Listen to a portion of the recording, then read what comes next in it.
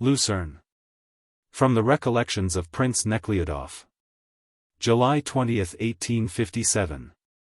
Yesterday evening I arrived at Lucerne, and put up at the best inn there, the Schweizerhof. Lucerne, the chief city of the canton, situated on the shore of the Vierwoldstadter Sea, says Murray, is one of the most romantic places of Switzerland. Here cross three important highways. And it is only an hour's distance by steamboat to Mount Rigi, from which is obtained one of the most magnificent views in the world. Whether that be true or no, other guides say the same thing, and consequently at Lucerne there are throngs of travelers of all nationalities, especially the English. The magnificent five-storied building of the Hotel Schweizerhof is situated on the quay, at the very edge of the lake. Where in olden times there used to be the crooked covered wooden bridge 175 with chapels on the corners and pictures on the roof. Now, thanks to the tremendous inroad of Englishmen, with their necessities, their tastes, and their money, the old bridge has been torn down, and in its place has been erected a granite quay. Straight as a stick.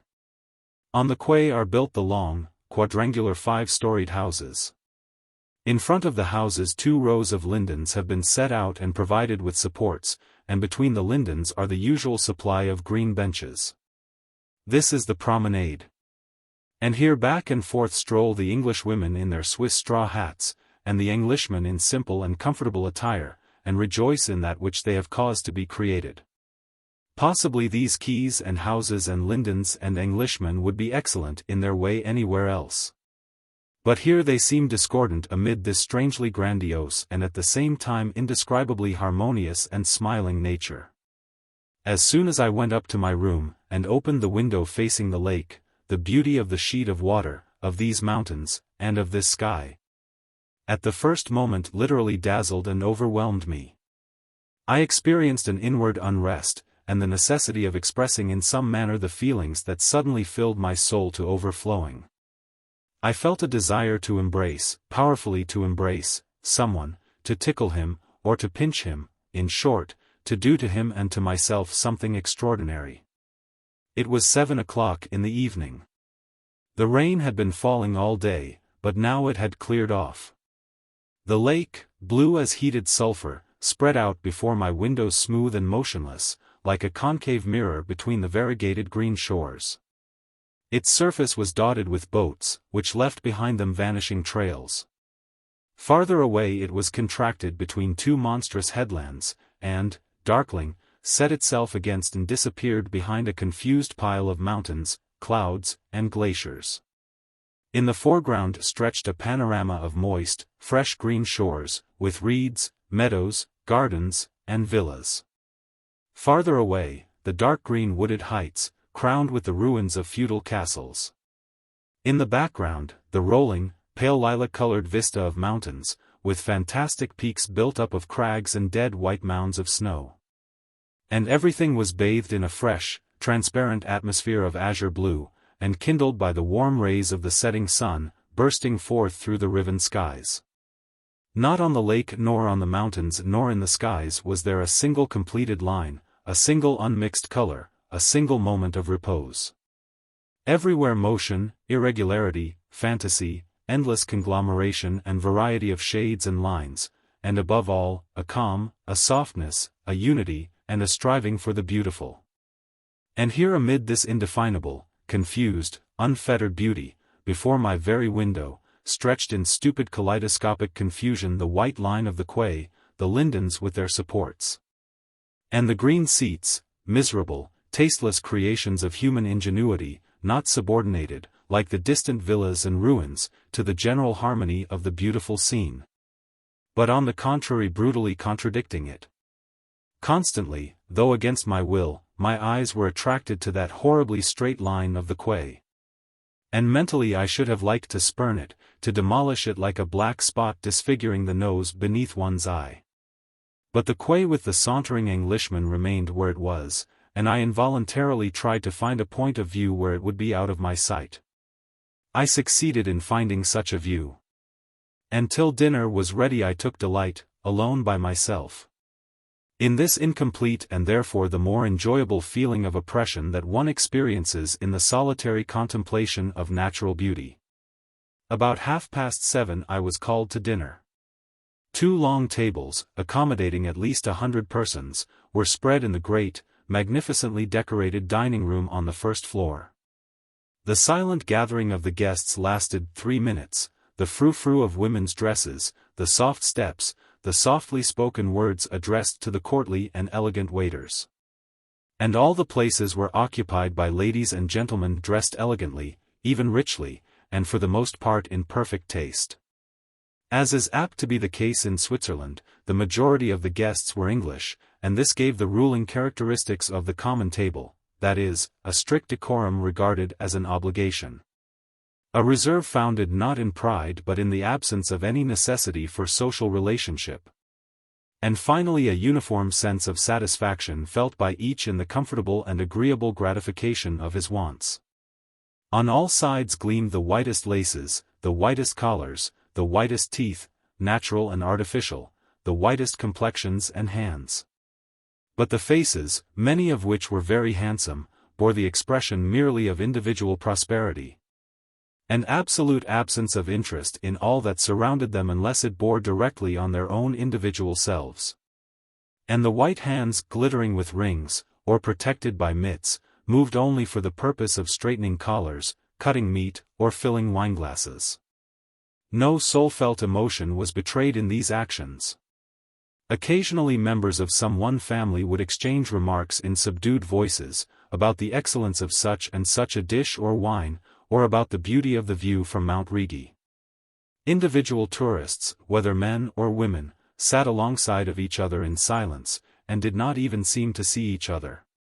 If it happened occasionally, that, out of this 50 human beings, 2 spoke to each other, the topic of their conversation consisted uniformly in the weather, or the ascent of the Rigi. Knives and forks scarcely rattled on the plates, so perfect was the observance of propriety, and no one dared to convey peas and vegetables to the mouth otherwise than on the fork. The waiters, involuntarily subdued by the universal silence, asked in a whisper what wine you would be pleased to order. Such dinners invariably depress me, I dislike them, and before they are over I become blue. It always seems to me as if I were in some way to blame. Just as when I was a boy I was set upon a chair in consequence of some naughtiness, and bidden ironically, "Now rest a little while, my dear young fellow." And all the time my young blood was pulsing through my veins, and in the other room I could hear the merry shouts of my brothers. I used to try to rebel against this feeling of being choked down, which I experienced at such dinners, but in vain. All these dead and alive faces have an irresistible ascendancy over me, and I myself become also as one dead. I have no desires, I have no thoughts, I do not even observe. At first I attempted to enter into conversation with my neighbors. But I got no response beyond the phrases which had been repeated in that place 100 times, 1,000 times, with absolutely no variation of countenance. And yet these people were by no means all stupid and feelingless. But evidently many of them, though they seemed so dead, had got into the habit of leading self-centered lives, which in reality were far more complicated and interesting than my own. Why, then, should they deprive themselves of one of the greatest enjoyments of life, the enjoyment that comes from the intercourse of man with man?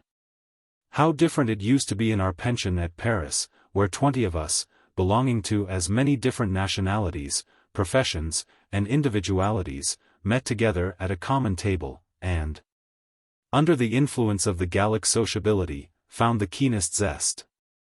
There, from the very moment that we sat down, from one end of the table to the other, was general conversation, sandwiched with witticisms and puns, though often in a broken speech. There everyone, without being solicitous for the proprieties, said whatever came into his head.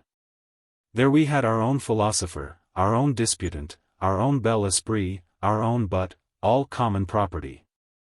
There, immediately after dinner, we would move the table to one side, and, without paying too much attention to rhythm, take to dancing the polka on the dusty carpet. And often keep it up till evening. There, though we were rather flirtatious, and not over-wise, but perfectly respectable, still we were human beings. And the Spanish countess with romantic proclivities, and the Italian abate who insisted on declaiming from the Divine Comedy after dinner. And the American doctor who had the entree into the Tuileries, and the young dramatic author with long hair, and the pianist who, according to her own account, had composed the best polka in existence, and the unhappy widow who was a beauty, and wore 3 rings on every finger. All of us enjoyed this society, which, though somewhat superficial, was human and pleasant. And we each carried away from it hearty recollections of each other, perhaps lighter in some cases, and more serious in others. But at these English table d'hôte dinners, as I look at all these laces, ribbons, jewels, pomaded locks, and silken dresses, I often think how many living women would be happy, and would make others happy, with these adornments. Strange to think how many friends and lovers, most fortunate friends and lovers, are sitting here side by side, without, perhaps, knowing it. And God knows why they never come to this knowledge, and never give each other this happiness, which they might so easily give, and which they so long for.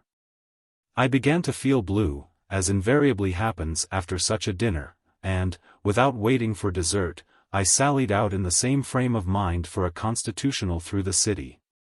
My melancholy frame of mind was not relieved, but rather confirmed by the narrow, muddy streets without lanterns, the shuttered shops, the encounters with drunken workmen, and with women hastening after water, or in bonnets, glancing around them as they turned the corners. It was perfectly dark in the streets, when I returned to the hotel without casting a glance about me, or having an idea in my head. I hoped that sleep would put an end to my melancholy.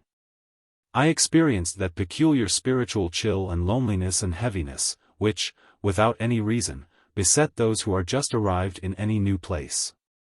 Looking steadfastly down, I walked along the quay to the Schweizerhof, when suddenly my ear was struck by the strains of a peculiar but thoroughly agreeable and sweet music. These strains had an immediately enlivening effect upon me. It was as though a bright, cheerful light had poured into my soul. I felt contented, gay. My slumbering attention was awakened again to all surrounding objects. And the beauty of the night and the lake, to which till then I had been indifferent, suddenly came over me with quickening force like a novelty. I involuntarily took in at a glance the dark sky with grey clouds flecking its deep blue, now lighted by the rising moon, the glassy dark green lake with its surface reflecting the lighted windows, and far away the snowy mountains. And I heard the croaking of the frogs over on the Freshenberg shore, and the dewy fresh call of the quail. Directly in front of me, in the spot whence the sounds of music had first come, and which still especially attracted my attention, I saw, amid the semi-darkness on the street, a throng of people standing in a semicircle, and in front of the crowd, at a little distance, a small man in dark clothes.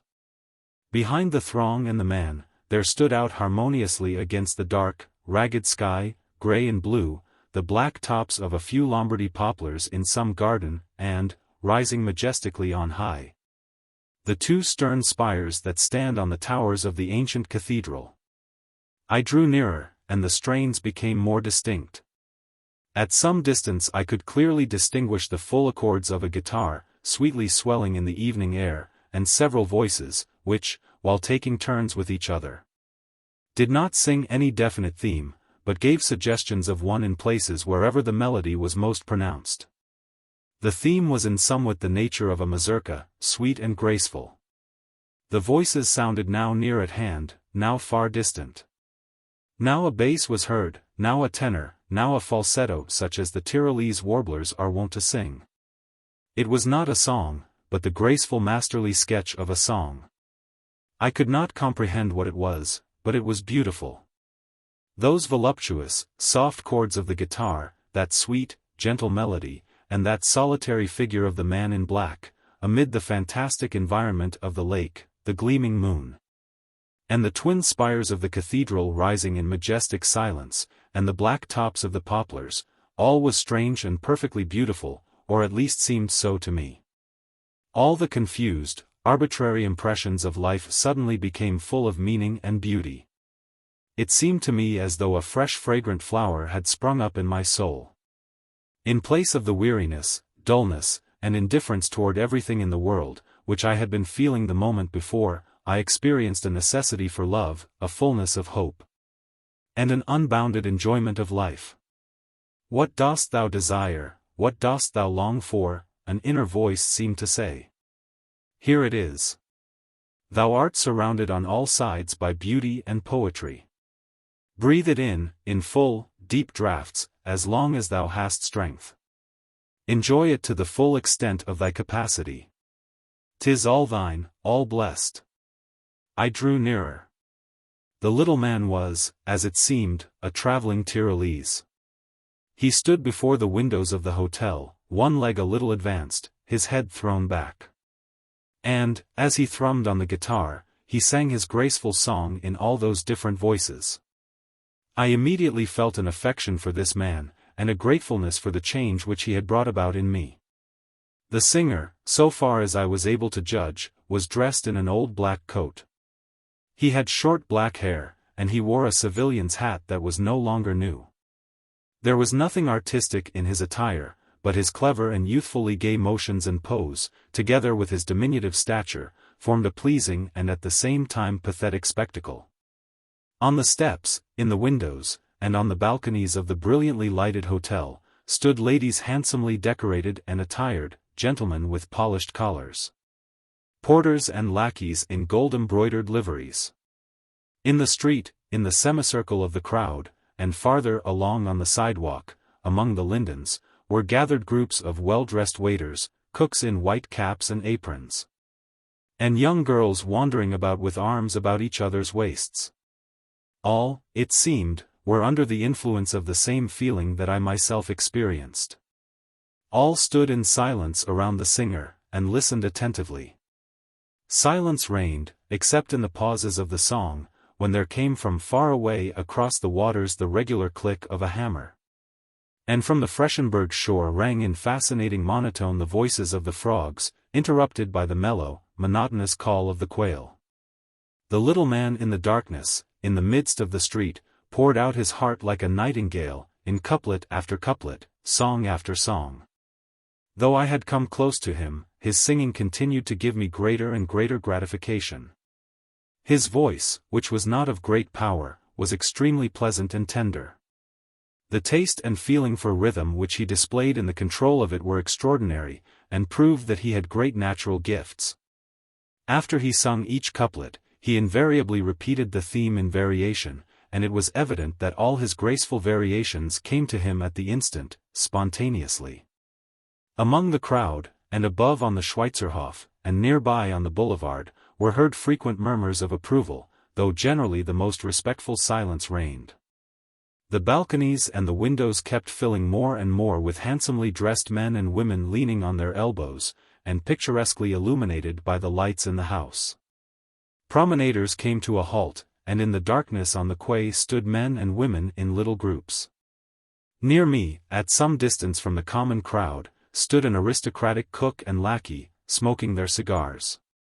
The cook was forcibly impressed by the music, and at every high falsetto note enthusiastically nodded his head to the lackey, and nudged him with his elbow with an expression of astonishment that seemed to say, "How he sings! Hey!" The lackey, whose careless smile betrayed the depth of feeling that he experienced, replied to the cook's nudges by shrugging his shoulders, as if to show that it was hard enough for him to be made enthusiastic, and that he had heard much better music. In one of the pauses of his song, while the minstrel was clearing his throat, I asked the lackey who he was, and if he often came there.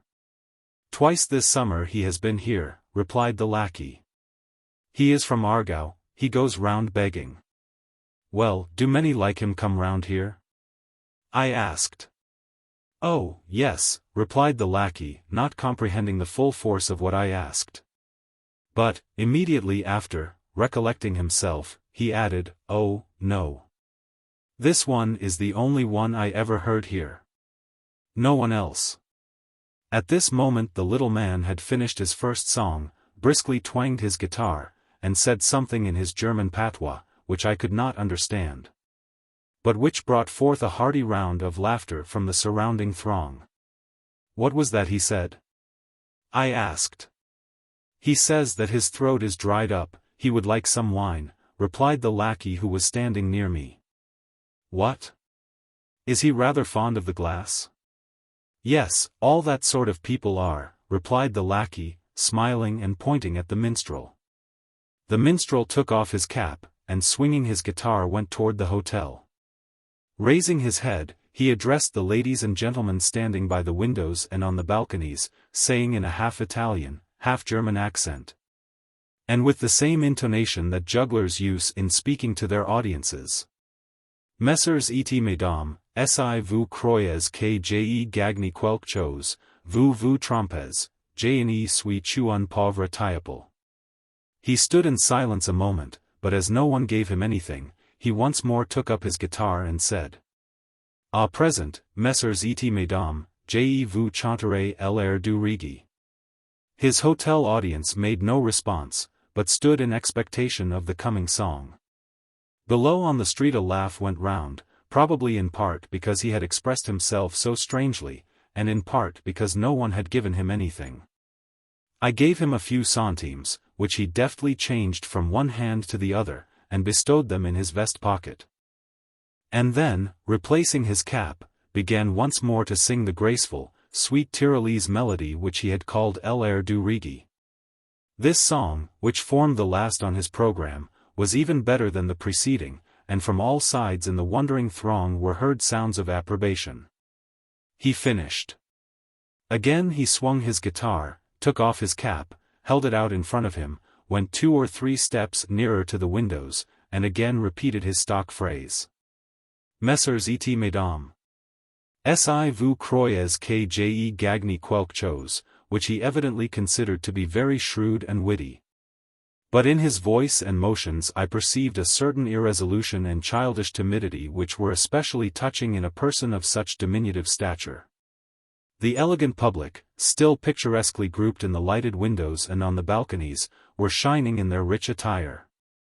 A few conversed in soberly discreet tones, apparently about their singer who was standing there below them with outstretched hand. Others gazed down with attentive curiosity on the little black figure. On one balcony could be heard the merry, ringing laughter of some young girl. In the surrounding crowd the talk and laughter grew constantly louder and louder. The singer for the 3rd time repeated his phrase, but in a still weaker voice, and did not even end the sentence. And again he stretched his hand with his cap, but instantly drew it back. Again not one of those brilliantly dressed scores of people standing to listen to him threw him a penny. The crowd laughed heartlessly. The little singer, so it seemed to me, shrunk more into himself, took his guitar into his other hand, lifted his cap, and said: "Messieurs et mesdames, je vous remercie. Et je vous souhaite une bonne nuit." Then he put on his hat. The crowd cackled with laughter and satisfaction. The handsome ladies and gentlemen, calmly exchanging remarks, withdrew gradually from the balconies. On the boulevard the promenading began once more. The street, which had been still during the singing, assumed its wonted liveliness. A few men, however, stood at some distance, and, without approaching the singer, looked at him and laughed. I heard the little man muttering something between his teeth as he turned away. And I saw him, apparently growing more and more diminutive, hurry toward the city with brisk steps. The promenaders who had been looking at him followed him at some distance, still making merry at his expense. My mind was in a whirl, I could not comprehend what it all meant. And still standing in the same place, I gazed abstractedly into the darkness after the little man, who was fast disappearing. As he went with ever-increasing swiftness with long strides into the city, followed by the merrymaking promenaders. I was overmastered by a feeling of pain, of bitterness, and above all, of shame for the little man, for the crowd, for myself, as though it were I who had asked for money and received none. As though it were I who had been turned to ridicule. Without looking any longer, feeling my heart oppressed, I also hurried with long strides toward the entrance of the Schweizerhof. I could not explain the feeling that overmastered me, only there was something like a stone, from which I could not free myself, weighing down my soul and oppressing me. At the ample, well-lighted entrance, I met the porter, who politely made way for me. An English family was also at the door. A portly, handsome, and tall gentleman, with black side whiskers, in a black hat, and with a plaid on one arm, while in his hand he carried a costly cane, came out slowly and full of importance. Leaning on his arm was a lady, who wore a raw silk dress and bonnet with bright ribbons and the most costly laces. Together with them was a pretty, fresh-looking young lady, in a graceful Swiss hat with a feather à la mousquetaire, from under it escaped long light yellow curls softly encircling her fair face. In front of them skipped a buxom girl of 10, with round white knees which showed from under her thin embroideries. "Magnificent night," the lady was saying in a sweet, happy voice, as I passed them. "Oh, yes," growled the Englishman lazily, and it was evident that he found it so enjoyable to be alive in the world, that it was too much trouble even to speak. And it seemed as though all of them alike found it so comfortable and easy, so light and free, to be alive in the world. Their faces and motions expressed such perfect indifference to the lives of everyone else, and such absolute confidence that it was to them that the porter made way and bowed so profoundly. And that when they returned they would find clean, comfortable beds and rooms, and that all this was bound to be, and was their indefeasible right. That I involuntarily contrasted them with the wandering minstrel who weary, perhaps hungry, full of shame, was retreating before the laughing crowd. And then suddenly I comprehended what it was that oppressed my heart with such a load of heaviness, and I felt an indescribable anger against these people. Twice I walked up and down past the Englishman, and each time, without turning out for him, my elbow punched him, which gave me a feeling of indescribable satisfaction. And then, darting down the steps, I hastened through the darkness in the direction toward the city taken by the little man. Overtaking the 3 men who had been walking together, I asked them where the singer was. They laughed, and pointed straight ahead. There he was, walking alone with brisk steps. No one was with him. All the time, as it seemed to me, he was indulging in bitter monologue. I caught up with him, and proposed to him to go somewhere with me and drink a bottle of wine. He kept on with his rapid walk, and scarcely deigned to look at me, but when he perceived what I was saying, he halted. "Well, I would not refuse, if you would be so kind," said he. "Here is a little café, we can go in there. It's not fashionable," he added, pointing to a drinking saloon that was still open. His expression, "not fashionable," involuntarily suggested the idea of not going to an unfashionable café, but to go to the Schweizerhof, where those who had been listening to him were. Notwithstanding the fact that several times he showed a sort of timid disquietude at the idea of going to the Schweizerhof, declaring that it was too fine for him there. Still I insisted in carrying out my purpose. And he, putting the best face on the matter, gaily swinging his guitar, went back with me across the quay. A few loiterers who had happened along as I was talking with the minstrel, and had stopped to hear what I had to say, now, after arguing among themselves, followed us to the very entrance of the hotel, evidently expecting from the Tyrolese some further demonstration. I ordered a bottle of wine of a waiter whom I met in the hall. The waiter smiled and looked at us, and went by without answering. The head waiter, to whom I addressed myself with the same order, listened to me solemnly, and, measuring the minstrel's modest little figure from head to foot, sternly ordered the waiter to take us to the room at the left. The room at the left was a barroom for simple people. In the corner of this room a hunchbacked maid was washing dishes. The whole furniture consisted of bare wooden tables and benches. The waiter who came to serve us looked at us with a supercilious smile, thrust his hands in his pockets, and exchanged some remarks with the humpbacked dishwasher. He evidently tried to give us to understand that he felt himself immeasurably higher than the minstrel, both in dignity and social position, so that he considered it not only an indignity, but even an actual joke, that he was called upon to serve us. "Do you wish vin ordinaire?" he asked with a knowing look, winking toward my companion, and switching his napkin from one hand to the other. "Champagne, and your very best," said I, endeavoring to assume my haughtiest and most imposing appearance.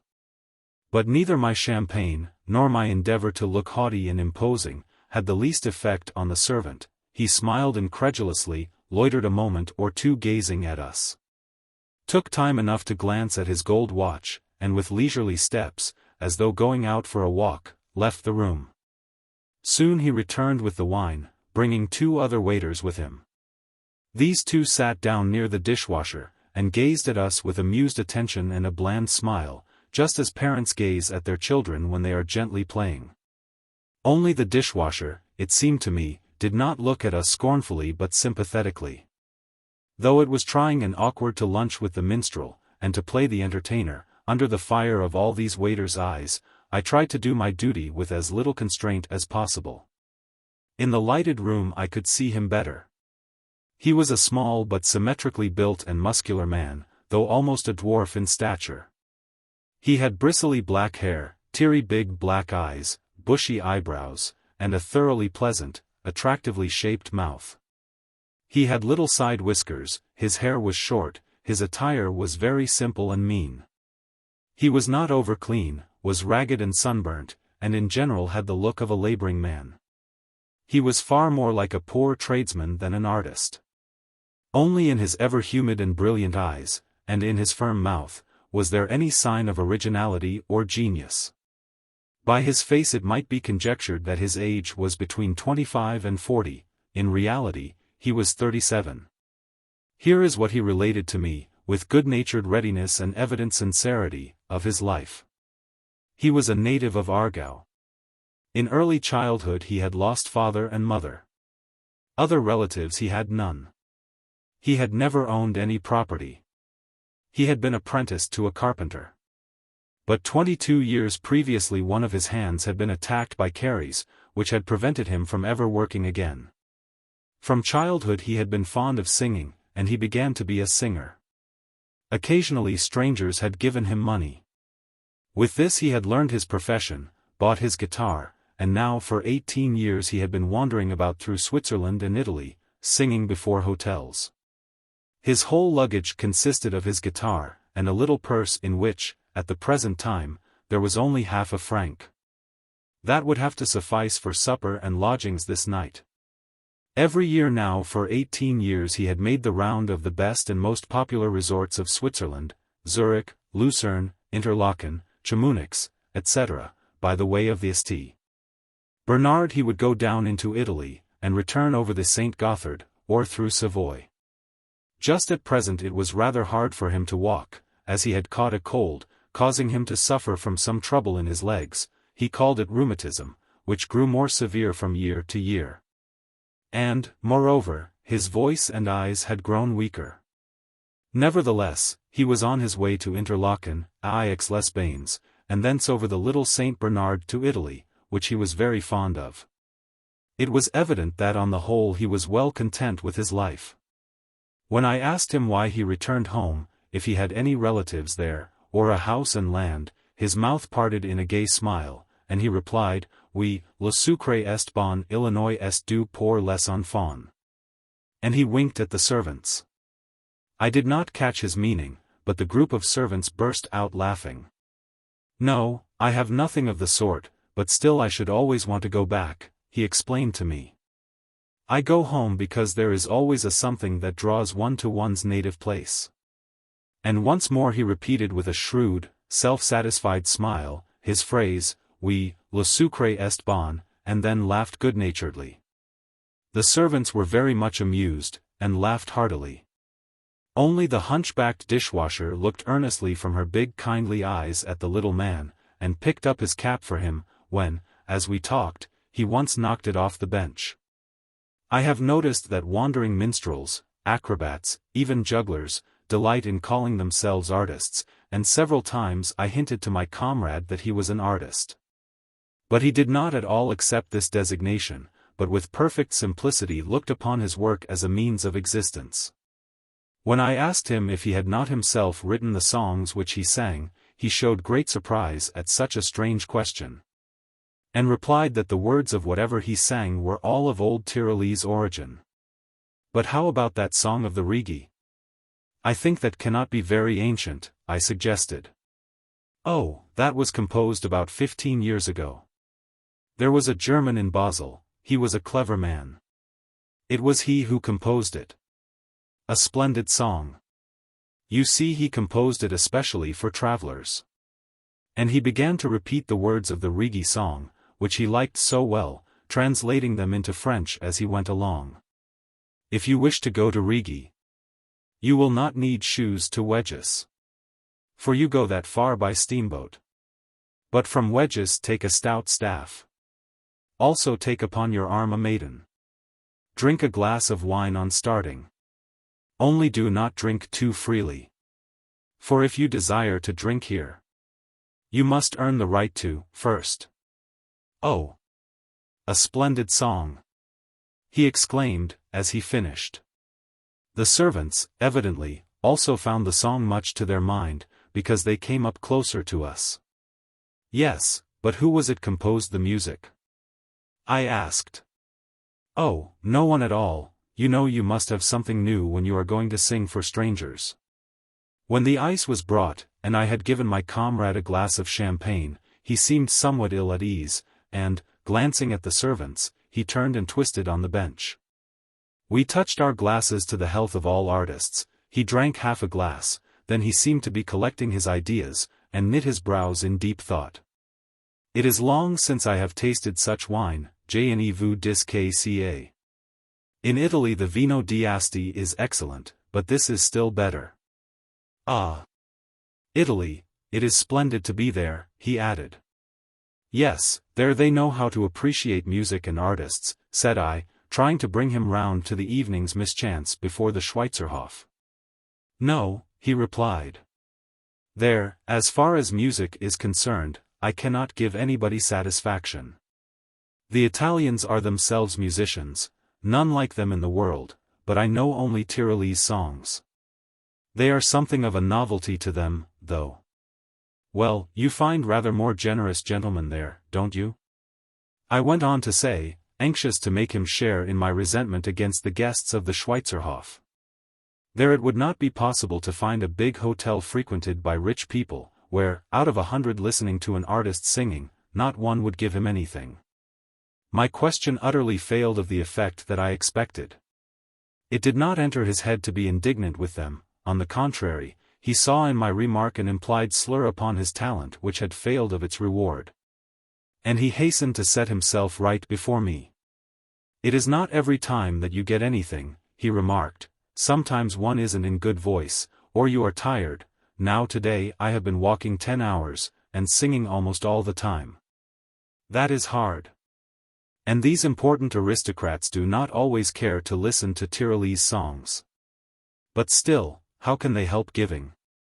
I insisted. He did not comprehend my remark. That's nothing, he said, but here the principal thing is, on est très sera pour la police, that's what's the trouble. Here, according to these republican laws, you are not allowed to sing. But in Italy you can go wherever you please, no one says a word. Here, if they want to let you, they let you, but if they don't want to, then they can throw you into jail. What? That's incredible. Yes, it is true. If you have been warned once, and are found singing again, they may put you in jail. I was kept there 3 months once, he said, smiling as though that were one of his pleasantest recollections. Oh! That is terrible! I exclaimed. What was the reason? That was in consequence of one of the new republican laws, he went on to explain, growing animated.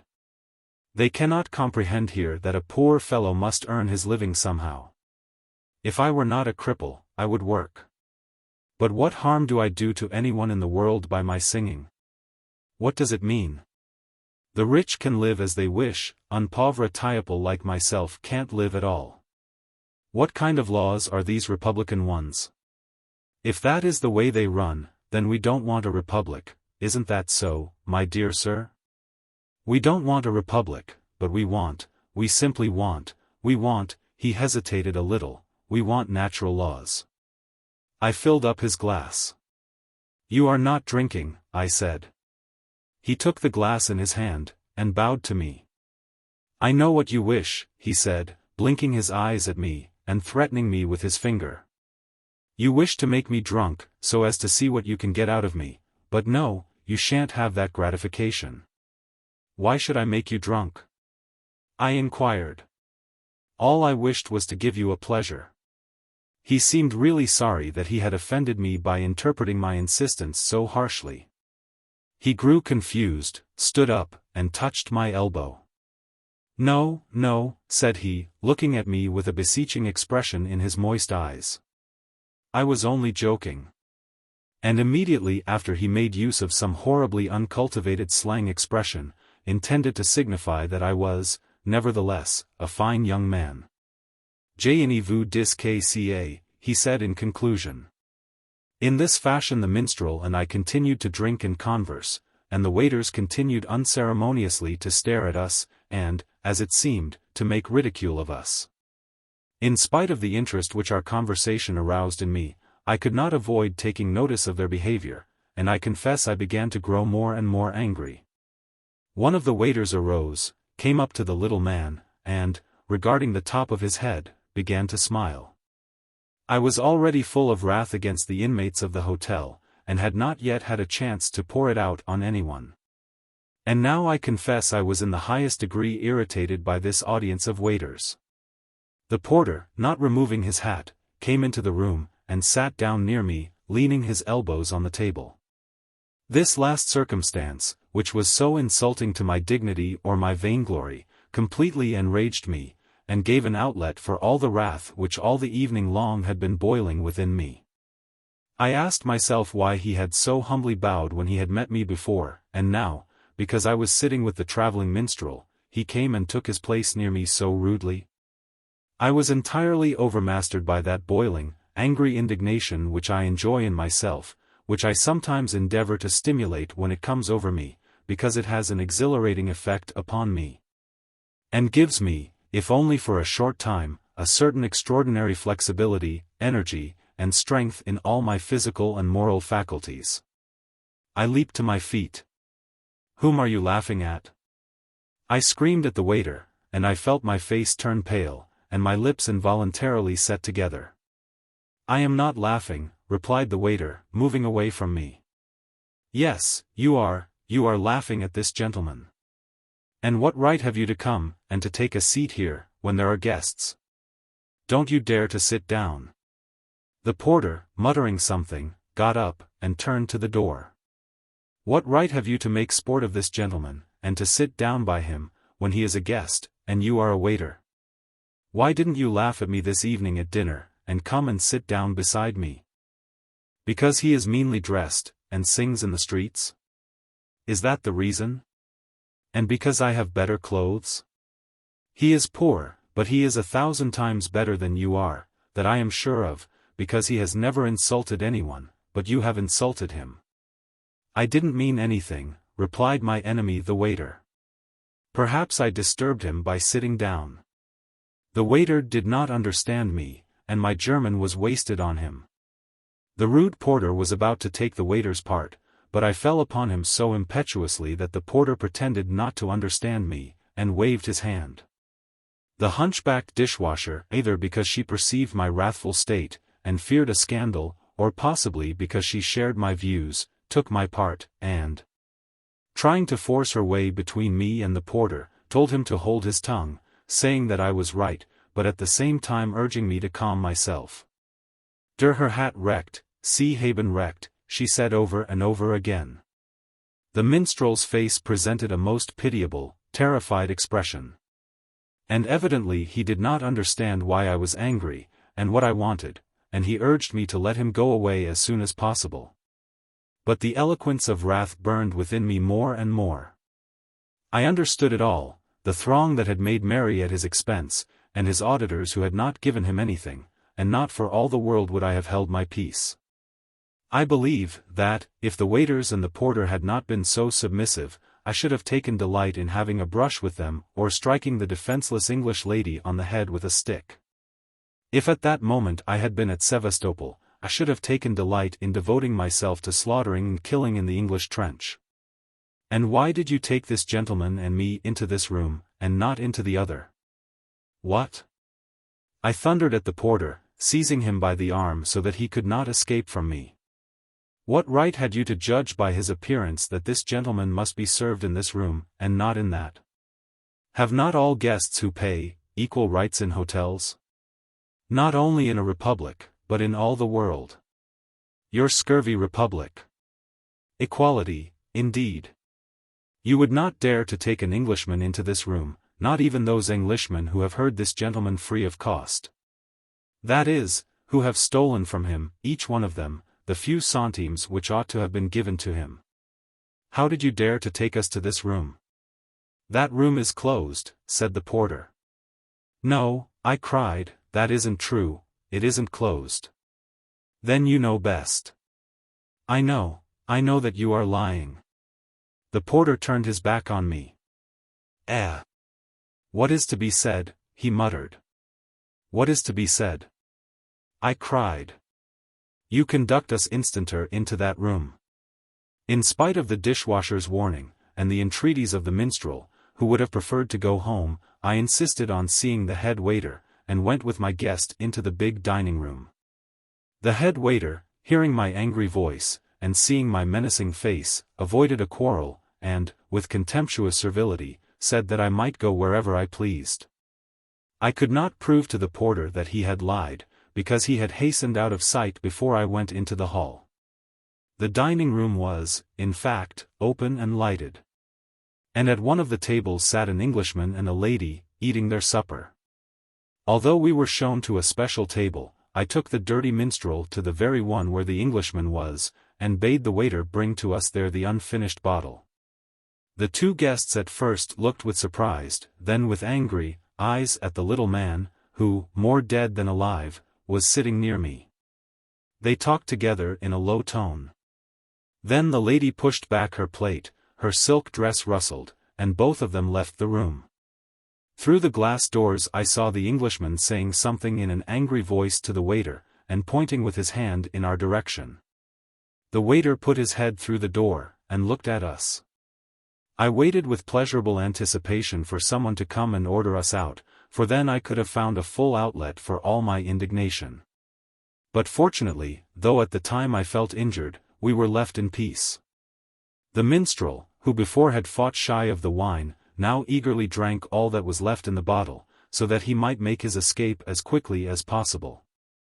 He, however, expressed his gratitude with deep feeling, as it seemed to me, for his entertainment. His teary eyes grew still more humid and brilliant, and he made use of a most strange and complicated phrase of gratitude. But still very pleasant to me was the sentence in which he said that if everybody treated artists as I had been doing, it would be very good, and ended by wishing me all manner of happiness. We went out into the hall together. There stood the servants, and my enemy the porter apparently airing his grievances against me before them. All of them, I thought, looked at me as though I were a man who had lost his wits. I treated the little man exactly like an equal, before all that audience of servants. And then, with all the respect that I was able to express in my behavior, I took off my hat, and pressed his hand with its dry and hardened fingers. The servants made believe and not pay the slightest attention to me. One of them only indulged in a sarcastic laugh. As soon as the minstrel had bowed himself out, and disappeared in the darkness, I went upstairs to my room. Intending to sleep off all these impressions and the foolish childish anger which had come upon me so unexpectedly. But finding that I was too much excited to sleep, I once more went down into the street with the intention of walking until I should have recovered my equanimity, and, I must confess, with the secret hope that I might accidentally come across the porter or the waiter or the Englishman, and show them all their rudeness, and, most of all, their unfairness. But beyond the porter, who when he saw me turned his back, I met no one, and I began to promenade in absolute solitude along the quay. This is an example of the strange fate of poetry, said I to myself, having grown a little calmer. All love it, all are in search of it. It is the only thing in life that men love and seek, and yet no one recognizes its power, no one prizes this best treasure of the world, and those who give it to men are not rewarded. Ask anyone you please, ask all these guests of the Schweizerhof, what is the most precious treasure in the world, and all, or 99 out of 100, putting on a sardonic expression, will say that the best thing in the world is money. Maybe, though, this does not please you, or coincide with your elevated ideas, it will be urged. But what is to be done if human life is so constituted that money alone is capable of giving a man happiness? I cannot force my mind not to see the world as it is, it will be added, that is, to see the truth. Pitiable is your intellect, pitiable the happiness which you desire.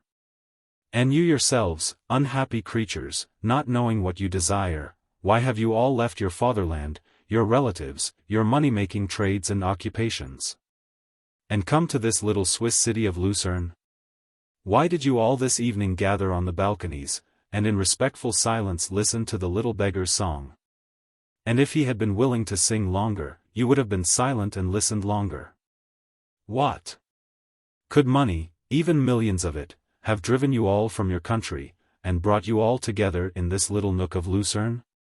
Could money have gathered you all on the balconies to stand for half an hour silent and motionless? No. One thing compels you to do it, and will forever have a stronger influence than all the other impulses of life, the longing for poetry which you know, which you do not realize, but feel. Always will feel so long as you have any human sensibilities.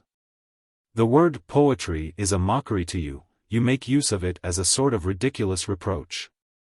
You regard the love for poetry as something meet for children and silly girls, and you make sport of them for it. For yourselves you must have something more definite. But children look upon life in a healthy way, they recognize and love what man ought to love, and what gives happiness. But life has so deceived and perverted you, that you ridicule the only thing that you really love, and you seek for what you hate and for what gives you unhappiness. You are so perverted that you did not perceive what obligations you were under to the poor Tyrolese who rendered you a pure delight. But at the same time you feel yourselves needlessly obliged to bow before some lord, which gives you neither pleasure nor profit, but rather causes you to sacrifice your comfort and convenience. What absurdity! What incomprehensible lack of reason! But it was not this that made the most powerful impression upon me this evening. This blindness to all that gives happiness, this unconsciousness of poetic enjoyment, I can almost comprehend, or at least I have become wonted to it, since I have almost everywhere met with it in the course of my life. The harsh, unconscious churlishness of the crowd was no novelty to me. Whatever those who argue in favor of popular sentiment may say, the throng is a conglomeration of very possibly good people, but of people who touch each other only on their coarse animal sides, and express only the weakness and harshness of human nature. But how was it that you, children of a humane people, you Christians, you simple people, repaid with coldness and ridicule the poor beggar who gave you a pure enjoyment? But no, in your country there are asylums for beggars. There are no beggars, there can be none, and there can be no feelings of sympathy, since that would be a confession that beggary existed.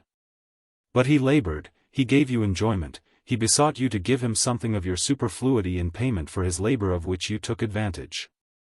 But you looked upon him with a cool smile as upon one of the curiosities in your lofty brilliant palaces.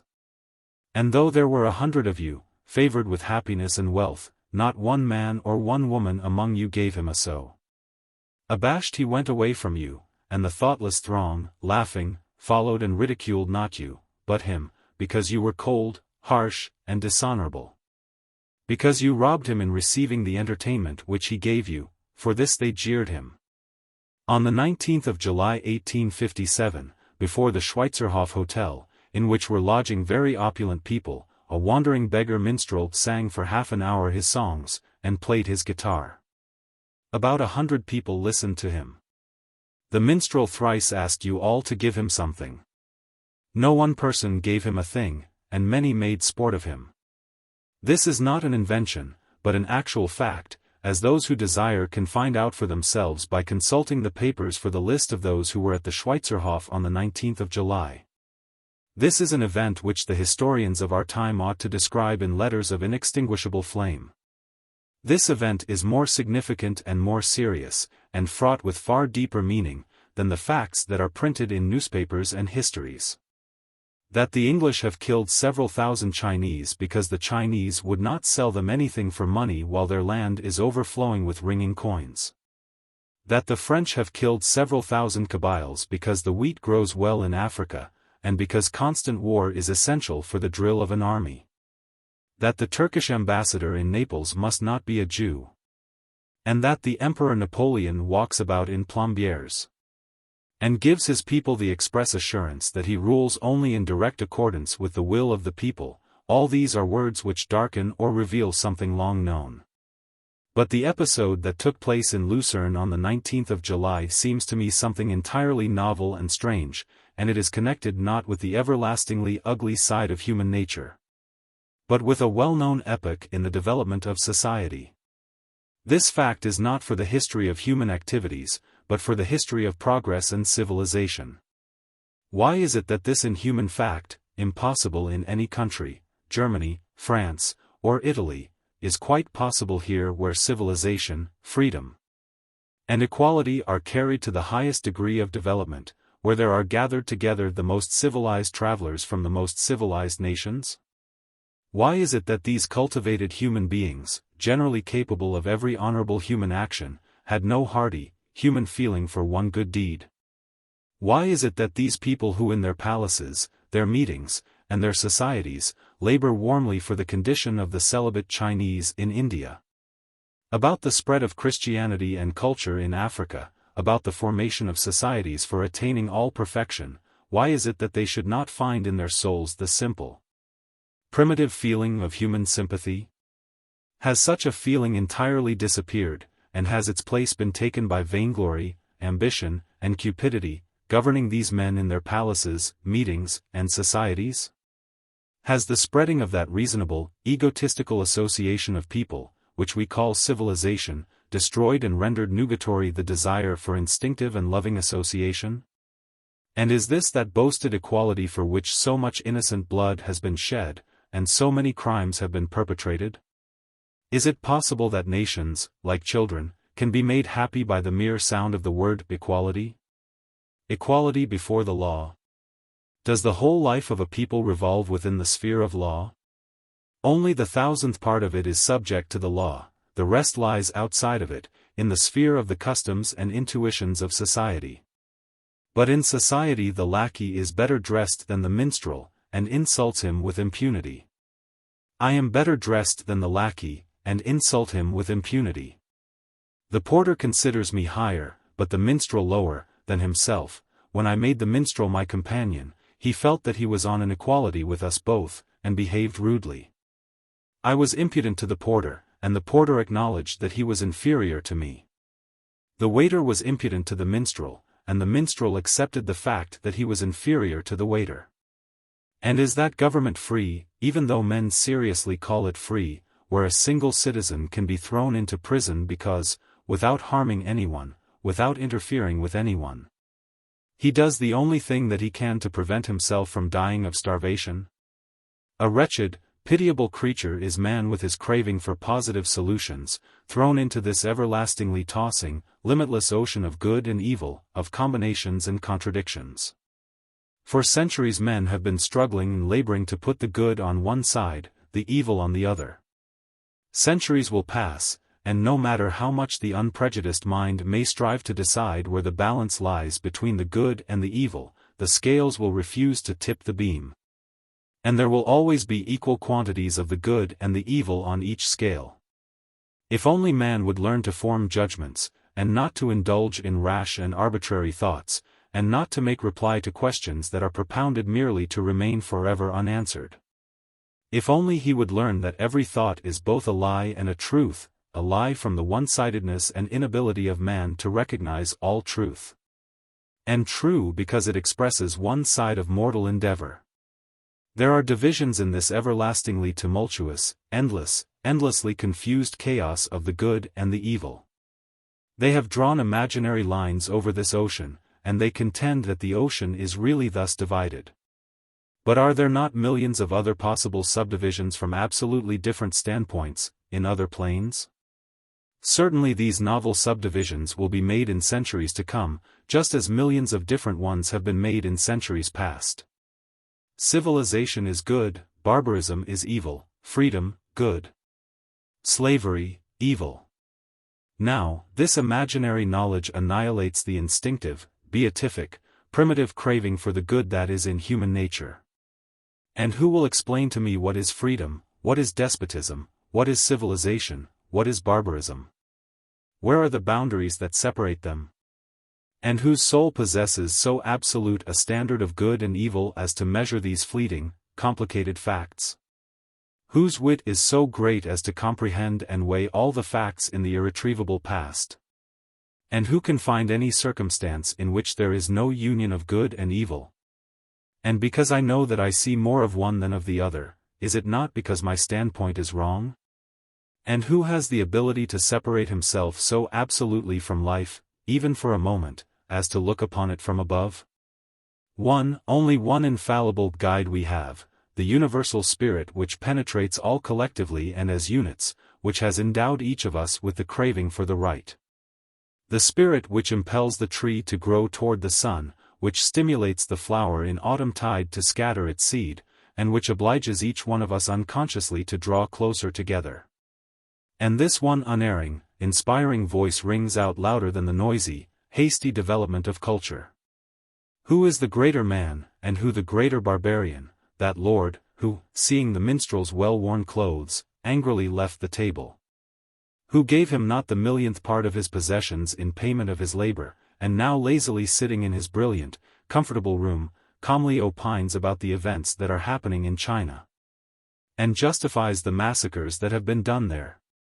Or the little minstrel, who, risking imprisonment, with a franc in his pocket, and doing no harm to anyone, has been going about for a score of years, up hill and down dale, rejoicing men's hearts with his songs, though they have jeered at him, and almost cast him out of the pale of humanity?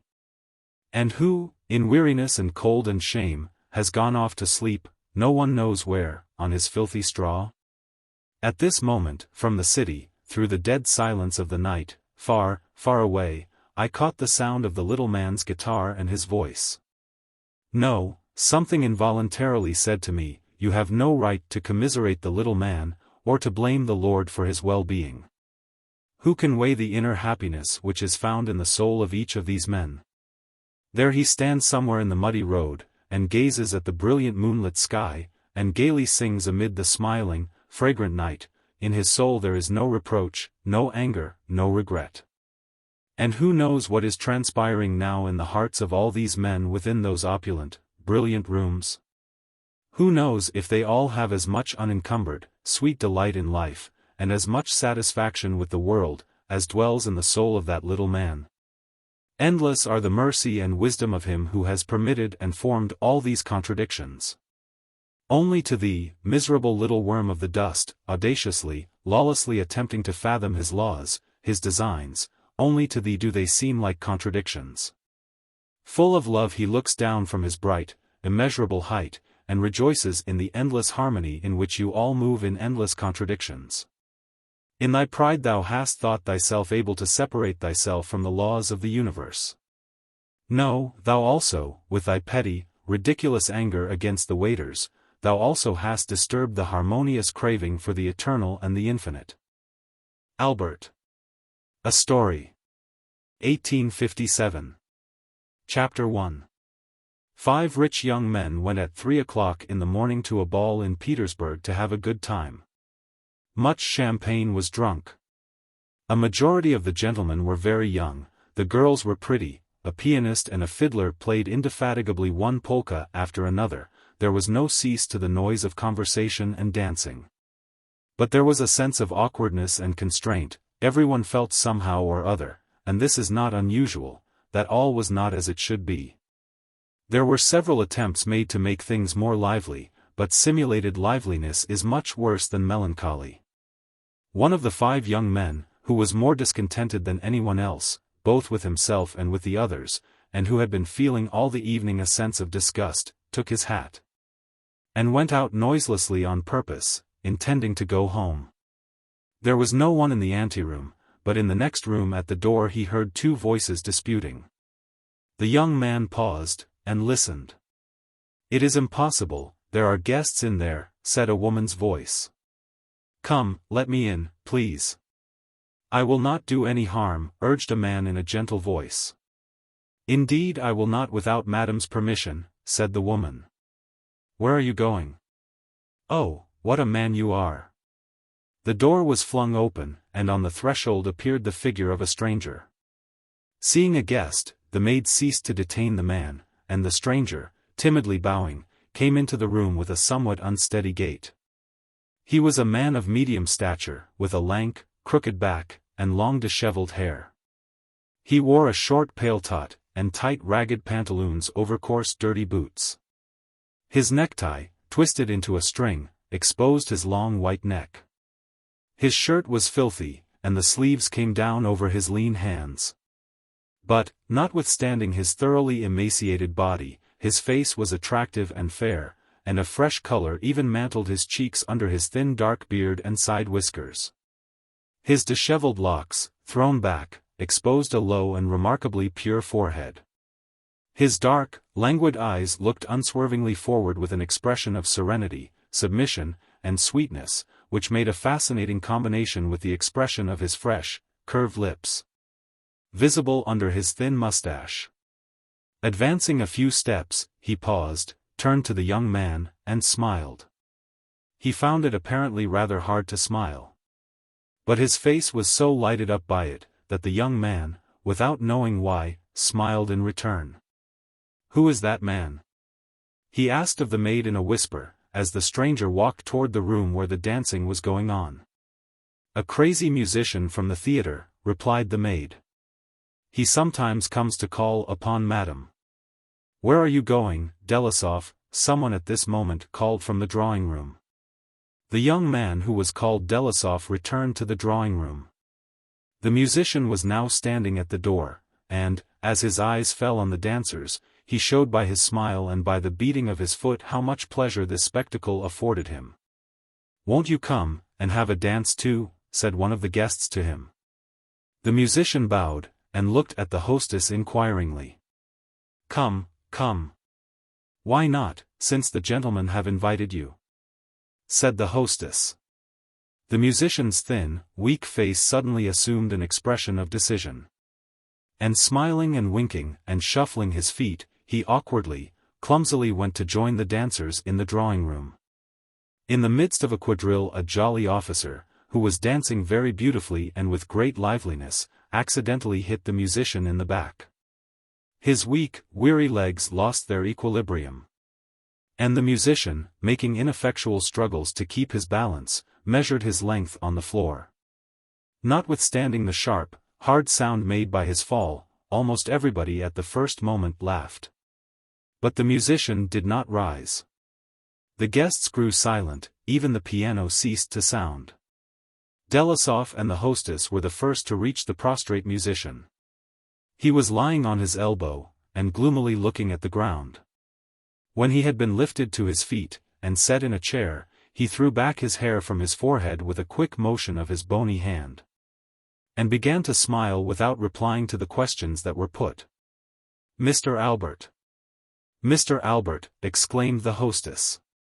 "Were you hurt?" "Where?" "Now, I told you that you had better not try to dance." "He is so weak," she added, addressing her guests. "It takes all his strength." "Who is he?" someone asked the hostess. "A poor man, an artist. A very nice young fellow, but he's a sad case, as you can see." She said this without paying the least heed to the musician's presence. He suddenly opened his eyes as though frightened at something, collected himself, and remarked to those who were standing about him, "It's nothing at all," said he suddenly, arising from the chair with evident effort. And in order to show that he had suffered no injury, he went into the middle of the room, and was going to dance, but he tottered, and would have fallen again, had he not been supported. Everybody felt constrained. All looked at him, and no one spoke. The musician's glance again lost its vivacity, and, apparently forgetting that anyone was looking, he put his hand to his knee. Suddenly he raised his head, advanced one faltering foot, and, with the same awkward gesture as before, tossed back his hair, and went to a violin case, and took out the instrument. "It was nothing at all," said he again, waving the violin. "Gentlemen, we will have a little music." "What a strange face," said the guests among themselves. "Maybe there is great talent lurking in that unhappy creature," said one of them. "Yes, it's a sad case," said another. "What a lovely face." "There is something extraordinary about it," said Delisov. "Let us have a look at him." Chapter 2. Albert by this time, not paying attention to anyone, had raised his violin to his shoulder, and was slowly crossing over to the piano, and tuning his instrument. His lips were drawn into an expression of indifference, his eyes were almost shut. But his lank, bony back, his long white neck, his crooked legs, and disorderly black hair presented a strange but somehow not entirely ridiculous appearance. After he had tuned his violin, he struck a quick chord, and, throwing back his head, turned to the pianist who was waiting to accompany him. "Melancholy, G-sharp," he said, turning to the pianist with a peremptory gesture. And immediately after, as though in apology for his peremptory gesture, he smiled sweetly, and with the same smile turned to his audience again. Tossing back his hair with the hand that held the bow, Albert stood at one side of the piano, and, with a flowing motion of the bow, touched the strings. Through the room there swept a pure, harmonious sound, which instantly brought absolute silence. At first, it was as though a ray of unexpectedly brilliant light had flashed across the inner world of each hearer's consciousness. And the notes of the theme immediately followed, pouring forth abundant and beautiful.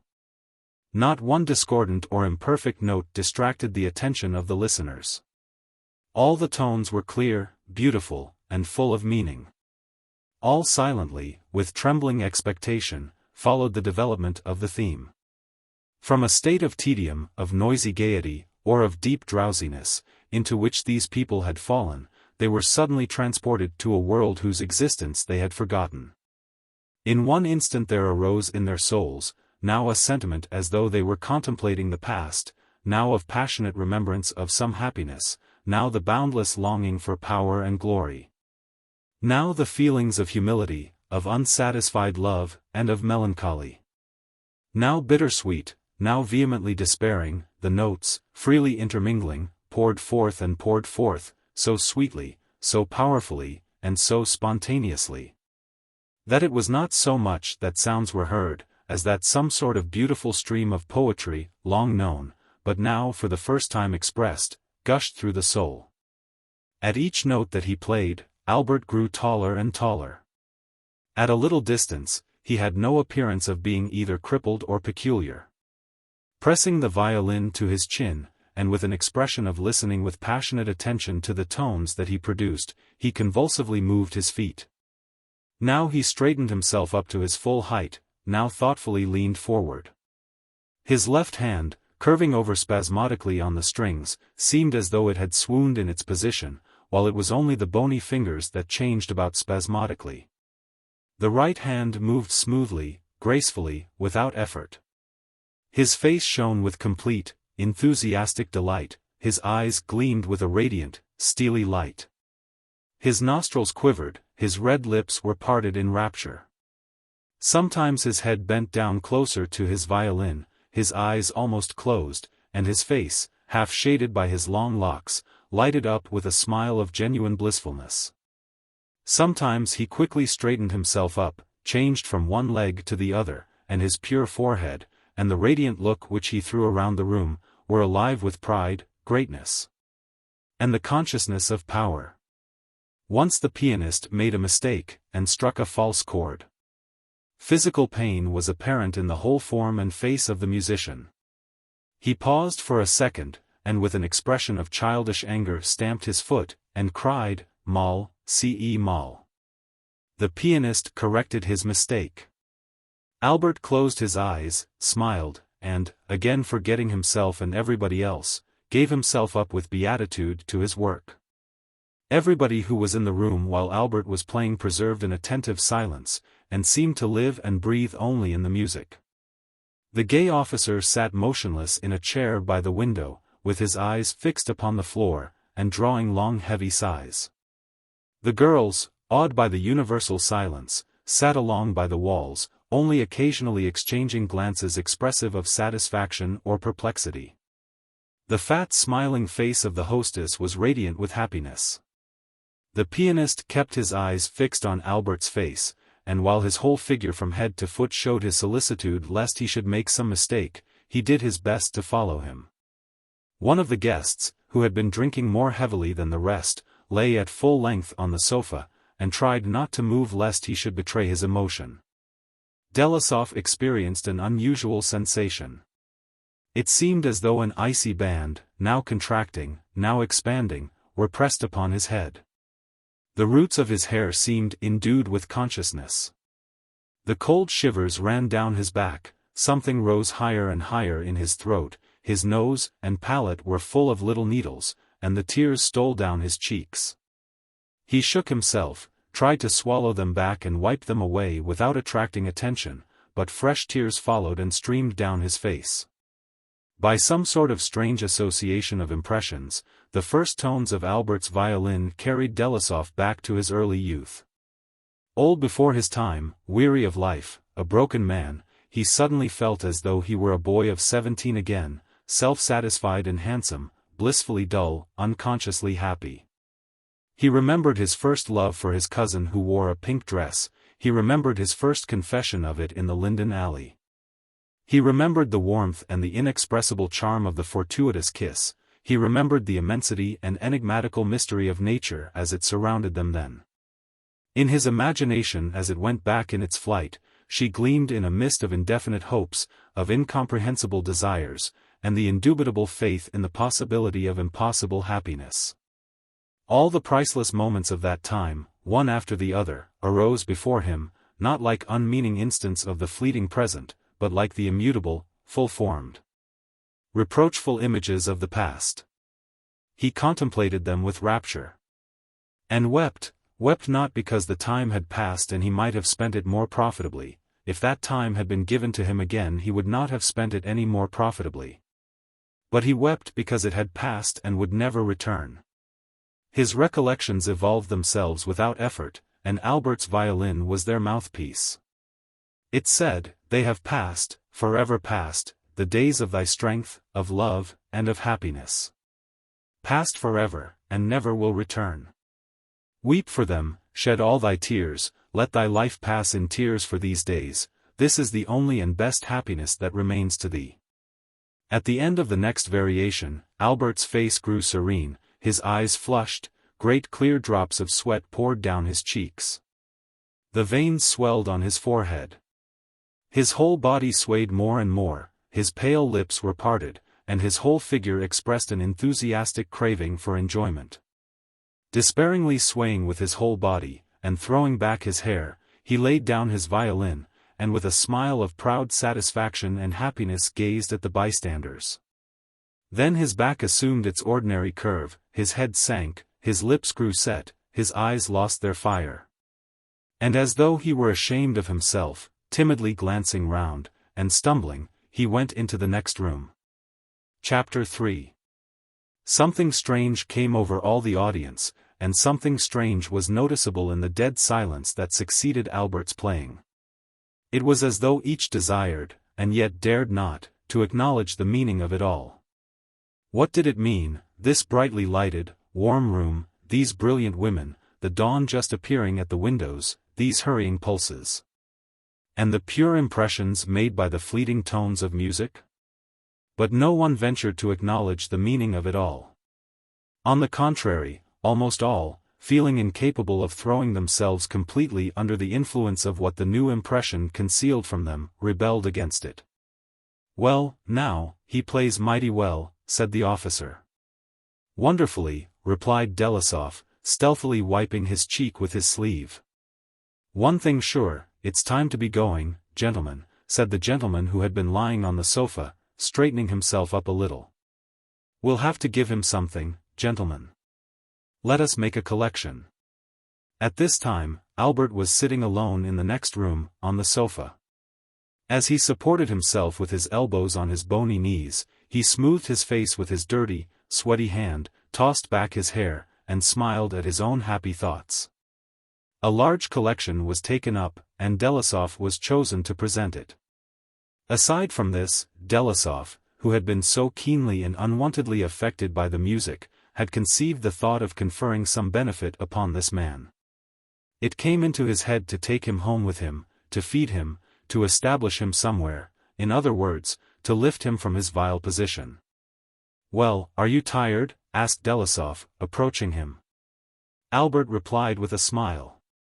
"You have creative talent, you ought seriously to devote yourself to music, to play in public."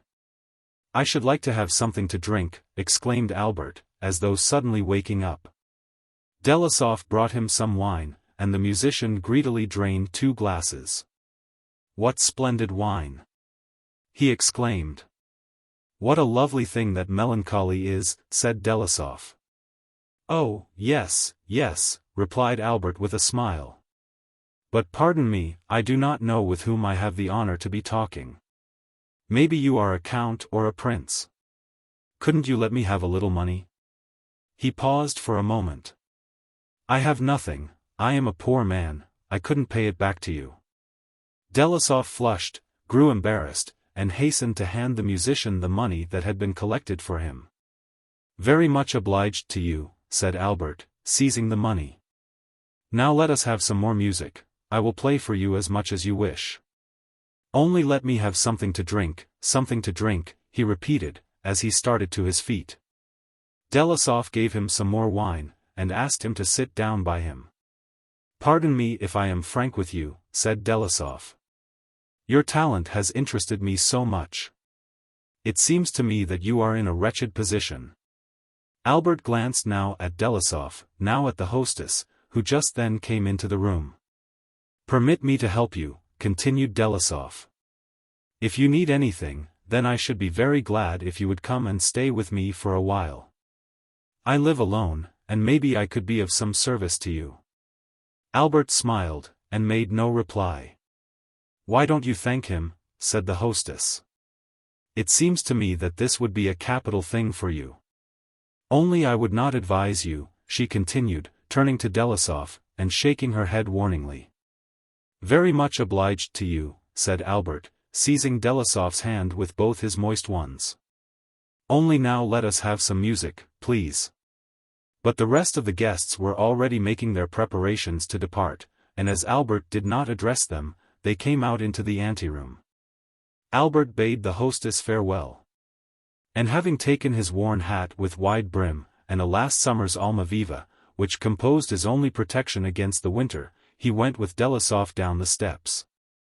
As soon as Delasov took his seat in his carriage with his new friend, and became conscious of that unpleasant odor of intoxication and filthiness exhaled by the musician, he began to repent of the step that he had taken, and to curse himself for his childish softness of heart and lack of reason.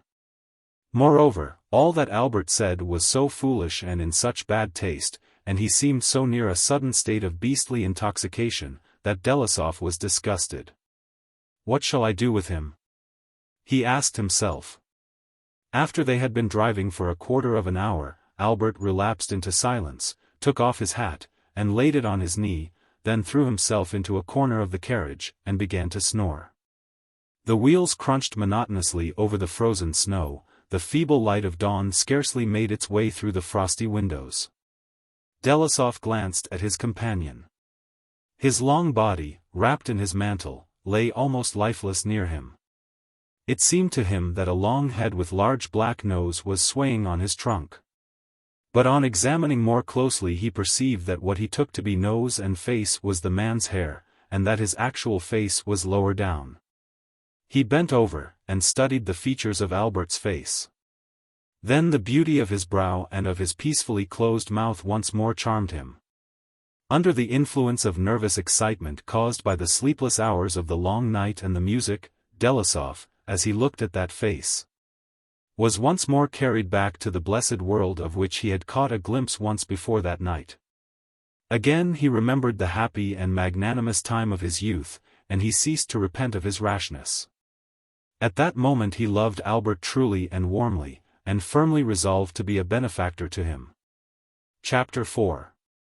The next morning when Delasov was awakened to go to his office, he saw, with an unpleasant feeling of surprise, his old screen, his old servant, and his clock on the table. What did I expect to see if not the usual objects that surround me? He asked himself. Then he recollected the musician's black eyes and happy smile. The motive of the melancholy and all the strange experiences of the night came back into his consciousness. It was never his way, however, to reconsider whether he had done wisely or foolishly in taking the musician home with him. After he had dressed, he carefully laid out his plans for the day. He took some paper, wrote out some necessary directions for the house, and hastily put on his cloak and galoshes. As he went by the dining room he glanced in at the door. Albert, with his face buried in the pillow and lying at full length in his dirty, tattered shirt, was buried in the profoundest slumber on the saffron sofa, where in absolute unconsciousness he had been laid the night before. Delasov felt that something was not right, it disturbed him. "Please go for me to Boryazovsky, and borrow his violin for a day or two," said he to his man. "And when he wakes up, bring him some coffee, and get him some clean linen and some old suit or other of mine. Fix him up as well as you can, please." When he returned home in the afternoon, Delasov, to his surprise, found that Albert was not there. "Where is he?" he asked of his man. "He went out immediately after dinner," replied the servant. "He took the violin, and went out, saying that he would be back again in an hour, but since that time we have not seen him." "Ta, ta. How provoking," said Delasov. "Why did you let him go, Zahar?" Zahar was a Petersburg lackey, who had been in Delasov's service for 8 years. Delasov, as a single young bachelor, could not help entrusting him with his plans. And he liked to get his judgment in regard to each of his undertakings. "How should I have ventured to detain him?" replied Zahar, playing with his watch charms. "If you had intimated, Dmitri Ivanovitch, that you wished me to keep him here, I might have kept him at home. But you only spoke of his wardrobe. Ta! How vexatious! Well, what has he been doing while I was out?" Zahar smiled. "Indeed, he's a real artist, as you may say, Dmitri Ivanovitch. As soon as he woke up he asked for some Madeira, then he began to keep the cook and me pretty busy. Such an absurd. However, he's a very interesting character. I brought him some tea, got some dinner ready for him, but he would not eat alone, so he asked me to sit down with him. But when he began to play on the fiddle, then I knew that you would not find many such artists at Eisler's. One might well keep such a man. When he played Down the Little Mother Volga for us, why, it was enough to make a man weep. It was too good for anything. The people from all the floors came down into our entry to listen." "Well, did you give him some clothes?" asked the Baron. "Certainly I did. I gave him your dress shirt, and I put on him an overcoat of mine. You want to help such a man as that, he's a fine fellow." Zahar smiled. "He asked me what rank you were, and if you had had important acquaintances, and how many souls of peasantry you had. Very good, but now we must send and find him, and henceforth don't give him anything to drink, otherwise you'll do him more harm than good." "That is true," said Zahar in assent. "He doesn't seem in very robust health. We used to have an overseer who, like him." Delasov, who had already long ago heard the story of the drunken overseer, did not give Zahar time to finish, but bade him make everything ready for the night, and then go out and bring the musician back. He threw himself down on his bed, and put out the candle, but it was long before he fell asleep, for thinking about Albert. "This may seem strange to some of my friends," said Delasov to himself, "but how seldom it is that I can do anything for anyone beside myself. And I ought to thank God for a chance when one presents itself. I will not send him away. I will do everything, at least everything that I can, to help him." Maybe he is not absolutely crazy, but only inclined to get drunk. It certainly will not cost me very much. Where one is, there is always enough to satisfy too. Let him live with me a while, and then we will find him a place, or get him up a concert, we'll help him off the shoals, and then there will be time enough to see what will come of it. An agreeable sense of self-satisfaction came over him after making this resolution.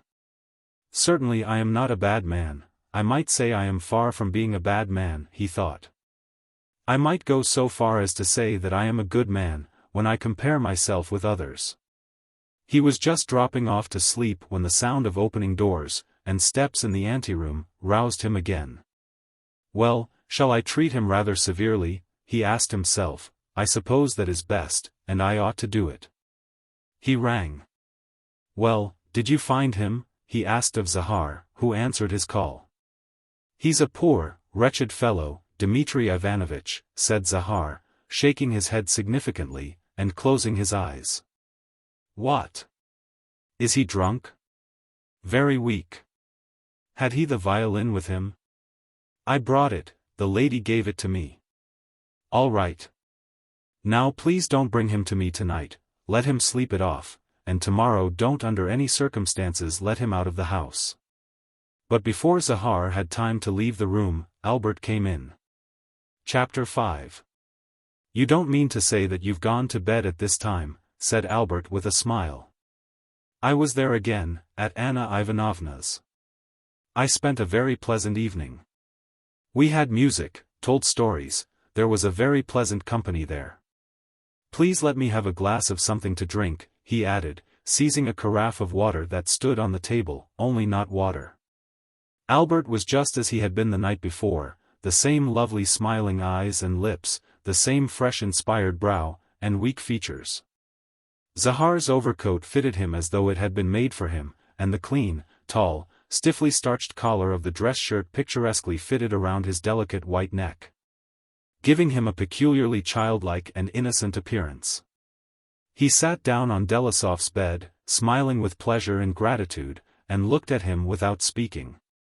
Delisov gazed into Albert's eyes, and suddenly felt himself once under the sway of that smile. All desire for sleep vanished from him, he forgot his resolution to be stern, on the contrary, he felt like having a gay time, to hear some music, and to talk confidentially with Albert till morning. Delisov bade Zahar bring a bottle of wine, cigarettes, and the violin. This is excellent, said Albert. It's early yet, we'll have a little music. I will play whatever you like. Zahar, with evident satisfaction, brought a bottle of Lafitte, 2 glasses, some mild cigarettes such as Albert smoked, and the violin. But, instead of going off to bed as his baron bade him, he lighted a cigar, and sat down in the next room. Let us talk instead, said Delisov to the musician, who was beginning to tune the violin. Albert sat down submissively on the bed, and smiled pleasantly. Oh, yes, said he, suddenly striking his forehead with his hand, and putting on an expression of anxious curiosity. The expression of his face always foretold what he was going to say. I wanted to ask you, he hesitated a little, that gentleman who was there with you last evening. You called him N.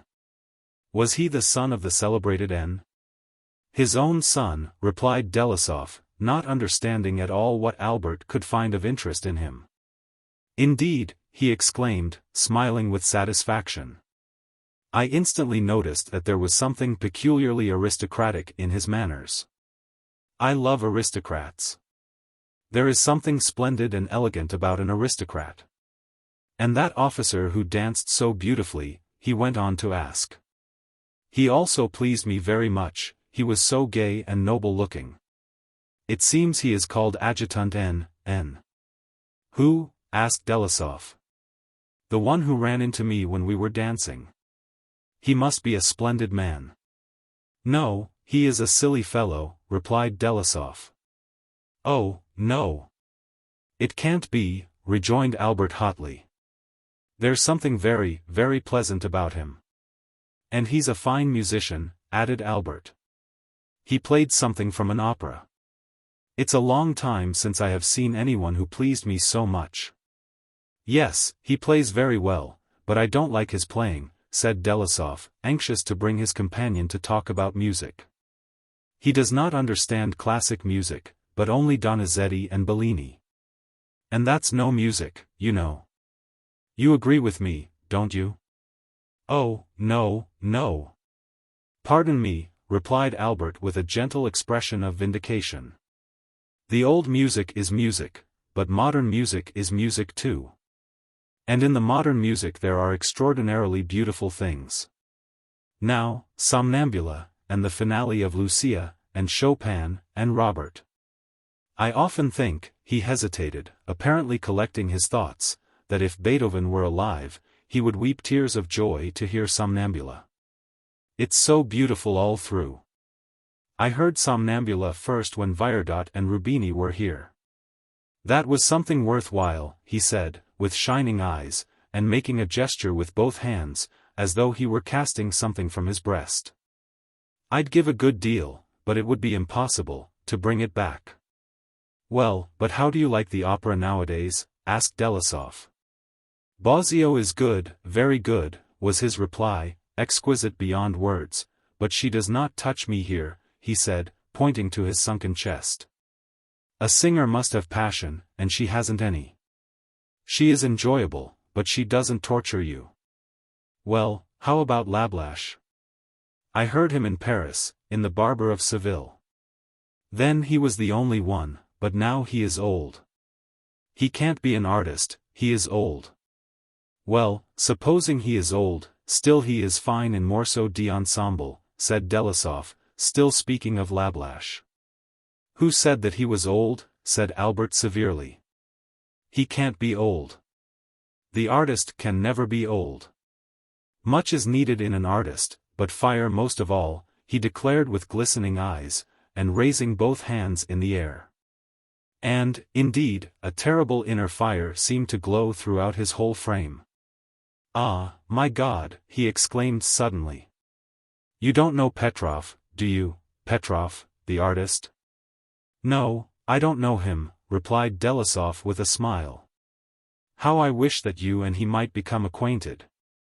You would enjoy talking with him. How he does understand art.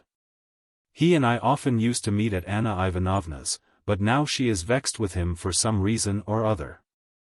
But I really wish that you might make his acquaintance. He has great, great talent. Oh. Does he paint pictures? Asked Delasov. I don't know. No, I think not, but he was an artist of the Academy.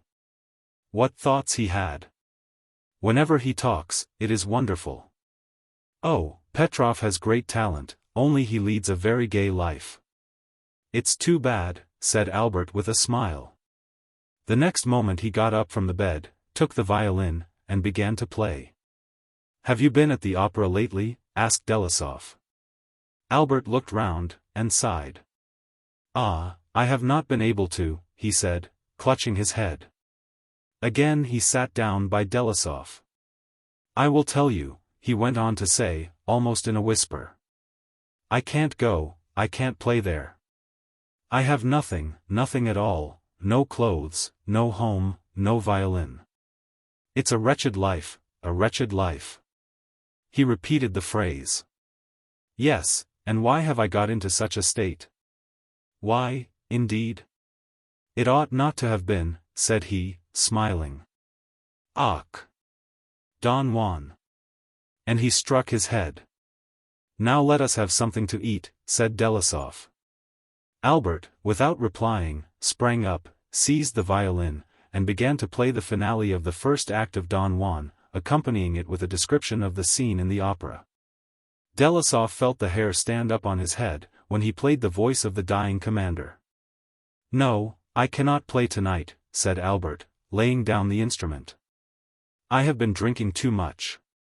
But immediately after he went to the table, poured out a brimming glass of wine, drank it at one gulp, and again sat down on the bed near Delasov. Delasov looked steadily at Albert. The latter occasionally smiled, and Delasov returned his smile. Neither of them spoke, but the glance and smile brought them close together into a reciprocity of affection. Delasov felt that he was growing constantly fonder and fonder of this man, and he experienced an inexpressible pleasure. "Were you ever in love?" he asked suddenly. Albert remained sunk in thought for a few seconds, then his face lighted up with a melancholy smile. He bent over toward Delasov, and gazed straight into his eyes. "Why did you ask me that question?" he whispered. "But I will tell you all about it. I like you," he added, after a few moments of thought, and glancing around. "I will not deceive you, I will tell you all, just as it was, from the beginning." He paused, and his eyes took on a strange wild appearance. "You know that I am weak in judgment," he said suddenly. "Yes, yes," he continued. "Anna Ivanovna has told you about it. She tells everybody that I am crazy. It isn't true, she says it for a joke. She is a good woman, but I really have not been quite well for some time." Albert paused again, and stood up, gazing with wide-opened eyes at the dark door. "You asked me if I had ever been in love." "Yes, I have been in love," he whispered, raising his brows. "That happened long ago, it was at a time when I still had a place at the theater. I went to play second violin at the opera, and she came into a parquet box at the left." Albert stood up, and bent over to Delasov's ear. "But no," said he, "why should I mention her name? You probably know her, everybody knows her." I said nothing, but simply looked at her. I knew that I was a poor artist, and she an aristocratic lady. I knew that very well. I only looked at her, and had no thoughts. Albert paused for a moment, as though making sure of his recollections. "How it happened I know not, but I was invited once to accompany her on my violin. Now I was only a poor artist," he repeated, shaking his head and smiling. "But no, I cannot tell you, I cannot," he exclaimed, again clutching his head. "How happy I was!" "What? Did you go to her house often?" asked Delasov. "Once, only once. But it was my own fault, I wasn't in my right mind. I was a poor artist, and she an aristocratic lady. I ought not to have spoken to her. But I lost my senses, I committed a folly. Petrov told me the truth, it would have been better only to have seen her at the theater." "What did you do?" asked Delasov. "Ah! Wait, I cannot tell you that." And, hiding his face in his hands, he said nothing for some time. "I was late at the orchestra. Petrov and I had been drinking that evening, and I was excited. She was sitting in her box, and talking with some general. I don't know who that general was. She was sitting at the very edge of the box, with her arm resting on the rim. She wore a white dress, with pearls on her neck. She was talking with him, but she looked at me. Twice she looked at me. She had arranged her hair in such a becoming way. I stopped playing, and stood near the bass, and gazed at her. Then, for the first time, something strange took place in me. She smiled on the general, but she looked at me. I felt certain that she was talking about me, and suddenly I seemed to be not in my place in the orchestra, but was standing in her box, and seizing her hand in that place." "What was the meaning of that?" asked Albert, after a moment's silence. "A powerful imagination," said Delasov. No. I cannot tell," said Albert frowning. "Even then I was poor. I hadn't any room, and when I went to the theater, I sometimes used to sleep there." "What, in the theater?" asked Delasov. "Ah! I am not afraid of these stupid things. Ah! Just wait a moment. As soon as everybody was gone, I went to that box where she had been sitting, and slept there. That was my only pleasure. How many nights I spent there! Only once again did I have that experience. At night many things seemed to come to me. But I cannot tell you much about them." Albert contracted his brows, and looked at Delasov. "What did it mean?" he asked. "It was strange," replied the other. "No, wait, he bent over to his ear, and said in a whisper. "I kissed her hand, wept there before her, and said many things to her. I heard the fragrance of her sighs, I heard her voice. She said many things to me that one night. Then I took my violin, and began to play softly. And I played beautifully. But it became terrible to me. I am not afraid of such stupid things, and I don't believe in them, but my head felt terribly, he said, smiling sweetly, and moving his hand over his forehead. It seemed terrible to me on account of my poor mind. Something happened in my head. Maybe it was nothing, what do you think? Neither spoke for several minutes. When die wolken sie verhullen. Die son blight doch uig klar, 176. Hummed Albert, smiling gently. That is true, isn't it? He asked.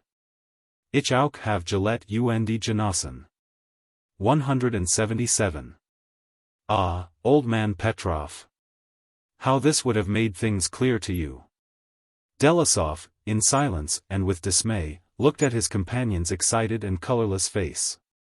Do you know the Juristen waltzes? Suddenly asked Albert in a loud voice, and without waiting for an answer, jumped up, seized the violin, and began to play the waltz. In absolute self-forgetfulness, and evidently imagining that a whole orchestra was playing for him, Albert smiled, began to dance, to shuffle his feet, and to play admirably. Hey, we will have a good time, he exclaimed, as he ended, and waved his violin. I am going, said he, after sitting down in silence for a little. Won't you come along too? Where? Asked Delasov in surprise. Let us go to Anna Ivanovna's again. It's gay there, bustle, people, music. Delasov for a moment was almost persuaded. However, coming to his senses, he promised Albert that he would go with him the next day. I should like to go this minute. Indeed, I wouldn't go. Albert sighed, and laid down the violin. Shall I stay, then? He looked over at the table, but the wine was gone, and so, wishing him a good night, he left the room. Delasov rang. Look here, said he to Zahar, don't let Mr. Albert go anywhere without asking me about it first. Chapter 6. The next day was a holiday. Delasov, on waking, sat in his parlor, drinking his coffee and reading a book. Albert, who was in the next room, had not yet moved. Zahar discreetly opened the door, and looked into the dining room. Would you believe it, Dmitri Ivanovitch, there he lies asleep on the bare sofa. I would not send him away for anything, God knows. He's like a little child. Indeed, he's an artist.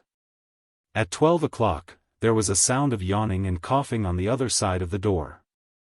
Zahar again crept into the dining room. And the Baron heard his wheedling voice, and Albert's gentle, beseeching voice. Well, how is he? Asked Delasov, when Zahar came out. He feels blue, Dmitri Ivanovitch. He doesn't want to get dressed. He's so cross. All he asks for is something to drink. Now, if we are to get hold of him, we must strengthen his character, said Delasov to himself.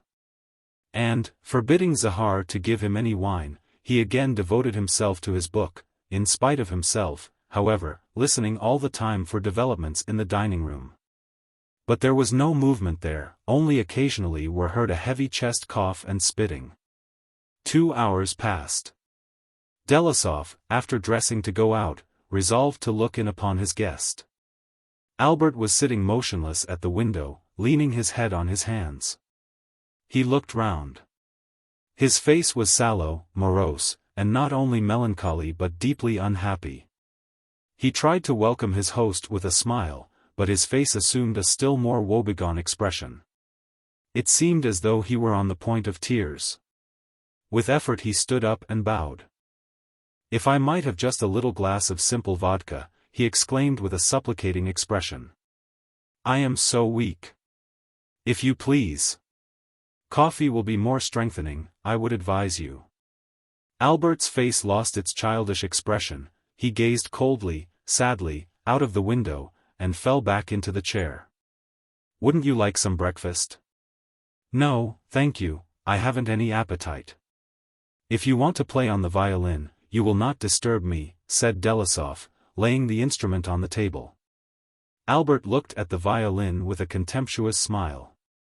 No, I am too weak, I cannot play, he said, and pushed the instrument from him.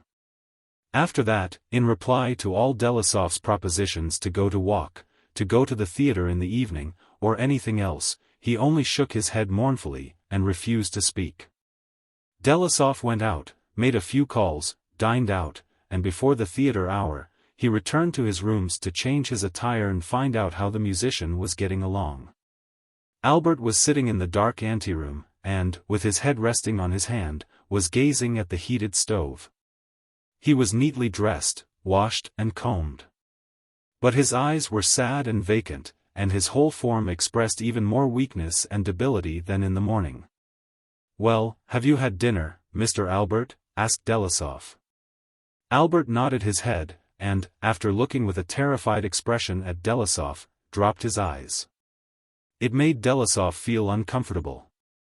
"I have been talking today with a manager," said he, also dropping his eyes. "He would be very glad to make terms with you, if you would like to accept an engagement." "I thank you, but I cannot play," said Albert, almost in a whisper, and he went into his room, and closed the door as softly as possible. After a few minutes, lifting the latch as softly as possible, he came out of the room, bringing the violin. Casting a sharp, angry look at Delasov, he laid the instrument on the table, and again disappeared.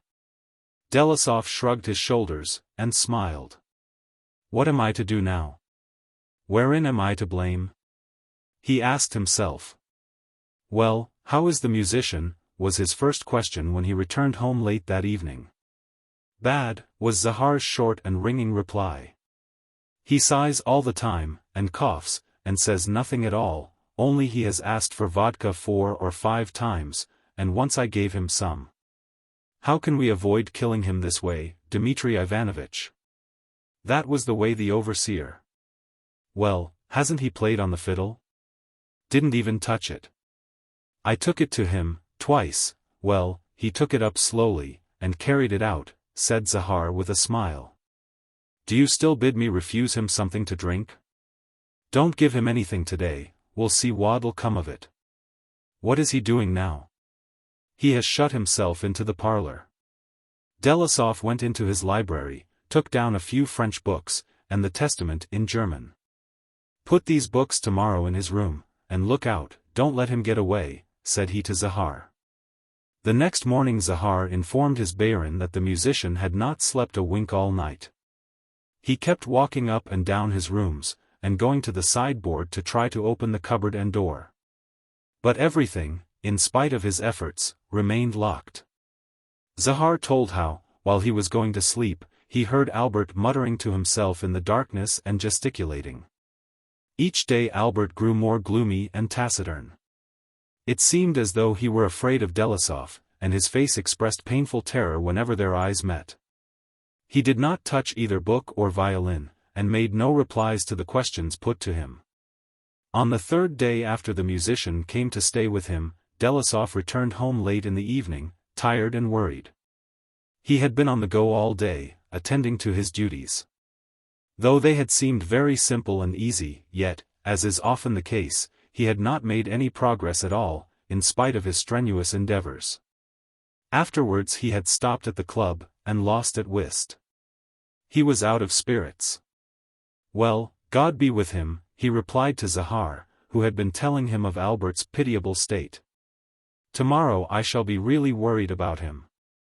Is he willing or not to stay with me, and follow my advice? No? Then it's idle. I have done the best that I could.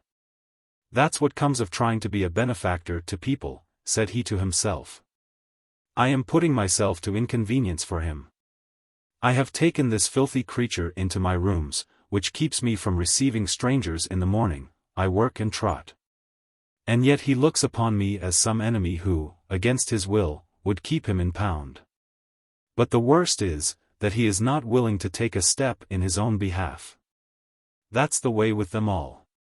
That word "all" referred to people in general, and especially to those with whom he had been associated in business that day.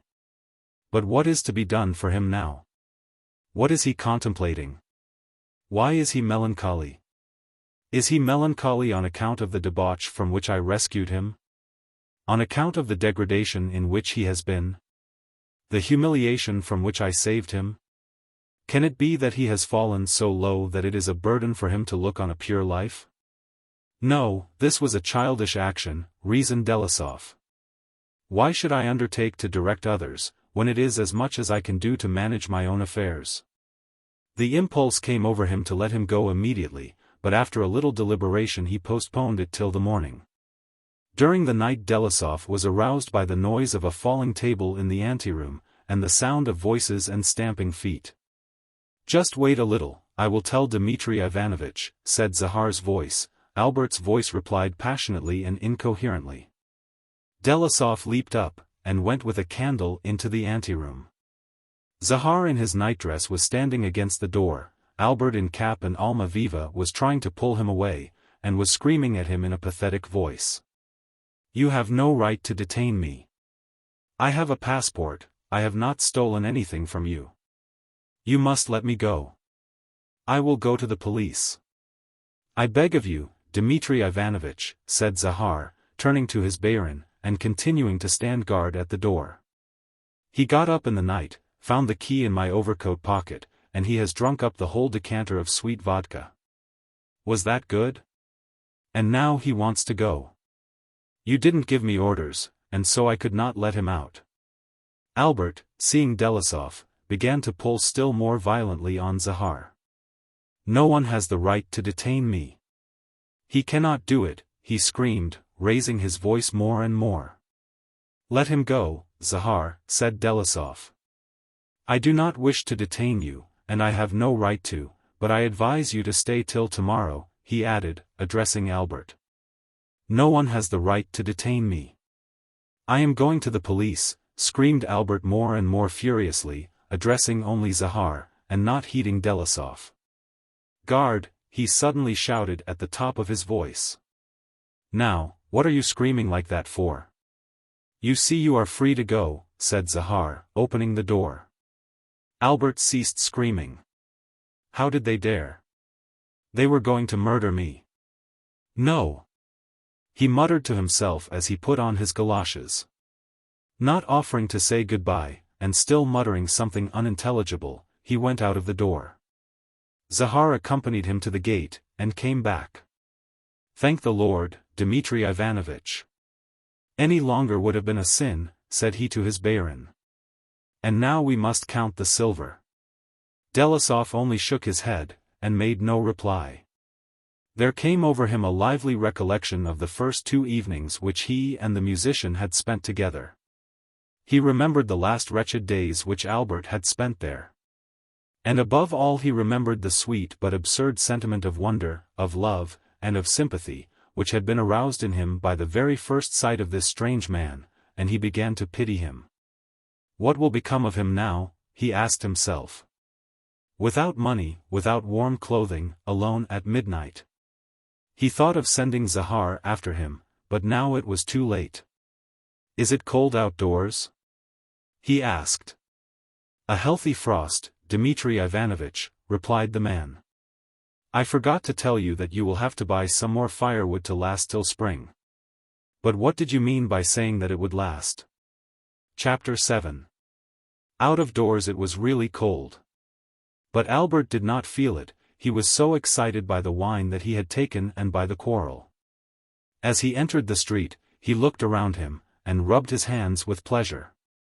The street was empty, but the long lines of lights were still brilliantly gleaming, the sky was clear and beautiful. "What?" he cried, addressing the lighted window in Delasov's apartments.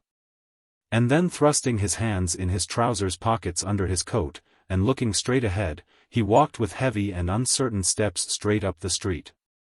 He felt an absolute weight in his legs and abdomen, something hummed in his head, some invisible power seemed to hurl him from side to side. But he still plunged ahead in the direction of where Anna Ivanovna lived. Strange, disconnected thoughts rushed through his head. Now he remembered his quarrel with Zahar, now something recalled the sea and his first voyage in the steamboat to Russia. Now the merry night that he had spent with some friend in the wine shop by which he was passing. Then suddenly there came to him a familiar air singing itself in his recollections, and he seemed to see the object of his passion and the terrible night in the theatre. But notwithstanding their incoherence, all these recollections presented themselves before his imaginations with such distinctness that when he closed his eyes he could not tell which was nearer to the reality, what he was doing, or what he was thinking.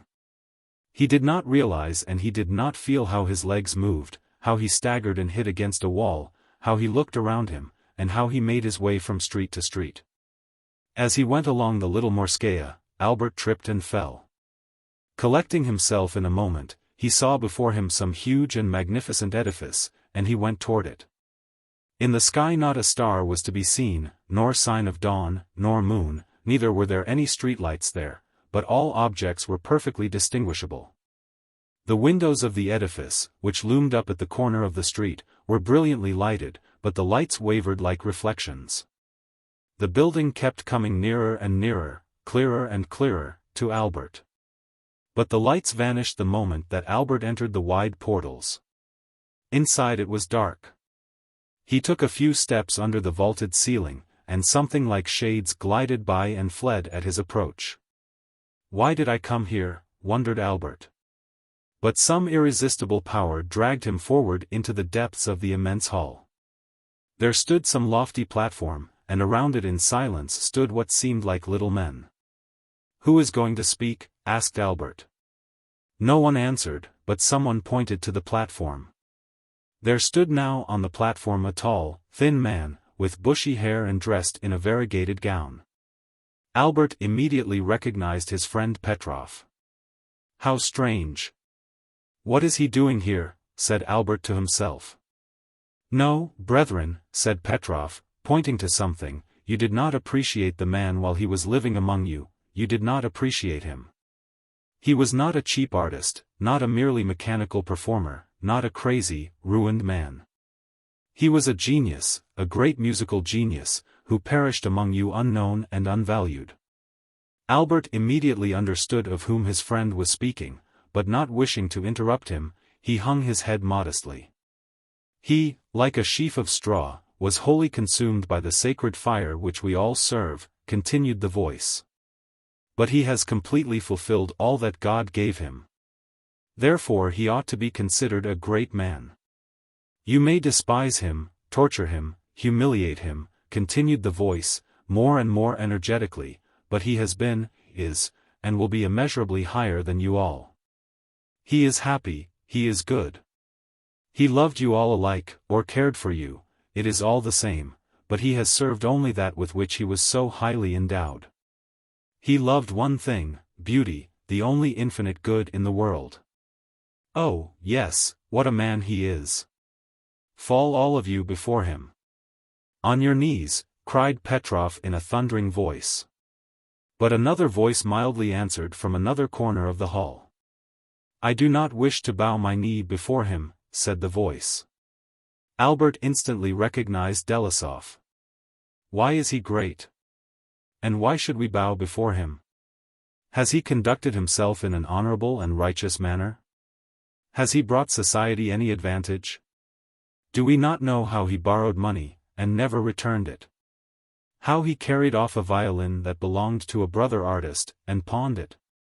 My God! How did he know all that? Said Albert to himself, drooping his head still lower. Do we not know, the voice went on, how he pandered to the lowest of the low, pandered to them for money? Do we not know how he was driven out of the theatre? How Anna Ivanovna threatened to hand him over to the police? My God! That is all true, but protect me, cried Albert. You are the only one who knows why I did so. Stop, for shame! Cried Petrov's voice again. What right have you to accuse him? Have you lived his life? Have you experienced his enthusiasms? Right. Right, whispered Albert. Art is the highest manifestation of power in man. It is given only to the favored few, and it lifts the chosen to such an eminence that the head swims, and it is hard to preserve its integrity. In art, as in every struggle, there are heroes who bring all under subjection to them, and perish if they do not attain their ends. Petrov ceased speaking. And Albert lifted his head, and tried to shout in a loud voice, "Right! Right!" but his voice died without a sound. "That is not the case with you. This does not concern you," sternly said the artist Petrov, addressing Delasov. "Yes, humble him, despise him," he continued, "for he is better and happier than all the rest of you." Albert, with rapture in his heart at hearing these words, could not contain himself, but went up to his friend, and was about to kiss him. "Get thee gone, I do not know you," replied Petrov. "Go your own way, you cannot come here." "Here, you drunken fellow, you cannot come here," cried a policeman at the crossing. Albert hesitated, then collected all his forces, and, endeavoring not to stumble, crossed over to the next street. It was only a few steps to Anna Ivanovna's. From the hall of her house a stream of light fell on the snowy dvor, and at the gate stood sledges and carriages. Clinging with both hands to the balustrade, he made his way up the steps, and rang the bell. The maid's sleepy face appeared at the open door, and looked angrily at Albert. "It is impossible," she cried, "I have been forbidden to let you in," and she slammed the door. The sounds of music and women's voices floated down to him. Albert sat down on the ground, and leaned his head against the wall, and shut his eyes. At that very instant a throng of indistinct but correlated visions took possession of him with fresh force, mastered him, and carried him off into the beautiful and free domain of fancy. Yes. He is better and happier, involuntarily the voice repeated in his imagination. From the door were heard the sounds of a polka. These sounds also told him that he was better and happier. In a neighboring church was heard the sound of a prayer bell, and the prayer bell also told him that he was better and happier. "Now I will go back to that hall again," said Albert to himself. "Petrov must have many things still to tell me." There seemed to be no one now in the hall. And in the place of the artist Petrov, Albert himself stood on the platform, and was playing on his violin all that the voice had said before. But his violin was of strange make, it was composed of nothing but glass, and he had to hold it with both hands, and slowly rub it on his breast to make it give out sounds. The sounds were so sweet and delicious, that Albert felt he had never before heard anything like them. The more tightly he pressed the violin to his breast, the more sweet and consoling they became. The louder the sounds, the more swiftly the shadows vanished, and the more brilliantly the walls of the hall were illuminated. But it was necessary to play very cautiously on the violin, lest it should break. Albert played on the instrument of glass cautiously and well. He played things the like of which he felt no one would ever hear again. He was growing tired, when a heavy distant sound began to annoy him. It was the sound of a bell, but this sound seemed to have a language. "Yes," said the bell, with its notes coming from somewhere far off and high up, "yes, he seems to you wretched. You despise him, but he is better and happier than you. No one ever will play more on that instrument." These words which he understood seemed suddenly so wise, so novel, and so true, to Albert, that he stopped playing, and, while trying not to move, lifted his eyes and his arms toward heaven. He felt that he was beautiful and happy. Although no one was in the hall, Albert expanded his chest, and proudly lifted his head, and stood on the platform so that all might see him. Suddenly someone's hand was gently laid on his shoulder, he turned around, and in the half-light saw a woman. She looked pityingly at him, and shook her head. He immediately became conscious that what he was doing was wrong, and a sense of shame came over him. "Where shall I go?" he asked her. Once more she gazed long and fixedly at him, and bent her head pityingly. She was the one, the very one whom he loved, and her dress was the same. On her round white neck was the pearl necklace, and her lovely arms were bare above the elbows. She took him in her arms, and bore him away through the hall. At the entrance of the hall, Albert saw the moon and water. But the water was not below as is usually the case, and the moon was not above. There was a white circle in one place as sometimes happens. The moon and the water were together, everywhere, above and below, and on all sides and around them both. Albert and his love darted off toward the moon and the water, and he now realized that she whom he loved more than all in the world was in his arms. He embraced her, and felt inexpressible felicity. Is not this a dream? He asked himself. But no, it was the reality. It was more than reality, it was reality and recollection combined. Then he felt that the indescribable pleasure which he had felt during the last moment was gone, and would never be renewed. Why am I weeping? He asked of her. She looked at him in silence, with pitying eyes. Albert understood what she desired to say in reply. Just as when I was alive, he went on to say. She, without replying, looked straight forward. This is terrible. How can I explain to her that I am alive? He asked himself in horror. My God, I am alive. Do understand me, he whispered. He is better and happier, said a voice. But something kept oppressing Albert ever more powerfully. Whether it was the moon or the water, or her embrace or his tears, he could not tell, but he was conscious that he could not say all that it was his duty to say, and that all would be quickly over. Two guests coming out from Anna Ivanovna's rooms stumbled against Albert lying on the threshold. One of them went back to Anna Ivanovna, and called her. That was heartless, he said. You might let a man freeze to death that way. Ach! Why, that is my Albert. See where he was lying, exclaimed the hostess. Anushka, have him brought into the room.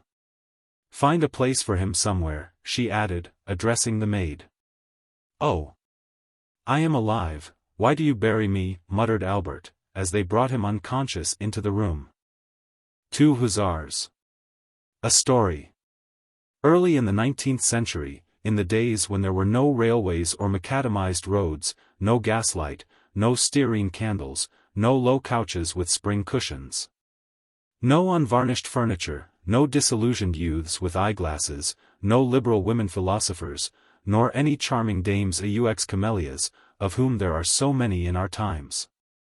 In those naive days, when leaving Moscow for Petersburg in a coach or carriage provided with a kitchenful of homemade provisions, one traveled for 8 days along a soft, dusty, or muddy road. And had faith in chopped cutlets, in sleigh bells and plain rolls. When in the long autumn evenings the tallow candles, around which family groups of 20 or 30 people gathered, had to be snuffed. When ballrooms were illuminated by candelabra with wax or spermaceti candles, when furniture was arranged symmetrically.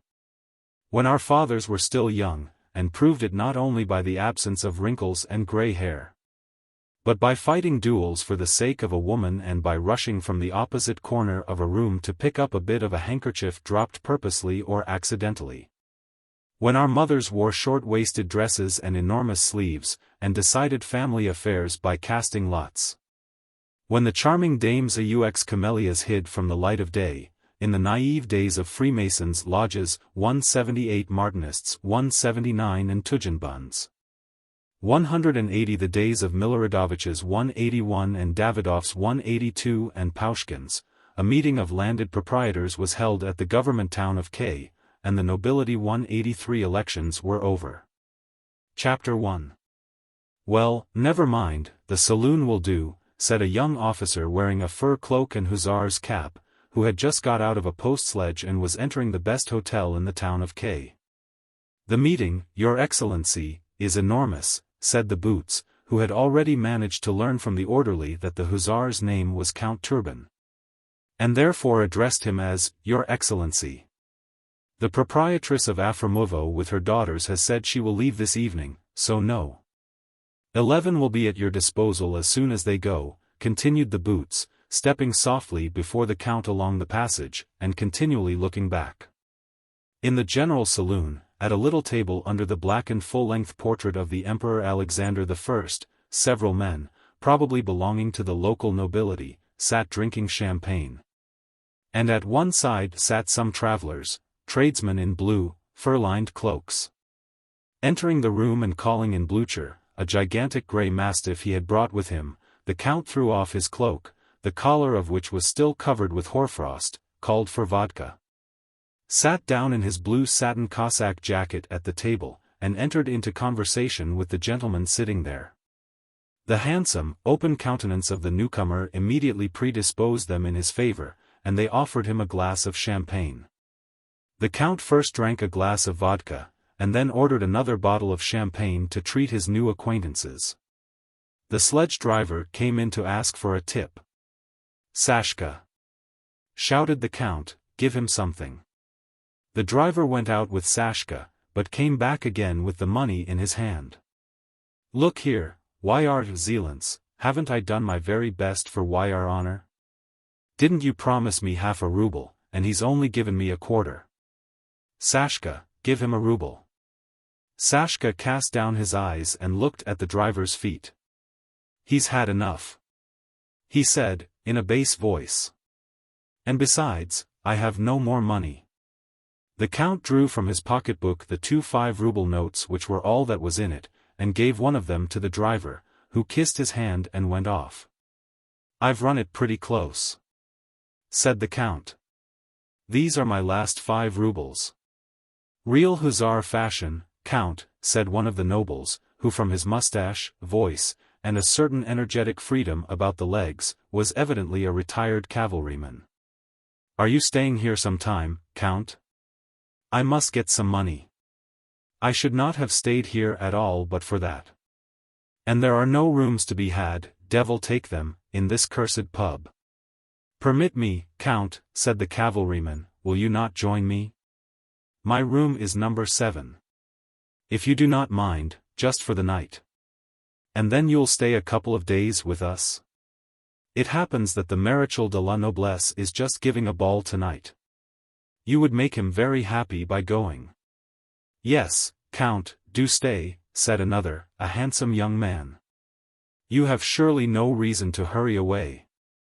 You know this only comes once in 3 years, the elections, I mean. You should at least have a look at our young ladies, Count." "Sashka, get my clean linen ready, I am going to the bath," said the Count, rising, "and from there perhaps I may run into the marshal's." Then, having called the waiter and whispered something to him, to which the latter answered with a smile, "That can all be managed," he went out. "So I'll order my trunk to be taken to your room, old fellow," shouted the Count from the passage. "Please do, I shall be most happy," replied the cavalryman, running to the door. "No. 7, don't forget." When the Count's footsteps could no longer be heard, the cavalryman returned to his place, and sitting close to one of the group, a government official, and looking him straight in the face with smiling eyes, he said, "It is the very man, you know." "No? I tell you it is the very same duelist Hussar, the famous Turban. He knew me, I bet you anything he knew me. Why, he and I went on the spree for 3 weeks without a break when I was at Lebediani 184 for remounts. There was one thing, he and I did together. He's a fine fellow, eh? A splendid fellow. And so pleasant in his manner. Doesn't show a grain of, what Jew call it," answered the handsome young man. How quickly we became intimate. "He's not more than 25, is he?" "Oh no, that's what he looks, but he is more than that. One has to get to know him, you know." "Who eloped with Miganova?" "He. It was he killed Sablin. It was he dropped Matnioff out of the window by the legs. He won 300,000 rubles of Prince Nestorov. He is a regular daredevil, you know, a gambler, a duelist, a seducer, but a jewel of an hussar, a real jewel. The rumors that are afloat about us are nothing, if anyone knew what a true hussar is. Ah yes, those were times." And the cavalryman told his interlocutor of such a spree with the Count in Lebediani, as not only never had, but never even could have taken place. It could not have done so, first because he had never seen the Count till that day, and had left the army 2 years before the Count entered it. And secondly, because the cavalryman had never really served in the cavalry at all, but had for 4 years been the humblest of cadets in the Bolevsky regiment, and had retired as soon as ever he became ensign. But 10 years ago he had inherited some money and had really been in Lebediani, where he squandered 700 rubles with some officers who were there for remounts. He had even gone so far as to have an Ulan uniform with orange facings made, meaning to enter an Ulan regiment. This desire to enter the cavalry, and the 3 weeks spent with the remount officers at Lebediani, remained the brightest and happiest memories of his life. So that he transformed the desire, first into a reality and then into a reminiscence, and came to believe firmly in his past as a cavalry officer, all of which did not hinder him from being, both as to gentleness and honesty, a most worthy man. Yes, those who have never served in the cavalry will never understand us fellows. He sat down astride a chair, and thrusting out his lower jaw began to speak in a bass voice. One used to ride at the head of one squadron, under you not a horse, but the devil incarnate, prancing all about, and you just sit in devil-may-care style. The squadron commander rides up to review. Lieutenant, he says, if you please, we can't get on without you, lead the squadron to parade. All right, you say, and there you are. You turn round, shout to your mustached fellows. Ah, devil take it, those were times.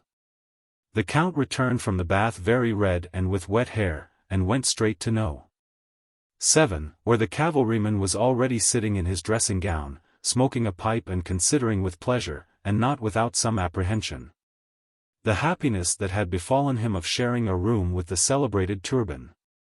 Now, supposing, he thought, that he suddenly takes me, strips me naked, drives with me to the town gates and puts me in the snow, or tars me, or simply.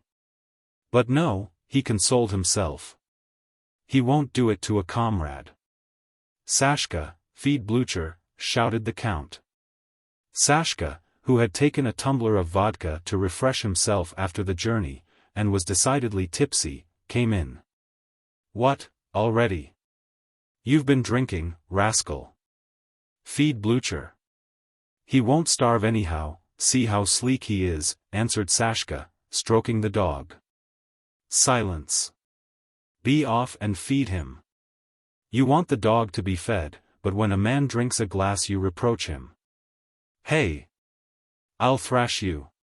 Shouted the count, in a voice that made the window panes rattle and frightened even the cavalryman a bit. You should ask if Sashka has yet had a bite today. Yes, beat me, if you think more of a dog than of a man, muttered Sashka. But here he received such a terrible blow in the face from the count's fist, that he fell, knocked his head against the partition, and, clutching his nose, fled from the room and fell on a settee in the passage. He's knocked my teeth out, grunted Sashka, wiping his bleeding nose with one hand, while with the other he scratched the back of Blucher, who was licking himself. He's knocked my teeth out, Bluchy, but still he's my count, and I'd go through fire for him, I would. Because he is my count, do you understand, Bluchy? Want your dinner, eh? After lying still for a while, he rose, fed the dog, and then, almost sobered, went in to wait on his count, and to offer him some tea. I shall really feel hurt, said the cavalryman meekly, as he stood before the count, who was lying on the cavalryman's bed with his legs up against the partition. You see, I also am an old army man, and, I may say, a comrade. Why should you borrow from anyone else when I shall be delighted to lend you a couple of 100 rubles? I have not got them just now, only 100 rubles, but I'll get the rest today. You would really hurt my feelings, Count. Thank you, old man, said the Count, instantly discerning what kind of relations had to be established between them, and slapping the cavalryman on the shoulder. Thanks. Well then, we'll go to the ball if it must be so. But what are we to do now? Tell us what you have in your town. What pretty girls? What men game for a spree? What gaming? The cavalryman explained that there would be an abundance of pretty creatures at the ball, that Kalhoff, who had been re-elected captain of police, was the best hand at a spree. Only he lacked the true hussar go, otherwise he was a good sort of chap. That the Alushkin gypsy chorus had been singing in the town since the elections began, Styashka leading, and that everybody meant to go to hear them after leaving the marshals that evening. And there is a devilish lot of card-playing too, he went on, Launov plays. He has money and is staying here to break his journey, and Aline, a Newlyn cornet, who has room number 8, has lost a lot. They have already begun in his room. They play every evening. And what a fine fellow that Aline is. I tell you, Count, he's not mean, he'll let his last shirt go. Well then, let us go to his room. Let us see what sort of people they are, said the Count. Yes, do, pray do. They will be devilish glad. Chapter 2. The Yulin cornet, Aline, had not been long awake. The evening before he had sat down to cards at 8 o'clock, and had lost pretty steadily for 15 hours on end, till 11 in the morning. He had lost a considerable sum, but did not know exactly how much, because he had about 3,000 rubles of his own, and 15,000 service money which had long since got mixed up with it. And he feared to count lest he should find his forebodings confirmed that some of the government money was already missing. It was nearly noon when he fell asleep, and he had slept that heavy, dreamless sleep which comes only to a very young man, and after a heavy loss. Waking at 6 o'clock, just at the time when Count Turban arrived at the hotel, and seeing the floor all around strewn with cards and bits of chalk, and the chalk-marked tables in the middle of the room, he recalled with terror last night's play, and the last card, a knave on which he lost 500 rubles. But not yet quite convinced of the reality of all this, he drew his money from under his pillow and began to count. He recognized some notes which had passed from hand to hand several times with corners and transports, and he recollected the whole course of the game. He had none of his own 3,000 rubles left, and some 2,500 government money were also gone. The Yulin had been playing for 4 nights running. He had come from Moscow, where the service money had been entrusted to him, and he had been detained at K, by the superintendent of the post house on the pretext that there were no horses. But really because the latter had an agreement with the hotel keeper to detain all travelers a day. The Yulin, a bright young lad, who had just received 3,000 rubles from his parents in Moscow for his equipment on entering his regiment, was glad to spend a few days in the town of K, at election time, and hoped to thoroughly enjoy himself. He knew one of the landed gentry there who had a family, and he was thinking of looking them up and flirting with the daughters, when the cavalryman turned up to make his acquaintance. That same evening, without any evil intent, the cavalryman introduced him to his other acquaintances, Launov and other gamblers, in the general saloon, or common room, of the hotel. And ever since then the Yulin had been playing cards, not asking at the station for horses, much less going to visit his acquaintance the landed proprietor. And not even leaving his room for 4 days. Having dressed and had some tea, he went to the window. He felt he would like to go for a stroll, to get rid of the gaming recollections that haunted him. He put on his cloak and went out into the street. The sun was already hidden behind the white, red-roofed houses, and it was getting dusk. It was warm for winter. Large, wet snowflakes were slowly falling into the muddy street. Suddenly, at the thought that he had slept all through the day now ending, a feeling of intolerable sadness came over him. This day, now past, can never be brought back, he thought. I have ruined my youth. He suddenly said to himself, not because he really thought he had ruined his youth, he did not even think about it, but the phrase just happened to come into his head. And what am I to do now? Thought he, borrow of someone and go away? A lady passed him along the pavement. There's a stupid woman, thought he, for some unknown reason. There's no one to borrow of. I have ruined my youth. He came to the bazaar. A tradesman in a fox fur cloak stood at the door of his shop touting for customers. If I had not taken that 8 I should have recovered my losses. An old beggar woman followed him whimpering. There's no one to borrow from. Some man or other drove past in a bearskin cloak. A policeman was standing at his post. What could one do that is unusual? Shoot at them? No, it's dull. I have ruined my youth. Ah, there are fine horse collars and trappings hanging there. There now, if one could get into a troika 185 G up, beauties. I'll go back. Launov will come soon, and we'll play. He returned to the hotel and again counted his money. No, he had made no mistake when he first counted, there were still 2,500 rubles of government money missing. I'll stake 25 rubles on the first card, then make a corner. 7 fold it, 15 fold, 30, 60. 3,000 rubles. Then I'll buy the horse collars and be off. He won't give me a chance, the rascal. I have ruined my youth. That is what was going on in the Ulan's head when Launov really entered the room. Well, have you been up long, Michael Vassilitch? Asked Launov, slowly removing the gold spectacles from his skinny nose, and carefully wiping them with a red silk handkerchief. No, I've only just got up, I slept uncommonly well. Some hussar or other has arrived, he is staying with Zavolshevsky, did you know? No, I didn't. But how's it no one else has turned up? They must have gone into Pryahin's. They'll be here directly. And, sure enough, a little later the room was entered by a garrison officer who always followed Launov, a Greek merchant with an enormous brown, hooked nose and sunken black eyes, and a fat, puffy squire and distiller, who played whole nights, always staking simples, of half a ruble each. They all wished to begin playing as soon as possible, but the principal players, and especially Launov, who was telling about a robbery in Moscow in an exceedingly calm manner, said nothing about that subject. Just fancy, he said, a city like Moscow, the historic capital, the chief town, and men go about there with crooks, dressed up like devils. Frighten stupid people and rob the passers-by, and there's an end of it. What are the police about? That's the question. The Ulan listened attentively to the story about the robbers, but when a pause came he rose and quietly ordered cards to be brought. The fat squire was the first to speak out. I say, gentlemen, why lose precious time? If we mean business, let us begin.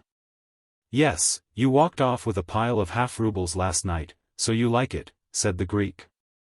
It is about time, said the garrison officer. Helene looked at Launov. Launov, looking him straight in the eyes, quietly continued his story about robbers dressed up as devils with claws. Will you take the bank? Asked the Ulan. Is it not too early? Belov!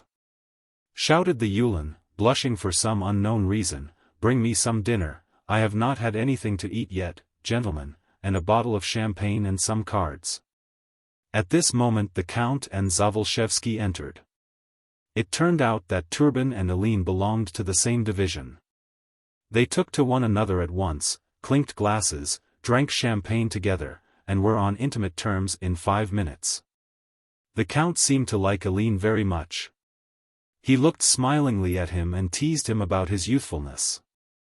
There's an Ulan of the true sort, said he. What mustaches, dear me, what mustaches! Even what little fluff there was on Helene's lip was quite white. I suppose you are going to play, said the Count. Well, I wish you luck, Helene. I should think you are a master at it, he added, with a smile. Yes, they mean to start, said Launov, tearing open a pack of cards, and you, Count, won't you join us? No, not today. I should clear you all out if I did. When I begin cornering, in earnest the bank begins to crack. But I have nothing to play with, I was cleaned out at a station near Volotchok. I met some infantry fellow there with rings on his fingers, some sharper, I should think, and he plucked me clean. Why, how long were you at that station? Asked Helene. I sat there for 22 hours. I shall remember that cursed station. And the superintendent won't forget me either. How's that? I drive up, you know. Out rushes the superintendent, with a regular brigand's rascally fizz. No horses, says he. Now, I must tell you, I make it a rule, if there are no horses I don't take off my cloak, but go into the superintendent's own room, not into the public room, but into his private room, and I have all the doors and windows opened, on the ground that it's smoky. Well, that's just what I did there. And you remember what frosts we had last week? 20 degrees, 186. The superintendent began to reason. I punched his head. There was an old woman there, girls and women. They kicked up a row, caught up their pots and pans and were rushing off to the village. I went to the door, and said, let me have horses and I'll be off. If not, no one shall go out, I'll freeze you all. That's an infernally good plan, said the puffy squire, rolling with laughter. It's the way they freeze out cockroaches. But I did not watch carefully, and the superintendent made off with all the women. Only one old woman remained in pawn on the top of the stove. She kept sneezing and saying her prayers. Afterwards we began negotiating. The superintendent came and, from a distance, began persuading me to let the old woman go, but I set Blücher at him a bit. Blücher's splendid at tackling superintendents. But the rascal did not let me have horses until the next morning.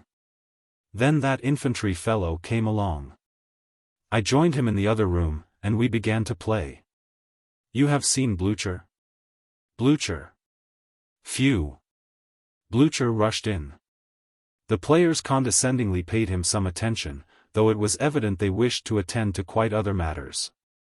But why don't you play, gentlemen? Please don't let me prevent you. I am a chatterbox, you see, said Turban. Play is play, whether one likes it or not. Chapter 3. Launoff drew 2 candles nearer to himself, took out a large brown pocketbook full of paper money, and slowly, as if performing some rite, opened it on the table. Drew forth 200-ruble notes and put them under the cards. 200 for the bank, the same as yesterday, said he, arranging his spectacles and opening a pack of cards. Very well, said Aline, continuing his conversation with Turban without looking at Launoff. The game 187 started. Launoff dealt the cards with machine-like precision, stopping now and then and deliberately jotting something down, or looking severely over his spectacles and saying in low tones, pass up. The fat squire spoke louder than anyone else, audibly deliberating with himself, and wetting his plump fingers as he bent down the corners of the cards. The garrison officer silently and neatly noted the amount of his stake on his card, and bent down small corners under the table. The Greek sat beside the banker and watched the game attentively with his black, sunken eyes, and seemed to be waiting for something. Zavolshevsky, standing by the table, would suddenly begin to fidget all over, take a red or blue banknote 188 out of his trousers pocket, lay a card on it, slap it with his palm and say, "Little 7, pull me through." Then he would bite his mustache, step from foot to foot, and keep fidgeting until his card was dealt. Eline sat eating veal and cucumbers, which were placed beside him on the horsehair sofa, and, hastily wiping his hands on his coat, laid down card after card. Turban, who at first sat on the sofa, quickly saw how things stood. Launoff did not look at or speak to the Uhlan. Only now and then his spectacles would turn for a moment towards the Uhlan's hand, but most of the latter's cards lost. There, now, I should like to beat that card, said Launoff of a card the fat squire, who was staking half-rubles, had put down. You beat Eline's, never mind me, remarked the squire. And, really, Eline's cards lost more often than any of the others. He would tear up the losing card nervously under the table, and choose another with trembling fingers. Turban rose from the sofa and asked the Greek to let him sit by the banker. The Greek moved to another place and gave his chair to the count, who began watching Launoff's hands attentively, not taking his eyes off them. "Eline," he suddenly said, in his usual voice, which quite unintentionally drowned all others, "why do you repeat the same card? You don't know how to play. It's all the same how one plays. That way you'll be sure to lose. Let me play for you." "No, please excuse me. I always do it myself. Play for yourself if you like. I said I should not play for myself, but I should like to play for you. I am vexed that you are losing. I suppose it's my fate. The Count was silent, but putting his elbows on the table, again gazed intently at the banker's hands. Abominable, he suddenly said, in a loud, long-drawn tone. Launoff glanced at him. Abominable, quite abominable, he repeated, still louder, looking straight into Launoff's eyes. The game continued. Very bad, again said Turban, just as Launoff beat a large card of Helene's. What is it you don't like, Count? Inquired the banker, with polite indifference. This, that you let Helene have his simples, and beat his corners. That's what is bad. Launoff made a slight movement with his brows and shoulders, expressing the advisability of submitting to fate in everything, and continued to play. Blücher. Phew, shouted the Count, rising. At him, he added quickly. Blücher, bumping his back against the sofa as he leapt from under it and nearly knocking the garrison officer over, ran to his master and growled. Looking round on everyone and moving his tail as if asking, who is misbehaving here, eh? Launoff laid down his cards and moved to one side with his chair. One can't play like that, he said. I hate dogs. What kind of game is it when one brings in a whole pack of hounds? And especially dogs like that. I believe they are called leeches, chimed in the garrison officer. Well, are we going to play or not, Michael Vassilitch? Said Launoff to their host. Please don't interfere with us, Count, said Helene, turning to Turban. Come here a minute, said Turban, taking Helene's arm and stepping behind the partition with him. The Count's words, spoken in his usual tone, were distinctly audible from there. His voice always carried across 3 rooms. Are you daft, eh? Don't you see that gentleman in spectacles is a sharper of the first water? Oh, enough. What are you saying? No, enough about it. Just stop, I tell you. It's nothing to me. Another time I'd pluck you myself, but somehow I'm sorry you should be fleeced. And maybe you have service money too? No, why do you invent such things? My lad, I've been that way myself, so I know all those sharpers' tricks. I tell you the chap with the spectacles is a sharper. Stop now. I ask you as a comrade. Well then, I'll only finish this one deal. I know what one deal means. Well, we'll see. They went back. In this one deal Helene put down so many cards, and so many of them were beaten, that he lost a large sum. Turban put his hands in the middle of the table. Now stop it. Come along. No, I can't. Leave me alone, do, said Helene, irritably shuffling some bent cards without looking at Turban. Well, go to the devil. Go and lose for certain, if that pleases you. It's time for me to be off. Zavalshevsky, let's go to the marshal's. They went out. All remained silent, and Launoff dealt no more cards until the sound of their steps and of Blücher's claws on the passage floor had died away. What a devil of a fellow, said the squire, laughing. Well, he'll not interfere now, remarked the garrison officer hastily and still in a whisper. And the play continued. Chapter 4.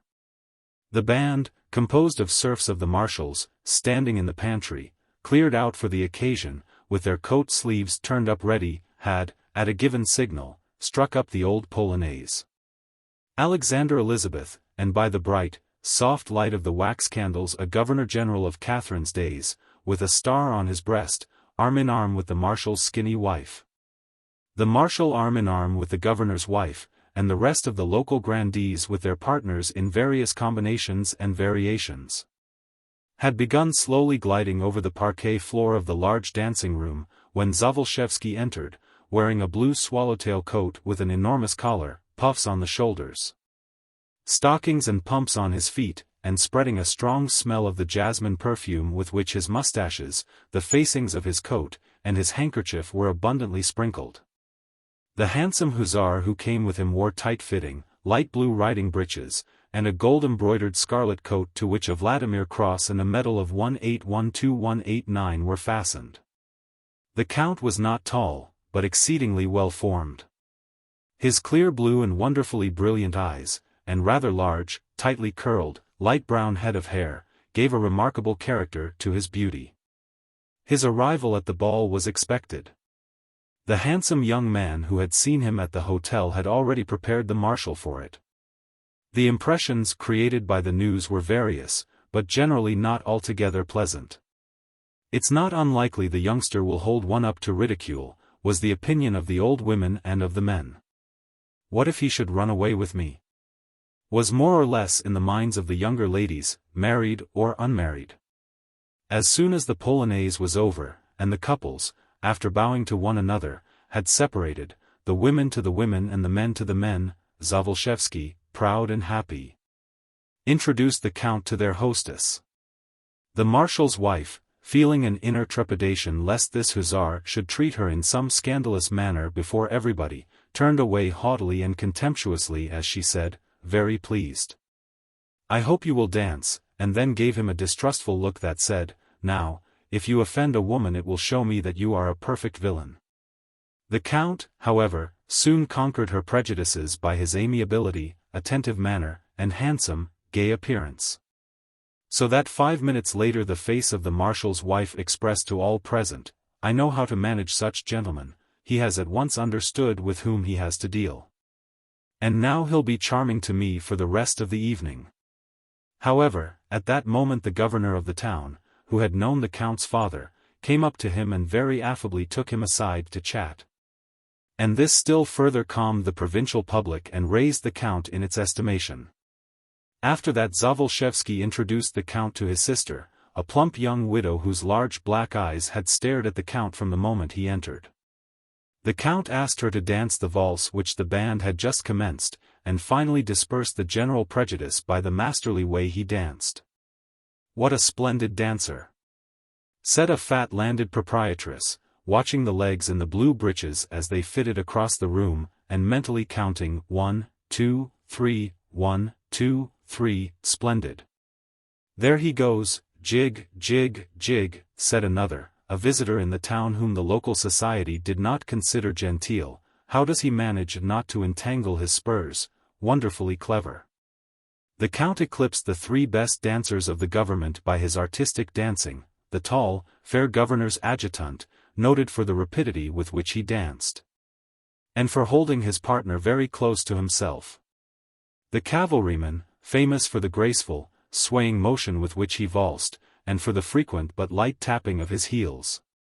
And, lastly, a civilian of whom everybody said that, though he was not very deep intellectually, he was a first-rate dancer and the soul of every ball.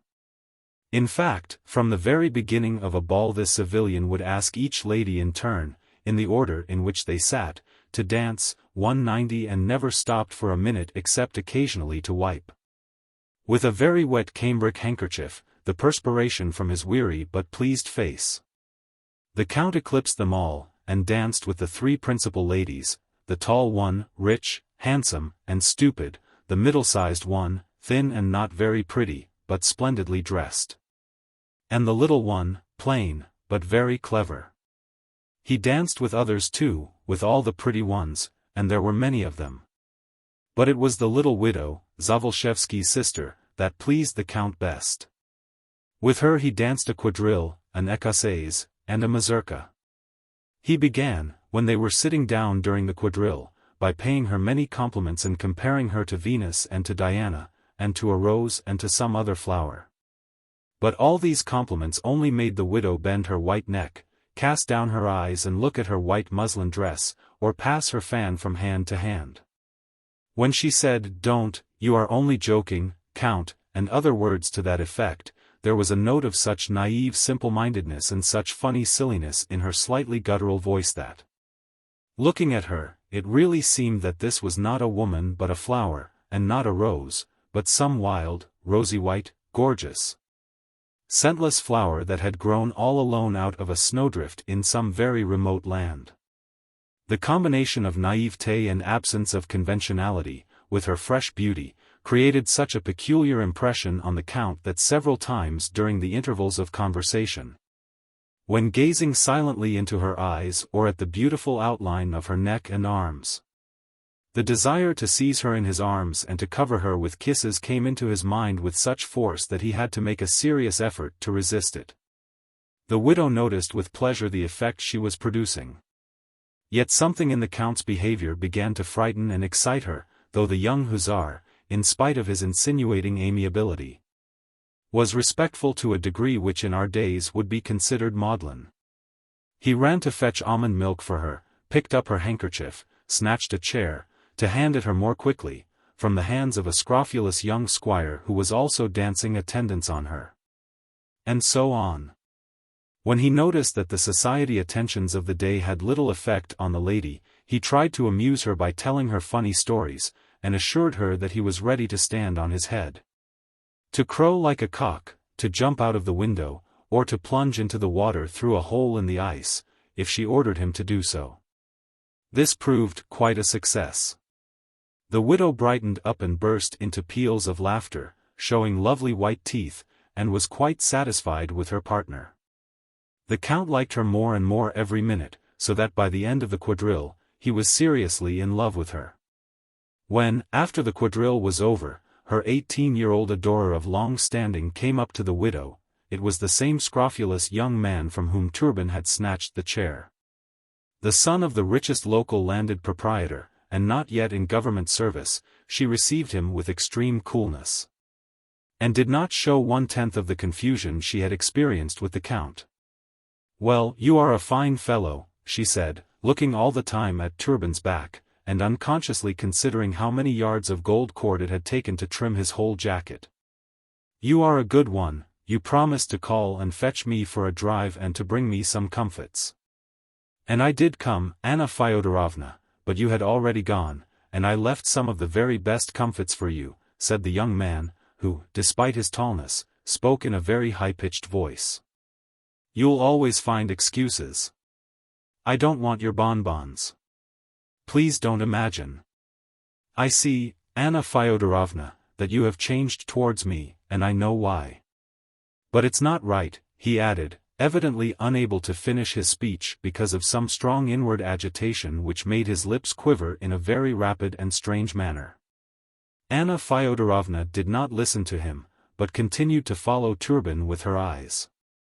The marshal, the master of the house, a stately, stout, toothless old man, came up to the Count, took him under the arm, and invited him into the study to smoke and have something to drink.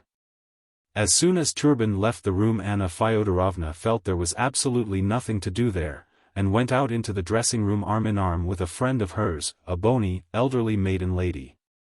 "Well, is he nice?" asked the maiden lady. "Only he bothers so," Anna Fyodorovna answered, walking up to the glass and looking at herself. Her face brightened, her eyes laughed, she even blushed, and suddenly, imitating the ballet dancers she had seen during these elections, she twirled round on one foot. Then laughed her guttural but pleasant laugh, and even, bending her knees, gave a jump. "Just fancy, what a man!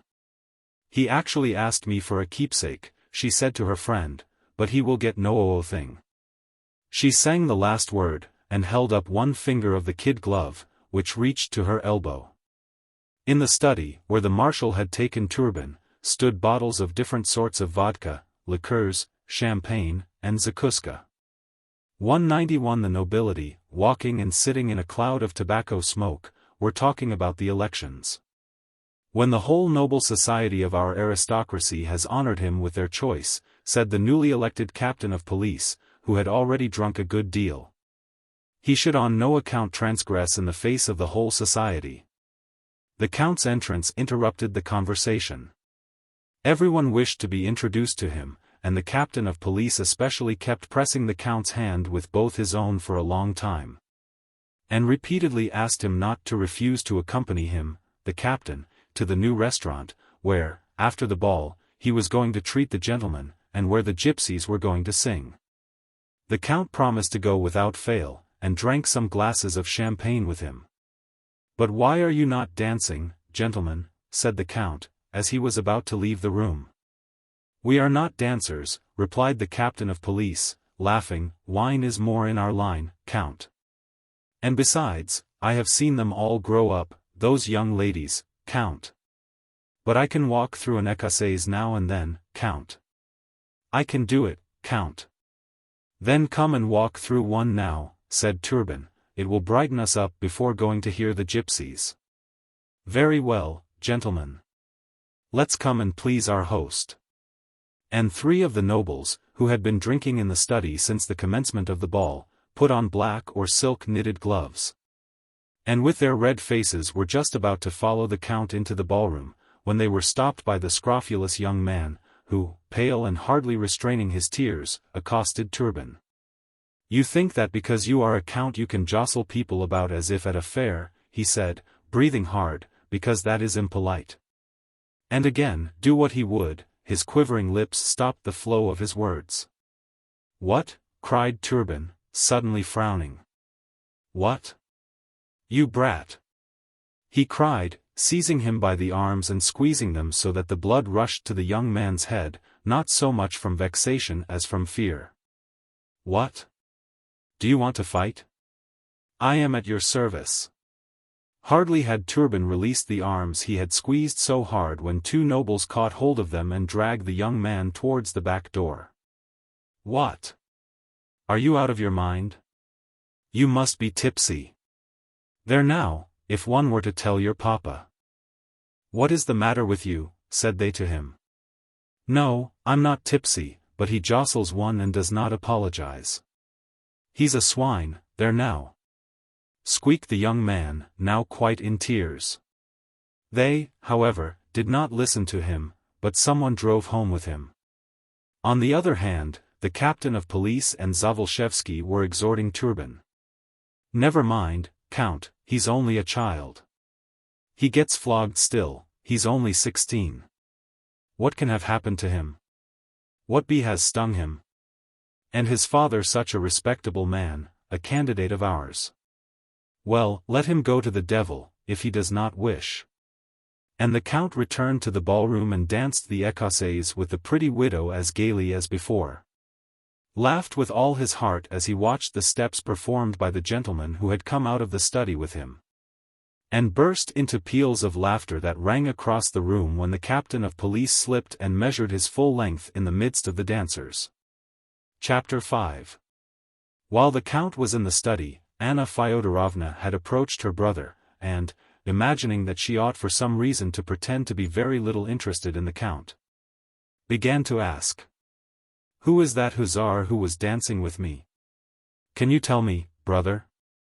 The cavalryman explained to his sister as well as he could what a great man this hussar was, and told her at the same time that the Count was only stopping in K, because his money had been stolen on the way, that he himself had lent the Count 100 rubles. But that was not enough, so that perhaps sister might lend another couple of hundred. Only, Zavalshevsky asked her on no account to tell anyone, especially not the Count. Anna Fyodorovna promised to send him the money that night and to keep the affair secret. But somehow during the écossaise she felt a great longing herself to offer the Count as much money as he wanted. She took a long time making up her mind, and blushed, but at last made a great effort, and set to work in the following manner. "My brother tells me that a misfortune befell you on the road, Count, and that you have no money by you. If you want any, would you not take some of mine? I should be so glad." But having said this, Anna Fyodorovna suddenly felt frightened of something, and blushed. All gaiety instantly left the Count's face. "Your brother is a fool," he said abruptly. "You know, when a man insults another man they fight. But when a woman insults a man, what does he do then, do you know?" Poor Anna Fyodorovna's neck and ears grew red with confusion. She cast down her eyes and said nothing. "He kisses the woman in public," said the Count, in a low voice, leaning towards her ear. "Allow me to kiss at least your hand," he added in a whisper, after a prolonged silence, taking pity on his partner's confusion. "Ah, only not now, uttered Anna Fyodorovna, with a deep sigh. When then? I am leaving early tomorrow, and you owe it me. Well then, it's impossible, said Anna Fyodorovna, with a smile. Only allow me an opportunity of meeting you tonight to kiss your hand. I shall not fail to find it. How can you find it? That is not your business. In order to see you everything is possible. It's agreed? Agreed. The écossaise ended. After that they danced a mazurka, and the count was quite wonderful, catching handkerchiefs, kneeling on one knee, striking his spurs together in a quite special Warsaw manner. So that all the old people left their game of Boston and flocked into the ballroom to see, and the cavalryman, the best mazurka dancer, confessed himself eclipsed. Then they had supper, after which they danced the grandfather, and the ball began to break up. The count never took his eyes off the widow. It was not pretense when he said he was ready to jump through a hole in the ice for her sake. Whether it was whim, or love, or obstinacy, that evening all his mental powers were concentrated in one desire, to meet and love her.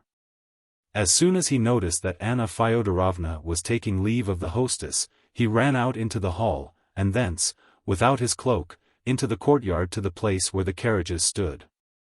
Anna Fyodorovna Zaitsev's carriage, he shouted. A high, four-seated, closed carriage with lamps burning moved from its place and drew near the porch. Stop!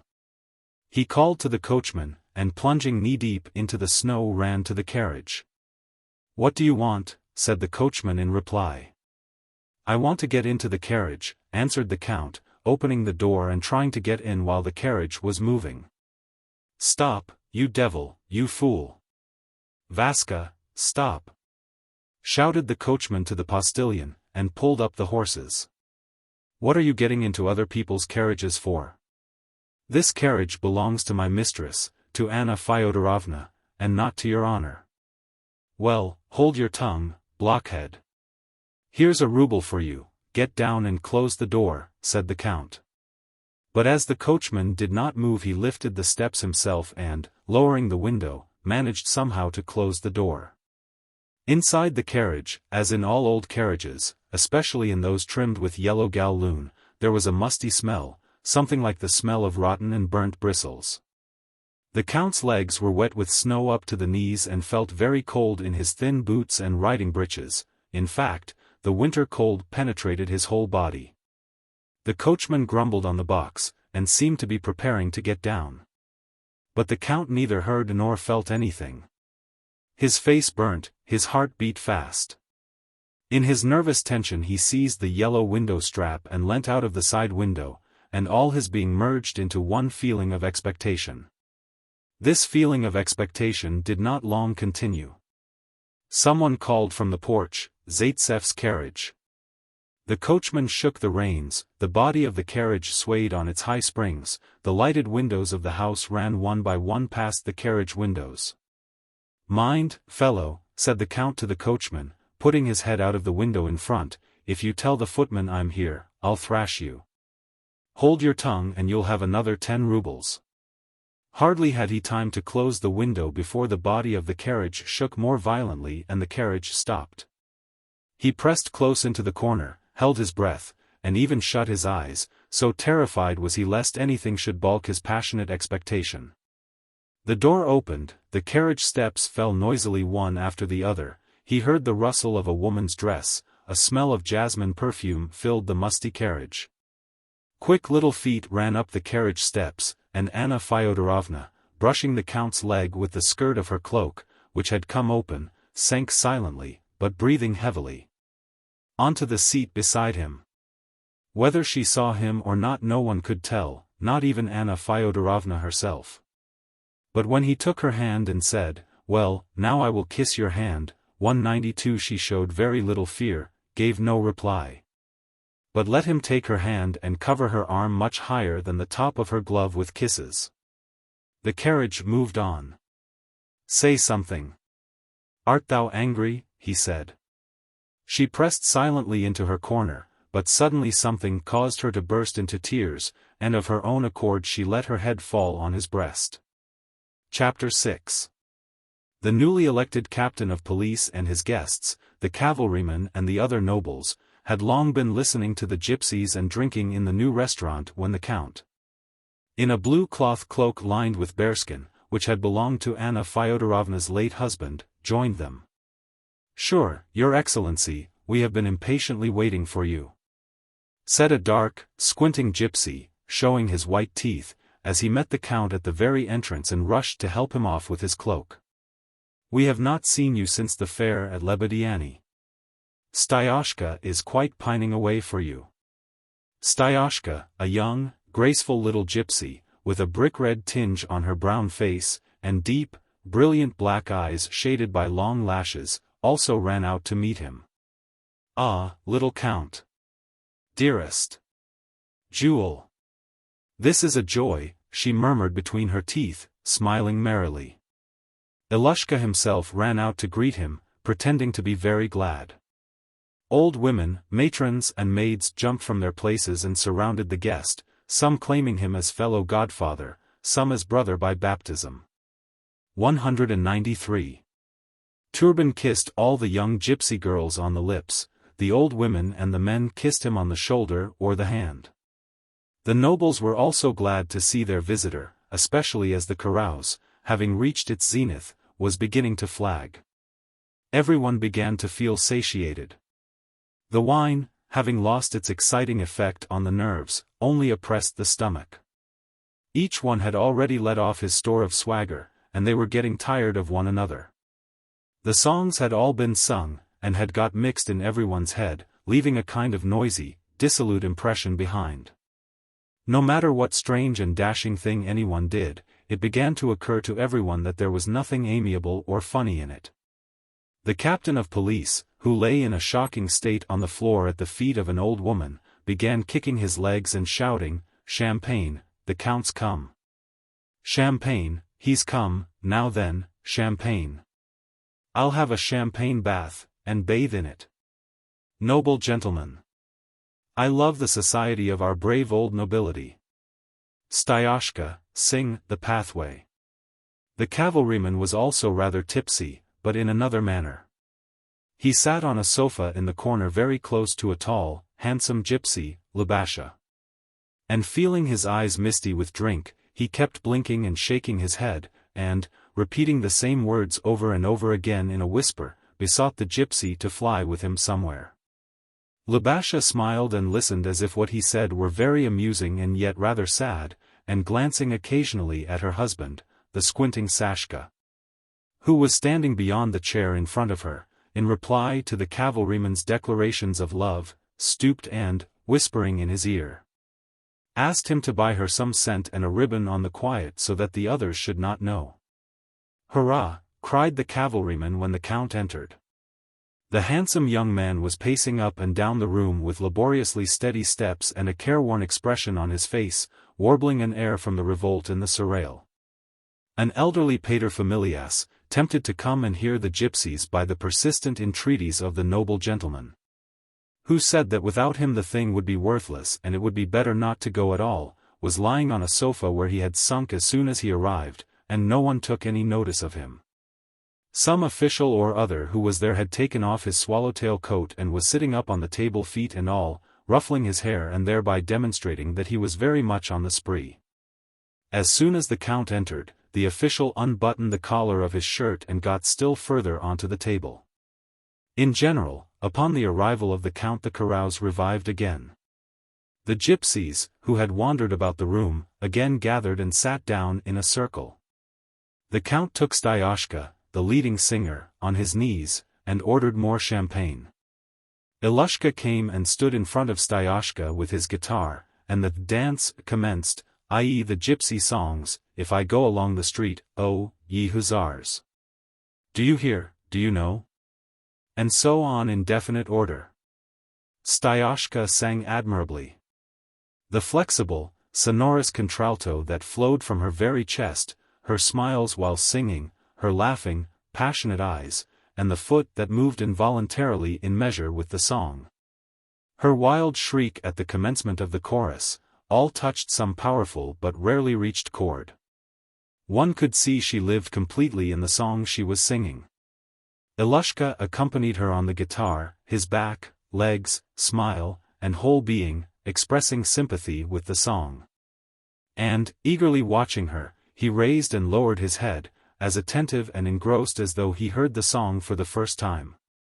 Then, at the last melodious note, he suddenly drew himself up, and, as if feeling himself superior to everyone in the world, with pride and determination threw his guitar up with his foot, twirled it about, stamped, shook back his hair, and frowning, looked round at the choir. His whole body, from neck to heels, began dancing in every muscle. And 20 energetic, powerful voices, each trying to chime in more strongly and more strangely than the rest, rang through the air. The old women bobbed up and down on their chairs, waving their handkerchiefs, showing their teeth, and vying with each other in their harmonious and measured shouts. The basses, with strained necks, and heads bent to one side, boomed standing behind their chairs. When Styoshka took a high note, Ilushka brought his guitar closer to her, as if wishing to help her, and the handsome young man screamed with rapture, saying that now they were beginning the bemols. 194. When a dance was struck up and down, Yashka, advancing with trembling shoulders and bosom, twirled round in front of the count and floated onwards. Turban leapt up, threw off his jacket, and in his red shirt paced jauntily with her in precise and measured step, accomplishing such things with his legs that the gypsies, smiling with approval, glanced one at another. The captain of police sat down like a Turk, beat his breast with his fist, and cried "Viva!" And then, having caught hold of the count's leg, began to tell him that of 2,000 rubles he now had only 500 left. But that he could do anything he liked if only the count would allow it. The elderly paterfamilias awoke and wished to go away, but was not permitted to do so. The handsome young man began persuading a gypsy to valse with him. The cavalryman, wishing to show off his intimacy with the count, rose and embraced Turban. "Ah, my dear fellow," he said, "why didst thou leave us, eh?" The count was silent, evidently thinking of something else. "Where have you been?" "Ah, you rogue of a count, I know where you went to." For some reason this familiarity displeased Turban.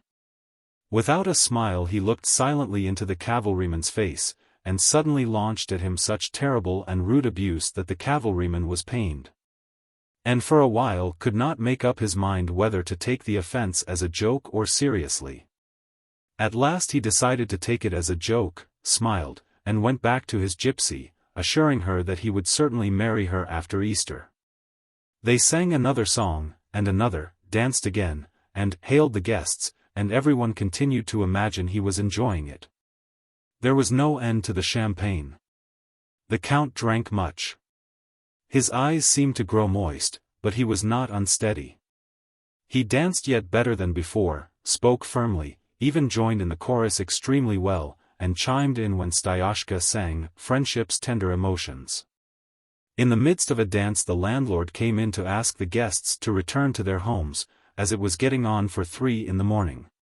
The count seized the landlord by the scruff of his neck and ordered him to dance the Russian dance. The landlord refused.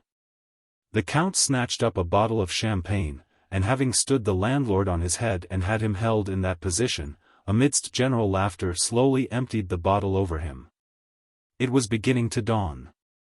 All looked pale and worn except the count. "Well, I must be starting for Moscow," said he, suddenly rising. "Come along, all of you. Come and see me off, and we'll have some tea." All agreed except the paterfamilias, who was left behind asleep, and all, crowding into 3 large sledges that stood at the door, drove off to the hotel. Chapter 7. "Get horses ready," cried the count, as he entered the saloon of his hotel, followed by all the guests and gypsies. "Sashka. Not gypsy Sashka but my Sashka, tell the superintendent that I'll thrash him if he gives me bad horses. And get us some tea. Zavolshevsky, manage the tea. I'm going to have a look at Aline and see how he is getting on," added he, and went along the passage towards the Ulan's room. Aline had just finished playing, and having lost his last kopeck, was lying face downwards on the sofa, pulling one hair after another from its torn horsehair cover, putting them in his mouth, biting them in two and spitting them out again. On the card table covered with cards, 2 tallow candles, of which one had already burnt down to the paper in the socket, wrestled feebly with the morning light that crept in through the window. There were no thoughts in the Uhlans' head, a thick mist of gambling passion veiled all the faculties of his soul, he did not even feel repentant. He made an attempt to think of what he should now do, how, being penniless, he was to get away, how he could repay the 15,000 rubles of government money. What the commander of his regiment would say, what his mother and his comrades. And he felt such fear and such disgust at himself that, wishing to forget himself, he rose and began pacing up and down the room, trying to step only where the floorboards joined. And he began vividly to recall once more every slightest detail of the course of play. He vividly imagined how he had begun to win back his money, rejected a 9, and placed the king of spades over 2,000 rubles. A queen was dealt to the right, an ace to the left, then the king of diamonds to the right, and all was lost. But if, say, a 6 had been dealt to the right and the king of diamonds to the left, he would have won everything back, would have played once more double or quits, and would have won 15,000 rubles net. Would then have bought himself an ambler from the commander of the regiment, and another pair of horses besides, and a phaeton. Well, and what then? Well, it would have been a splendid, splendid thing. And he lay down on the sofa again and began gnawing the horsehair. Why are they singing in number 7, thought he. There must be a spree on at Turbin's. Shall I go in and have a good drink? At this moment the count entered. Well, old fellow, cleaned out, are you? Cried he.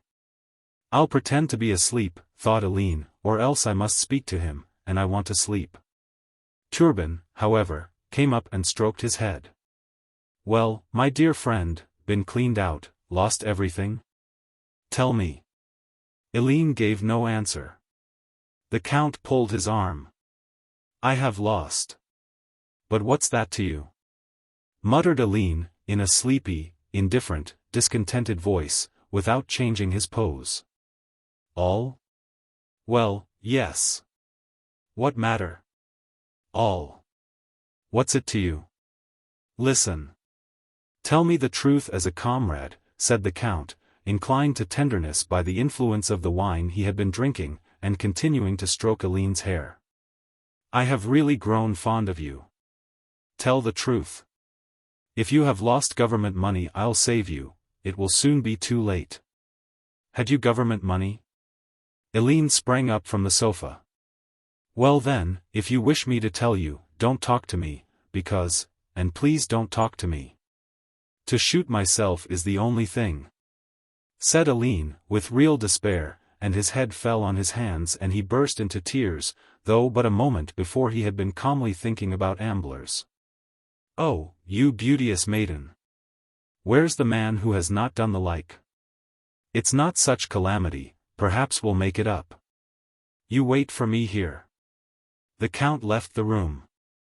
Where is the Squire Launoff's room? He asked the boots. The boots offered to show him the way. In spite of the valet's remark that his master had only just returned and was undressing, the count went in. Launoff was sitting in his dressing gown at a table, counting several packets of paper money that lay before him. A bottle of Rhine wine, of which he was very fond, stood on the table. After winning, he had allowed himself this pleasure. Launoff looked coldly and sternly through his spectacles at the count, as though he did not recognize him. You don't recognize me, I think? Said the count, resolutely stepping up to the table. Launoff recognized him, and said, What is it you want? I should like to play with you, said Turbin, sitting down on the sofa. Now? Yes. Another time with pleasure, Count. But now I am tired and am preparing for sleep. Would you like a glass of wine? It is famous wine. But I want to play a little, now. I don't intend to play any more tonight. Maybe some one of the gentlemen will, but I won't, Count. You must please excuse me. Then you won't? Launov shrugged his shoulders to express his sorrow at the impossibility of fulfilling the Count's desire. Not on any account? The same shrug. But I particularly request it. Well, will you play? Silence. Will you play? The Count asked again. Mind. The same silence and a rapid glance over the spectacles at the Count's face, which was beginning to frown. Will you play? Shouted the Count very loud, striking the table with his hand so that the bottle toppled over and the wine was spilt. You know you did not win fairly. Will you play? I ask you for the third time. I said I would not. This is really strange, Count. And it is not at all proper to come and hold a knife to a man's throat, remarked Launov, not raising his eyes. A momentary silence followed, during which the Count's face grew paler and paler.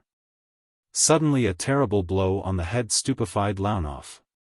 He fell on the sofa trying to seize the money, and uttered such a piercingly despairing cry as no one could have expected from so calm and imposing a person.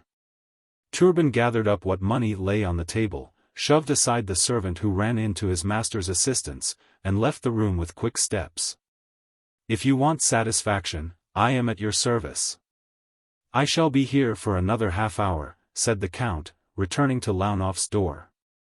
Thief, robber, I'll have the law of you, was what was audible from the room.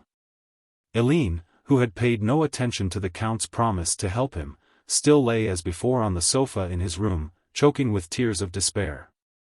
The consciousness of the reality, which had been evoked, from behind the strange tangle of feelings, thoughts and memories which filled his soul, by the caresses and sympathy of the Count, did not leave him. His youth, rich with hope, his honor, public respect, his dreams of love and friendship, all were utterly lost.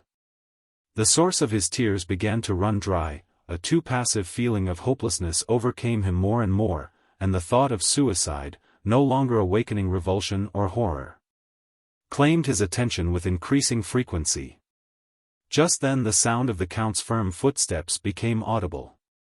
In Turbin's face traces of anger were still discernible, his hands shook a little, but his eyes shone with kindly mirth and self-satisfaction. Here you are, it's won back, he said, throwing several bundles of paper money on the table. See if it's all there, and then make haste and come into the saloon. I am just leaving, he added, as though not noticing the extremely excited expression of joy and gratitude on the face of the Yulin, and whistling a gypsy tune he left the room. Chapter 8.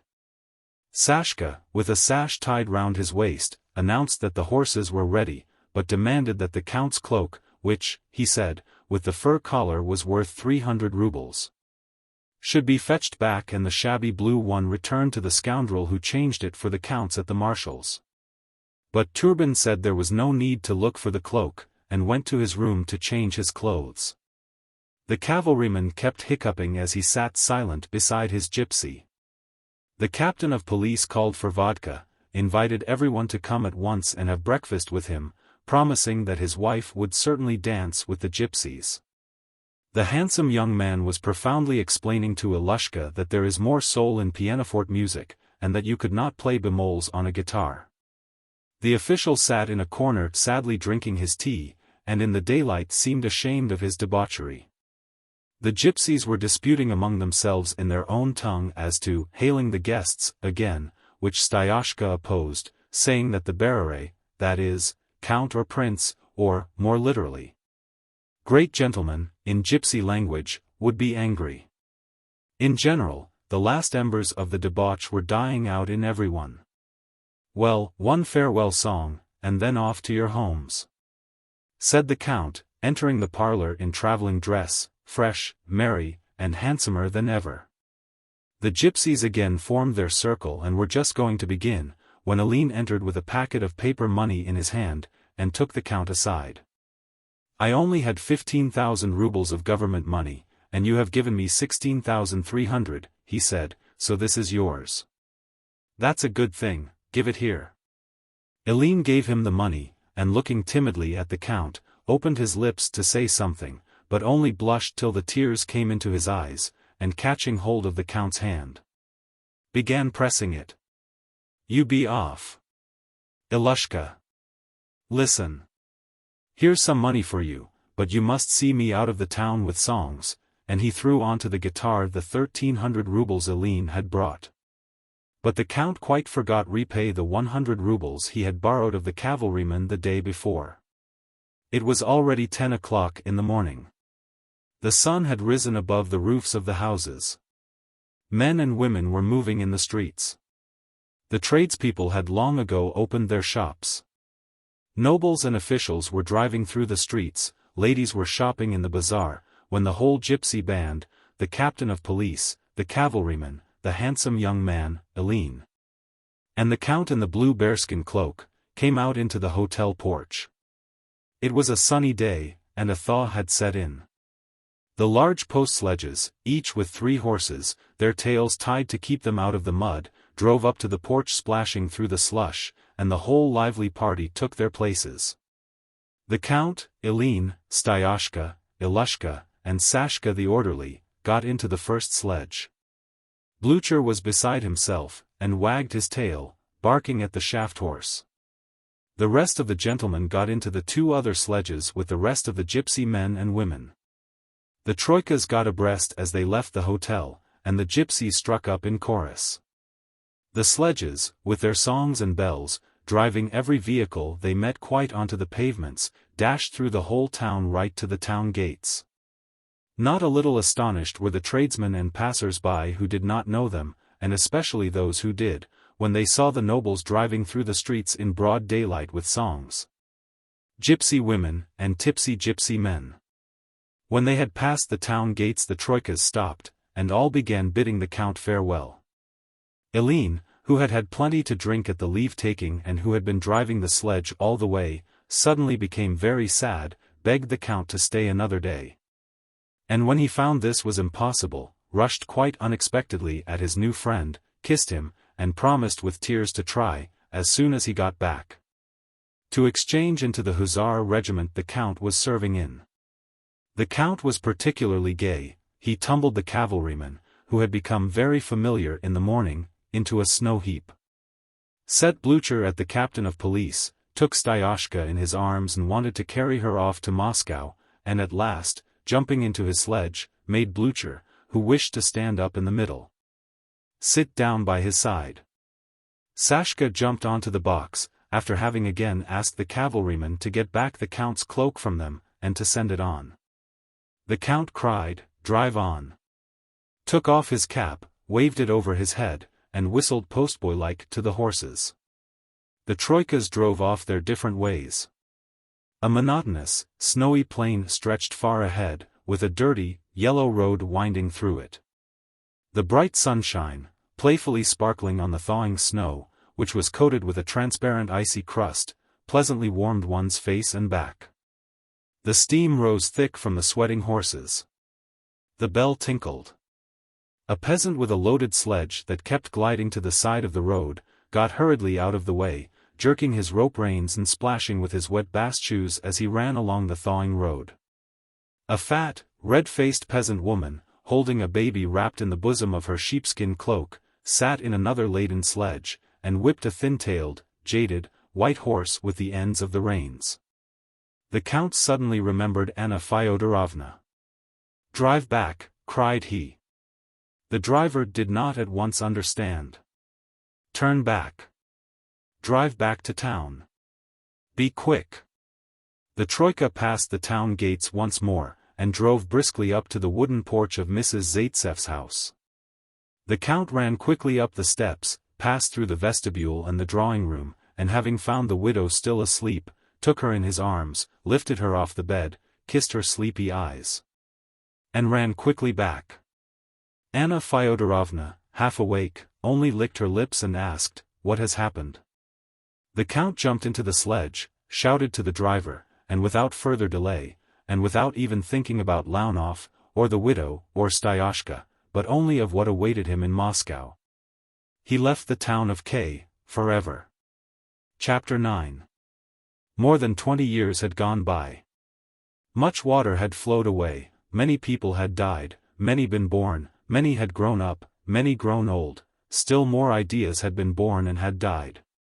Much that was old and beautiful, and much that was old and bad, had perished, much that was beautiful and new had grown up, and still more that was immature, monstrous, and new had come into God's world. Count Fyodor Turbin had been killed long ago in a duel, by some foreigner he had horsewhipped in the street. His son, as like him as one drop of water to another, was a handsome youth, already 23 years old, and serving in the Horse Guards. But morally the young Turbin did not in the least resemble his father. There was not a shade of the impetuous, passionate, and, to speak frankly, dissolute propensities of the past age. His distinguishing characteristics were intellect, education, and the gifted nature he had inherited. Combined with love of propriety and of the comforts of life, a practical way of looking at men and things, reasonableness and foresight. The young count got on well in the service. At 23 he was already a lieutenant. At the commencement of military operations he made up his mind that he would be more likely to get advancement if he exchanged into the active army, and he entered an Hussar regiment as captain. And was soon in command of a squadron. In May 1848-195 the S. Hussar regiment was marching to the campaign through the K. government. And the very squadron that young Count Turbin commanded had to spend the night in the village of Morozovka, Anna Fyodorovna's estate. Anna Fyodorovna was still living, but was already so far from young that she did not even consider herself young, which means a good deal for a woman. She had grown very fat, which is said to make a woman younger, but deep, soft wrinkles were apparent on her white plumpness. She never went to town now, it was even difficult for her to get into her carriage, but she was still as kind-hearted and still just as silly as ever, now that her beauty no longer biases one. The truth may be told.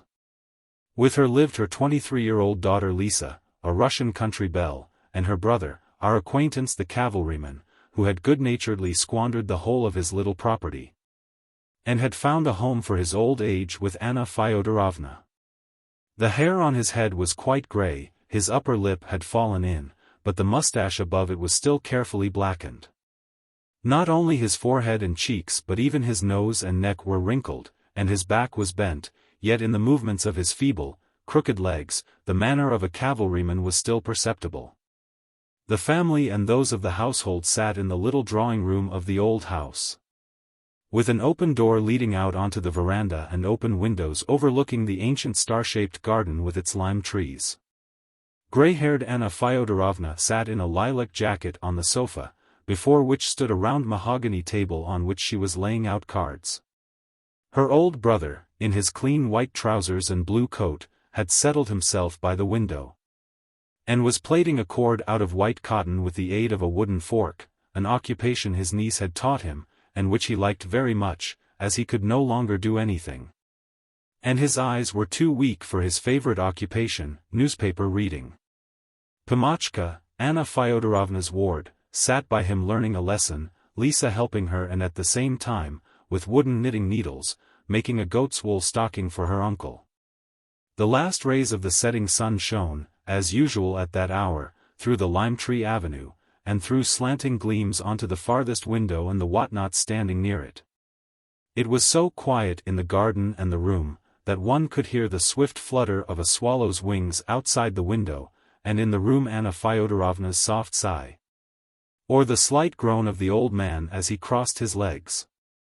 "How do they go, Lisa, show me." "I always forget," said Anna Fyodorovna, at a standstill in laying out her cards at patience. Lisa, without stopping her work, went to her mother and, glancing at the cards, "Ah, you've muddled them all, Mamma dear," she said, rearranging the cards, "that's the way they should go. And what you are trying your fortune about will still come true," she added, withdrawing one card so that it was not noticed. "Ah yes, you always deceive me and say it has come out. No really, it means, you'll succeed. It has come out. All right, you sly puss. But is it not time we had tea? I have already ordered the samovar to be lit." I'll see to it at once. Do you want it brought here? Be quick and finish your lesson, Polikoúshka, and let's have a run. And Lisa went to the door. Lizzie, said her uncle, looking intently at his fork, I think I've again dropped a stitch, pick it up, ducky. Directly. I'll only give a loaf of sugar to be broken up. And really, 3 minutes later, she ran back, went to her uncle and pinched his ear. That's for dropping your stitches, she said, laughing, and you have not done your task. Now then, never mind. Put it right, there's a little knot of some kind. Lisa took the fork, drew a pin out of her tippet, which thereupon, a breeze coming in at the door, blew slightly open, and managing somehow to pick the stitch up with the pin, pulled 2 loops through and returned the fork to her uncle. Now give me a kiss for it, she said, holding her rosy cheek to him and pinning up her tippet. You shall have rum with your tea today. It's Friday, you know. And she went again into the tea-room. Come here and look, uncle, the Hussars are coming, rang her clear voice from the tea-room. Anna Fyodorovna came with her brother into the tea-room, the windows of which overlooked the village, to see the Hussars. Very little was visible from the windows, only a crowd moving in a cloud of dust. It's a pity, sister, that we have so little room, the uncle said to Anna Fyodorovna, and that the wing is not yet finished. We might have invited the officers. Hussar officers, you know, are such splendid, gay, young fellows. One would have liked to see something of them. Why, of course I should have been only too glad. But you know yourself, brother, we have no room. There's my bedroom, and Lisa's room, the drawing room, this, and your room, and that's all. Where is one to put them, really now? The village elder's cottage has been cleaned out for them, Michael Matveev says it's quite clean. And we could have chosen a bridegroom for you, Lizzie, from among them, a fine hussar. No, I don't want an hussar, I'd rather have an ulan. Weren't you in the ulan, uncle? I don't want to have anything to do with these. They are said all to be desperate fellows. And Lisa blushed a little, but again laughed her musical laugh. Here comes Austushka running, we must ask her what she has seen, said she. Anna Fyodorovna told her to call Austushka. It's not in you to keep at your work, you must needs run off to see the soldiers, said Anna Fyodorovna. Well, where have the officers been put up? In Eromkin's house, mistress. There are 2 of them, such handsome ones. One's a count, they say. And what's his name? Kazarov or Turbanov? I beg your pardon, I forget. There's a fool, can't even tell us anything. You might at least have found out the name. Well, I'll run back. Yes, I know, you're first-rate at that sort of thing. No, let Daniel go. Tell him, brother, to go and to ask whether the officers want anything. One ought, after all, to show them some politeness, say the mistress sent to inquire. The old people returned to the tea-room, and Lisa went into the servants' room to put away into a box the sugar they had broken up. Austushka was there telling about the Hussars. Darling miss, what a beauty that count is, she said, a regular cherubim with black eyebrows. There now, if you had a bridegroom like that, you would be a couple of the right sort. The other maids smiled approvingly, the old nurse, who sat knitting at a window, sighed, and even whispered a prayer, drawing in her breath. So you like the Hussars very much, said Lisa.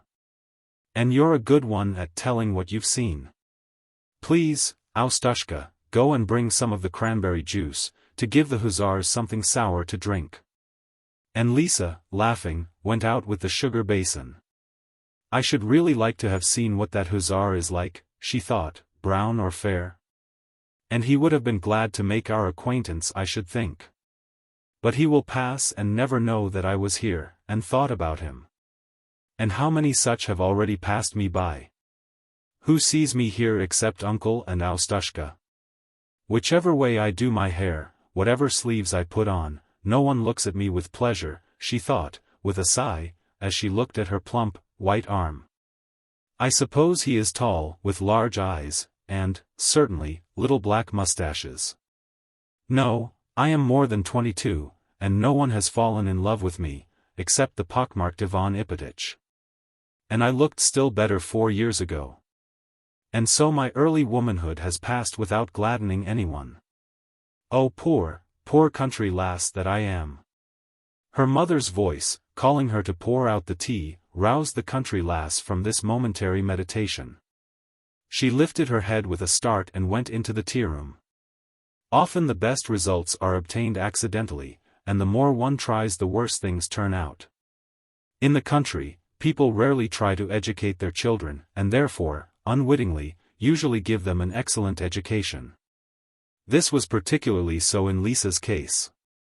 Anna Fyodorovna, with her limited intellect and careless temperament, gave Lisa no education, did not teach her music or that very useful French language, but having accidentally born a healthy, pretty child by her deceased husband, she gave her little daughter over to a wet nurse and a dry nurse, fed her, dressed her in cotton prints and goatskin shoes, sent her out to walk and to gather mushrooms and wild berries, engaged a pupil of the seminary to teach her reading, writing, and arithmetic, and when 16 years had passed, she accidentally found in Lisa a friend, an ever-cheerful and kind-hearted being, and an active housekeeper. Anna Fyodorovna, being kind-hearted, always had some children to bring up, either serf children or foundlings. Lisa began looking after them when she was 10 years old, teaching them, dressing them, taking them to church, and checking them when they played too many pranks. Later on, the decrepit, kindly uncle, who had to be tended like a child, appeared on the scene. Then the servants and peasants came to the young lady with various requests and with ailments, which latter she treated with elderberry, peppermint, and camphorated spirits. Then there was the household management, which all fell of itself onto her shoulders. Then an unsatisfied longing for love awoke and found outlet only in nature and religion. And Lisa accidentally grew into an active, good-naturedly cheerful, self-reliant, pure, and deeply religious woman. It is true she suffered from vanity a little when she saw neighbors standing by her in church with fashionable bonnets brought from K, on their heads. And sometimes she was vexed to tears with her grumbling old mother and her whims. She had dreams of love, too, in most absurd and sometimes crude forms. But her useful activity, which had grown into a necessity, dissipated them, and at the age of 22 there was not one spot, not one sting of remorse, in the clear, calm soul of the physically and morally beautifully developed maiden. Lisa was of medium height, rather plump than thin, her eyes were hazel, not large, and had slight shadows on the lower lids, and she had a long, light brown plait of hair. She walked with big steps and with a slight sway, a duck's waddle, as the saying is. Her face, when she was occupied and not agitated by anything in particular, seemed to say to everyone who looked into it, "It is good and gladsome to live in the world when one has people to love and one's conscience is clear." Even in moments of vexation, trouble, excitement, or sadness, in spite of herself, there shone, through the tear in her eye, her frowning left eyebrow, and her compressed lips, a kind, straightforward spirit unspoilt by the intellect. It shone in the dimples of her cheeks, in the corners of her mouth, and in her glistening eyes, accustomed to smile and to feel joy in life. Chapter 10. The air was still hot though the sun was setting, when the squadron entered Morozovka. Before them, along the dusty village street, trotted a brindled cow separated from the herd, looking round and now and then stopping and lowing, but never suspecting that all she had to do was to turn aside. The peasants, old men, women and children, and servants from the manor house, crowded on both sides of the street, gazing eagerly at the hussars. The hussars were riding their black, curbed horses, which now and then stamped and snorted, through a thick cloud of dust. To the right of the squadron 2 officers rode carelessly on their fine black horses. One was the commander, Count Turban, the other a very young man who had not long been promoted from a cadet. His name was Polozov. An hussar in a white linen coat came out of the best of the huts, raised his cap, and approached the officers. "Where are the quarters assigned for us?" "For your excellency," answered the quartermaster, with a start of the whole of his body. "The village elder's hut has been cleaned out. I wanted to get quarters at the manor house, but they say there is no room there. The proprietress is such a vixen." "All right," said the count, dismounting and stretching his legs as he reached the village elder's hut. "And has my phaeton arrived?" "It has deigned to arrive, your excellency," answered the quartermaster, pointing with his cap to the leather body of a carriage visible through the gateway, and rushing forward to the hut's entrance, which was thronged with members of the peasant family collected to look at the officer. One old woman he even pushed over as he briskly opened the door of the cleaned-up hut, and stepped aside to let the count pass. The hut was fairly large and roomy, but not very clean. The German valet, dressed like a gentleman, stood inside sorting the linen in a portmanteau, after having set up an iron bedstead and made the bed. "Faugh, what filthy lodgings!" said the count, with vexation. "Dyadenko! Could you not find anything better at some gentleman's house?" "If your excellency desires it I will try at the manor house," answered the quartermaster. "But it is not up to much, does not look much better than a hut." "Never mind now. Go away." And the count lay down on the bed, and threw his arms behind his head. "Johann," he called to his valet, "again you've made a lump in the middle. How is it you can't make a bed properly?" Johann wished to put it right. "No, never mind now." "But where is my dressing gown?" said the count, in a dissatisfied tone. The valet handed him the dressing gown. The count before putting it on examined the front. "I thought so, that spot is not cleaned off. Could anyone be a worse servant than you?" he added, pulling the dressing gown out of the valet's hands and putting it on. "Tell me, do you do it on purpose? Is the tea ready?" "I have not had time," said Johann. "Fool!" After that the count took up the French novel laid out for him, and read for some time in silence, and Johann went out into the passage to heat the samovar. The count was obviously in a bad temper, probably caused by fatigue, a dirty face, tight clothing, and an empty stomach. "Johann," he cried again, "bring me the account for those 10 rubles. What did you buy in the town?" The count looked over the account handed to him, and made some dissatisfied remarks about the dearness of the things purchased. "Serve rum with my tea." "I did not buy any rum," said Johann. "That's good. How many times have I told you to have rum?" "I had not enough money."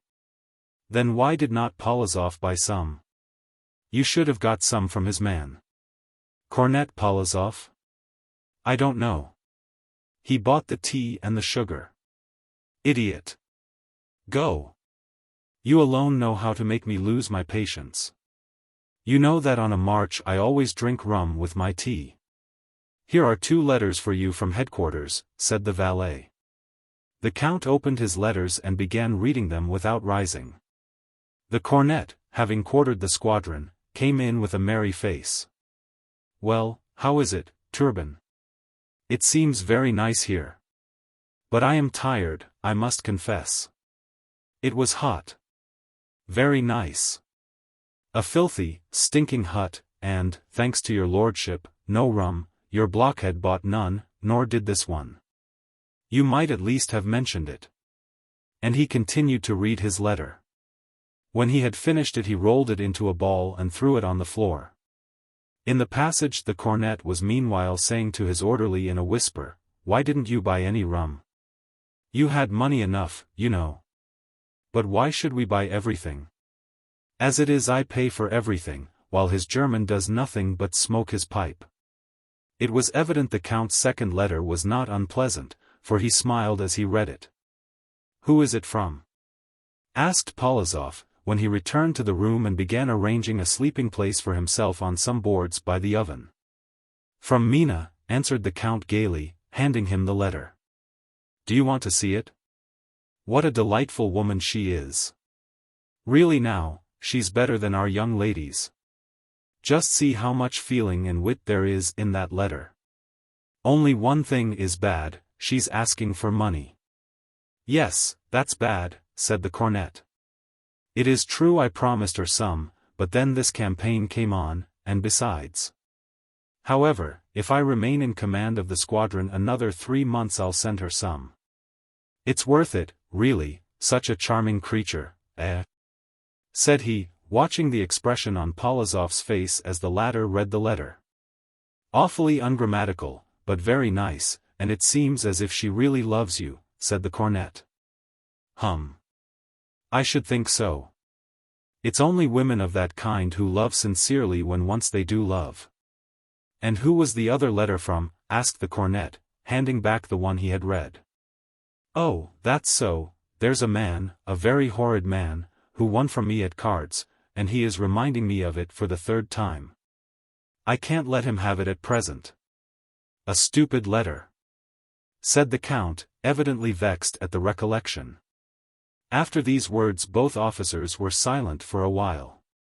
The cornet, who was evidently under the count's influence, glanced now and then at the handsome though clouded countenance of Turban, who looked fixedly towards the window, drank his tea silently, and did not venture to start a conversation. But, Juno, it may turn out capitally, said the count, with a shake of his head, suddenly turning to Polizov. Supposing we get promotions by seniority this year, and take part in some action besides. I may get ahead of my own captains in the guards. The conversation was still on the same topic, and they were drinking their 2nd tumblers of tea, when old Daniel entered and delivered Anna Fyodorovna's message. And I was also to inquire if you are not Count Fyodor Ivanitch Turban's son? Added Daniel of his own accord, having learnt the count's name, and remembering the deceased count's sojourn in the town of K. Our mistress, Anna Fyodorovna, was very well acquainted with him. He was my father. And tell your mistress I am very much obliged to her. We want nothing, but say we told you to ask whether we could not have a cleaner room somewhere, at the manor house, or anywhere. Now, why did you do that? Asked Polizov, when Daniel had gone. What does it matter? Just for one night, what matter? And they will be inconveniencing themselves. What an idea! I think we've had our share of smoky huts. One can see at once you are not a practical man. Why not seize the opportunity when one can, and at least for one night live like human beings? And they, on the contrary, will be very pleased to have us. The worst of it is, if this lady really knew my father, continued the count, with a smile which displayed his glistening white teeth, I always have to feel ashamed for my departed papa. There is always some scandalous story or other, or some debt he has left. That is why I hate meeting those acquaintances of my father's. However, that was the way in those days, he added, growing serious. Did I ever tell you, said Polizov, I once met the Ulan Brigade Commander Aline? He was very anxious to meet you. He loves your father awfully. He is, I think, an awful good-for-nothing, that Aline. But the chief thing is that these good people, who assure me that they knew my father in order to make up to me, while pretending to tell very pleasant things, relate such tales about my father that it makes one ashamed to listen. It is true, and I don't deceive myself but look at things dispassionately, he had too ardent a nature, and sometimes did things that were not nice. However, that was the way in those times. In our days he might have turned out a very successful man, for, to do him justice, he had extraordinary capacities. A quarter of an hour later the servant came back with a request from the proprietress that they would be so good as to spend the night at her house. Chapter 11. Having heard that the Hussar officer was the son of Count Fyodor Turban, Anna Fyodorovna began to bustle about. Oh, dear me! The darling boy! Daniel! Run quick and say your mistress asks them to her house, she began, jumping up and hurrying with quick steps into the servants' room. Lizzie! Austushka! Your room must be got ready, Lisa. You can go into your uncle's room, and you, brother, you'll not mind sleeping in the drawing-room, brother? It's only for one night. I don't mind, sister. I can sleep on the floor. He's handsome, I should think, if he's like his father. Only to have a look at him, the darling. There now, you look at him, Lisa. The father was handsome. Where are you taking that table to? Leave it here, said Anna Fyodorovna, bustling about. Bring 2 beds, take one from the foreman's, and get the crystal candlestick brother gave me for my birthday, it's on the whatnot, and put in a stearine candle. At last everything was ready. In spite of her mother's interference, Lisa arranged the room for the 2 officers her own way. She took out clean bedclothes scented with mignonette, and made the beds. Had a bottle of water and candles put on a little table near the beds, fumigated the servants' room with scented paper, and moved her own bedding into her uncle's room. Anna Fyodorovna quieted down a little, settled in her own place, and even took up the cards again, but instead of laying them out she leaned her plump elbow on the table and became thoughtful. Ah, time, how it flies, she whispered to herself. Is it so long ago? It is as if I could see him now. Ah, he was a madcap, and tears came into her eyes. And now there's Lizzie, but still, she's not what I was at her age. She's a nice girl, but no, not like that. Lisa, you should put on your mousseline delaine dress for the evening. Why, mother, you are not going to ask them in here? Better not, said Lisa, unable to master her excitement at the thought of seeing the officers. Better not, Mama. And really, the desire of seeing them was less strong than the fear of the agitating joy which, as she imagined, awaited her. Maybe they themselves will feel inclined to make our acquaintance, Lizzie, said Anna Fyodorovna, stroking her head and thinking, no, her hair is not what mine was at her age. No, Lizzie. How I should like you to, and she really did very earnestly desire something for her daughter. But a marriage with the Count was out of the question, and relations such as she had had with the father she could not desire for her daughter, but still she did desire something very much. She may have longed to live again, in the soul of her daughter, what she had experienced with him who was dead. The old cavalryman was also somewhat excited by the arrival of the Count. He went and locked himself into his room. In a quarter of an hour he emerged thence in a Hungarian jacket and pale blue trousers, and went into the room prepared for the visitors. With the bashfully pleased expression of a girl who for the first time in her life puts on a ball dress. I'll have a look at the Hussars of today, sister. The late Count was, indeed, a true Hussar. I'll see. The officers had already, through the back entrance, reached the room assigned to them. There now, you see. Is not this better than that hut with the cockroaches? Said the Count, lying down as he was, in his dusty boots, on the bed that had been made for him. It's better, of course it is, but still, to be indebted to the owners. What nonsense. One must be practical in all things. They're awfully pleased, I'm sure. You there, he cried, ask for something to hang over this window, or it will be draughty in the night. At this moment the old man came in to make the officer's acquaintance. Of course he did not omit to say, though he did it with a slight blush, that he and the old Count had been comrades, that he had enjoyed the Count's favor. And he even added that he had more than once been under obligations to the deceased.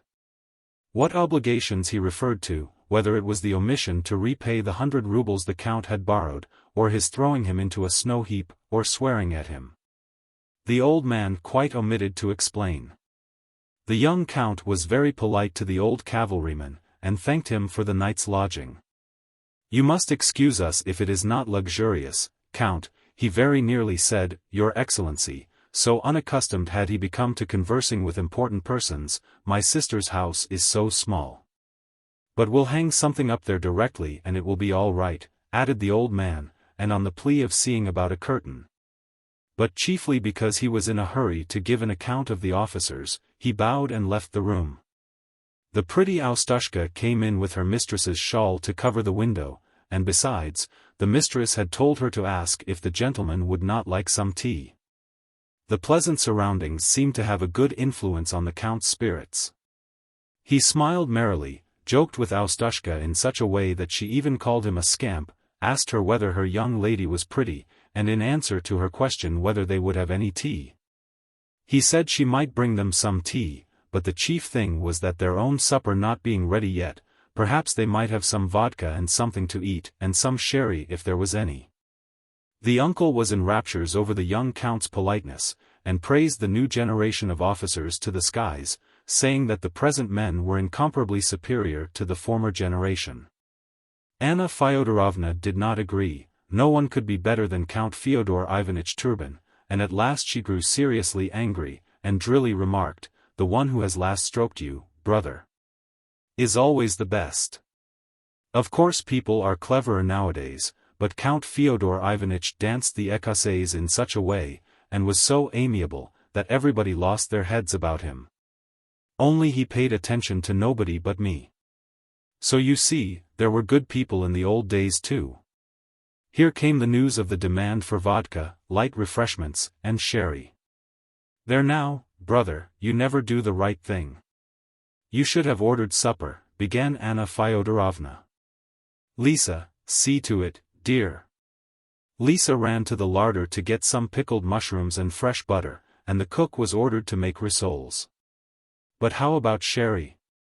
Have you any left, brother?" "No, sister, I never had any." "How's that?" "Why, what do you take with your tea?" "That's rum, Anna Fyodorovna."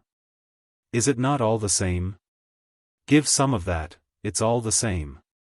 "But would it not, after all, be best to ask them in here, brother? You know all about it, I don't think they would take offense." The cavalryman declared he would warrant that the Count was too good-natured to refuse, and that he would certainly fetch them. Anna Fyodorovna went and put on, for some reason, a silk dress and a new cap, but Lisa was so busy that she had no time to change her pink gingham dress with the wide sleeves. And besides, she was terribly excited. She felt as if something striking was awaiting her, and as if a low, black cloud hung over her soul. This handsome Hussar Count seemed to her a perfectly new, incomprehensible, but beautiful being. His character, his habits, his speech, must all be so unusual, so different from anything she had ever met. All he thinks or says must be wise and right, all he does, honorable, all his appearance, beautiful. She never doubted that. Had he asked, not merely for refreshments and sherry, but for a bath of sage brandy and perfume, she would not have been surprised and would not have blamed him, but would have been firmly convinced that it was right and necessary. The Count agreed at once when the cavalryman informed them of his sister's wish. He brushed his hair, put on his uniform, and took his cigar case. "Come along," he said to Polizov. "Really it would be better not to go," answered the cornet, ils ferrant de phrase pour nous recevoir, 196. "Nonsense. They will be only too happy. Besides, I have made some inquiries, there is a pretty daughter." "Come along," said the Count, in French. "Je vous en prie, messieurs." 197 said the cavalryman, merely to make the officers feel that he also knew French, and had understood what they had said. Chapter 12. Lisa blushed, afraid to look at the officers, and casting down her eyes pretended to be busy filling the teapot when they entered the room. Anna Fyodorovna on the contrary jumped up hurriedly, bowed, and not taking her eyes off the Count, began talking to him, now saying how unusually like his father he was, now introducing her daughter to him, now offering him tea, jam, or homemade sweetmeats. No one paid any attention to the cornet because of his modest appearance, and he was glad of it, for he was, as far as propriety allowed, gazing at Lisa and minutely examining her beauty, which evidently took him by surprise. The uncle, listening to his sister's conversation with the Count, awaited, with the words ready on his lips, an opportunity to narrate his cavalry reminiscences. During tea the Count lit his strong cigar, and Lisa found it difficult to prevent herself from coughing. He was very talkative and amiable, at first slipping his stories into the intervals of Anna Fyodorovna's ever-flowing speech, but at last engrossing the whole conversation. One thing struck his hearers as strange: in his anecdotes he often used words which, though not considered improper in the society he belonged to, here sounded rather too bold, and somewhat frightened Anna Fyodorovna and made Lisa blush up to the ears. But the Count did not notice it, and remained calmly natural and amiable.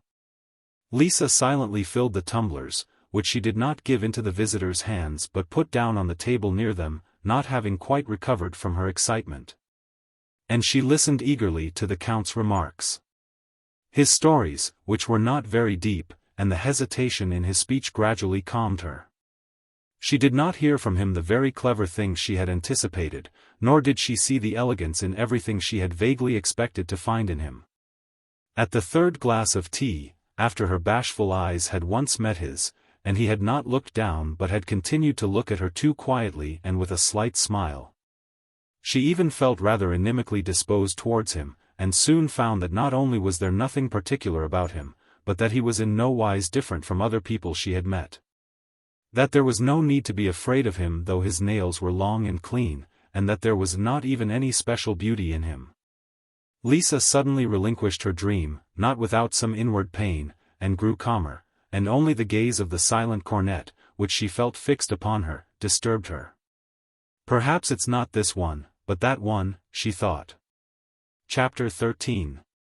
After tea the old lady asked the visitors into the drawing-room, and again sat down in her old place. "But would you not like to rest, Count?" she asked. "Then how could we entertain you, my dear guests?" she continued, after receiving an answer in the negative. "Do you play cards, Count? There now, brother, you should arrange something, make up a party." "But you yourself play preference," 198 answered the cavalryman. "Why not all play? Will you play, Count? Will you, too?" The officers expressed their readiness to do anything their kind hosts desired. Lisa brought her old pack of cards, which she used for divining when her mother's swollen face would be well, whether her uncle would return the same day when he went to town, whether one of the neighbors would call today, and so on. These cards, though she had used them for a couple of months, were cleaner than those Anna Fyodorovna used. "But perhaps you won't play for small stakes?" asked the uncle. "Anna Fyodorovna and I play for half kopecks. And even so she wins all our money." "Oh, any stakes you like, I shall be delighted," replied the Count. "Well then, 1 kopek assignations, 1.99 just for once, in honor of our dear visitors." "Let them beat me, an old woman," said Anna Fyodorovna, spreading herself in her armchair and arranging her mantilla. "And maybe I'll win a ruble or so from them," thought Anna Fyodorovna, who had developed a slight passion for cards in her old age. "If you like, I'll teach you to play with tables and mazir," said the Count. "It is capital." Everyone liked the new Petersburg way. The uncle was even sure he knew it. It was just the same as Boston used to be, only he had forgotten it a bit. But Anna Fyodorovna could not understand it at all, and so long failed to understand it that at last she felt herself obliged, with a smile and a nod of approval, to assert that now she understood it, and that all was quite clear to her. There was not a little laughter during the game when Anna Fyodorovna, holding ace and king blank, declared mazir, and was left with 6 tricks. She even became confused, and began to smile shyly and to explain hurriedly that she had not got quite used to the new way. All the same they scored against her, especially as the Count, being used to play a careful game for high stakes, was cautious, skillfully played through his opponent's hands, and would not at all understand the shoves the cornet gave him under the table with his foot, nor the mistakes the latter made when they played as partners. Lisa brought some more sweets, 3 kinds of jam, and some specially prepared apples which had been kept since last season, and stood behind her mother's back watching the game and occasionally looking at the officers, and especially at the Count's white hands with their rosy, well-kept nails, which threw the cards and took up the tricks in so practiced, assured, and elegant a manner. Again Anna Fyodorovna, rather irritably outbidding the others, declared to make 7 tricks, made only 4 and was fined accordingly. And having very clumsily noted down, on her brother's demand, the points she had lost, became quite confused and fluttered. "Never mind, Mama, you will win it back," smilingly remarked Lisa, wishful to help her mother out of the ridiculous situation. "Make Uncle put on a remise of 1 trick, and then he will be caught. If you would only help me, Lisa dear," said Anna Fyodorovna, with a frightened glance at her daughter. "I don't know how this is." "But I don't know this way either," Lisa answered, mentally reckoning up her mother's losses. "You will lose very much that way, Mama. There will be nothing left for Pamochka's new dress," she added in jest. "Yes, this way one may easily lose 10 rubles silver," said the cornet, looking at Lisa, and anxious to enter into conversation with her. "Are we not playing for assignations?" said Anna Fyodorovna, looking round at all present. "I don't know how we are playing, only I can't reckon in assignations," said the count. "What is it?" "I mean, what are assignations?" "Why, nowadays no one counts by assignations any longer," remarked the uncle, who had played very cautiously, and had been winning. The old lady ordered some sparkling homemade wine to be brought, drank 2 glasses, became very red, and seemed to resign herself to any fate. A lock of her grey hair escaped from under her cap, and she did not even put it right. No doubt it seemed to her as if she had lost millions and it was all up with her. The cornet touched the count with his foot more and more often. The count scored down the old lady's losses. At last the game ended, and in spite of Anna Fyodorovna's wicked attempts to add to her own score by pretending to make mistakes in adding it up, in spite of her horror at the amount of her losses, it turned out at last that she had lost 920 points. "That's 9 rubles, assignations?" asked Anna Fyodorovna several times, and did not comprehend the full extent of her loss until her brother told her, to her horror, that she had lost more than 32 rubles, assignations. And that she must certainly pay. The count did not even add up his winnings, but rose immediately the game was over, went over to the window near which Lisa, setting the table for supper, was turning pickled mushrooms out of a jar onto a plate and arranging the zakuska. And there quite quietly and simply did what the cornet had all that evening so longed but failed to do, he entered into conversation with her about the weather. Meanwhile the cornet was in a very unpleasant position. In the absence of the count, and especially of Lisa, who had been keeping her in good humor, Anna Fyodorovna became frankly angry. "Really it is too bad that we have won from you in this way," said Polizov, in order to say something. "It is a real shame." "Well, of course, if you go and invent some kind of tables and misers. I don't know how to play them." "Well then, how much does it come to in assignations?" she asked. 32 rubles, 32 and a quarter, repeated the cavalryman, who, under the influence of his success, was in a playful mood. "Hand over the money, sister, hand it over. I'll pay it all, but you won't catch me again." "No. I shall not win this back as long as I live." And Anna Fyodorovna went off to her room, hurriedly swaying from side to side, and came back bringing 9 rubles, assignations. It was only on the old man's insistent demand that she eventually paid the whole sum. Polizov was seized with fear lest Anna Fyodorovna should scold him if he spoke to her. He silently and quietly left her and joined the count and Lisa, who were talking at the open window. On the table spread for supper stood 2 tallow candles. Now and then the soft, fresh breath of the May night caused the flames to flicker. Outside the window, which opened into the garden, it was also light, but it was a quite different light. The moon, which was almost full and already losing its golden tinge, floated over the tops of the tall limes and more lit up the thin white clouds which veiled it at intervals. In the pond, the surface of which, silvered in one place by the moon, was visible through the avenue, the frogs were croaking loudly. In a sweet-scented lilac bush, whose dewy branches now and then swayed gently close to the window, some little birds fluttered slightly or lightly hopped from bough to bough. "What wonderful weather," the Count said, when he approached Lisa and sat down on the low windowsill. "You walk a good deal, I expect." "Yes," said Lisa, not feeling the least shyness in speaking with the Count. "In the mornings about 7 I see to what has to be attended to on the estate, and I take my mother's ward, Polikoúshka, with me for a walk. It is pleasant to live in the country," said the Count, putting his eyeglass to his eye, and looking now at the garden, now at Lisa. "And don't you ever go out at night, by moonlight?" "No.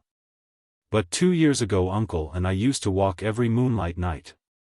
He was troubled with a strange complaint, sleeplessness. When there was a full moon he could not sleep. His little room, that one, looks straight out into the garden, the window is low, but the moon shines straight into it. "How strange, why, I thought that was your room," said the Count. "No, I only sleep there tonight." "You have my room.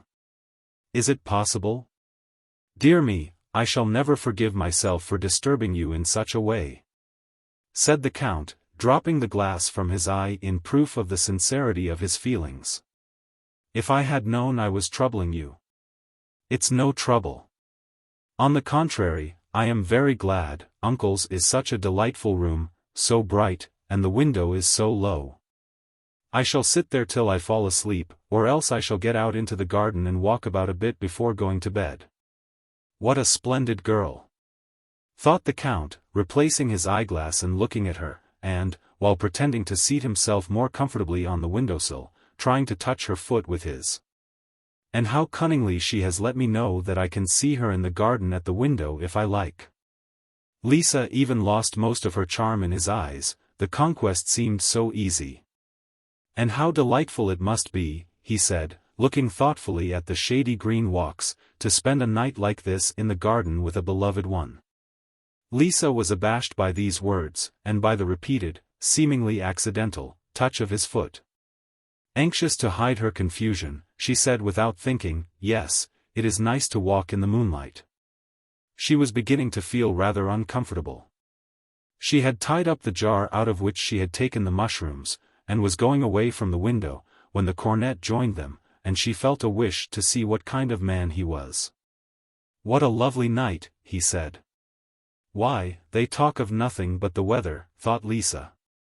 "What a wonderful view," continued the cornet. "But I suppose you are tired of it," he added, having a curious propensity to say rather unpleasant things to people he liked very much. "Why do you think so?" "The same kind of food, or the same dress, one may get tired of, but not of a beautiful garden if one is fond of walking, especially when the moon is still higher. From Uncle's window you can see the whole pond. I shall be seeing it tonight. But I don't think you have any nightingales," said the Count, very dissatisfied that the cornet had come and prevented his ascertaining more definitely the terms of the rendezvous. "No, but there always were until last year, when some sportsman caught one, and this year, only last week, one began to sing beautifully. But the police officer came to see us and his carriage bells frightened it away. 2 years ago Uncle and I used to sit in the covered alley and listen to them for 2 hours or more at a time." "What is this chatterbox telling you?" said her uncle, coming up to them. "Won't you come and have something to eat?" After supper, during which the Count, by praising the food and by his appetite, had somewhat dissipated the ill humor of the hostess, the officers said good night and went into their room. The Count shook hands with the uncle, and, to Anna Fyodorovna's surprise, shook her hand also without kissing it, and also shook Lisa's. Looking straight into her eyes the while and slightly smiling his pleasant smile. This look again abashed the girl. "He is very good looking," she thought, "only he thinks too much of himself." Chapter 14. "I say, aren't you ashamed of yourself?" said Polozov, when they were in their room. "I tried to lose on purpose, and touched you under the table. Are you not ashamed? The old lady was quite upset, you know." The Count laughed most heartily. She was killing, that old lady. How offended she was. And he again began laughing so merrily that even Johann, who stood in front of him, cast down his eyes and turned away with a slight smile. And with the son of a friend of the family. Ha ha ha, the count continued to laugh. No, really, it was too bad. I was quite sorry for her, said the cornet. What nonsense. How young you still are. Why, did you wish me to lose? Why should one lose? I used to lose before I knew how to play. 10 rubles, my dear fellow, may come in useful. One must look at life practically, or else you'll always be left in the lurch. Polozov was silenced. Besides, he wished to be quiet and to think about Lisa, who seemed to him an unusually pure and beautiful creature. He undressed, and lay down in the soft clean bed prepared for him. What nonsense all this military honor and glory is! He thought, looking at the window curtained by the shawl, through which the white moonbeams stole in. Happiness would be, to live in a quiet nook with a dear, wise, simple-hearted wife. That is lasting and true happiness. Why don't you undress? He asked the count, who was walking up and down the room. I don't yet feel sleepy, somehow. You can put out the candle if you like, I shall lie down so. And he continued to walk up and down. Don't yet feel sleepy, somehow, repeated Polozov, feeling, after this last evening, more than ever dissatisfied with the count's influence over him, and inclined to rebel against it. I can imagine, he said mentally, addressing Turban, what thoughts are now passing through that well-brushed head of yours. I saw how you admired her. But you are not capable of understanding such a simple, honest creature, you want a Mina and a colonel's epaulets. I shall really ask him how he liked her. And Polozov turned towards him, but changed his mind. He felt he would not be able to hold his own with the count if the latter's opinion concerning Lisa were what he supposed it to be, and that he would even be unable not to agree with him. So used was he to bow to the count's influence, which he every day more and more felt to be oppressive and unjust. Where are you going? He asked, when the count put on his cap and went to the door. I shall go and see if things are all right in the stables. Strange, thought the cornet, but he put out the candle and turned over on his other side, trying to drive away the absurdly jealous and hostile thoughts concerning his former friend. That crowded into his head. Anna Fyodorovna, meanwhile, having as usual kissed her brother, daughter, and ward, and made the sign of the cross over each of them, also retired to her room. It was long since the old lady had experienced so many strong emotions in one day, and she could not even pray quietly. Sad and vivid memories of the deceased count, and of the young dandy who had plundered her so unmercifully, would not leave her head. However, she undressed as usual, drank half a tumbler of kvass 200 that stood ready for her on a little table by her bed, and lay down. Her favorite cat crept softly into the room. She called her up and began to stroke her, listened to her purring, but could not fall asleep. It's the cat that keeps me awake, she thought, and turned her away. The cat fell softly onto the floor and, gently moving her bushy tail, leapt onto the stove. But now the maid, who always slept on the floor in Anna Fyodorovna's room, came and spread the piece of felt that served her for a mattress, put out the candle, and lit the lamp in front of the icon. At last the maid began to snore, but sleep would not come to soothe Anna Fyodorovna's excited imagination. The Hussar's face appeared to her when she closed her eyes, and she seemed to see it in the room in various forms when she opened her eyes and, by the dim light of the lamp, looked at the chest of drawers, the table, or a white dress that was hanging up. Now it seemed very hot on the feather bed, now her watch ticked unbearably on the little table and the maid snored unendurably through her nose. She woke her and ordered her not to snore. Again thoughts about her daughter, about the old and young counts, and about the game of preference got curiously mixed in her head. Now she saw herself valse with the old count, saw her own round, white shoulders, felt someone's kisses on them, and then saw her daughter in the arms of the young count. Austushka again began to snore. No, somehow people nowadays are different. The other one was ready to leap into the fire for me, and not without cause. But this one, never fear, is sleeping like a fool, glad to have one, no love-making about him. How he used to say on his knees, "What do you wish me to do? I would kill myself on the spot, or do anything you like." And he would have killed himself had I told him to. Suddenly she heard a patter of bare feet in the passage, and Lisa, with a shawl thrown over her, ran in, pale and trembling, and almost fell onto her mother's bed. After saying good night to her mother that evening, Lisa had gone alone to the room her uncle generally slept in. She put on a white dressing jacket, and covering her long, thick, plaited hair with a shawl, she extinguished the candle, opened the window, and sat down, feet and all, on a chair.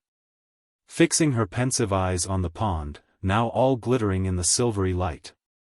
All her accustomed occupations and interests suddenly appeared to her in a new light, her capricious old mother, non-judging love for whom had become part of her soul.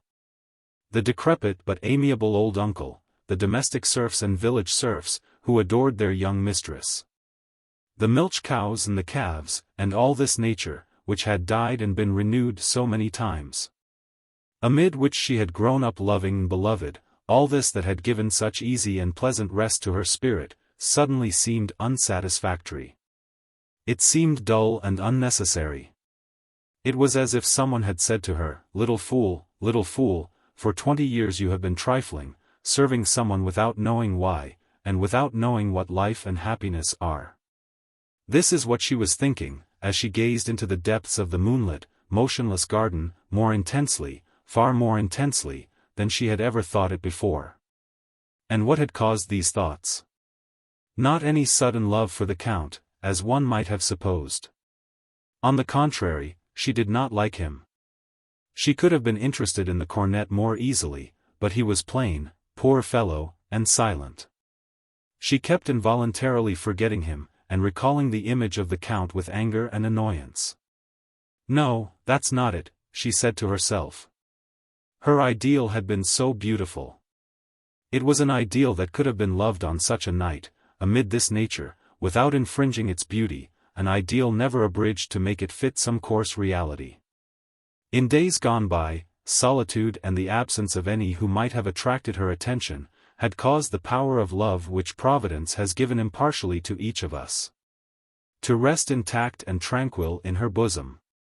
And now she had lived too long in the sad happiness of feeling the presence of this something in herself, and of now and again opening the secret chalice of her heart to contemplate its riches. To be able thoughtlessly to lavish its contents on anyone. God grant she may enjoy this cherry bliss to the grave. Who knows whether it is not the best and strongest? And whether it is not the only true and possible happiness? O Lord, my God, she thought, can it be that I have lost happiness and youth in vain, and that it will never be, never be? Can it be true? And she looked into the depths of the sky, lit up by the moon and covered by light fleecy clouds that, veiling the stars, crept nearer to the moon. If that highest white cloudlet touches the moon it will be a sign that it is true, thought she. The misty, smoke-colored strip ran across the bottom half of the bright disk, and, little by little, the light on the grass, on the tops of the limes, and on the pond, grew dimmer. And the black shadows of the trees less distinct. As if to harmonize with the gloomy shadows that spread over the world outside, a light wind ran through the leaves and brought to the window the scent of dewy leaves, of moist earth, and of blooming lilacs. But it is not true, she consoled herself. There now, if the nightingale sings tonight, it will be a sign that what I'm thinking is all nonsense, and I need not despair, thought she. And she long sat in silence waiting for something, while again all became bright and full of life, and then again and again the cloudlets ran across the moon, making everything dim. She was beginning to fall asleep as she sat by the window, when the quivering trills of a nightingale came ringing from below, across the pond, and woke her. The country maiden opened her eyes. And once more her soul was renewed with fresh joy by this mysterious union with this nature which spread out so calmly and so brightly before her. She leant on both elbows. A sweet, languid feeling of sadness pressed her heart, and tears of pure, broad love, thirsting to be satisfied, good, comforting tears, filled her eyes. She folded her arms on the windowsill and laid her head on them. Her favorite prayer rose to her mind, and so she fell asleep with her eyes still moist. The touch of someone's hand roused her. She awoke.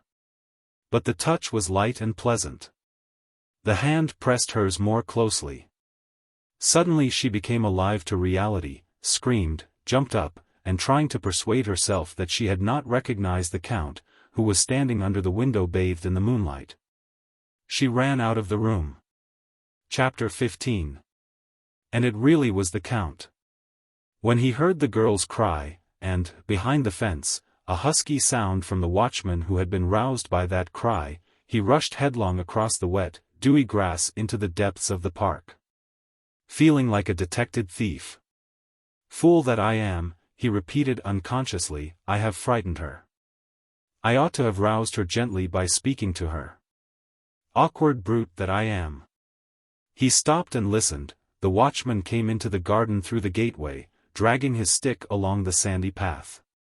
It was necessary to hide, and he went down by the pond. The frogs made him start as they plumped from beneath his feet into the water. Though his feet were wet through, he squatted down and began to recall all he had done. How he had climbed the fence, looked for her window, and at last caught sight of a white shadow, how, listening to the faintest rustle, he several times drew near to the window and went back again. How one moment, he felt sure that she was waiting, vexed at his tardiness, and the next that it was impossible she could have agreed so readily to a rendezvous.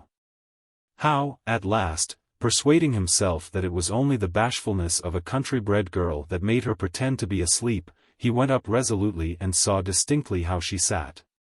But then for some reason ran away again, and only after severely taunting himself with his cowardice, boldly drew near to her and touched her hand. The watchman again made a husky sound, and the gate creaked as he left the garden.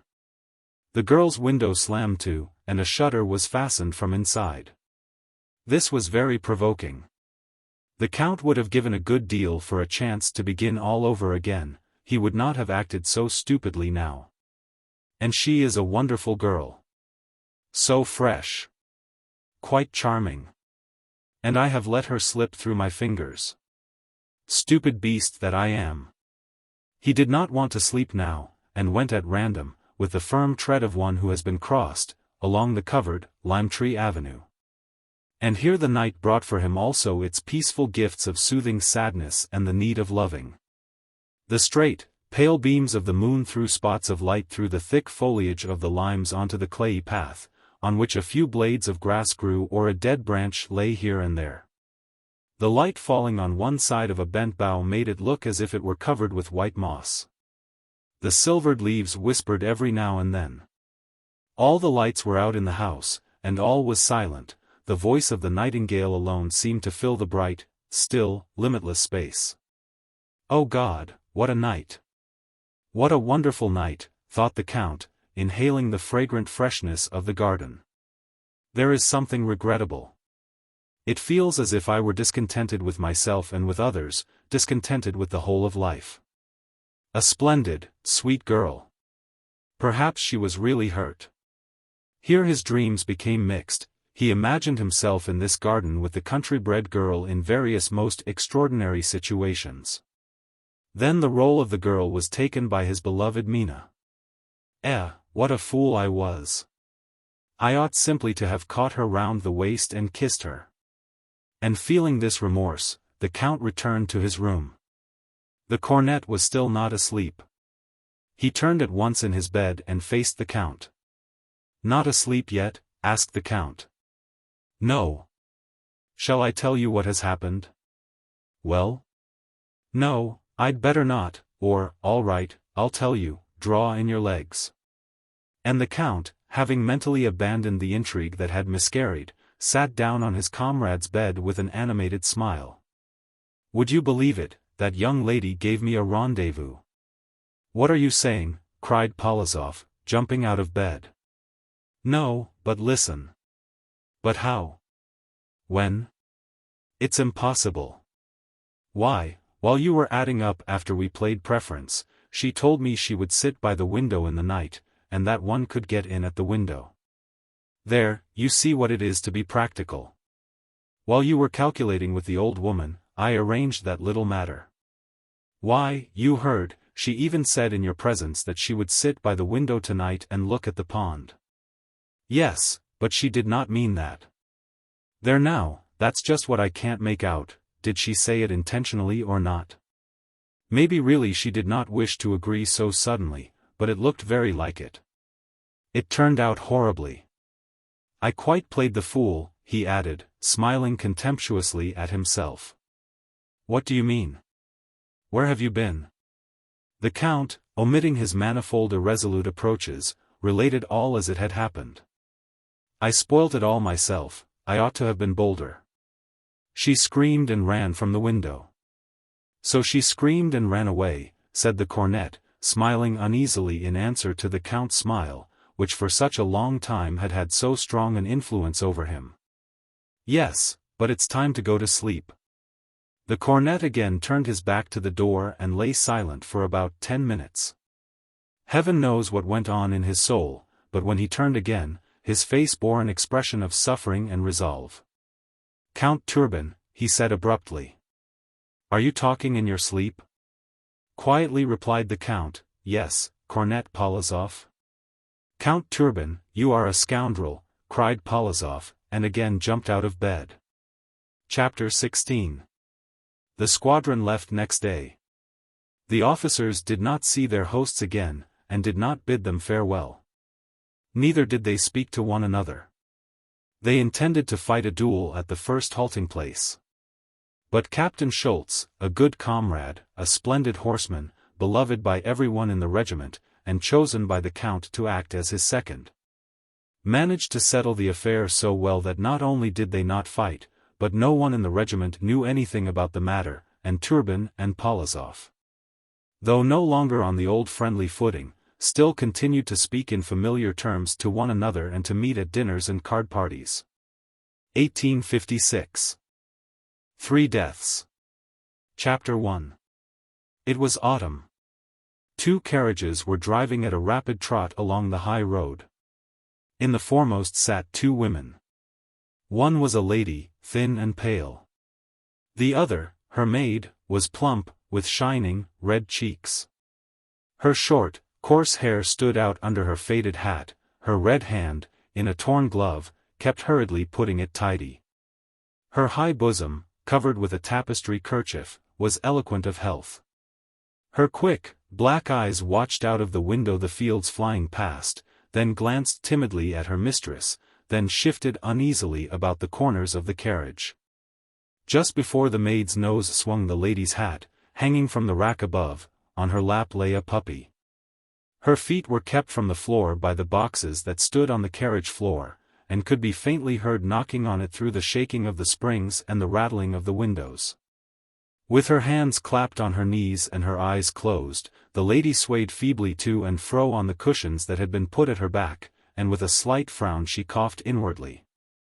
On her head she wore a white nightcap, and a light blue neckerchief was tied on her soft, white neck.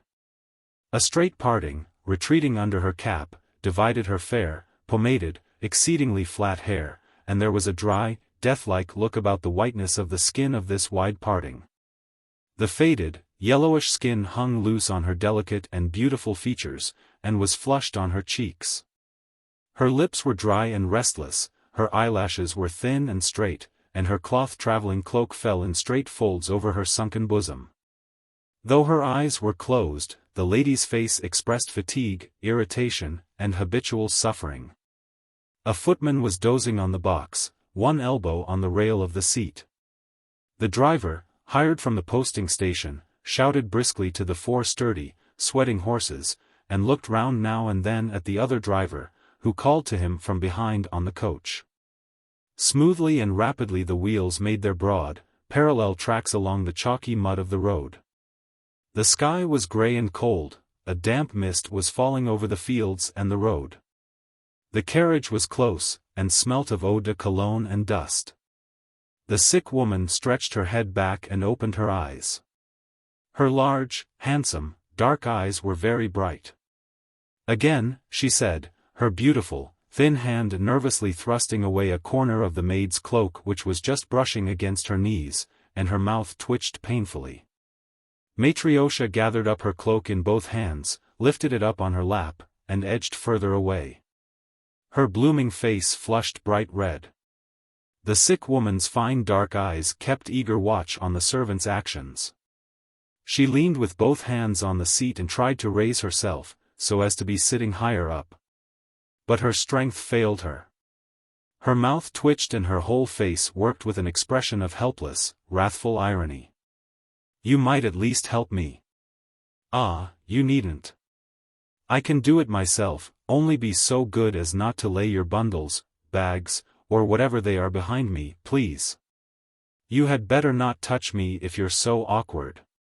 The lady shut her eyes, and rapidly raising her eyelids again glanced at the maid. Matryoshka was staring at her and biting her red underlip. A heavy sigh rose from the sick woman's chest, but changed to a cough before it was uttered. She turned away, frowning, and clutched at her chest with both hands. When the cough was over, she closed her eyes again and sat without stirring. The carriage and the coach drove into a village. Matryoshka put her stout arm out from under her kerchief and crossed herself. "What is it?" asked the lady. "A station, madam." "What do you cross yourself for, I ask?" "The church, madam." The sick woman turned towards the window, and began slowly crossing herself, her great eyes fastened on the big village church as the carriage drove by it. The two carriages stopped together at the station. The sick woman's husband and the doctor got out of the other carriage and came up to her. "How do you feel?" asked the doctor, taking her pulse. "Well, how are you, my dear, not tired?" asked her husband, in French. "Wouldn't you like to get out?" Matryoshka, gathering up her bundles, squeezed into a corner so as not to be in their way as they talked. "Just the same," answered the lady. "I won't get out." Her husband stayed a little while beside the carriage, then went into the posting station. Matryoshka got out of the carriage and ran on tiptoe through the mud to the gates. "If I am ill, it's no reason you shouldn't have your lunch," the invalid said with a faint smile to the doctor, who was standing at the carriage window. "None of them care anything about me," she added to herself, as soon as the doctor had moved with sedate step away from her and run at a trot up the steps of the station house. "They are all right, so they don't care. Oh my God!" "Well, Edward Ivanovitch," said her husband, meeting the doctor and rubbing his hands, with a cheery smile. "I've ordered the case of wine to be brought in. What do you say to a bottle?" "I shouldn't say no," answered the doctor. "Well, how is she?" the husband asked with a sigh, lifting his eyebrows and dropping his voice. "I have told you she can't possibly get as far as Italy. If she reaches Moscow it will be a wonder, especially in this weather. What are we to do? Oh my God! My God!" The husband put his hand over his eyes. "Put it here," he added to the servant who brought in the case of wine. "You should have kept her at home," the doctor answered, shrugging his shoulders. "But tell me, what could I do?" protested the husband. "I did everything I could, you know, to keep her. I talked to her of our pecuniary position, and of the children whom we should have to leave behind, and of my business. She won't hear a word of anything. She makes plans for her life abroad as though she were strong and well. And to tell her of her position would be her death blow. But she has that already, you ought to know it, Vasily Dmitrich. A person can't live with no lungs, and the lungs can't grow again. It's distressing and terrible, but what's one to do? My duty and yours is simply to see that her end should be as easy as possible. It's the priest who is needed now. Oh my God! But conceive my position, having to speak to her of the last sacrament. Come what will, I can't tell her. You know how good she is. You must try, all the same, to persuade her to wait till the roads are frozen," said the doctor, shaking his head significantly, "or we may have a disaster on the road." "Aksyusha, hey, Aksyusha!" shrieked the overseer's daughter, flinging a jacket over her head, and stamping on the dirty back steps of the station, "Let's go and have a look at the lady from Shirkin. They say she's being taken abroad for her lungs. I've never seen what people look like in consumption." Akshyusha darted out at the doorway, and arm in arm they ran by the gate. Slackening their pace, they walked by the carriage, and peeped in at the lowered window. The sick woman turned her head towards them, but noticing their curiosity, she frowned and turned away. "My Geriasias," said the overseer's daughter, turning her head away quickly. "Such a wonderful beauty as she was, and what does she look like now? Enough to frighten one, really. Did you see, Akshyusha?" "Yes, she is thin." Akshyusha assented. "Let's go by and get another look at her, as though we were going to the well." She turned away before I'd seen her properly. "I am sorry for her, Masha." "And the mud's awful," answered Masha, and both ran back to the gate. "I've grown frightful, it seems," thought the invalid. "Ah, to make haste to get abroad, then I shall soon be better." "Well, how are you, my dear?" said her husband, still munching as he came up to the carriage. Always that invariable question, thought the sick woman, and he goes on eating too. "Just the same," she muttered through her teeth. "Do you know, my dear, I'm afraid the journey will be bad for you in this weather, and Edward Ivanovitch says so too. Hadn't we better turn back?" She kept wrathfully silent. "The weather will change, and the roads perhaps will be hard, and that would make it better for you, and then we would all go together." "Excuse me. If I hadn't listened to you long ago, I should be in Berlin by now and should be quite well." "That couldn't be helped, my angel, it was out of the question, as you know. But now, if you would wait for a month, you would be ever so much better. I should have settled my business, and we could take the children. The children are quite well, and I am not. But consider, my dear, with this weather, if you get worse on the road, there, at any rate, you're at home." "And if I am at home?" "To die at home," the sick woman answered hotly. But the word die evidently terrified her. She bent an imploring, questioning look upon her husband. He dropped his eyes and did not speak. The sick woman's mouth puckered all at once like a child's, and tears dropped from her eyes. Her husband buried his face in his handkerchief, and walked away from the carriage without speaking. "No, I am going," said the sick woman, lifting her eyes towards heaven, and she fell to whispering disconnected words. "My God, what for?" she said, and the tears flowed more freely.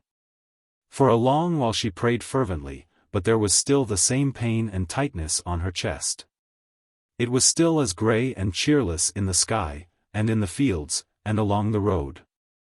And the same autumn mist, neither thicker nor clearer, hung over the mud of the road, the roofs of the huts, the carriage and the sheepskins of the drivers, who were greasing and harnessing a carriage, chatting together in their vigorous, merry voices.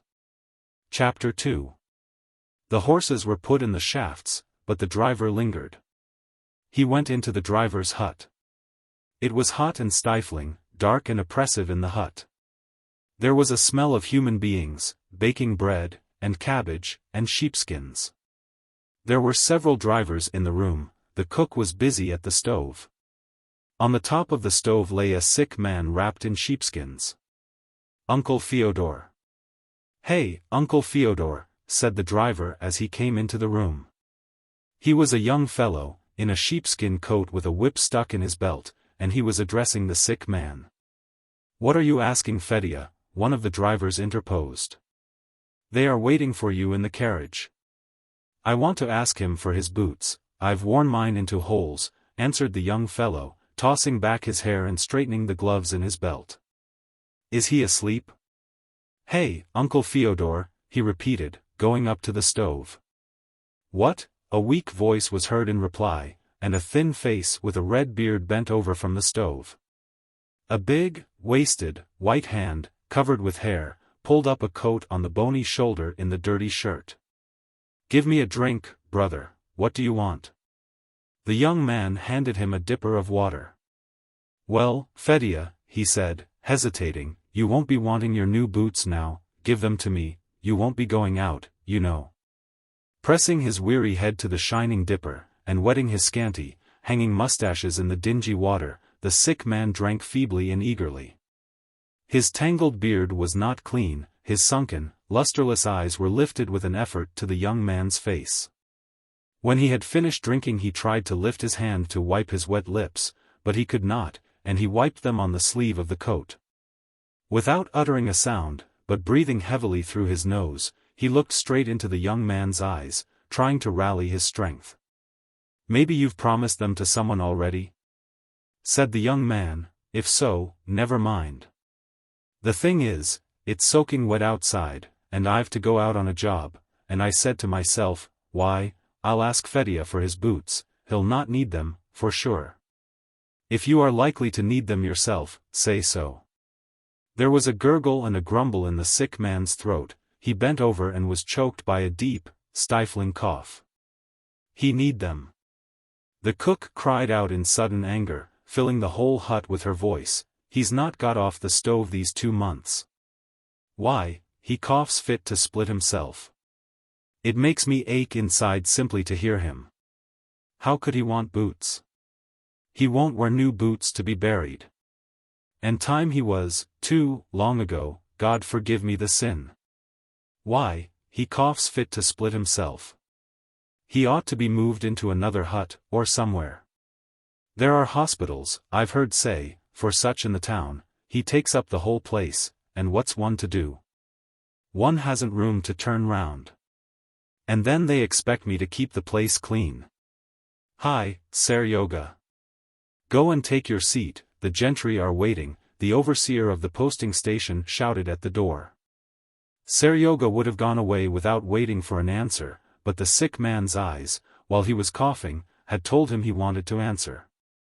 "You take the boots, Seryoga," said he, stifling the cough and taking breath a minute. "Only buy me a stone when I die, do you hear?" he added huskily. "Thanks, uncle, so I'll take them. And as to the stone, I'll buy it.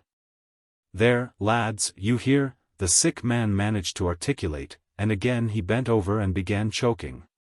"All right, we heard," said one of the drivers. "Go along, Seryoga, or the overseer will be running after you again. The lady from Shurkin is ill." Seryoga quickly pulled off his torn and enormously too large boots, and thrust them under a locker. Uncle Fyodor's new boots fitted his feet precisely, and Seryoga went out to the carriage looking at them. "What grand boots! Let me grease them for you," said a driver with the grease pot in his hand, as Seryoga got on the box and picked up the reins. "Did he give them you for nothing? Why, are you jealous?" answered Seryoga, getting up and shaking down the skirts of his coat about his legs. "Hi, get up, my darlings!" he shouted to the horses, brandishing the whip, and the 2 carriages, with their occupants, boxes, and baggage, rolled swiftly along the wet road, and vanished into the grey autumn mist. The sick driver remained lying on the stove in the stifling hut. Unrelieved by coughing, he turned over on the other side with an effort, and was quiet. All day till evening, men were coming and going and dining in the hut, there was no sound from the sick man.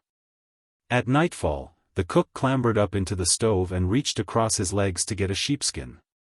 "Don't you be angry with me, Nastasia," said the sick man, "I shall soon clear out of your place."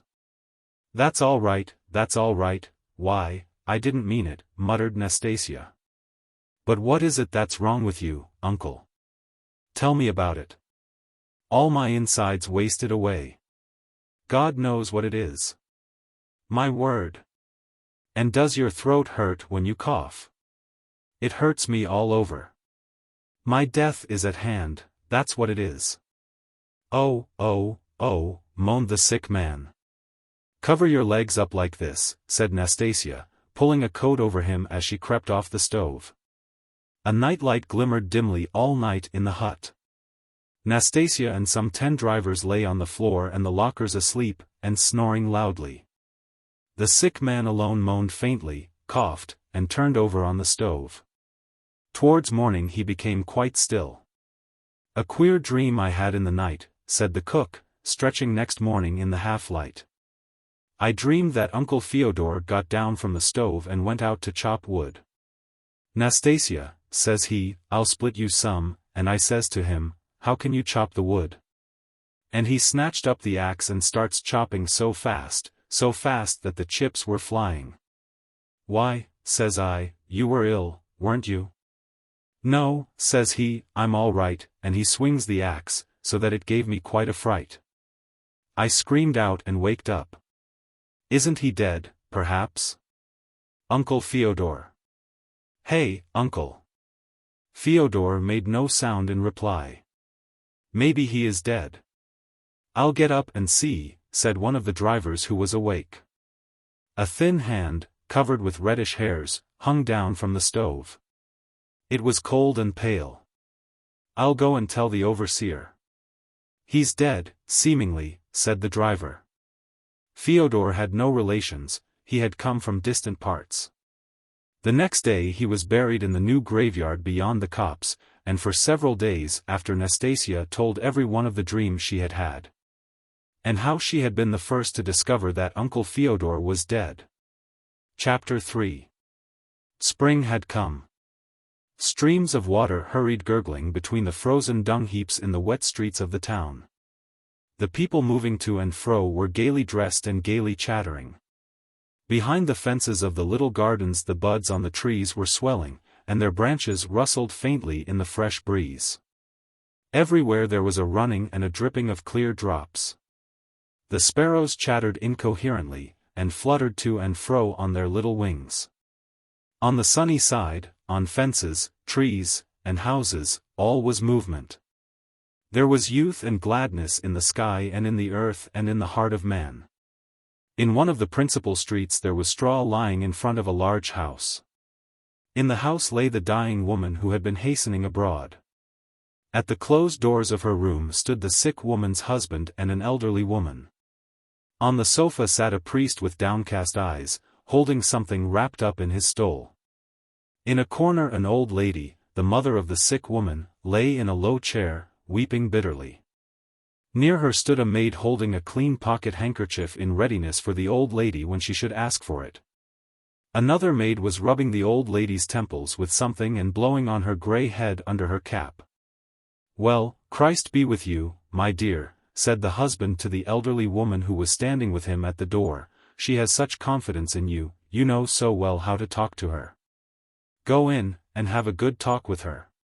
He would have opened the door, but the cousin restrained him, put her handkerchief several times to her eyes, and shook her head. "Come, now, I don't look as if I had been crying, I think," she said, and opening the door herself, she went into the sick room. The husband was in great excitement, and seemed utterly distraught. He walked towards the old lady, but stopped short a few paces from her, turned, walked about the room, and went up to the priest. The priest looked at him, raised his eyebrows heavenwards, and sighed. His thick, grizzled beard turned upwards too, and then sank again. "My God! My God!" said the husband. "There is nothing one can do," said the priest, and again his brows and his beard were elevated and drooped again. "And her mother here," the husband said, almost in despair. "She will never support this. She loves her so that she... I don't know. If you, father, would attempt to soothe her and to persuade her to go out of this room." The priest rose and went to the old lady.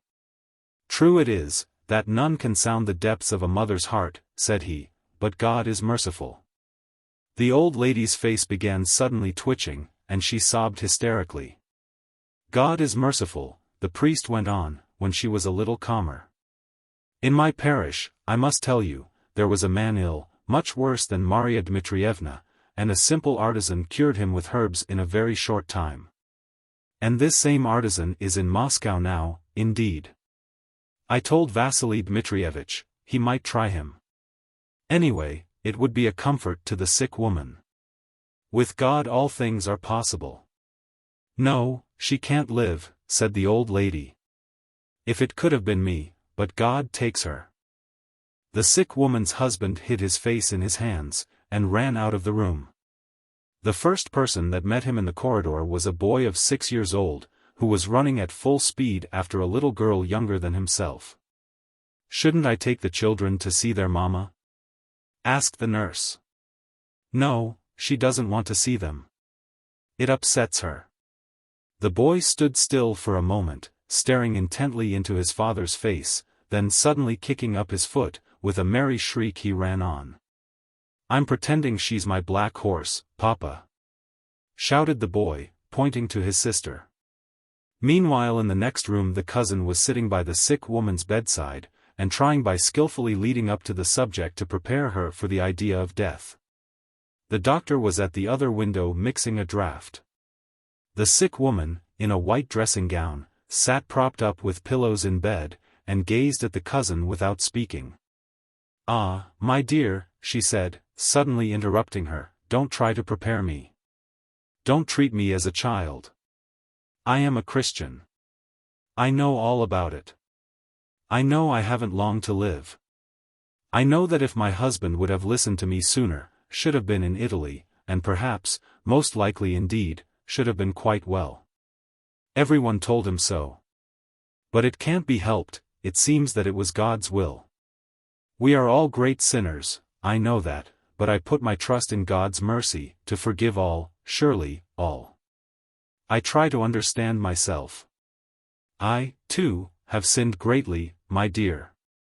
But, to make up, how I have suffered. I have tried to bear my sufferings with patience. Then may I send for the good Father, my dear? You will feel all the easier after the sacrament, said the cousin. The sick woman bowed her head in token of assent. God forgive me, a sinner, she murmured. The cousin went out and beckoned to the priest. She is an angel, she said to the husband with tears in her eyes. The husband began to weep, the priest went in at the door. The old lady was still unconscious, and in the outer room there was a complete stillness. 5 minutes later the priest came out, and taking off his stole smoothed back his hair. Thank God, the lady is calmer now, he said, she wants to see you. The cousin and the husband went in. The sick woman was weeping quietly, gazing at the holy picture.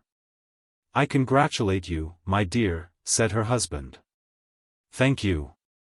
How happy I am now, what unspeakable joy I am feeling, said the sick woman, and a faint smile played about her thin lips.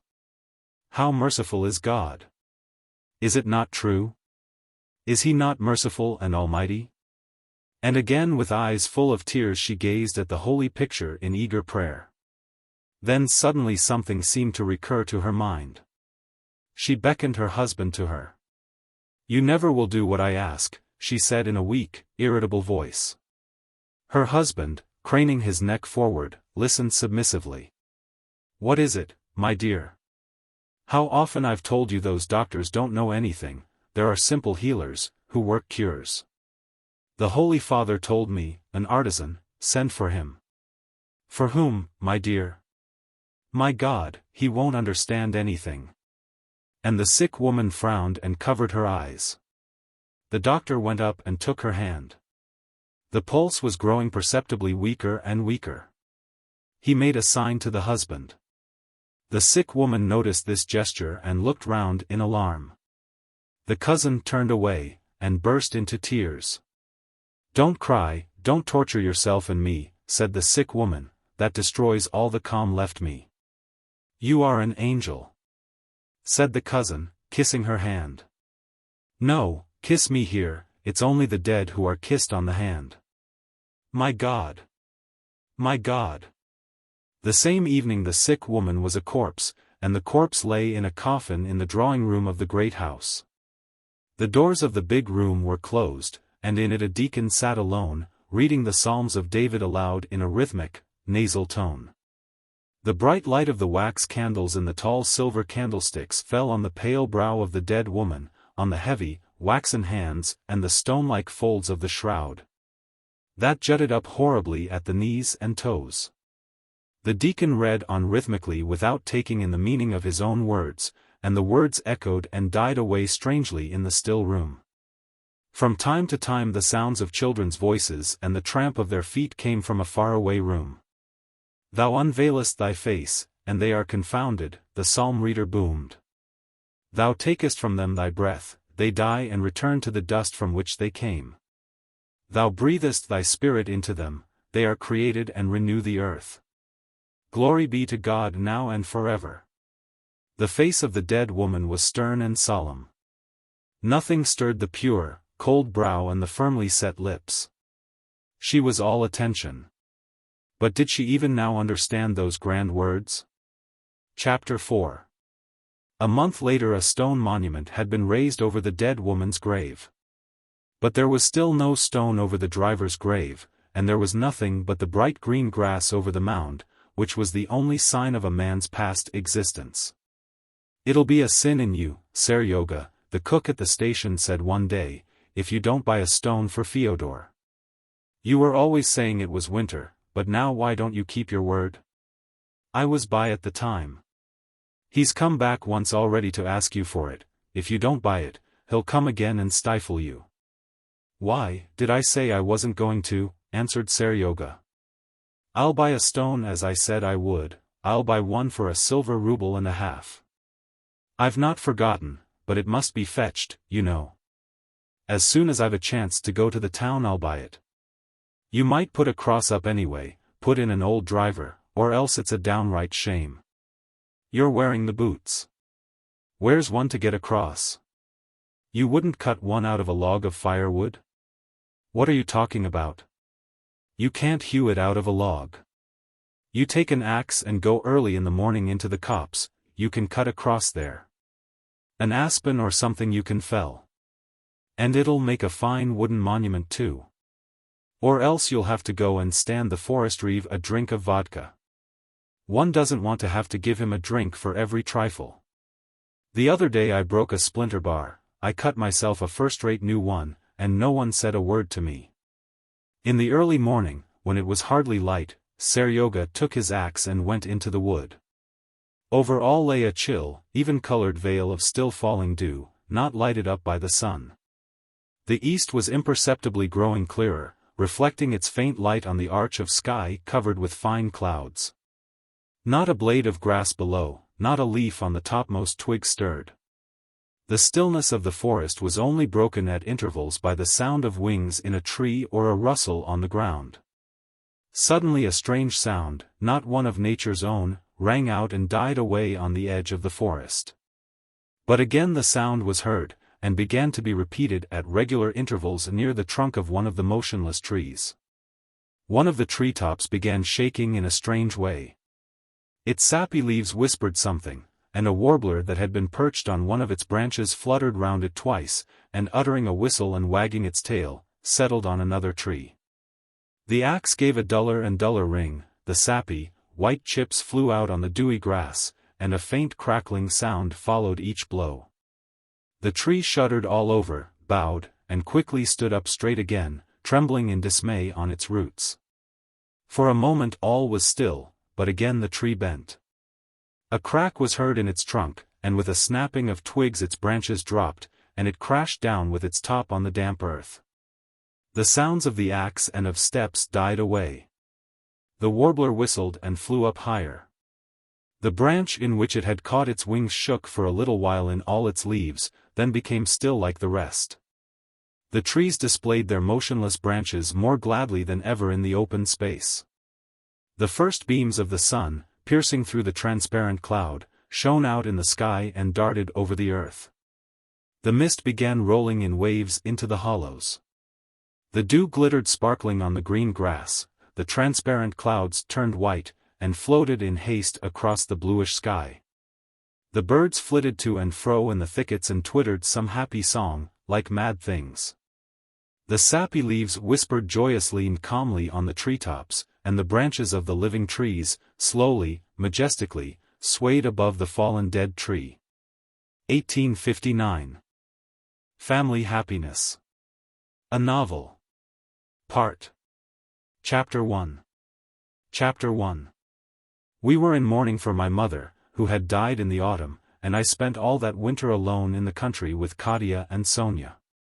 Katya was an old friend of the family, our governess who had brought us all up, and I had known and loved her since my earliest recollections. Sonia was my younger sister. It was a dark and sad winter which we spent in our old house of Pokrovskoe. The weather was cold and so windy that the snowdrifts came higher than the windows. The panes were almost always dimmed by frost, and we seldom walked or drove anywhere throughout the winter. Our visitors were few, and those who came brought no addition of cheerfulness or happiness to the household. They all wore sad faces and spoke low, as if they were afraid of waking someone. They never laughed, but sighed and often shed tears as they looked at me and especially at little Sonia in her black frock. The feeling of death clung to the house. The air was still filled with the grief and horror of death. My mother's room was kept locked. And whenever I passed it on my way to bed, I felt a strange uncomfortable impulse to look into that cold empty room. I was then 17. And in the very year of her death my mother was intending to move to Petersburg, in order to take me into society. The loss of my mother was a great grief to me. But I must confess to another feeling behind that grief, a feeling that though I was young and pretty, so everybody told me, I was wasting a second winter in the solitude of the country. Before the winter ended, this sense of dejection, solitude, and simple boredom increased to such an extent that I refused to leave my room or open the piano or take up a book. When Katya urged me to find some occupation, I said that I did not feel able for it, but in my heart I said, what is the good of it? What is the good of doing anything, when the best part of my life is being wasted like this? And to this question, tears were my only answer. I was told that I was growing thin and losing my looks. But even this failed to interest me. What did it matter? For whom? I felt that my whole life was bound to go on in the same solitude and helpless dreariness, from which I had myself no strength and even no wish to escape. Towards the end of winter Katya became anxious about me and determined to make an effort to take me abroad. But money was needed for this, and we hardly knew how our affairs stood after my mother's death. Our guardian, who was to come and clear up our position, was expected every day. In March he arrived. Well, thank God. Katya said to me one day, when I was walking up and down the room like a shadow, without occupation, without a thought, and without a wish. Sergei Mikhailich has arrived. He has sent to inquire about us and means to come here for dinner. You must rouse yourself, dear Masheka, she added, or what will he think of you? He was so fond of you all. Sergei Mikhailich was our near neighbor, and, though a much younger man, had been a friend of my father's. His coming was likely to change our plans and to make it possible to leave the country. And also I had grown up in the habit of love and regard for him. And when Katya begged me to rouse myself, she guessed rightly that it would give me a special pain to show to disadvantage before him, more than before any other of our friends. Like everyone in the house, from Katya and his goddaughter Sonia down to the helper in the stables, I loved him from old habit. And also he had a special significance for me, owing to a remark which my mother had once made in my presence. I should like you to marry a man like him, she said. At the time this seemed to me strange and even unpleasant. My ideal husband was quite different, he was to be thin, pale, and sad. And Sergei Mikhailich was middle-aged, tall, robust, and always, as it seemed to me, in good spirits. But still my mother's words stuck in my head. And even 6 years before this time, when I was 11, and he still said, thou, to me, and played with me, and called me by the pet name of Violet, even then I sometimes asked myself in a fright, what shall I do, if he suddenly wants to marry me? Before our dinner, to which Katya made an addition of sweets and a dish of spinach, Sergei Mikhailich arrived. From the window I watched him drive up to the house in a small sleigh. But as soon as it turned the corner, I hastened to the drawing room, meaning to pretend that his visit was a complete surprise. But when I heard his tramp and loud voice and Katya's footsteps in the hall, I lost patience and went to meet him myself. He was holding Katya's hand, talking loud, and smiling. When he saw me, he stopped and looked at me for a time without bowing. I was uncomfortable and felt myself blushing. "Can this be really you?" he said in his plain decisive way, walking towards me with his arms apart. "Is so great a change possible? How grown up you are. I used to call you Violet, but now you are a rose in full bloom." He took my hand in his own large hand and pressed it so hard that it almost hurt. Expecting him to kiss my hand, I bent towards him, but he only pressed it again and looked straight into my eyes with the old firmness and cheerfulness in his face. It was 6 years since I had seen him last. He was much changed, older and darker in complexion, and he now wore whiskers which did not become him at all. But much remained the same: his simple manner, the large features of his honest open face, his bright intelligent eyes, his friendly, almost boyish, smile. 5 minutes later he had ceased to be a visitor and had become the friend of us all, even of the servants, whose visible eagerness to wait on him proved their pleasure at his arrival. He behaved quite unlike the neighbors who had visited us after my mother's death. They had thought it necessary to be silent when they sat with us, and to shed tears. He, on the contrary, was cheerful and talkative, and said not a word about my mother, so that this indifference seemed strange to me at first and even improper on the part of so close a friend. But I understood later that what seemed indifference was sincerity, and I felt grateful for it. In the evening Katia poured out tea, sitting in her old place in the drawing-room, where she used to sit in my mother's lifetime. Our old butler Grigory had hunted out one of my father's pipes and brought it to him, and he began to walk up and down the room as he used to do in past days. "How many terrible changes there are in this house, when one thinks of it all," he said, stopping in his walk. "Yes," said Katia with a sigh. And then she put the lid on the samovar and looked at him, quite ready to burst out crying. "I suppose you remember your father," he said, turning to me. "Not clearly," I answered. "How happy you would have been together now," he added in a low voice, looking thoughtfully at my face above the eyes. "I was very fond of him," he added in a still lower tone, and it seemed to me that his eyes were shining more than usual. "And now God has taken her too," said Katia. And at once she laid her napkin on the teapot, took out her handkerchief, and began to cry. "Yes, the changes in this house are terrible," he repeated, turning away. "Sonia, show me your toys," he added after a little and went off to the parlor. When he had gone, I looked at Katia with eyes full of tears. "What a splendid friend he is," she said. And, though he was no relation, I did really feel a kind of warmth and comfort in the sympathy of this good man. I could hear him moving about in the parlor with Sonia, and the sound of her high childish voice.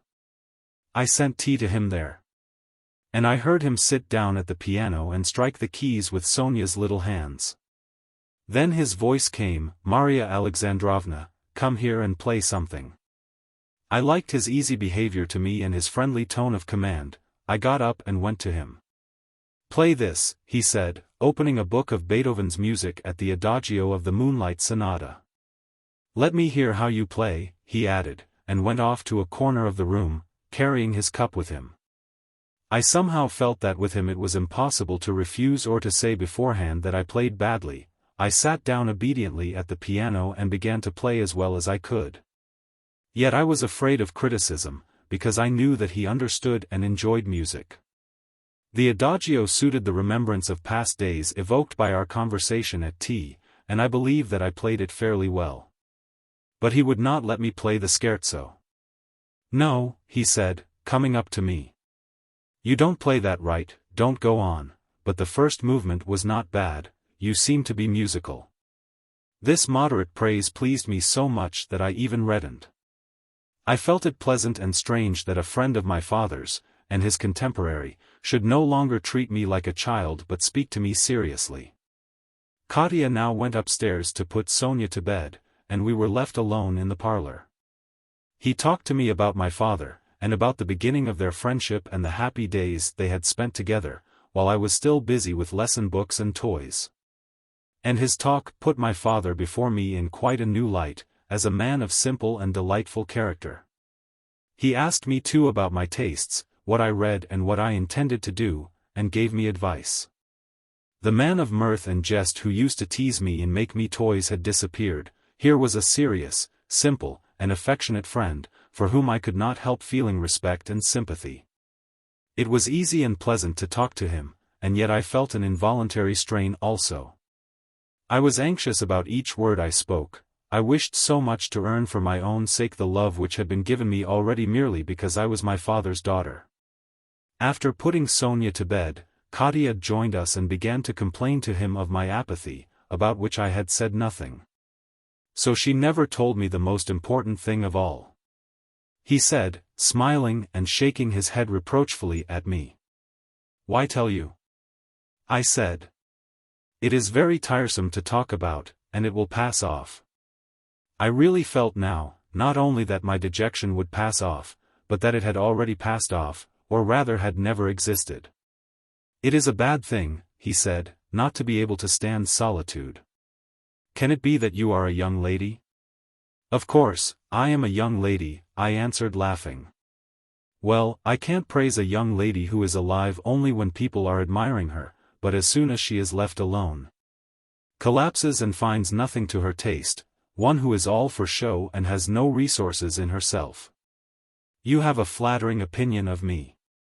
I said, just for the sake of saying something. He was silent for a little. Then he said, yes, your likeness to your father means something. There is something in you, and his kind attentive look again flattered me and made me feel a pleasant embarrassment. I noticed now for the first time that his face, which gave one at first the impression of high spirits, had also an expression peculiar to himself, bright at first and then more and more attentive and rather sad. You ought not to be bored and you cannot be, he said, you have music, which you appreciate, books, study. Your whole life lies before you, and now or never is the time to prepare for it and save yourself future regrets. A year hence it will be too late. He spoke to me like a father or an uncle, and I felt that he kept a constant check upon himself, in order to keep on my level. Though I was hurt that he considered me as inferior to himself, I was pleased that for me alone he thought it necessary to try to be different. For the rest of the evening he talked about business with Katya. Well, goodbye, dear friends, he said. Then he got up, came towards me and took my hand. When shall we see you again? Asked Katya. In spring, he answered, still holding my hand. I shall go now to Danilovka, this was another property of ours, look into things there and make what arrangements I can. Then I go to Moscow on business of my own, and in summer we shall meet again. Must you really be away so long? I asked, and I felt terribly grieved. I had really hoped to see him every day, and I felt a sudden shock of regret, and a fear that my depression would return. And my face and voice just have made this plain. You must find more to do and not get depressed, he said, and I thought his tone too cool and unconcerned. I shall put you through an examination in spring, he added, letting go my hand and not looking at me. When we saw him off in the hall, he put on his fur coat in a hurry and still avoided looking at me. He is taking a deal of trouble for nothing. I thought. Does he think me so anxious that he should look at me? He is a good man, a very good man, but that's all. That evening, however, Katya and I sat up late, talking, not about him but about our plans for the summer, and where we should spend next winter and what we should do then. I had ceased to ask that terrible question, what is the good of it all? Now it seemed quite plain and simple, the proper object of life was happiness, and I promised myself much happiness ahead. It seemed as if our gloomy old house had suddenly become fully of light and life. Chapter 2. Meanwhile spring arrived. My old dejection passed away and gave place to the unrest which spring brings with it, full of dreams and vague hopes and desires. Instead of living as I had done at the beginning of winter, I read and played the piano and gave lessons to Sonia.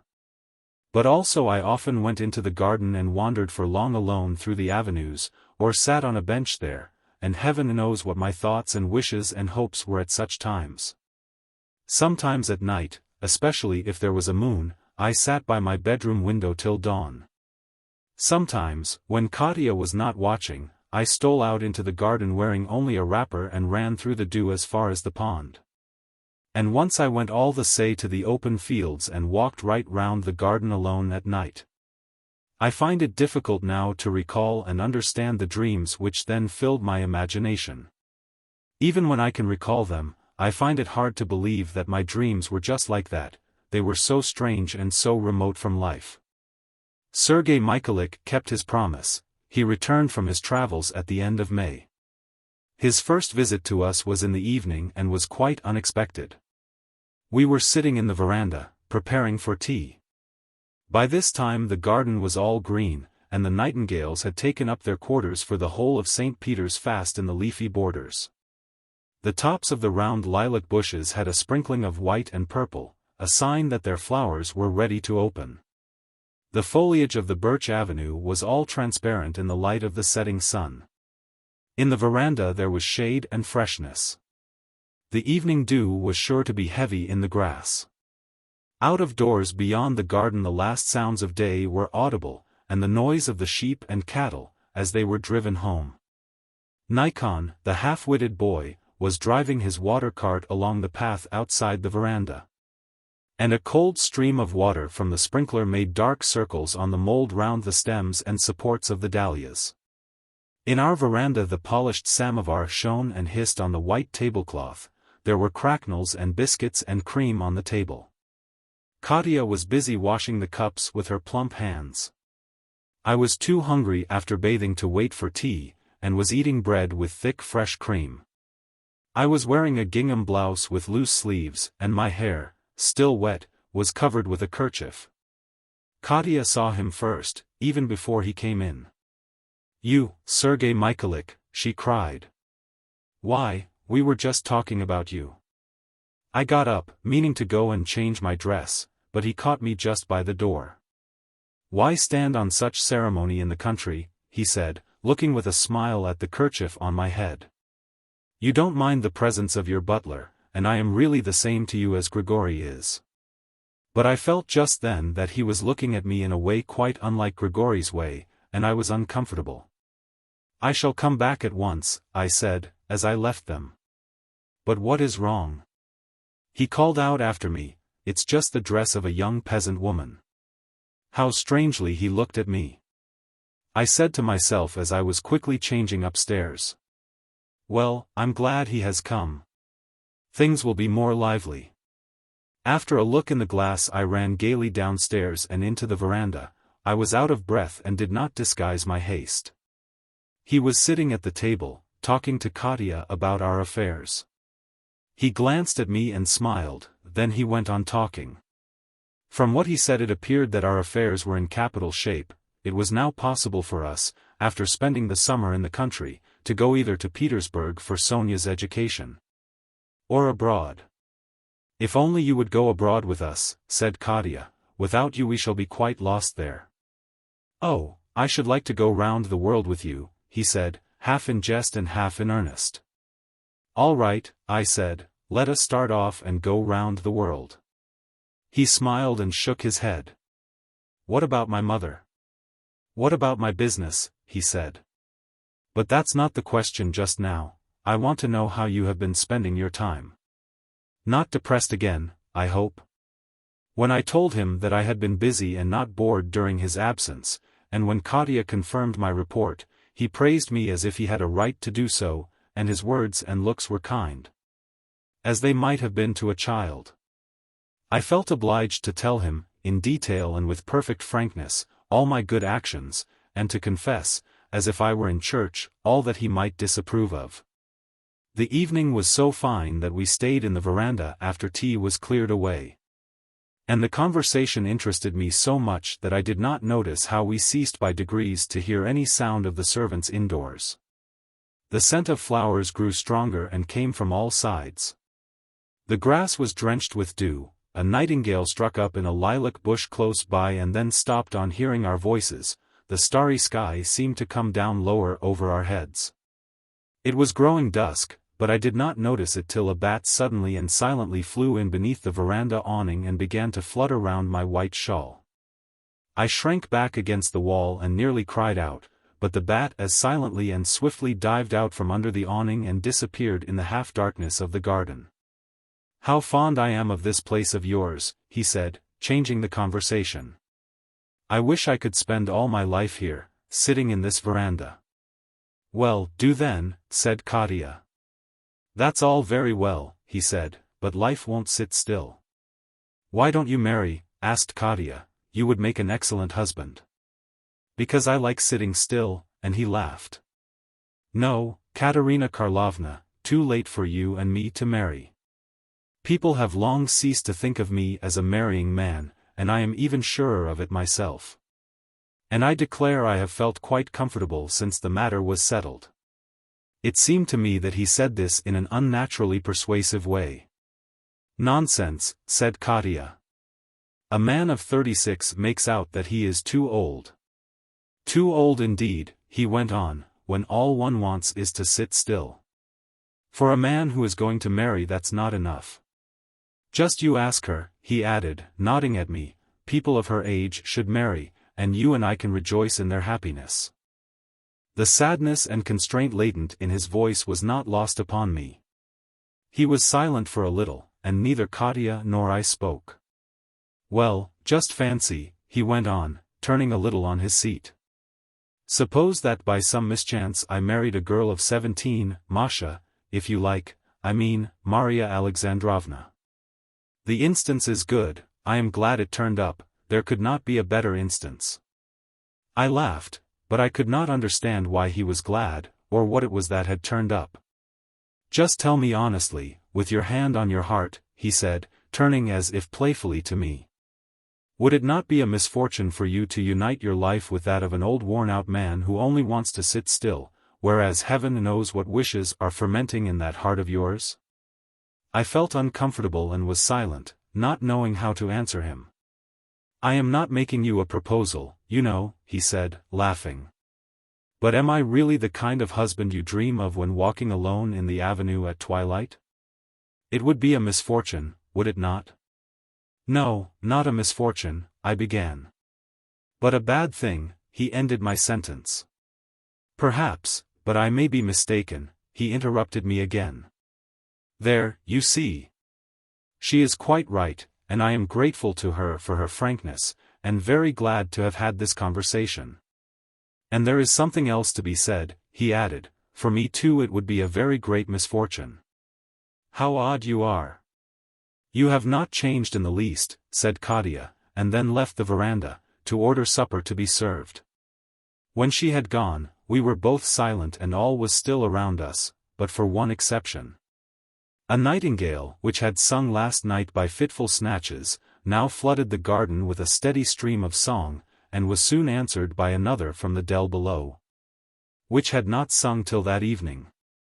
The nearer bird stopped and seemed to listen for a moment, and then broke out again still louder than before, pouring out his song in piercing long-drawn cadences. There was a regal calm in the birds' voices, as they floated through the realm of night which belongs to those birds and not to man. The gardener walked past to his sleeping quarters in the greenhouse, and the noise of his heavy boots grew fainter and fainter along the path. Someone whistled twice sharply at the foot of the hill. And then all was still again. The rustling of leaves could just be heard, the veranda awning flapped, a faint perfume, floating in the air, came down on the veranda and filled it.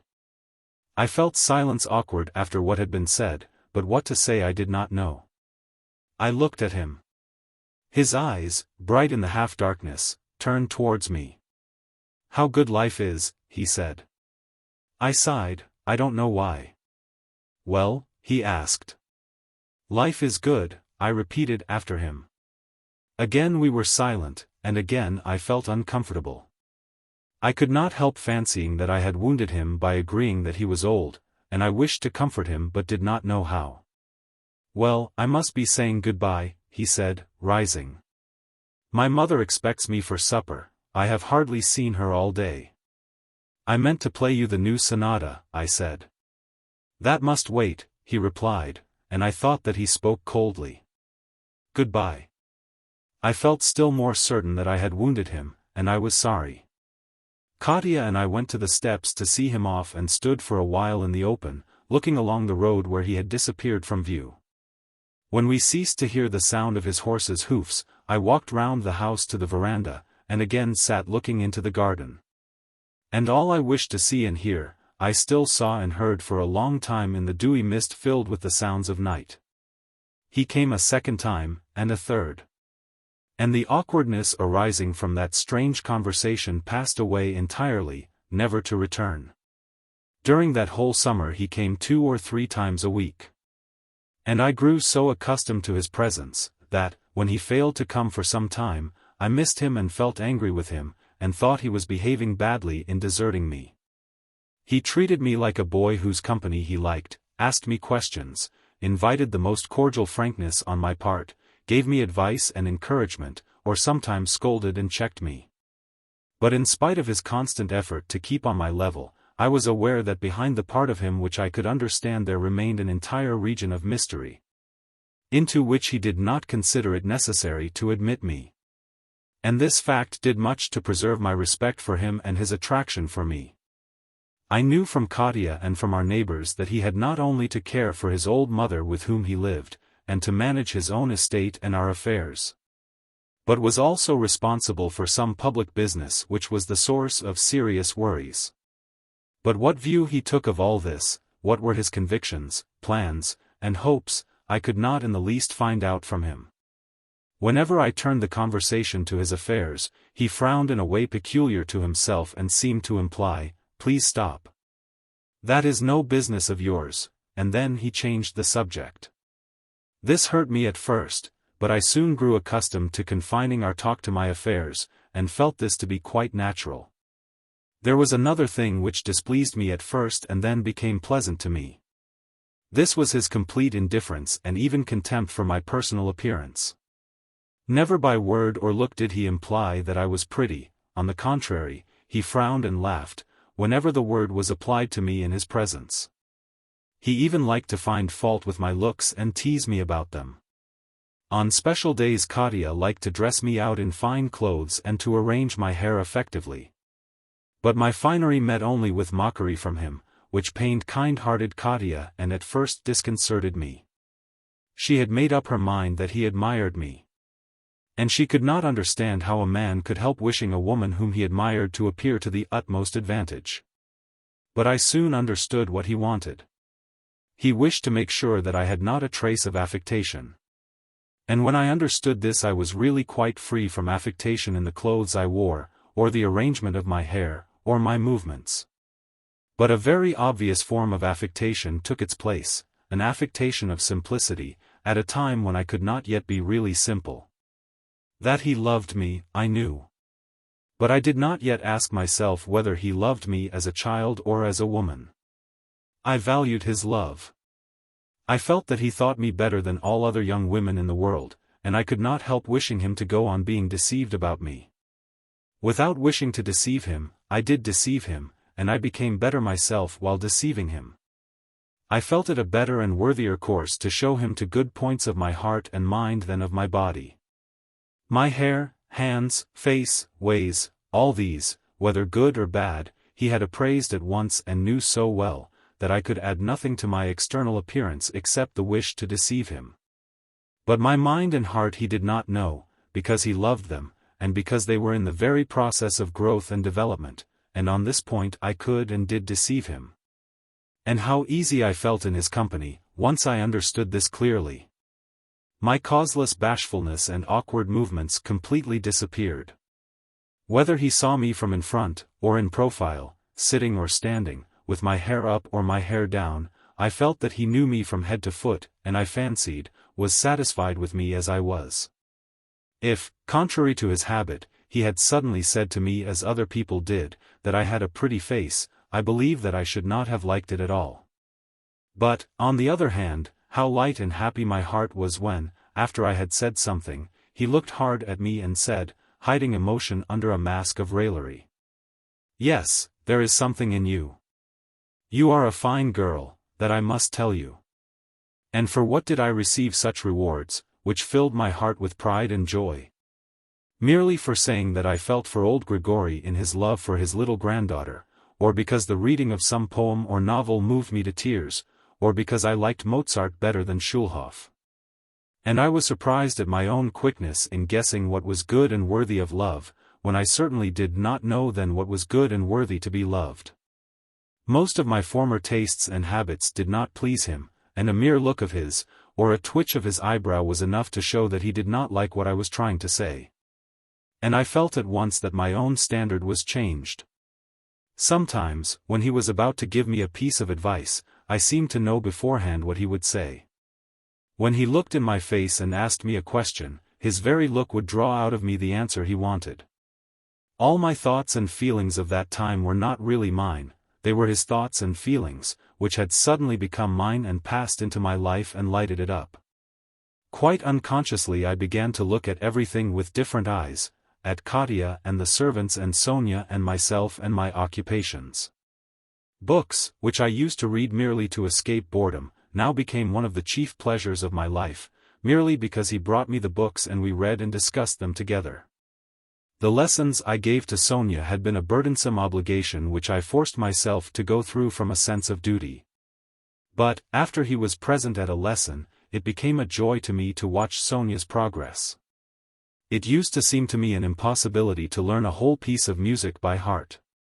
But now, when I knew that he would hear it and might praise it, would play a single movement 40 times over without stopping, till poor Katya stuffed her ears with cotton wool. While I was still not weary of it. The same old sonatas seemed quite different in the expression, and came out quite changed and much improved. Even Katya, whom I knew and loved like a second self, became different in my eyes. I now understood for the first time that she was not in the least bound to be the mother, friend, and slave that she was to us. Now I appreciated all the self-sacrifice and devotion of this affectionate creature, and all my obligations to her, and I began to love her even better. It was he too who taught me to take quite a new view of our serfs and servants and maids. It is an absurd confession to make, but I had spent 17 years among these people and yet knew less about than about strangers whom I had never seen. It had never once occurred to me that they had their affections and wishes and sorrows, just as I had. Our garden and woods and fields which I had known so long, became suddenly new and beautiful to me. He was right in saying that the only certain happiness in life is to live for others. At the time his words seemed to me strange, and I did not understand them, but by degrees this became a conviction with me, without thinking about it. He revealed to me a whole new world of joys in the present, without changing anything in my life, without adding anything except himself to each impression in my mind. All that had surrounded me from childhood without saying anything to me, suddenly came to life. The mere sight of him made everything begin to speak and press for admittance to my heart, filling it with happiness. Often during that summer, when I went upstairs to my room and lay down on my bed, the old unhappiness of spring with its desires and hopes for the future gave place to a passionate happiness in the present. Unable to sleep, I often got up and sat on Katya's bed and told her how perfectly happy I was, though I now realized that this was quite unnecessary, as she could see it for herself. But when told me that she was quite content and perfectly happy, and kissed me, I believed her. It seemed to me so necessary and just that everyone should be happy. But Katya could think of sleep too, and sometimes, pretending to be angry, she drove me from her bed and went to sleep, while I turned over and over in my mind all that made me so happy. Sometimes I got up and said my prayers over again, praying in my own words and thanking God for all the happiness He had given me. All was quiet in the room. There was only the even breathing of Katya in her sleep, and the ticking of the clock by her bed, while I turned from side to side and whispered words of prayer. Or crossed myself and kissed the cross round my neck. The door was shut and the windows shuttered, perhaps a fly or gnat hung buzzing in the air. I felt a wish never to leave that room, a wish that dawn might never come, that my present frame of mind might never change. I felt that my dreams and thoughts and prayers were live things, living there in the dark with me, hovering about my bed, and standing over me. And every thought was his thought, and every feeling his feeling.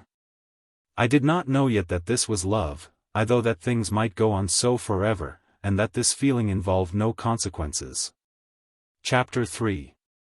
One day when the corn was being carried, I went with Katya and Sonia to our favorite seat in the garden, in the shade of the lime trees and above the dell, beyond which the fields and woods lay open before us.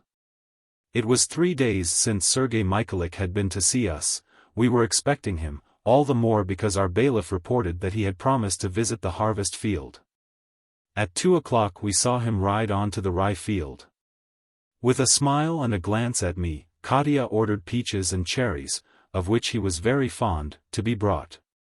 Then she lay down on the bench and began to doze. I tore off a crooked flat lime tree branch, which made my hand wet with its juicy leaves and juicy bark. Then I fanned Katya with it and went on with my book, breaking off from time to time, to look at the field path along which he must come. Sonia was making a doll's house at the root of an old lime tree.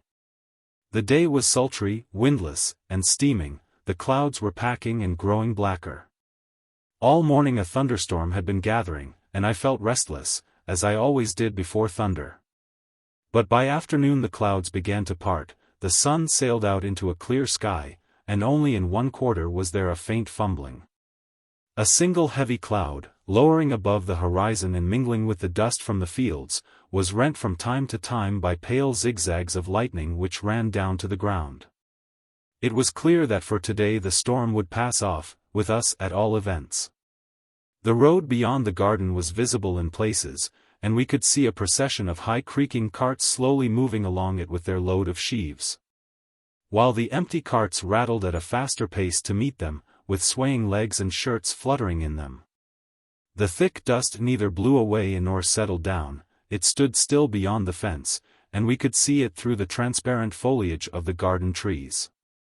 A little farther off, in the stackyard, the same voices and the same creaking of wheels were audible. And the same yellow sheaves that had moved slowly past the fence were now flying aloft, and I could see the oval stacks gradually rising higher, and their conspicuous pointed tops, and the laborers swarming upon them. On the dusty field in front more carts were moving and more yellow sheaves were visible, and the noise of the carts, with the sound of talking and singing, came to us from a distance. At one side the bare stubble, with strips of fallow covered with wormwood, came more and more into view. Lower down, to the right, the gay dresses of the women were visible, as they bent down and swung their arms to bind the sheaves. Here the bare stubble looked untidy. But the disorder was cleared by degrees, as the pretty sheaves were ranged at close intervals. It seemed as if summer had suddenly turned to autumn before my eyes. The dust and heat were everywhere, except in our favorite nook in the garden. And everywhere, in this heat and dust and under the burning sun, the laborers carried on their heavy task with talk and noise. Meanwhile Katya slept so sweetly on our shady bench, beneath her white cambric handkerchief, the black juicy cherries glistened so temptingly on the plate, our dresses were so clean and fresh. The water in the jug was so bright with rainbow colors in the sun, and I felt so happy. How can I help it? I thought, am I to blame for being happy? And how can I share my happiness? How and to whom can I surrender all myself and all my happiness? By this time the sun had sunk behind the tops of the birch avenue, the dust was settling on the fields, the distance became clearer and brighter in the slanting light. The clouds had dispersed altogether, I could see through the trees the thatch of 3 new corn stacks. The laborers came down off the stacks. The carts hurried past, evidently for the last time, with a loud noise of shouting. The women, with rakes over their shoulders and straw bands in their belts, walked home past us, singing loudly. And still there was no sign of Sergei Mikhailich, though I had seen him ride down the hill long ago. Suddenly he appeared upon the avenue, coming from a quarter where I was not looking for him. He had walked round by the dell. He came quickly towards me, with his hat off and radiant with high spirits. Seeing that Katya was asleep, he bit his lip, closed his eyes, and advanced on tiptoe. I saw at once that he was in that peculiar mood of causeless merriment which I always delighted to see in him, and which we called wild ecstasy. He was just like a schoolboy playing truant. His whole figure, from head to foot, breathed content, happiness, and boyish frolic. "Well, young Violet, how are you?" "All right," he said in a whisper, coming up to me and taking my hand. Then, in answer to my question, "Oh, I'm splendid today, I feel like a boy of 13, I want to play at horses and climb trees." "Is it wild ecstasy?" I asked, looking into his laughing eyes, and feeling that the wild ecstasy was infecting me. "Yes," he answered, winking and checking a smile. "But I don't see why you need hit Katerina Karlovna on the nose." With my eyes on him I had gone on waving the branch, without noticing that I had knocked the handkerchief off Katya's face and was now brushing her with the leaves. I laughed. "She will say she was awake all the time," I whispered, as if not to awake Katya, but that was not my real reason, it was only that I liked to whisper to him. He moved his lips in imitation of me, pretending that my voice was too low for him to hear. Catching sight of the dish of cherries, he pretended to steal it, and carried it off to Sonia under the lime tree, where he sat down on her dolls. Sonia was angry at first, but he soon made his peace with her by starting a game, to see which of them could eat cherries faster. "If you like, I will send for more cherries," I said. "Or let us go ourselves." He took the dish and set the dolls on it, and we all three started for the orchard. Sonia ran behind us, laughing and pulling at his coat, to make him surrender the dolls. He gave them up and then turned to me, speaking more seriously. "You really are a Violet," he said, still speaking low, though there was no longer any fear of waking anybody. "When I came to you out of all that dust and heat and toil, I positively smelt violets at once. But not the sweet violet, you know, that early dark violet that smells of melting snow and spring grass. Is harvest going on well?" I asked, in order to hide the happy agitation which his words produced in me. "First rate. Our people are always splendid. The more you know them, the better you like them." "Yes," I said. "Before you came I was watching them from the garden, and suddenly I felt ashamed to be so comfortable myself while they were hard at work, and so—" He interrupted me.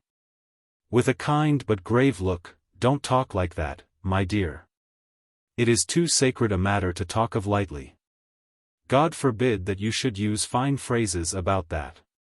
But it is only to you I say this." "All right, I understand. But what about those cherries?" The orchard was locked, and no gardener to be seen, he had sent them all off to help with the harvest. Sonia ran to fetch the key. But he would not wait for her. Climbing up a corner of the wall, he raised the net and jumped down on the other side. His voice came over the wall, "If you want some, give me the dish." "No," I said, "I want to pick for myself. I shall fetch the key, Sonia won't find it." But suddenly I felt that I must see what he was doing there and what he looked like, that I must watch his movements while he supposed that no one saw him. Besides, I was simply unwilling just then to lose sight of him for a single minute. Running on tiptoe through the nettles to the other side of the orchard where the wall was lower, I mounted on an empty cask, till the top of the wall was on a level with my waist. And then leaned over into the orchard. I looked at the gnarled old trees, with their broad dented leaves and the ripe black cherries hanging straight and heavy among the foliage.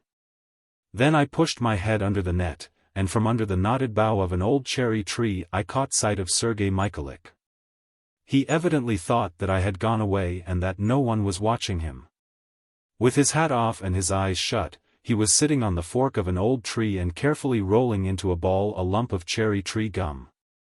Suddenly he shrugged his shoulders, opened his eyes, muttered something, and smiled. Both words and smile were so unlike him that I felt ashamed of myself for eavesdropping. It seemed to me that he had said, "Masha." Impossible, I thought. "Darling Masha," he said again, in a lower and more tender tone. There was possible doubt about the two words this time. My heart beat hard, and such a passionate joy, illicit joy, as I felt, took hold of me, that I clutched at the wall, fearing to fall and betray myself. Startled by the sound of my movement, he looked round, he dropped his eyes instantly, and his face turned red, even scarlet, like a child's. He tried to speak, but in vain. Again and again his face positively flamed up. Still he smiled as he looked at me, and I smiled too. Then his whole face grew radiant with happiness. He had ceased to be the old uncle who spoiled or scolded me, he was a man on my level, who loved and feared me as I loved and feared him. We looked at one another without speaking. But suddenly he frowned, the smile and light in his eyes disappeared, and he resumed his cold paternal tone, just as if we were doing something wrong and he was repenting and calling on me to repent. "You had better get down, or you will hurt yourself," he said, "and do put your hair straight, just think what you look like. What makes him pretend? What makes him want to give me pain?" I thought in my vexation. And the same instant brought an irresistible desire to upset his composure again and test my power over him. "No," I said, "I mean to pick for myself." I caught hold of the nearest branch and climbed to the top of the wall, then, before he had time to catch me, I jumped down on the other side. "What foolish things you do!" he muttered, flushing again and trying to hide his confusion under a pretense of annoyance. "You might really have hurt yourself. But how do you mean to get out of this?" He was even more confused than before, but this time his confusion frightened rather than pleased me. It infected me too and made me blush. Avoiding his eye and not knowing what to say, I began to pick cherries though I had nothing to put them in. I reproached myself, I repented of what I had done, I was frightened. I felt that I had lost his good opinion forever by my folly. Both of us were silent and embarrassed. From this difficult situation Sonia rescued us by running back with the key in her hand. For some time we both addressed our conversation to her and said nothing to each other. When we returned to Katya, who assured us that she had never been asleep and was listening all the time, I calmed down, and he tried to drop into his fatherly patronizing manner again. But I was not taken in by it. A discussion which we had had some days before came back clear before me. Katya had been saying that it was easier for a man to be in love and declare his love than for a woman. "A man may say that he is in love, and a woman can't," she said. "I disagree," said he, "a man has no business to say, and can't say that he is in love." "Why not?" I asked. "Because it never can be true." "What sort of a revelation is that a man is in love? A man seems to think that whenever he says the word, something will go pop. That some miracle will be worked, signs and wonders, with all the big guns firing at once. In my opinion," he went on, "whoever solemnly brings out the words, 'I love you,' is either deceiving himself or, which is even worse, deceiving others." "Then how is a woman to know that a man is in love with her, unless he tells her?" asked Katya. "That I don't know," he answered, "every man has his own way of telling things. If the feeling exists, it will out somehow. But when I read novels, I always fancy the crestfallen look of Lieutenant Strelsky or Alfred, when he says, 'I love you, Eleonora,' and expects something wonderful to happen at once. And no change at all takes place in either of them, their eyes and their noses and their whole selves remain exactly as they were." Even then I had felt that this banter covered something serious that had reference to myself.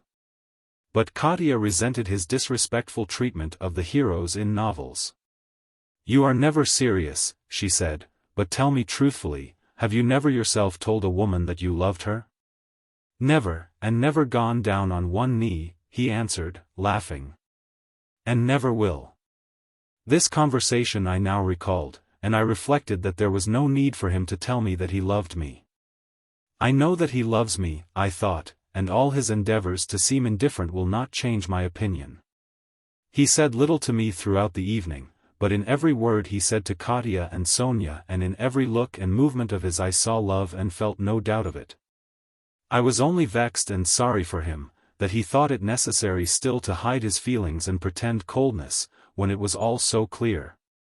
And when it would have been so simple and easy to be boundlessly happy. But my jumping down to him in the orchard weighed on me like a crime. I kept feeling that he would cease to respect me and was angry with me.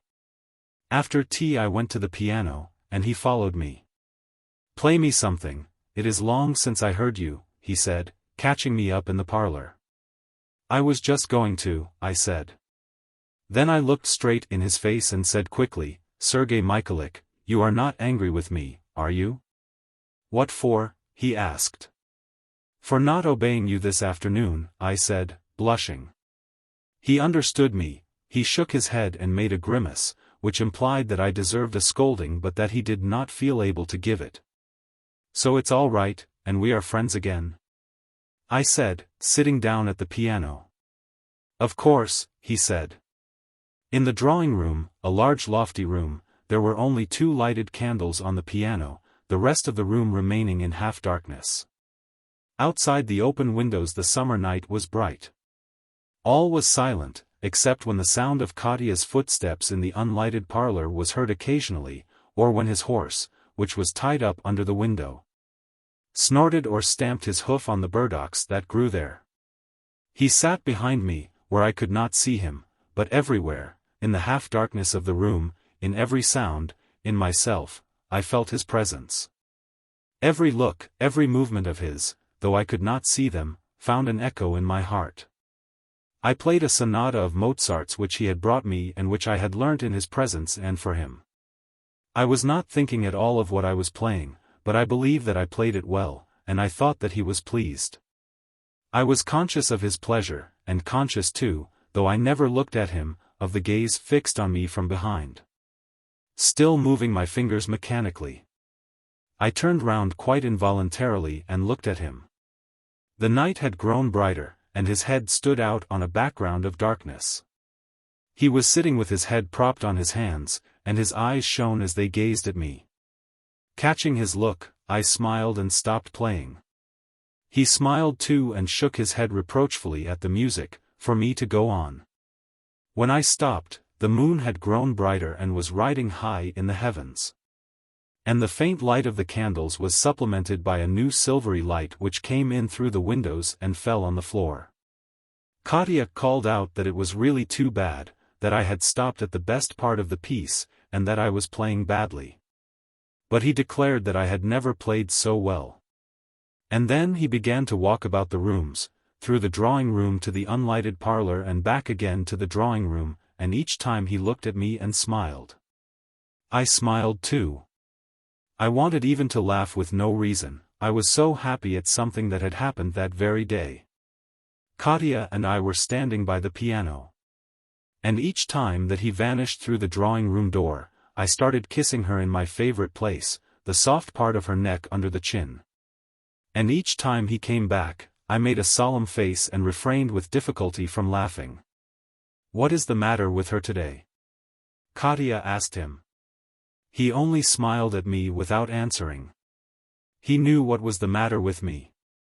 "Just look what a night it is," he called out from the parlor, where he had stopped by the open French window looking into the garden. We joined him. And it really was such a night as I have never seen since. The full moon shone above the house and behind us, so that we could not see it, and half the shadow, thrown by the roof and pillars of the house and by the veranda awning, lay slanting and foreshortened on the gravel path and the strip of turf beyond.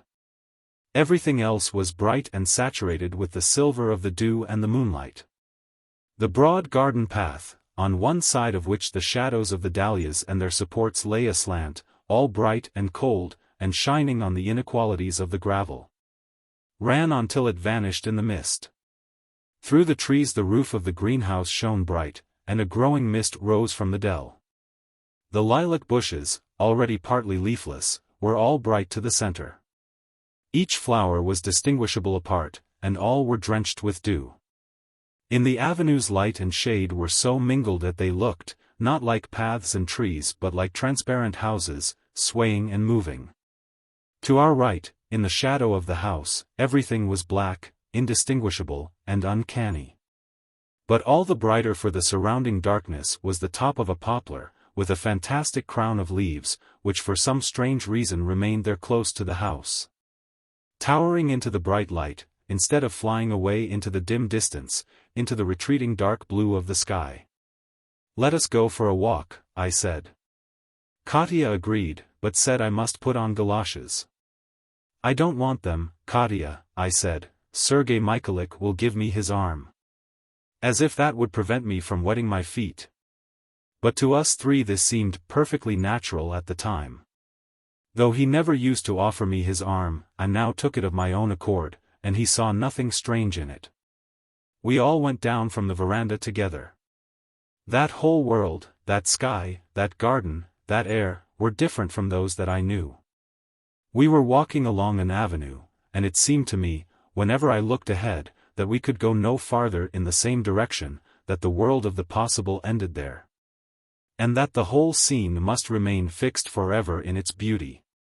But we still moved on, and the magic wall kept parting to let us in, and still we found the familiar garden with trees and paths and withered leaves. And we were really walking along the paths, treading on patches of light and shade, and a withered leaf was really crackling under my foot, and a live twig brushing my face. And that was really he, walking steadily and slowly at my side, and carefully supporting my arm, and that was really Katya walking beside us with her creaking shoes. And that must be the moon in the sky, shining down on us through the motionless branches. But at each step the magic wall closed up again behind us and in front, and I ceased to believe in the possibility of advancing farther, I ceased to believe in the reality of it all. "Oh, there's a frog," cried Katya. "Who said that? And why?" I thought. But then I realized it was Katya, and that she was afraid of frogs. Then I looked at the ground and saw a little frog which gave a jump and then stood still in front of me, while its tiny shadow was reflected on the shining clay of the path. "You're not afraid of frogs, are you?" he asked. I turned and looked at him. Just where we were there was a gap of one tree in the lime avenue, and I could see his face clearly, it was so handsome and so happy.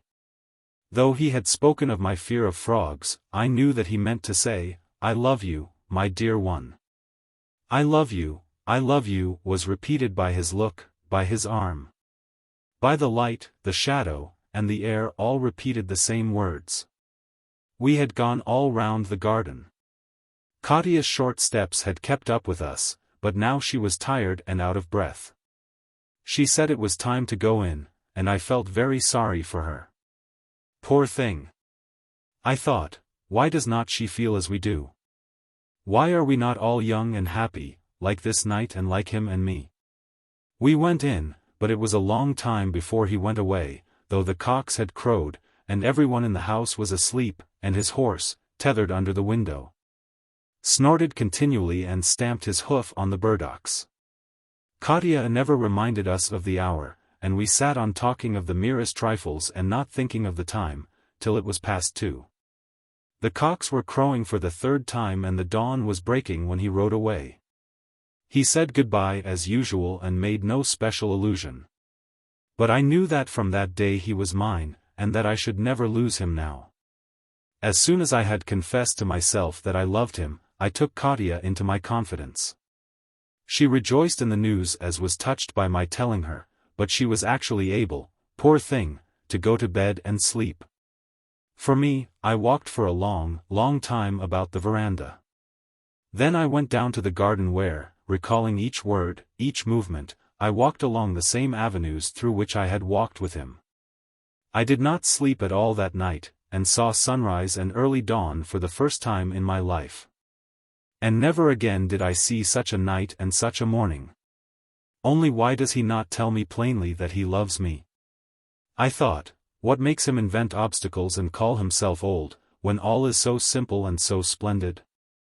What makes him waste this golden time which may never return? Let him say, "I love you," say it in plain words, let him take my hand in his and bend over it and say, "I love you." Let him blush and look down before me, and then I will tell him all. No.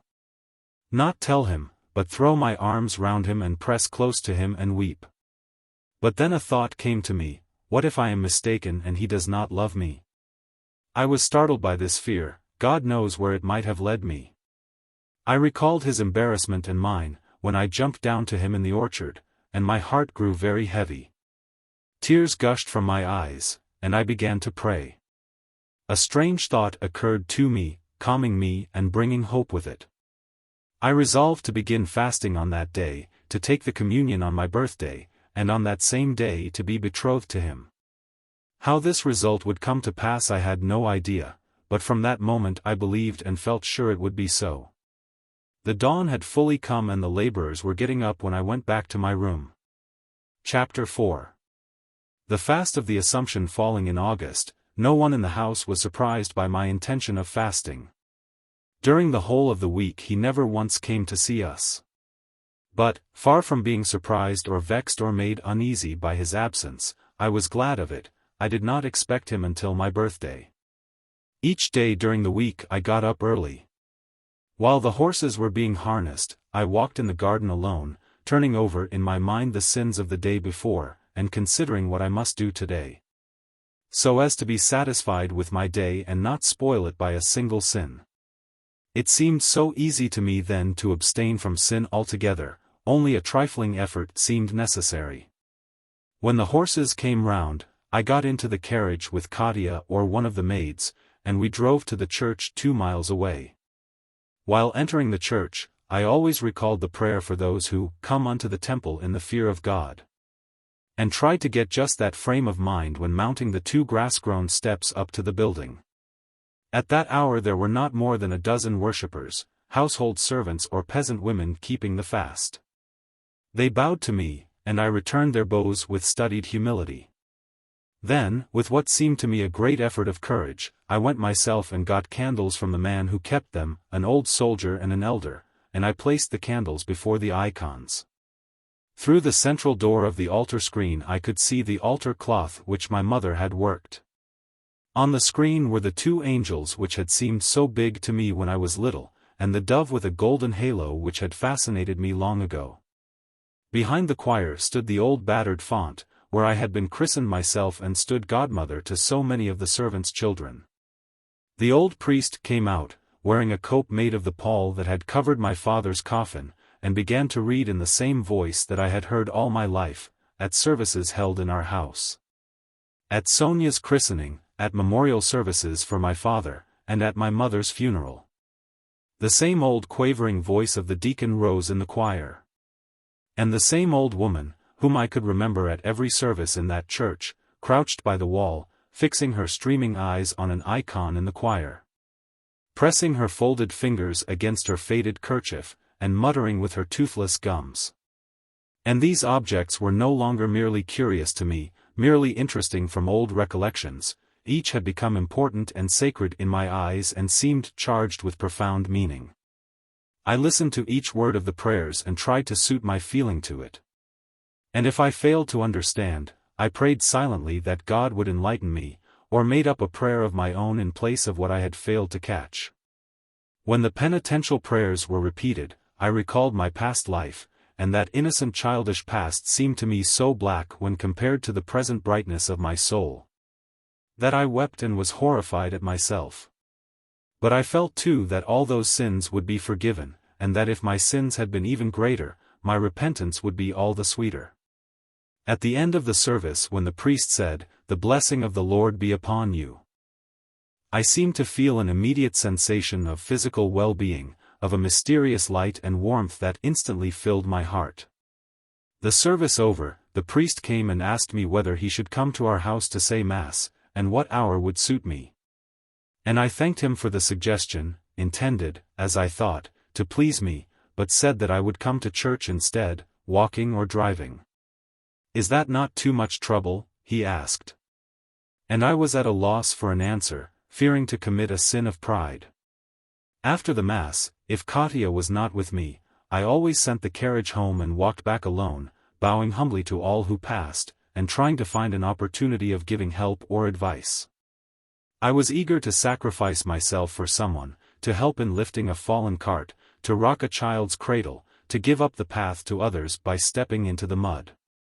One evening I heard the bailiff report to Katya that Simon, one of our serfs, had come to beg some boards to make a coffin for his daughter, and a ruble to pay the priest for the funeral. The bailiff had given what he asked.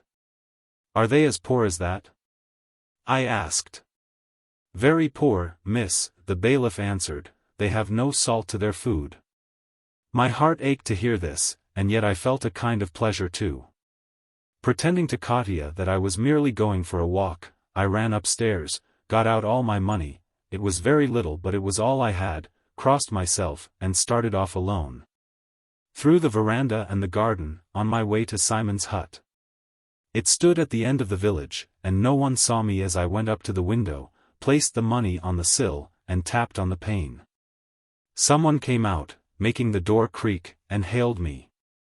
But I hurried home, cold and shaking with fear like a criminal. Katya asked where I had been and what was the matter with me, but I did not answer, and did not even understand what she was saying. Everything suddenly seemed to me so petty and insignificant. I locked myself up in my own room, and walked up and down alone for a long time, unable to do anything, unable to think, unable to understand my own feelings. I thought of the joy of the whole family, and of what they would say of their benefactor, and I felt sorry that I had not given them the money myself. I thought too of what Sergei Mikhailich would say, if he knew what I had done, and I was glad to think that no one would ever find out. I was so happy, and I felt myself and everyone else so bad, and yet was so kindly disposed to myself and to all the world, that the thought of death came to me as a dream of happiness. I smiled and prayed and wept, and felt at that moment a burning passion of love for all the world, myself included. Between services I used to read the Gospel. And the book became more and more intelligible to me, and the story of that divine life simpler and more touching. And the depths of thought and feeling I found in studying it became more awful and impenetrable. On the other hand, how clear and simple everything seemed to me when I rose from the study of this book and looked again on life around me and reflected on it. It was so difficult, I felt, to lead a bad life, and so simple to love everyone and be loved. All were so kind and gentle to me. Even Sonia, whose lessons I had not broken off, was quite different, trying to understand and please me and not to vex me. Everyone treated me as I treated them. Thinking over my enemies, of whom I must ask pardon before confession, I could only remember one of our neighbors, a girl whom I had made fun of in company a year ago, and who had ceased to visit us. I wrote to her, confessing my fault and asking her forgiveness. She replied that she forgave me and wished me to forgive her. I cried for joy over her simple words, and saw in them, at the time, a deep and touching feeling. My old nurse cried, when I asked her to forgive me. What makes them all so kind to me? What have I done to deserve their love? I asked myself. Sergei Mikhailich would come into my mind, and I thought for long about him. I could not help it, and I did not consider these thoughts sinful. But my thoughts of him were quite different from what they had been on the night when I first realized that I loved him. He seemed to me now like a second self, and became a part of every plan for the future. The inferiority which I had always felt in his presence had vanished entirely. I felt myself his equal and could understand him thoroughly from the moral elevation I had reached. What had seemed strange in him was now quite clear to me. Now I could see what he meant by saying to live for others was the only true happiness, and I agreed with him perfectly. I believed that our life together would be endlessly happy and untroubled. I looked forward, not to foreign tours or fashionable society or display, but to a quite different scene, a quiet family life in the country, with constant self-sacrifice, constant mutual love, and constant recognition in all things of the kind hand of Providence. I carried out my plan of taking the communion on my birthday. When I came back from church that day, my heart was so swelling with happiness that I was afraid of life, afraid of any feeling that might break in on that happiness. We had hardly left the carriage for the steps in front of the house, when there was a sound of wheels on the bridge, and I saw Sergei Mikhailich drive up in his well-known trap. He congratulated me 201 and we went together to the parlor. Never since I had known him had I been so much at my ease with him and so self-possessed as on that morning. I felt in myself a whole new world out of his reach and beyond his comprehension. I was not conscious of the slightest embarrassment in speaking to him. He must have understood the cause of this feeling, for he was tender and gentle beyond his wont and showed a kind of reverent consideration for me. When I made for the piano, he locked it and put the key in his pocket. "Don't spoil your present mood," he said, "you have the sweetest of all music in your soul just now." I was grateful for his words, and yet I was not quite pleased at his understanding too easily and clearly what ought to have been an exclusive secret in my heart. At dinner he said that he had come to congratulate me and also to say goodbye, for he must go to Moscow tomorrow. He looked at Katya as he spoke. But then he stole a glance at me, and I saw that he was afraid he might detect signs of emotion on my face. But I was neither surprised nor agitated. I did not even ask whether he would be long away. I knew he would say this, and I knew that he would not go. How did I know? I cannot explain that to myself now. But on that memorable day it seemed that I knew everything that had been and that would be.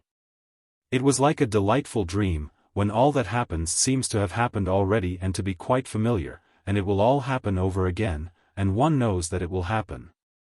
He meant to go away immediately after dinner, but, as Katya was tired after church and went to lie down for a little, he had to wait until she woke up in order to say goodbye to her. The sun shone into the drawing room, and we went out to the veranda. When we were seated, I began at once, quite calmly, the conversation that was bound to fix the fate of my heart. I began to speak, no sooner and no later, but at the very moment when we sat down, before our talk had taken any turn or color that might have hindered me from saying what I meant to say.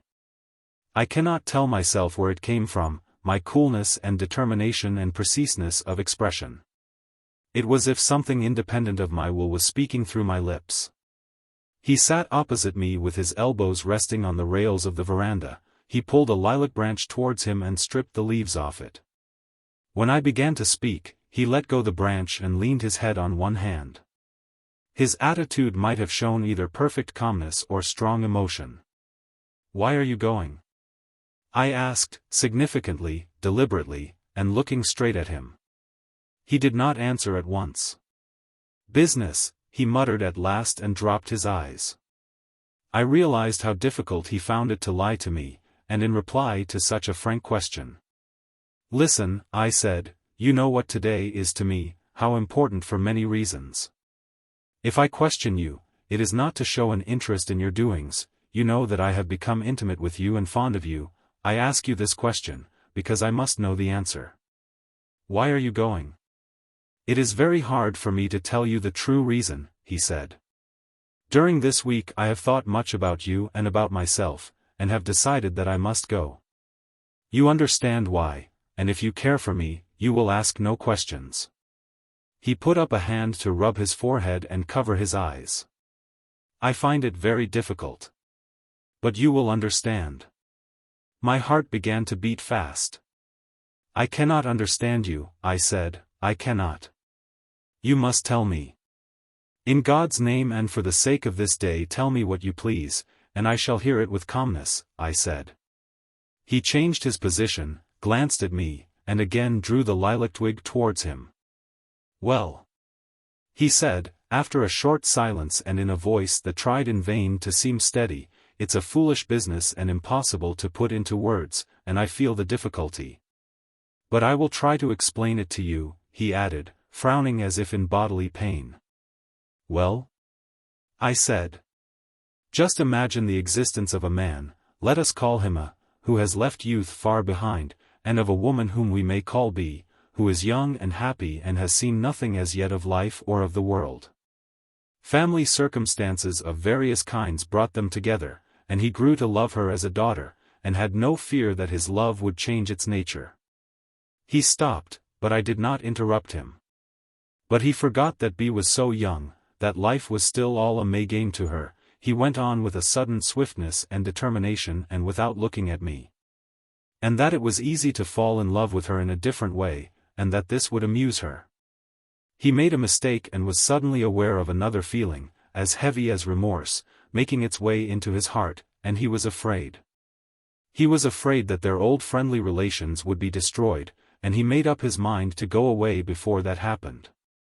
As he said this, he began again to rub his eyes with a pretense of indifference, and to close them. Why was he afraid to love differently? I asked very low. But I restrained my emotion and spoke in an even voice. He evidently thought that I was not serious, for he answered as if he were hurt. You are young, and I am not young. You want amusement, and I want something different. Amuse yourself, if you like, but not with me. If you do, I shall take it seriously, and then I shall be unhappy, and you will repent. That is what I said, he added. However, this is all nonsense, but you understand why I am going.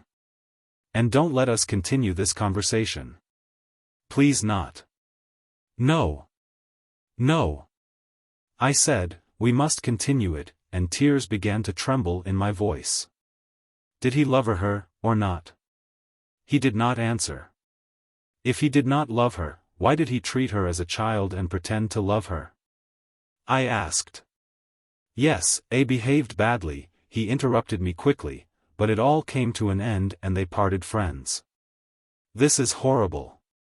Is there no other ending? I said with a great effort and then felt afraid of what I had said. Yes, there is, he said, showing a face full of emotion and looking straight at me. There are two different endings. But, for God's sake, listen to me quietly and don't interrupt. Some say, here he stood up and smiled with a smile that was heavy with pain, some say that A went off his head, fell passionately in love with B, and told her so. But she only laughed. To her it was all a jest, but to him a matter of life and death. I shuddered and tried to interrupt him, tried to say that he must not dare to speak for me. But he checked me, laying his hand on mine. Wait, he said, and his voice shook. The other story is that she took pity on him, and fancied, poor child, from her ignorance of the world, that she really could love him, and so consented to be his wife. And he, in his madness, believed it, believed that his whole life could begin anew, but she saw herself that she had deceived him and that he had deceived her. But let us drop the subject finally, he ended, clearly unable to say more, and then he began to walk up and down in silence before me. Thought he had asked that subject should be dropped, I saw that his whole soul was hanging on my answer. I tried to speak, but the pain at my heart kept me dumb. I glanced at him, he was pale and his lower lip trembled. I felt sorry for him. With a sudden effort I broke the bonds of silence which had held me fast, and began to speak in a low inward voice, which I feared would break every moment. There is a third ending to the story, I said, and then paused, but he said nothing. The third ending is that he did not love her, but hurt her, and thought that he was right. And he left her and was actually proud of himself. You have been pretending, not I. I have loved you since the first day we met, loved you, I repeated, and at the word loved, my low inward voice changed, without intention of mine, to a wild cry which frightened me myself. He stood pale before me, his lip trembled more and more violently, and 2 tears came out upon his cheeks. It is wrong. I almost screamed, feeling that I was choking with angry unshed tears. Why do you do it? I cried and got up to leave him. But he would not let me go. His head was resting on my knees, his lips were kissing my still trembling hands, and his tears were wetting them. My God! If I had only known, he whispered. Why? Why? I kept on repeating, but in my heart there was happiness, happiness which had now come back, after so nearly departing forever. 5 minutes later Sonia was rushing upstairs to Katya and proclaiming all over the house that Masha intended to marry Sergei Mikhailich. Chapter 5. There were no reasons for putting off our wedding, and neither he nor I wished for delay. Katya, it is true, thought we ought to go to Moscow, to buy and order wedding clothes. And his mother tried to insist that, before the wedding, he must set up a new carriage, buy new furniture, and repaper the whole house. But we two together carried our point, that all these things, if they were really indispensable, should be done afterwards, and that we should be married within a fortnight after my birthday. Quietly, without wedding clothes, with a party, without best men and supper and champagne, and all the other conventional features of a wedding. He told me how dissatisfied his mother was that there should be no band, no mountain of luggage, no renovation of the whole house, so unlike her own marriage which had cost 30,000 rubles. And he told of the solemn and secret confabulations which she held in her store-room with her housekeeper, Mariushka, rummaging the chests and discussing carpets, curtains, and salvers as indispensable conditions of our happiness. At our house Katya did just the same with my old nurse, Kuzminikna. It was impossible to treat the matter lightly with Katya. She was firmly convinced that he and I, when discussing our future, were merely talking the sentimental nonsense natural to people in our position. And that our real future happiness depended on the hemming of tablecloths and napkins and the proper cutting out and stitching of underclothing. Several times a day secret information passed between the two houses, to communicate what was going forward in each. And though the external relations between Katya and his mother were most affectionate, yet a slightly hostile though very subtle diplomacy was already perceptible in their dealings. I now became more intimate with Tatyana Semenovna, the mother of Sergei Mikhailich, an old-fashioned lady, strict and formal in the management of her household. Her son loved her, and not merely because she was his mother. He thought her the best, cleverest, kindest, and most affectionate woman in the world. She was always kind to us and to me especially, and was glad that her son should be getting married. But when I was with her after our engagement, I always felt that she wished me to understand that, in her opinion, her son might have looked higher. And that it would be as well for me to keep that in mind. I understood her meaning perfectly and thought her quite right. During that fortnight he and I met every day. He came to dinner regularly and stayed on till midnight. But though he said, and I knew he was speaking the truth, that he had no life apart from me, yet he never spent the whole day with me, and tried to go on with his ordinary occupations. Our outward relations remained unchanged to the very day of our marriage. We went on saying you and not thou to each other. He did not even kiss my hand. He did not seek, but even avoided, opportunities of being alone with me. It was as if he feared to yield to the harmful excess of tenderness he felt.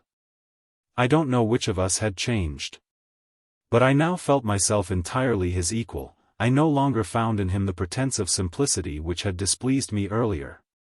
And I often delighted to see in him, not a grown man inspiring respect and awe but a loving and wildly happy child. How mistaken I was about him. I often thought. He is just such another human being as myself. It seemed to me now, that his whole character was before me and that I thoroughly understood it. And how simple was every feature of his character, and how congenial to my own. Even his plans for our future life together were just my plans, only more clearly and better expressed in his words. The weather was bad just then, and we spent most of our time indoors. The corner between the piano and the window was the scene of our best intimate talks. The candlelight was reflected on the blackness of the window near us. From time to time drops struck the glistening pane and rolled down. The rain pattered on the roof. The water splashed in a puddle under the spout. It felt damp near the window, but our corner seemed all the brighter and warmer and happier for that. Do you know, there is something I have long wished to say to you, he began one night when we were sitting up late in our corner. I was thinking of it all the time you were playing. Don't say it, I know all about it, I replied. All right. Mum's the word. No. What is it? I asked. Well, it is this. You remember the story I told you about A and B? I should just think I did. What a stupid story. Lucky that it ended as it did. Yes. I was very near destroying my happiness by my own act. You saved me. But the main thing is that I was always telling lies then, and I'm ashamed of it, and I want to have my say out now. Please don't. You really mustn't. Don't be frightened, he said, smiling. I only want to justify myself. When I began then, I meant to argue. It is always a mistake to argue, I said. Yes, I argued wrong. After all my disappointments and mistakes in life, I told myself firmly when I came to the country this year, that love was no more for me, and that all I had to do was to grow old decently. So for a long time, I was unable to clear up my feeling towards you, or to make out where it might lead me. I hoped, and I didn't hope. At one time I thought you were trifling with me. At another I felt sure of you but could not decide what to do. But after that evening, you remember when we walked in the garden at night, I got alarmed. The present happiness seemed too great to be real. What if I allowed myself to hope and then failed? But of course I was thinking only of myself, for I am disgustingly selfish. He stopped and looked at me. But it was not all nonsense that I said then. It was possible and right for me to have fears. I take so much from you and can give so little. You are still a child, a bud that has yet to open. You have never been in love before, and I. Yes, do tell me the truth, I began, and then stopped, afraid of his answer. No, never mind, I added. Have I been in love before? Is that it? He said, guessing my thoughts at once. That I can tell you. No, never before, nothing at all like what I feel now. But a sudden painful recollection seemed to flash across his mind.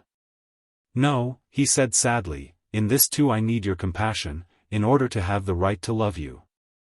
Well, was I not bound to think twice before saying that I loved you? What do I give you? Love, no doubt.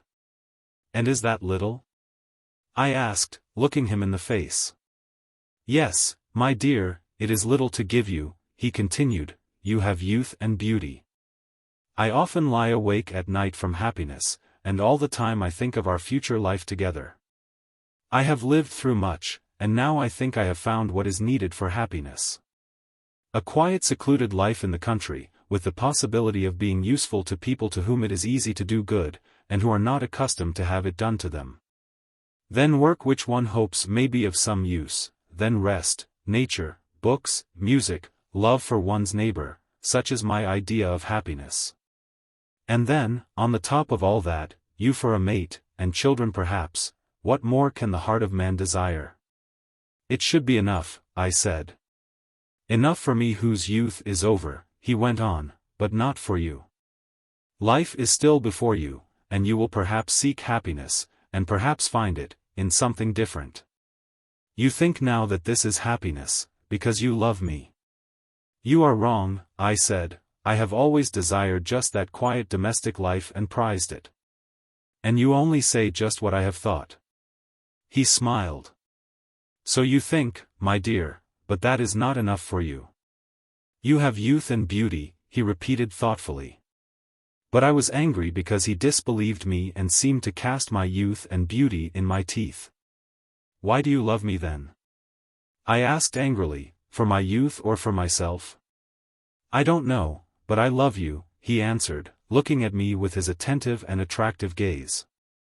I did not reply and involuntarily looked into his eyes. Suddenly a strange thing happened to me. First I ceased to see what was around me, then his face seemed to vanish till only the eyes were left, shining over against mine. Next the eyes seemed to be in my own head, and then all became confused. I could see nothing and was forced to shut my eyes, in order to break loose from the feeling of pleasure and fear which his gaze was producing in me. The day before our wedding day, the weather cleared up towards evening. The rains which had begun in summer gave place to clear weather, and we had our first autumn evening, bright and cold. It was a wet, cold, shining world, and the garden showed for the first time the spaciousness and color and bareness of autumn. The sky was clear, cold, and pale. I went to bed happy in the thought that tomorrow, our wedding day, would be fine. I awoke with the sun, and the thought that this very day, seemed alarming and surprising. I went out into the garden. The sun had just risen and shone fitfully through the meager yellow leaves of the lime avenue. The path was strewn with rustling leaves, clusters of mountain ash berries hung red and wrinkled on the boughs, with a sprinkling of frostbitten crumpled leaves. The dahlias were black and wrinkled. The first rime lay like silver on the pale green of the grass and on the broken burdock plants round the house. In the clear cold sky there was not, and could not be, a single cloud. Can it possibly be today? I asked myself, incredulous of my own happiness. Is it possible that I shall wake tomorrow, not here but in that strange house with the pillars? Is it possible that I shall never again wait for his coming and meet him, and sit up late with Katia to talk about him? Shall I never sit with him beside the piano in our drawing room? Never see him off and feel uneasy about him on dark nights? But I remembered that he promised yesterday to pay a last visit, and that Katia had insisted on my trying on my wedding dress, and had said, for tomorrow. I believed for a moment that it was all real, and then doubted again. Can it be that after today I shall be living there with a mother-in-law, without Nadezhda or old Grigory or Katia? Shall I go to bed without kissing my old nurse good night and hearing her say, while she signs me with the cross from old custom, good night, miss? Shall I never again teach Sonia and play with her and knock through the wall to her in the morning and hear her hearty laugh? Shall I become from today someone that I myself do not know? And is a new world, that will realize my hopes and desires, opening before me? And will that new world last forever? Alone with these thoughts I was depressed and impatient for his arrival. He came early, and it required his presence to convince me that I should really be his wife that very day, and the prospect ceased to frighten me. Before dinner we walked to our church, to attend a memorial service for my father. If only he were living now. I thought as we were returning, and I leant silently on the arm of him who had been the dearest friend of the object of my thoughts. During the service, while I pressed my forehead against the cold stone of the chapel floor, I called up my father so vividly. I was so convinced that he understood me and approved my choice, that I felt as if his spirit were still hovering over us and blessing me. And my recollections and hopes, my joy and sadness, made up one solemn and satisfied feeling which was in harmony with the fresh still air, the silence, the bare fields and pale sky, from which the bright but powerless rays, trying in vain to burn my cheek, fell over all the landscape. My companion seemed to understand and share my feeling. He walked slowly and silently. And his face, at which I glanced from time to time, expressed the same serious mood between joy and sorrow which I shared with nature. Suddenly he turned to me, and I saw that he intended to speak. Suppose he starts some other subject than that which is in my mind? I thought. But he began to speak of my father and did not even name him. He once said to me in jest, "You should marry my Masha," he began. He would have been happy now, I answered, pressing closer the arm which held mine. You were a child then, he went on, looking into my eyes. I loved those eyes and used to kiss them only because they were like his, never thinking they would be so dear to me for their own sake. I used to call you Masha then. I want you to say, thou, to me, I said. I was just going to, he answered. I feel for the first time that thou art entirely mine. And his calm happy gaze that drew me to him rested on me. We went on along the footpath over the beaten and trampled stubble, our voices and footsteps were the only sounds. On one side the brownish stubble stretched over a hollow to a distant leafless wood, across it at some distance a peasant was noiselessly ploughing a black strip which grew wider and wider. A drove of horses scattered under the hill seemed close to us. On the other side, as far as the garden and our house peeping through the trees, a field of winter corn, thawed by the sun, showed black with occasional patches of green. The winter sun shone over everything, and everything was covered with long gossamer spiders' webs, which floated in the air round us, lay on the frost-dried stubble, and got into our eyes and hair and clothes. When we spoke, the sound of our voices hung in the motionless air above us, as if we too were alone in the whole world, alone under that azure vault. in which the beams of the winter sun played and flashed without scorching. I too wished to say, "Thou," to him, but I felt ashamed. "Why dost thou walk so fast?" I said quickly and almost in a whisper. I could not help blushing. He slackened his pace, and the gaze he turned on me was even more affectionate, gay, and happy. At home we found that his mother and the inevitable guests had arrived already, and I was never alone with him again till we came out of church to drive to Nikolsko. The church was nearly empty. I just caught a glimpse of his mother standing up straight on a mat by the choir and of Katya wearing a cap with purple ribbons and with tears on her cheeks. And of 2 or 3 of our servants looking curiously at me. I did not look at him, but felt his presence there beside me. I attended to the words of the prayers and repeated them, but they found no echo in my heart. Unable to pray, I looked listlessly at the icons, the candles, the embroidered cross on the priest's cope, the screen, and the window, and took nothing in. I only felt that something strange was being done to me. At last the priest turned to us with the cross in his hand, congratulated us, and said, "I christened you and by God's mercy have lived to marry you." Katya and his mother kissed us, and Grigory's voice was heard, calling up the carriage. But I was only frightened and disappointed. All was over, but nothing extraordinary, nothing worthy of the sacrament I had just received, had taken place in myself. He and I exchanged kisses, but the kiss seemed strange and not expressive of our feeling. Is this all?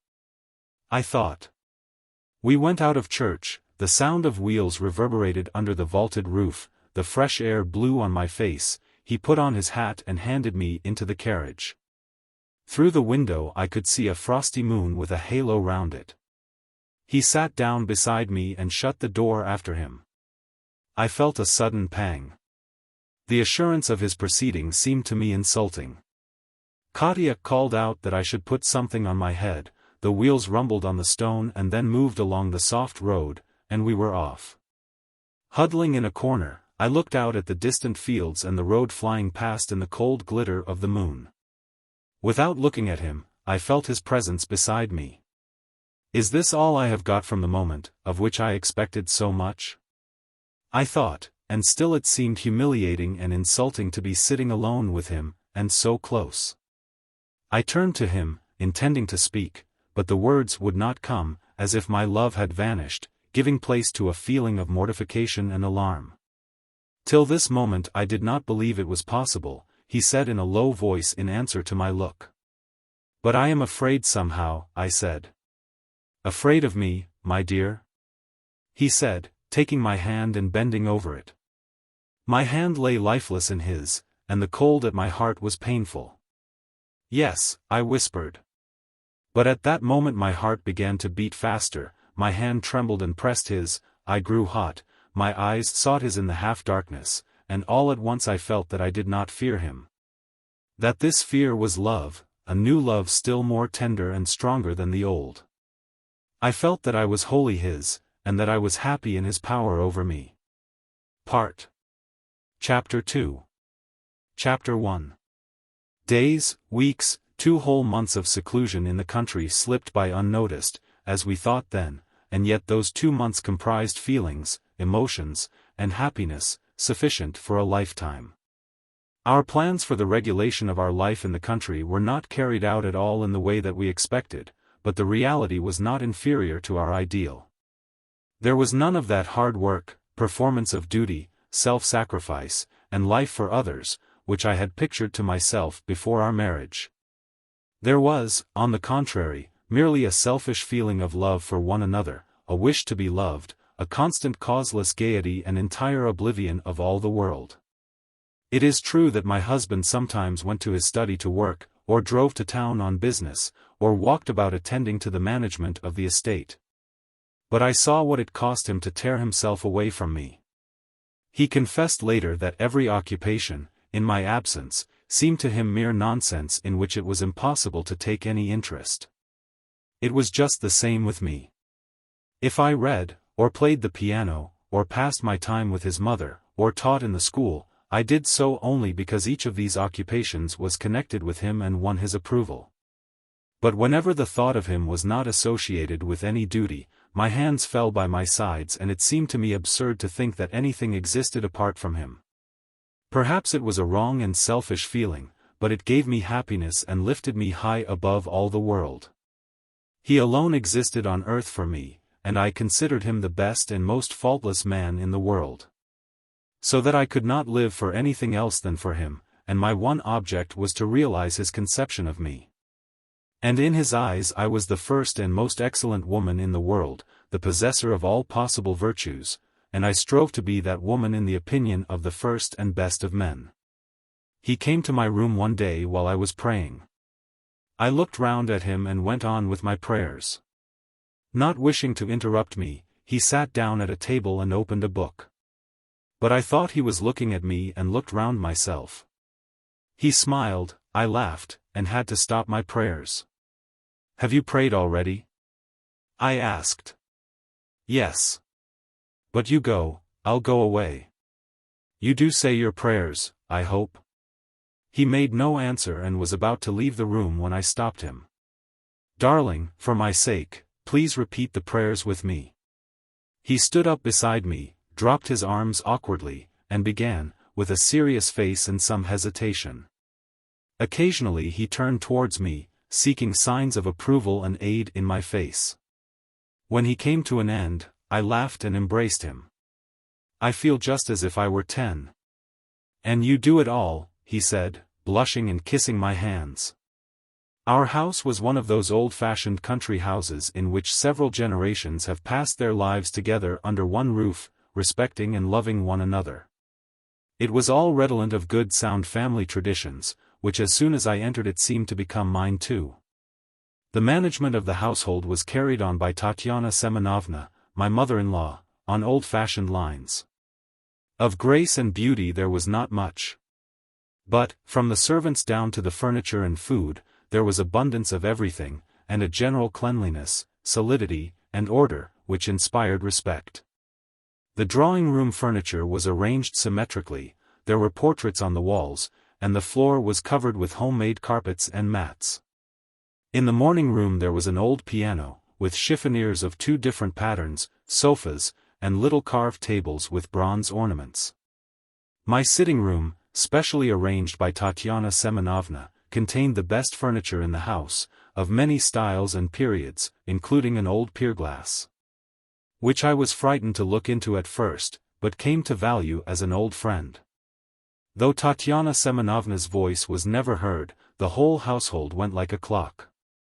The number of servants was far too large, they all wore soft boots with no heels, because Tatiana Semenovna had an intense dislike for stamping heels and creaking soles. But they all seemed proud of their calling, trembled before their old mistress, treated my husband and me with an affectionate air of patronage, and performed their duties, to all appearance, with extreme satisfaction. Every Saturday the floors were scoured and the carpets beaten without fail. On the 1st of every month there was a religious service in the house and holy water was sprinkled. On Tatiana Semenovna's name day and on her son's, and on mine too, beginning from that autumn, an entertainment was regularly provided for the whole neighborhood. And all this had gone on without a break ever since the beginning of Tatiana Semenovna's life. My husband took no part in the household management, he attended only to the farm work and the laborers, and gave much time to this. Even in winter he got up so early that I often woke to find him gone. He generally came back for early tea, which we drank alone together. And at that time, when the worries and vexations of the farm were over, he was almost always in that state of high spirits which we called wild ecstasy. I often made him tell me what he had been doing in the morning, and he gave such absurd accounts that we both laughed till we cried. Sometimes I insisted on a serious account, and he gave it, restraining a smile. I watched his eyes and moving lips and took nothing in, the sight of him and the sound of his voice was pleasure enough. "Well, what have I been saying?" "Repeat it," he would sometimes say. But I could repeat nothing. It seemed so absurd that he should talk to me of any other subject than ourselves. As if it mattered in the least what went on in the world outside. It was at a much later time that I began to some extent to understand and take an interest in his occupations. Tatiana Semenovna never appeared before dinner. She breakfasted alone and said good morning to us by deputy. In our exclusive little world of frantic happiness, a voice from the staid orderly region in which she dwelt was quite startling. I often lost self-control and could only laugh without speaking. When the maid stood before me with folded hands and made her formal report, the mistress bade me inquire how you slept after your walk yesterday evening. And about her I was to report that she had pain in her side all night, and a stupid dog barked in the village and kept her awake. And also I was to ask how you liked the bread this morning, and to tell you that it was not Taras who baked today, but Nikolaschka who was trying his hand for the first time. And she says his baking is not at all bad, especially the cracknels, but the tirusks were overbaked. Before dinner we saw little of each other. He wrote or went out again while I played the piano or read, but at 4 o'clock we all met in the drawing-room before dinner. Tatiana Semenovna sailed out of her own room, and certain poor and pious maiden ladies, of whom there were always 2 or 3 living in the house, made their appearance also. Every day without fail my husband by old habit offered his arm to his mother, to take her in to dinner. But she insisted that I should take the other, so that every day, without fail, we stuck in the doors and got in each other's way. She also presided at dinner, where the conversation, if rather solemn, was polite and sensible. The commonplace talk between my husband and me was a pleasant interruption to the formality of those entertainments. Sometimes there were squabbles between mother and son and they bantered one another. And I especially enjoyed the scenes, because they were the best proof of the strong and tender love which united the two. After dinner Tatiana Semenovna went to the parlor, where she sat in an armchair and ground her snuff or cut the leaves of new books, while we read aloud or went off to the piano in the morning room. We read much together at this time, but music was our favorite and best enjoyment, always evoking fresh chords in our hearts and as it were revealing each afresh to the other. While I played his favorite pieces, he sat on a distant sofa where I could hardly see him. He was ashamed to betray the impression produced on him by the music. But often, when he was not expecting it, I rose from the piano, went up to him, and tried to detect on his face signs of emotion, the unnatural brightness and moistness of the eyes, which he tried in vain to conceal. Tatiana Semenovna, though she often wanted to take a look at us there, was also anxious to put no constraint upon us. So she always passed through the room with an air of indifference and a pretense of being busy, but I knew that she had no real reason for going to her room and returning so soon. In the evening I poured out tea in the large drawing-room, and all the household met again. This solemn ceremony of distributing cups and glasses before the solemnly shining samovar made me nervous for a long time. I felt myself still unworthy of such a distinction, too young and frivolous to turn the tap of such a big samovar, to put glasses on Nikita's salver, saying, "For Peter Ivanovitch." For Marya Manikna, to ask, "Is it sweet enough?" And to leave out lumps of sugar for nurse and other deserving persons. Capital. Capital. Just like a grown-up person, was a frequent comment from my husband, which only increased my confusion. After tea Tatiana Semenovna played patience or listened to Marya Manikna telling fortunes by the cards. Then she kissed us both and signed us with the cross, and we went off to our own rooms.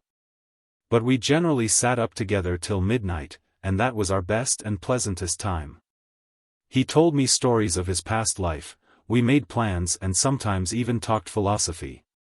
But we tried always to speak low, for fear we should be heard upstairs and reported to Tatiana Semenovna, who insisted on our going to bed early. Sometimes we grew hungry. And then we stole off to the pantry, secured a cold supper by the good offices of Nikita, and ate it in my sitting room by the light of one candle. He and I lived like strangers in that big old house, where the uncompromising spirit of the past and of Tatiana Semenovna ruled supreme. Not she only, but the servants, the old ladies, the furniture, even the pictures, inspired me with respect and a little alarm. And made me feel that he and I were a little out of place in that house and must always be very careful and cautious in our doings. Thinking it over now, I see that many things, the pressure of that unvarying routine, and that crowd of idle and inquisitive servants, were uncomfortable and oppressive. But at the time that very constraint made our love for one another still keener. Not I only, but he also, never grumbled openly at anything, on the contrary he shut his eyes to what was amiss. Dmitri Sidorov, one of the footmen, was a great smoker, and regularly every day, when we two were in the morning room after dinner, he went to my husband's study to take tobacco from the jar. And it was a sight to see Sergei Mikhailich creeping on tiptoe to me with a face between delight and terror, and a wink and a warning forefinger, while he pointed at Dmitri Sidorov, who was quite unconscious of being watched. Then, when Dmitri Sidorov had gone away without having seen us, in his joy that all had passed off successfully, he declared, as he did on every other occasion, that I was a darling, and kissed me. At times his calm connivance and apparent indifference to everything annoyed me, and I took it for weakness, never noticing that I acted in the same way myself. It's like a child who dares not show his will, I thought. My dear, he said once when I told him that his weakness surprised me. How can a man, as happy as I am, be dissatisfied with anything? Better to give way myself than to put compulsion on others, of that I have long been convinced. There is no condition in which one cannot be happy, but our life is such bliss. I simply cannot be angry, to me now nothing seems bad, but only pitiful and amusing. Above all, le mieux est l'ennemi du bien. 202 Will you believe it, when I hear a ring at the bell, or receive a letter, or even wake up in the morning, I'm frightened. Life must go on, something may change, and nothing can be better than the present. I believed him but did not understand him. I was happy. But I took that as a matter of course, the invariable experience of people in our position, and believed that there was somewhere, I knew not where, a different happiness, not greater but different. So 2 months went by and winter came with its cold and snow. And, in spite of his company, I began to feel lonely, that life was repeating itself, that there was nothing new either in him or in myself. And that we were merely going back to what had been before. He began to give more time to business which kept him away from me, and my old feeling returned, that there was a special department of his mind into which he was unwilling to admit me. His unbroken calmness provoked me. I loved him as much as ever and was as happy as ever in his love, but my love, instead of increasing, stood still. And another new and disquieting sensation began to creep into my heart. To love him was not enough for me after the happiness I had felt in falling in love. I wanted movement and not a calm course of existence. I wanted excitement and danger and the chance to sacrifice myself for my love. I felt in myself a superabundance of energy which found no outlet in our quiet life. I had fits of depression which I was ashamed of and tried to conceal from him, and fits of excessive tenderness and high spirits which alarmed him. He realized my state of mind before I did, and proposed a visit to Petersburg, but I begged him to give this up and not to change our manner of life or spoil our happiness. Happy indeed I was. But I was tormented by the thought that this happiness cost me no effort and no sacrifice, though I was even painfully conscious of my power to face both. I loved him and saw that I was all in all to him, but I wanted everyone to see our love, I wanted to love him in spite of obstacles. My mind, and even my senses, were fully occupied. But there was another feeling of youth and craving for movement, which found no satisfaction in our quiet life. What made him say that, whenever I liked, we could go to town? Had he not said so I might have realized that my uncomfortable feelings were my own fault and dangerous nonsense, and that the sacrifice I desired was there before me. In the task of overcoming these feelings, I was haunted by the thought that I could escape from depression by a mere change from the country. And at the same time I felt ashamed and sorry to tear him away, out of selfish motives, from all he cared for. So time went on, the snow grew deeper, and there we remained together, all alone and just the same as before, while outside I knew there was noise and glitter and excitement. And hosts of people suffering or rejoicing without one thought of us and our remote existence. I suffered most from the feeling that custom was daily petrifying our lives into one fixed shape. That our minds were losing their freedom and becoming enslaved to the steady passionless course of time. The morning always found us cheerful, we were polite at dinner, and affectionate in the evening. It is all right, I thought, to do good to others and lead upright lives, as he says. But there is time for that later, and there are other things, for which the time is now or never. I wanted, not what I had got, but a life of struggle. I wanted feeling to be the guide of life, and not life to guide feeling. If only I could go with him to the edge of a precipice and say, one step, and I shall fall over, one movement, and I shall be lost. Then, pale with fear, he would catch me in his strong arms and hold me over the edge till my blood froze, and then carry me off whither he pleased. This state of feeling even affected my health, and I began to suffer from nerves. One morning I was worse than usual. He had come back from the estate office out of sorts, which was a rare thing with him. I noticed it at once and asked what was the matter. He would not tell me and said it was of no importance. I found out afterwards that the police inspector, out of spite against my husband, was summoning our peasants, making illegal demands on them, and using threats to them. My husband could not swallow this at once, he could not feel it merely pitiful and amusing. He was provoked, and therefore unwilling to speak of it to me. But it seemed to me that he did not wish to speak to about it because he considered me a mere child, incapable of understanding his concerns. I turned from him and said no more. I then told the servant to ask Maria Manikna, who was staying in the house, to join us at breakfast. I ate my breakfast very fast and took her to the morning room where I began to talk loudly to her about some trifle which did not interest me in the least. He walked about the room, glancing at us from time to time. This made me more and more inclined to talk and even to laugh. All that I said myself, and all that Maria Manikna said, seemed to me laughable.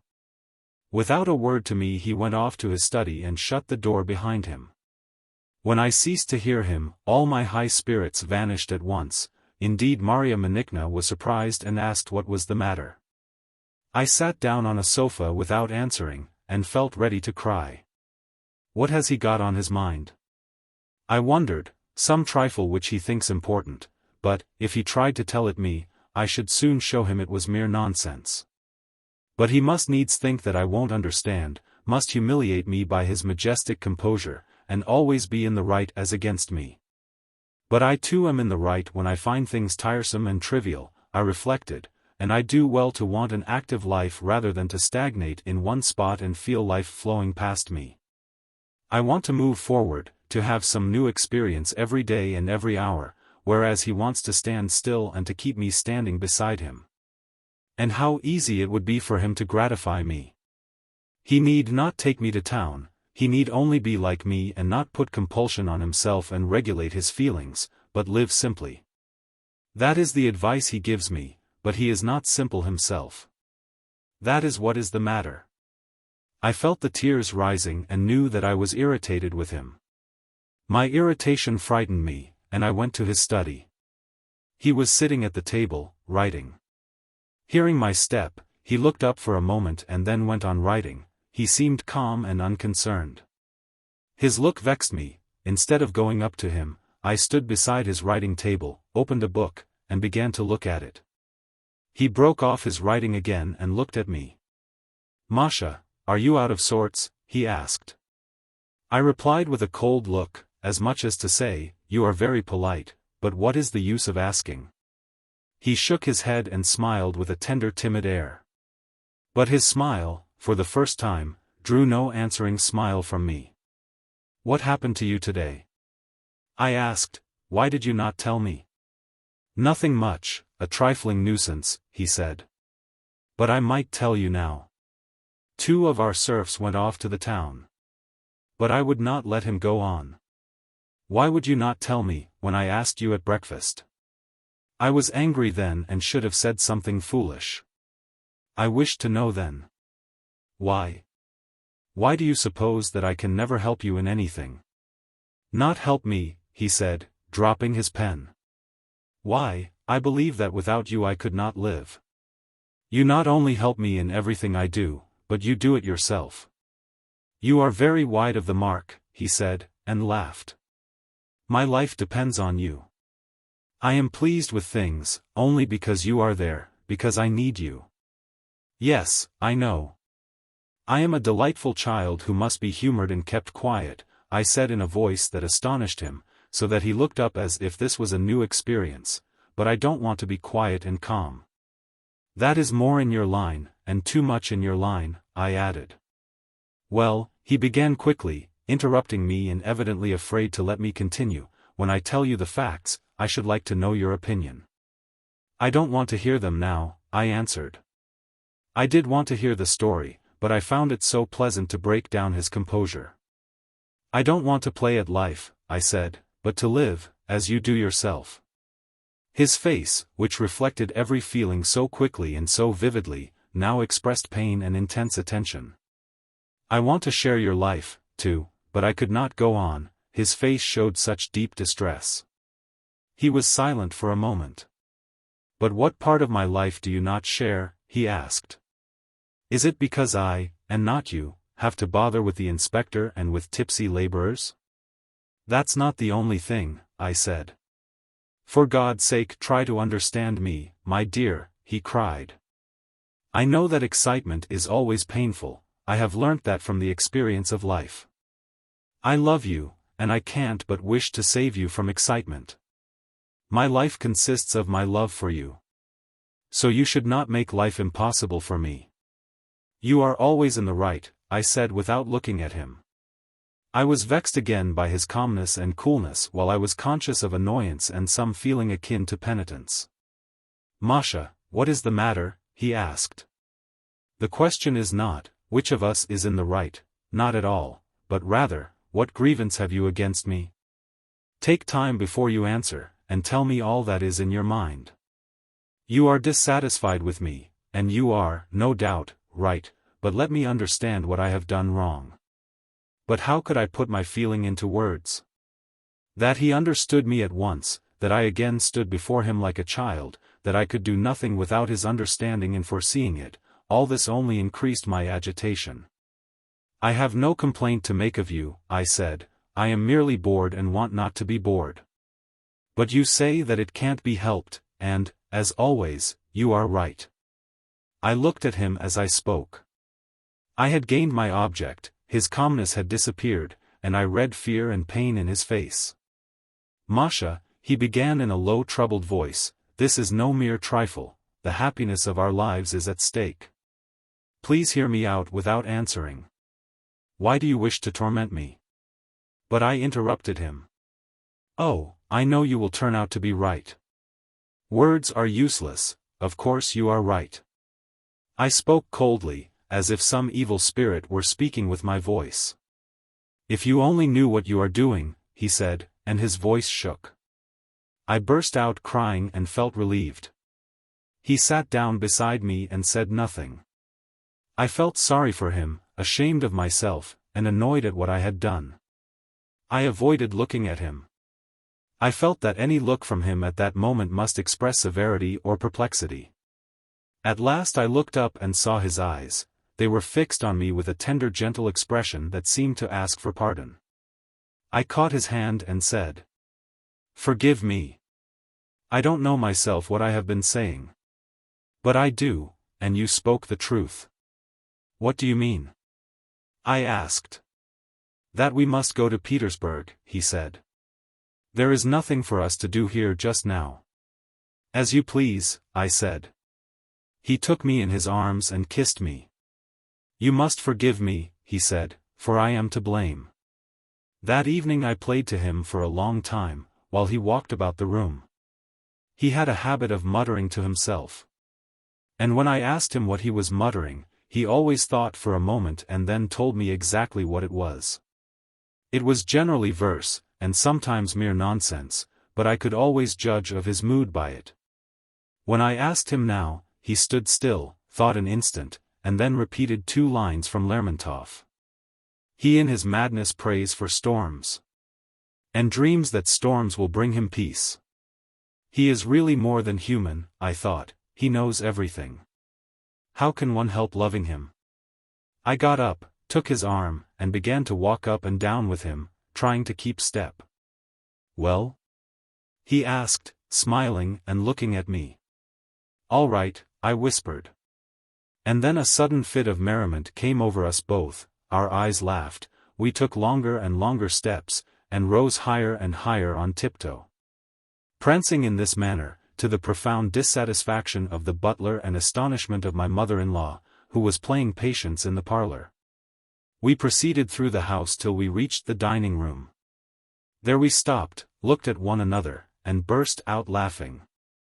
A fortnight later, before Christmas, we were in Petersburg. Chapter 2. The journey to Petersburg, a week in Moscow, visits to my own relations and my husband's, settling down in our new quarters, travel, new towns, and new faces, all this passed before me like a dream. It was all so new, various, and delightful, so warmly and brightly lighted up by his presence and his love, that our quiet life in the country seemed to me something very remote and unimportant.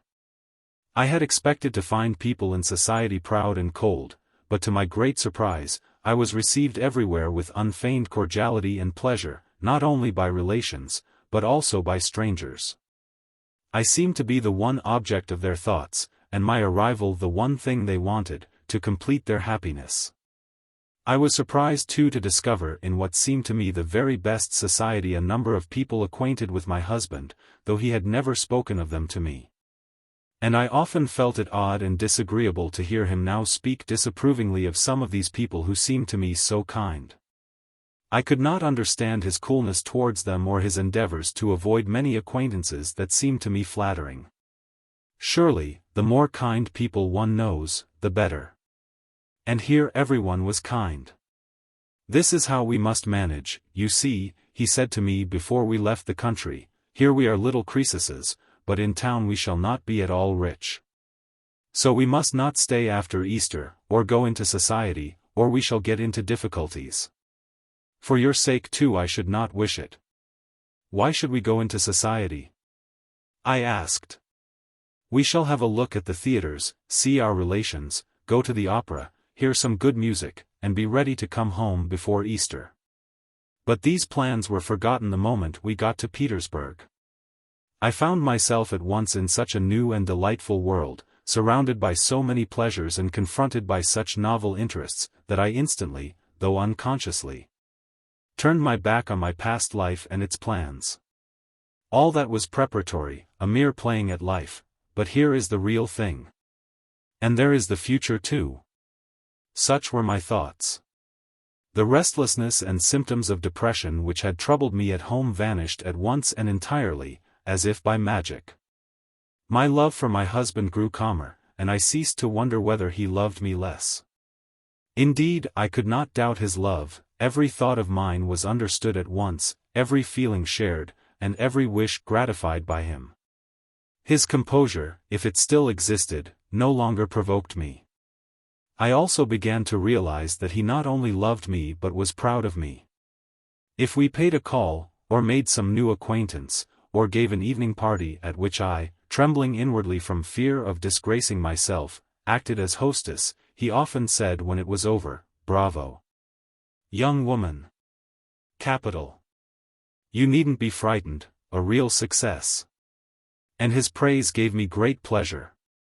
Soon after our arrival he wrote to his mother and asked me to add a postscript, but refused to let me see his letter.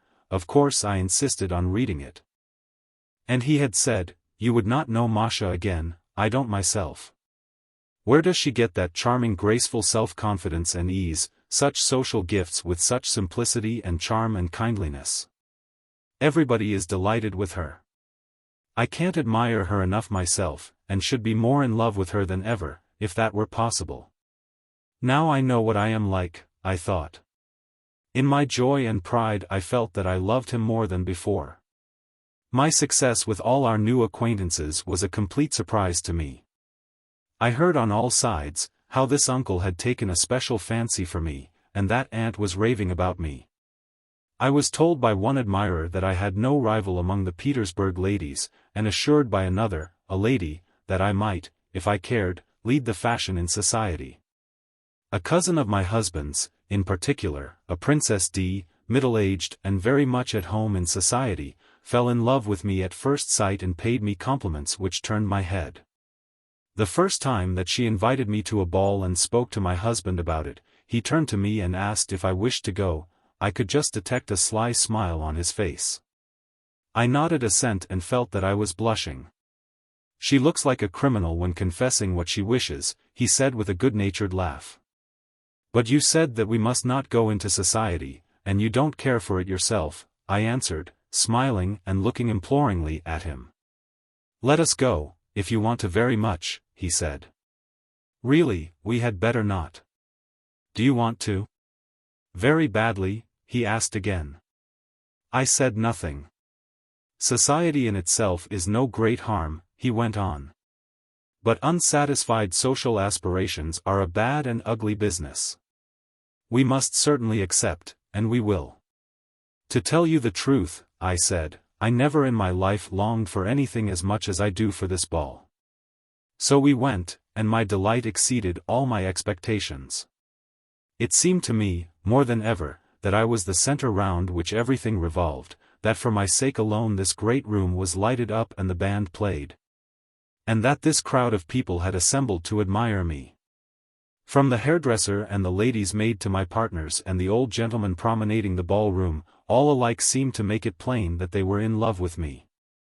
The general verdict formed at the ball about me and reported by my cousin, came to this: I was quite unlike the other women and had a rural simplicity and charm of my own.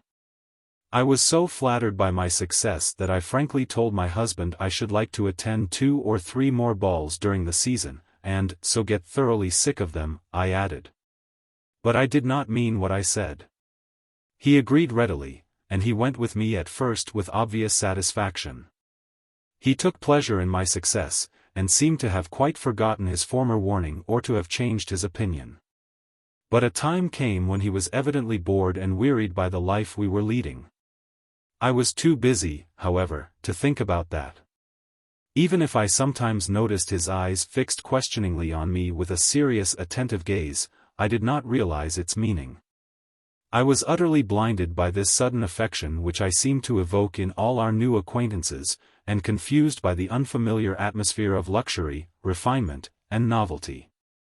It pleased me so much to find myself in these surroundings not merely his equal but his superior, and yet to love him better and more independently than before, that I could not understand what he could object to for me in society life.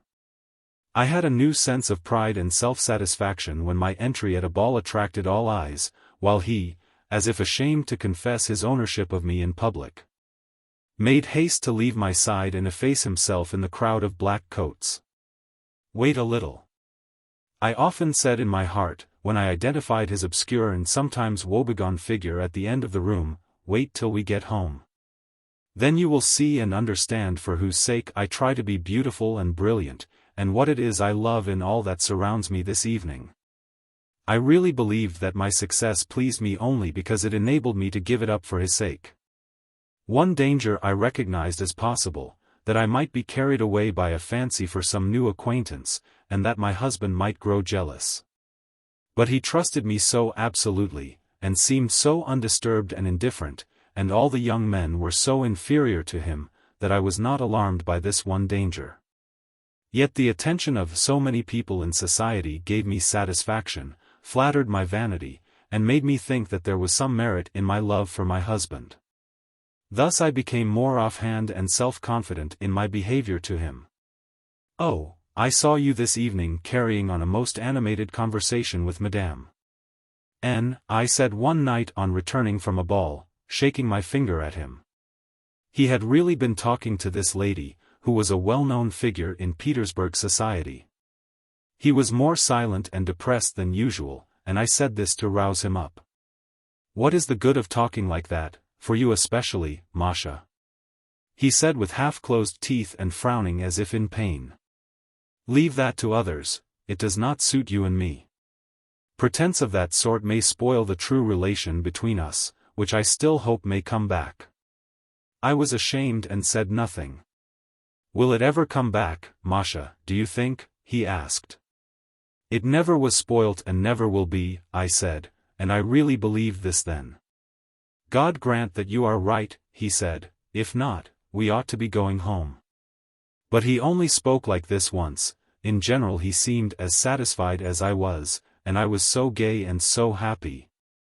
I comforted myself too by thinking, if he is bored sometimes, I endured the same thing for his sake in the country. If the relation between us has become a little different, everything will be the same again in summer, when we shall be alone in our house at Nikolskoe with Tatyana Semenovna. So the winter slipped by, and we stayed on, in spite of our plans, over Easter in Petersburg.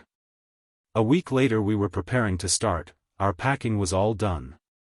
My husband, who had bought things, plants for the garden and presents for people at Nikolskoe, was in a specially cheerful and affectionate mood. Just then Princess D came and begged us to stay till the Saturday, in order to be present at a reception to be given by Countess R. The Countess was very anxious to secure me, because a foreign prince, who was visiting Petersburg and had seen me already at a ball, wished to make my acquaintance. Indeed, this was his motive for attending the reception, and he declared that I was the most beautiful woman in Russia. All the world was to be there. And, in a word, it would really be too bad if I did not go too. My husband was talking to someone at the other end of the drawing room. "So you will go, won't you, Mary?" said the princess. "We meant to start for the country the day after tomorrow," I answered undecidedly, glancing at my husband. Our eyes met, and he turned away at once. "I must persuade him to stay," she said, "and then we can go on Saturday and turn all heads." "All right?"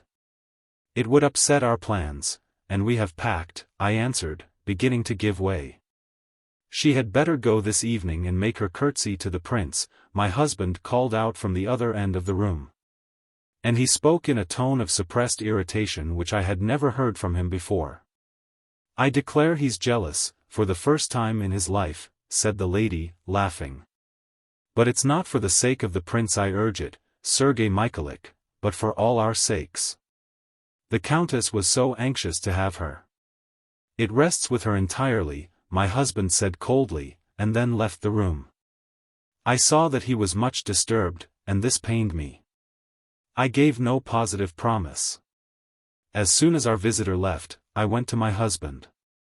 He was walking up and down his room, thinking, and neither saw nor heard me when I came in on tiptoe.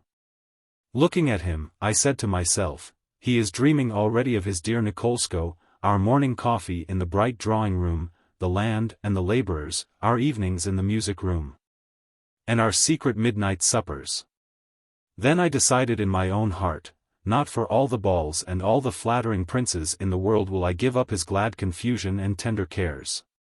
I was just about to say that I did not wish to go to the ball and would refuse, when he looked round, saw me, and frowned. His face, which had been gentle and thoughtful, changed at once to its old expression of sagacity, penetration, and patronizing composure. He would not show himself to me as a mere man, but had to be a demigod on a pedestal. "Well, my dear?" he asked, turning towards me with an unconcerned air. I said nothing. I was provoked, because he was hiding his real self from me, and would not continue to be the man I loved. "Do you want to go to this reception on Saturday?" he asked. I did, "But you disapprove." "Besides, our things are all packed," I said. Never before had I heard such coldness in his tone to me, and never before seen such coldness in his eye. "I shall order the things to be unpacked," he said, "and I shall stay till Tuesday. So you can go to the party, if you like." "I hope you will, but I shall not go." Without looking at me, he began to walk about the room jerkily, as his habit was when perturbed. "I simply can't understand you," I said, following him with my eyes from where I stood. "You say that you never lose self-control." He had never really said so. "Then why do you talk to me so strangely?" "I am ready on your account to sacrifice this pleasure," and then you, in a sarcastic tone which is new from you to me, insist that I should go. "So you make a sacrifice." He threw special emphasis on the last word. "Well, so do I. What could be better?" We compete in generosity. What an example of family happiness. Such harsh and contemptuous language I had never heard from his lips before. I was not abashed, but mortified by his contempt, and his harshness did not frighten me but made me harsh too. How could he speak thus, he who was always so frank and simple, and dreaded insincerity in our speech to one another? And what had I done that he should speak so?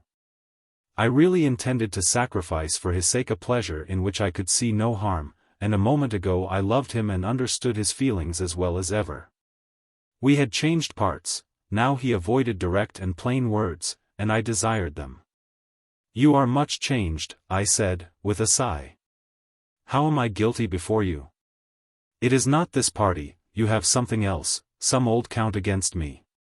Why this insincerity? You used to be so afraid of it yourself. Tell me plainly what you complain of." What will he say? Thought I, and reflected with some complacency that I had done nothing all winter which he could find fault with. I went into the middle of the room, so that he had to pass close to me, and looked at him. I thought, he will come and clasp me in his arms, and there will be an end of it. I was even sorry that I should not have the chance of proving him wrong. But he stopped at the far end of the room and looked at me.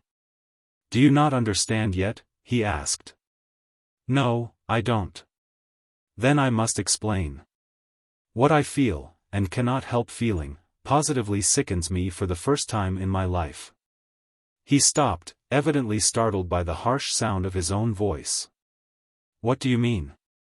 I asked, with tears of indignation in my eyes. "It sickens me that the prince admired you, and you therefore run to meet him, forgetting your husband and yourself and womanly dignity. And you willfully misunderstand what your want of self-respect makes your husband feel for you. You actually come to your husband and speak of the sacrifice you are making. By which you mean, to show myself to His Highness is a great pleasure to me, but I sacrificed it." The longer he spoke, the more he was excited by the sound of his own voice, which was hard and rough and cruel. I had never seen him, had never thought of seeing him, like that. The blood rushed to my heart and I was frightened, but I felt that I had nothing to be ashamed of, and the excitement of wounded vanity made me eager to punish him. "I have long been expecting this," I said. "Go on. Go on." "What you expected, I don't know," he went on. "But I might well expect the worst, when I saw you day after day sharing the dirtiness and idleness and luxury of this foolish society, and it has come at last. Never have I felt such shame and pain as now, pain for myself, when your friend thrusts her unclean fingers into my heart and speaks of my jealousy, jealousy of a man whom neither you nor I know. And you refuse to understand me and offer to make a sacrifice for me, and what sacrifice? I am ashamed for you, for your degradation." "Sacrifice," he repeated again. "Ah, so this is a husband's power," thought I, "to insult and humiliate a perfectly innocent woman. Such may be a husband's rights, but I will not submit to them." I felt the blood leave my face and a strange distension of my nostrils, as I said, "No. I make no sacrifice on your account. I shall go to the party on Saturday without fail. And I hope you may enjoy it. But all is over between us two," he cried out in a fit of unrestrained fury. "But you shall not torture me any longer." I was a fool, but his lips quivered, and he refrained with a visible effort from ending the sentence. I feared and hated him at that moment. I wished to say a great deal to him and punish him for all his insults, but if I had opened my mouth, I should have lost my dignity by bursting into tears. I said nothing and left the room. But as soon as I ceased to hear his footsteps, I was horrified at what we had done. I feared that the tie which had made all my happiness might really be snapped forever, and I thought of going back. But then I wondered, is he calm enough now to understand me, if I mutely stretch out my hand and look at him? Will he realize my generosity? What if he calls my grief a mere pretense? Or he may feel sure that he is right and accept my repentance and forgive me with unruffled pride. And why, oh why, did he whom I loved so well insult me so cruelly? I went not to him but to my own room, where I sat for a long time and cried. I recalled with horror each word of our conversation, and substituted different words, kind words, for those that we had spoken, and added others. And then again I remembered the reality with horror and a feeling of injury. In the evening I went down for tea and met my husband in the presence of a friend who was staying with us. And it seemed to me that a wide gulf had opened between us from that day. Our friend asked me when we were to start, and before I could speak, my husband answered. On Tuesday, he said. We have to stay for Countess R.'s reception. He turned to me. I believe you intend to go? He asked. His matter-of-fact tone frightened me, and I looked at him timidly. His eyes were directed straight at me with an unkind and scornful expression, his voice was cold and even. Yes, I answered. When we were alone that evening, he came up to me and held out his hand. Please forget what I said to you today, he began. As I took his hand, a smile quivered on my lips and the tears were ready to flow, but he took his hand away and sat down on an armchair at some distance, as if fearing a sentimental scene. Is it possible that he still thinks himself in the right? I wondered, and, though I was quite ready to explain and to beg that we might not go to the party, the words died on my lips. I must write to my mother that we have put off our departure, he said, otherwise she will be uneasy. When do you think of going? I asked. On Tuesday, after the reception, he replied. I hope it is not on my account, I said, looking into his eyes, but those eyes merely looked, they said nothing, and a veil seemed to cover them from me. His face seemed to me to have grown suddenly old and disagreeable. We went to the reception, and good friendly relations between us seemed to have been restored, but these relations were quite different from what they had been. At the party I was sitting with other ladies when the prince came up to me, so that I had to stand up in order to speak to him. As I rose, my eyes involuntarily sought my husband. He was looking at me from the other end of the room, and now turned away. I was seized by a sudden sense of shame and pain. In my confusion I blushed all over my face and neck under the prince's eye. But I was forced to stand and listen, while he spoke, eyeing me from his superior height.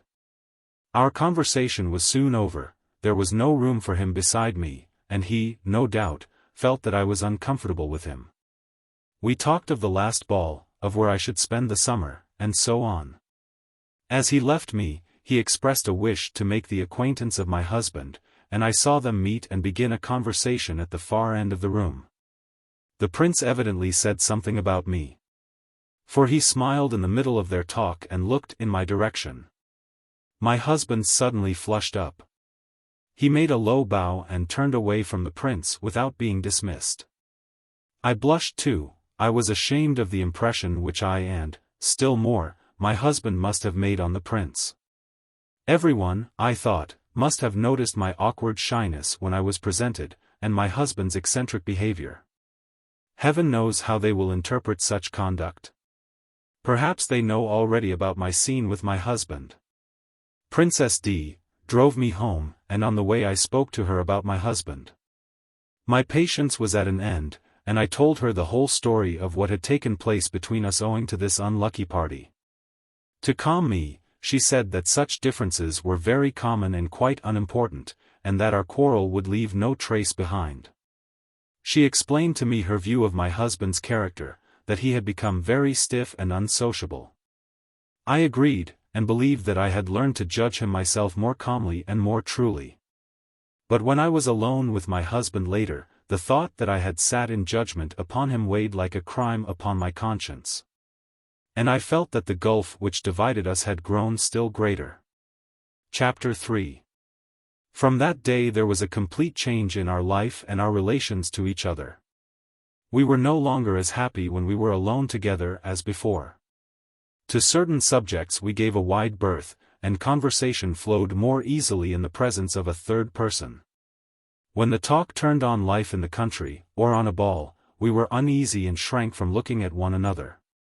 Both of us knew where the gulf between us lay, and seemed afraid to approach it.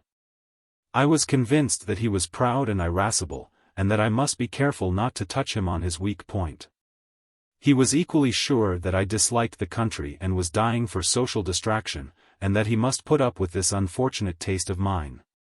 We both avoided frank conversation on these topics, and each misjudged the other.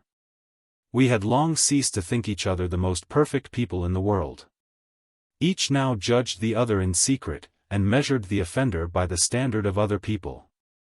I fell ill before we left Petersburg, and we went from there to a house near town, from which my husband went on alone, to join his mother at Nikolskoe. By that time I was well enough to have gone with him, but he urged me to stay on the pretext of my health. I knew, however, that he was really afraid we should be uncomfortable together in the country, so I did not insist much, and he went off alone. I felt it dull and solitary in his absence.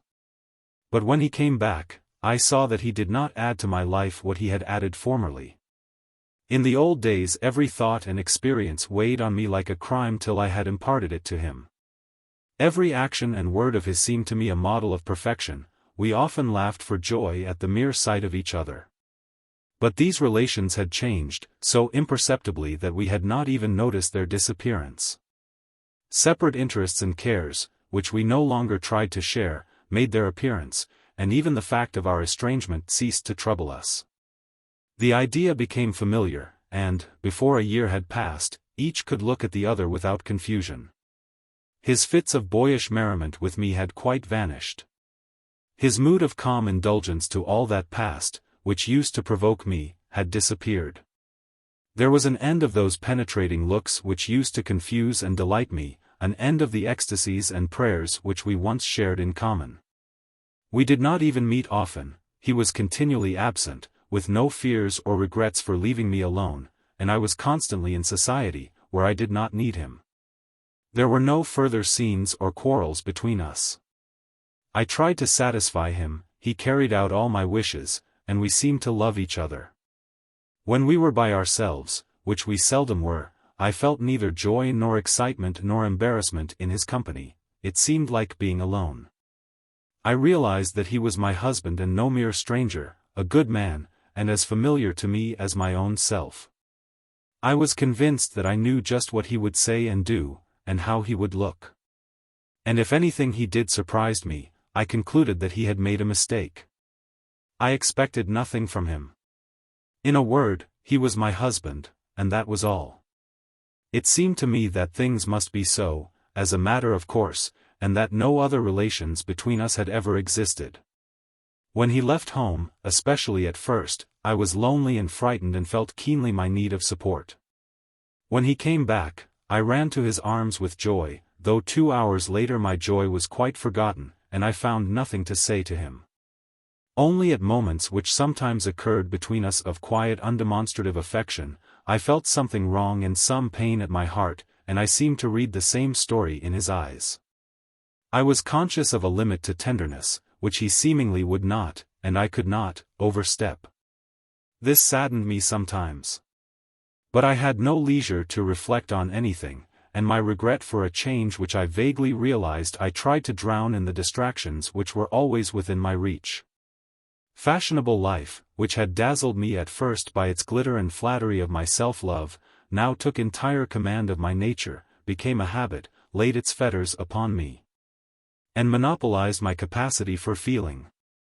I could not bear solitude, and was afraid to reflect on my position. My whole day, from late in the morning till late at night, was taken up by the claims of society. Even if I stayed at home, my time was not my own.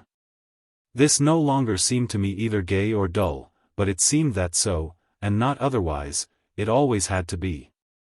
So 3 years passed, during which our relations to one another remained unchanged and seemed to have taken a fixed shape which could not become either better or worse. Though 2 events of importance in our family life took place during that time, neither of them changed my own life. These were the birth of my first child and the death of Tatyana Semenovna. At first the feeling of motherhood did take hold of me with such power, and produce in me such a passion of unanticipated joy, that I believed this would prove the beginning of a new life for me. But, in the course of 2 months, when I began to go out again, my feeling grew weaker and weaker, till it passed into mere habit and the lifeless performance of a duty. My husband, on the contrary, from the birth of our first boy, became his old self again, gentle, composed, and home-loving, and transferred to the child his old tenderness and gaiety.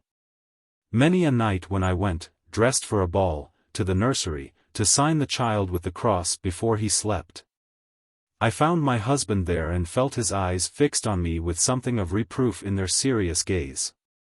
Then I was ashamed and even shocked by my own callousness, and asked myself if I was worse than other women. But it can't be helped, I said to myself. I love my child, but to sit beside him all day long would bore me, and nothing will make me pretend what I do not really feel. His mother's death was a great sorrow to my husband. He said that he found it painful to go on living at Nikolsko. For myself, although I mourned for her and sympathized with my husband's sorrow, yet I found life in that house easier and pleasanter after her death. Most of those 3 years we spent in town, I went only once to Nikolsko for 2 months, and the third year we went abroad and spent the summer at Baden. I was then 21.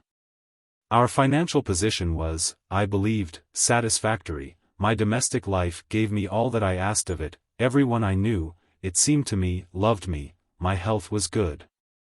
I was the best-dressed woman in Baden, I knew that I was good-looking, the weather was fine, I enjoyed the atmosphere of beauty and refinement, and, in short, I was in excellent spirits.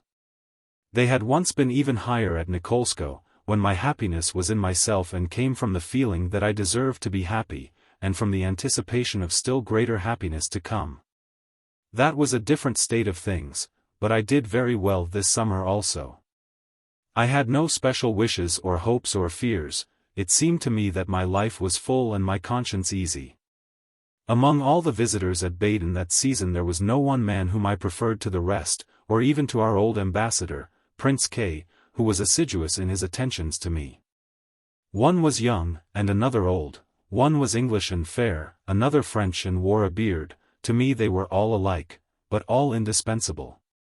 Indistinguishable as they were, they together made up the atmosphere which I found so pleasant. But there was one, an Italian marquis, who stood out from the rest by reason of the boldness with which he expressed his admiration.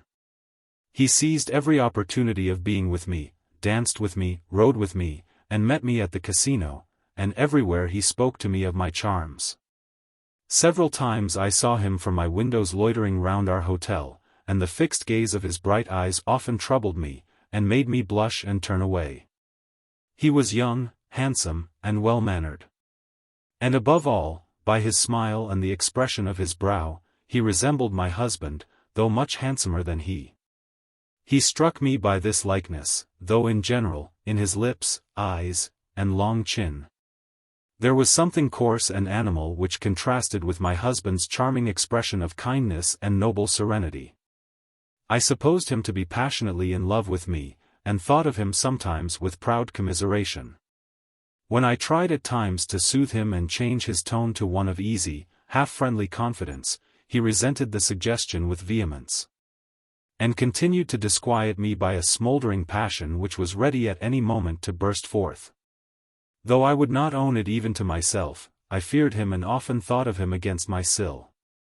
My husband knew him, and greeted him, even more than other acquaintances of ours who regarded him only as my husband, with coldness and disdain. Towards the end of the season I fell ill and stayed indoors for a fortnight. The first evening that I went out again to hear the band, I learnt that Lady S., an Englishwoman famous for her beauty, who had long been expected, had arrived in my absence. My return was welcomed, and a group gathered round me, but a more distinguished group attended the beautiful stranger. She and her beauty were the one subject of conversation around me. When I saw her, she was really beautiful, but her self-satisfied expression struck me as disagreeable, and I said so. That day everything that had formerly seemed amusing, seemed dull. Lady S. arranged an expedition to the ruined castle for the next day, but I declined to be of the party. Almost everyone else went, and my opinion of Baden underwent a complete change. Everything and everybody seemed to me stupid and tiresome. I wanted to cry, to break off my cure, to return to Russia. There was some evil feeling in my soul, but I did not yet acknowledge it to myself. Pretending that I was not strong, I ceased to appear at crowded parties. If I went out, it was only in the morning by myself, to drink the waters, and my only companion was Madame M., a Russian lady, with whom I sometimes took drives in the surrounding country. My husband was absent. He had gone to Heidelberg for a time, intending to return to Russia when my cure was over, and only paid me occasional visits at Baden. One day when Lady S. had carried off all the company on a hunting expedition, Madame M. and I drove in the afternoon to the castle. While our carriage moved slowly along the winding road, bordered by ancient chestnut trees and commanding a vista of the pretty and pleasant country round Baden, with the setting sun lighting it up, our conversation took a more serious turn than had ever happened to us before. I had known my companion for a long time. But she appeared to me now in a new light, as a well-principled and intelligent woman, to whom it was possible to speak without reserve, and whose friendship was worth having. We spoke of our private concerns, of our children, of the emptiness of life at Baden, till we felt a longing for Russia and the Russian countryside. When we entered the castle we were still under the impression of this serious feeling. Within the walls there was shade and coolness, the sunlight played from above upon the ruins. Steps and voices were audible. The landscape, charming enough but cold to a Russian eye, lay before us in the frame made by a doorway. We sat down to rest and watched the sunset in silence. The voices now sounded louder, and I thought I heard my own name. I listened and could not help overhearing every word. I recognized the voices. The speakers were the Italian Marquis and a French friend of his whom I knew also. They were talking of me and of Lady S., and the Frenchman was comparing us as rival beauties. Though he said nothing insulting, his words made my pulse quicken. He explained in detail the good points of us both. I was already a mother, while Lady S. was only 19, though I had the advantage in hair, my rival had a better figure. Besides, he added, Lady S. is a real grande dame, and the other is nothing in particular, only one of those obscure Russian princesses who turn up here nowadays in such numbers. He ended by saying that I was wise in not attempting to compete with Lady S., and that I was completely buried as far as Baden was concerned. I am sorry for her, unless indeed she takes a fancy to console herself with you, he added with a hard-ringing laugh. If she goes away, I follow her. The words were blurted out in an Italian accent. Happy man. He is still capable of a passion, laughed the Frenchman. Passion, said the other voice, and then was still for a moment. It is a necessity to me, I cannot live without it. To make life a romance is the one thing worth doing. And with me romance never breaks off in the middle, and this affair I shall carry through to the end. Bon chance, mon ami, 203, said the Frenchman. They now turned a corner, and the voices stopped. Then we heard them coming down the steps, and a few minutes later they came out upon us by a side door. They were much surprised to see us. I blushed when the Marquis approached me, and felt afraid when we left the castle and he offered me his arm. I could not refuse, and we set off for the carriage, walking behind Madame M. and his friend. I was mortified by what the Frenchman had said of me, though I secretly admitted that he had only put in words what I felt myself. But the plain speaking of the Italian had surprised and upset me by its coarseness. I was tormented by the thought that, though I had overheard him, he showed no fear of me. It was hateful to have him so close to me, and I walked fast after the other couple, not looking at him or answering him and trying to hold his arm in such a way as not to hear him. He spoke of the fine view, of the unexpected pleasure of our meeting, and so on, but I was not listening. My thoughts were with my husband, my child, my country. I felt ashamed, distressed, anxious. I was in a hurry to get back to my solitary room in the Hôtel de Bade, there to think at leisure of the storm of feeling that had just risen in my heart. But Madame M. walked slowly. It was still a long way to the carriage, and my escort seemed to loiter on purpose as if he wished to detain me. None of that, I thought, and resolutely quickened my pace. But it soon became unmistakable that he was detaining me and even pressing my arm. Madame M. turned a corner, and we were quite alone. I was afraid. "Excuse me," I said coldly and tried to free my arm, but the lace of my sleeve caught on a button of his coat. Bending towards me, he began to unfasten it, and his ungloved fingers touched my arm. A feeling new to me, half horror and half pleasure, sent an icy shiver down my back. I looked at him, intending by my coldness to convey all the contempt I felt for him. But my look expressed nothing but fear and excitement. His liquid blazing eyes, right up against my face, stared strangely at me, at my neck and breast. Both his hands fingered my arm above the wrist, his parted lips were saying that he loved me, and that I was all the world to him. And those lips were coming nearer and nearer, and those hands were squeezing mine harder and burning me. A fever ran through my veins, my sight grew dim, I trembled, and the words intended to check him died in my throat. Suddenly I felt a kiss on my cheek. Trembling all over and turning cold, I stood still and stared at him. Unable to speak or move, I stood there, horrified, expectant, even desirous. It was over in a moment, but the moment was horrible. In that short time I saw him exactly as he was, the low straight forehead, that forehead so like my husband's, under the straw hat. The handsome regular nose and dilated nostrils, the long waxed mustache and short beard, the close-shaved cheeks and sunburned neck. I hated and feared him, he was utterly repugnant and alien to me. And yet the excitement and passion of this hateful strange man raised a powerful echo in my own heart.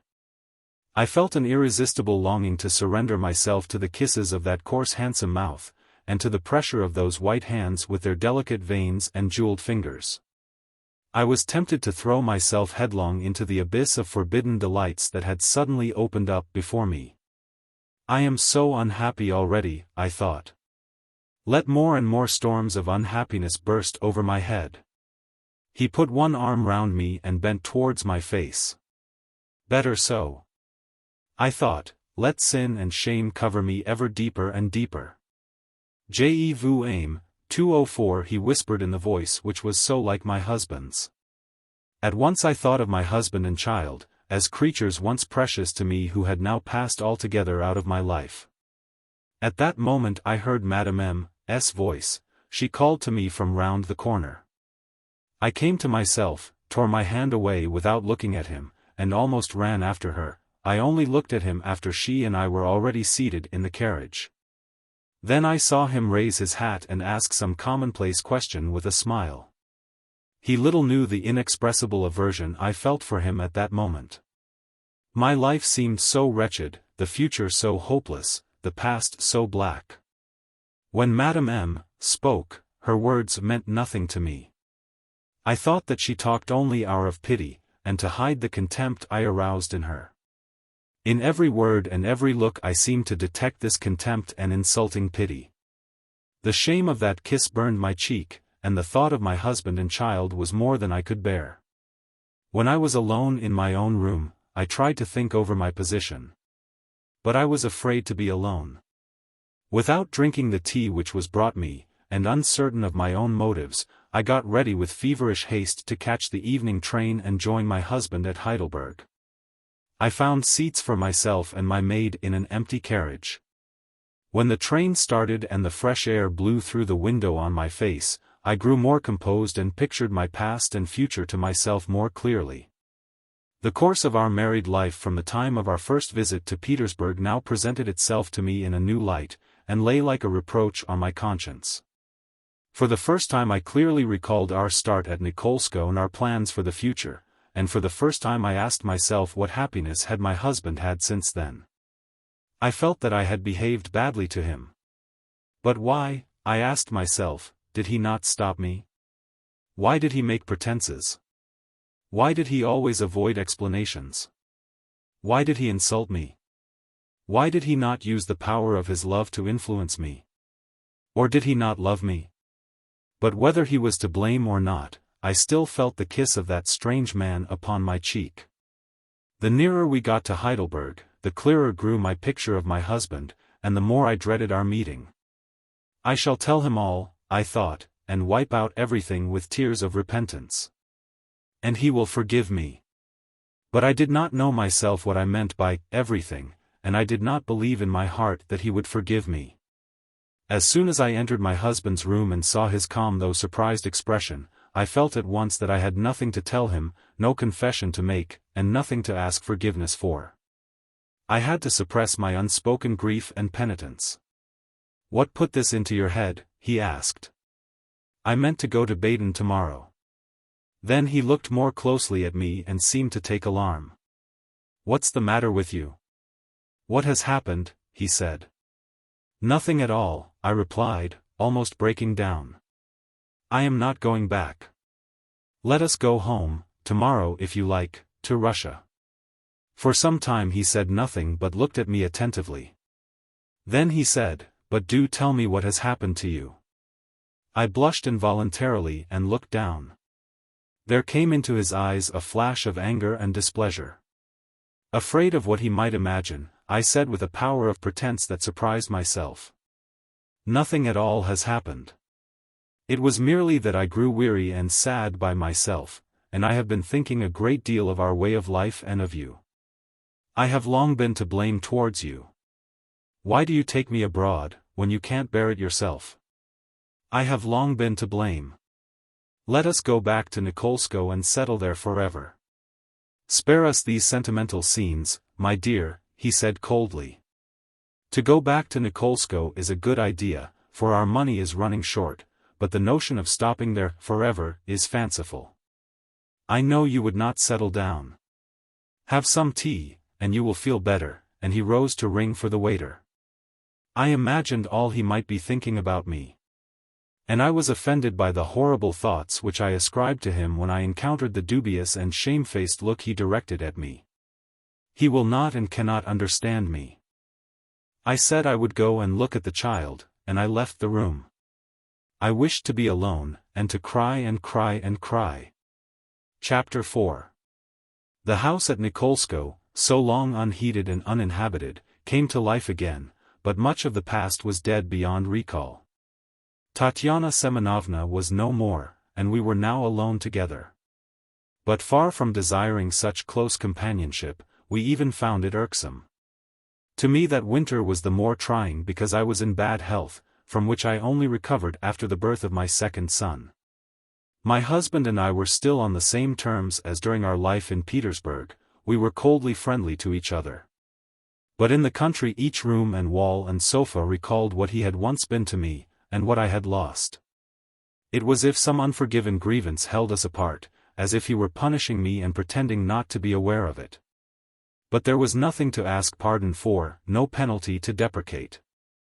My punishment was merely this, that he did not give his whole heart and mind to me as he used to do, but he did not give it to anyone or to anything, as though he had no longer a heart to give. Sometimes it occurred to me that he was only pretending to be like that, in order to hurt me, and that the old feeling was still alive in his breast, and I tried to call it forth. But I always failed. He always seemed to avoid frankness, evidently suspecting me of insincerity, and dreading the folly of any emotional display. I could read in his face and the tone of his voice, "What is the good of talking? I know all the facts already, and I know what is on the tip of your tongue, and I know that you will say one thing and do another." At first I was mortified by his dread of frankness, but I came later to think that it was rather the absence, on his part, of any need of frankness. It would never have occurred to me now, to tell him of a sudden that I loved him, or to ask him to repeat the prayers with me or listen while I played the piano. Our intercourse came to be regulated by a fixed code of good manners. We lived our separate lives. He had his own occupations in which I was not needed, and which I no longer wished to share, while I continued my idle life which no longer vexed or grieved him. The children were still too young to form a bond between us. But spring came round and brought Katya and Sonia to spend the summer with us in the country. As the house at Nikolskoe was under repair, we went to live at my old home at Pokrovskoe. The old house was unchanged, the veranda, the folding table and the piano in the sunny drawing room. And my old bedroom with its white curtains and the dreams of my girlhood which I seemed to have left behind me there.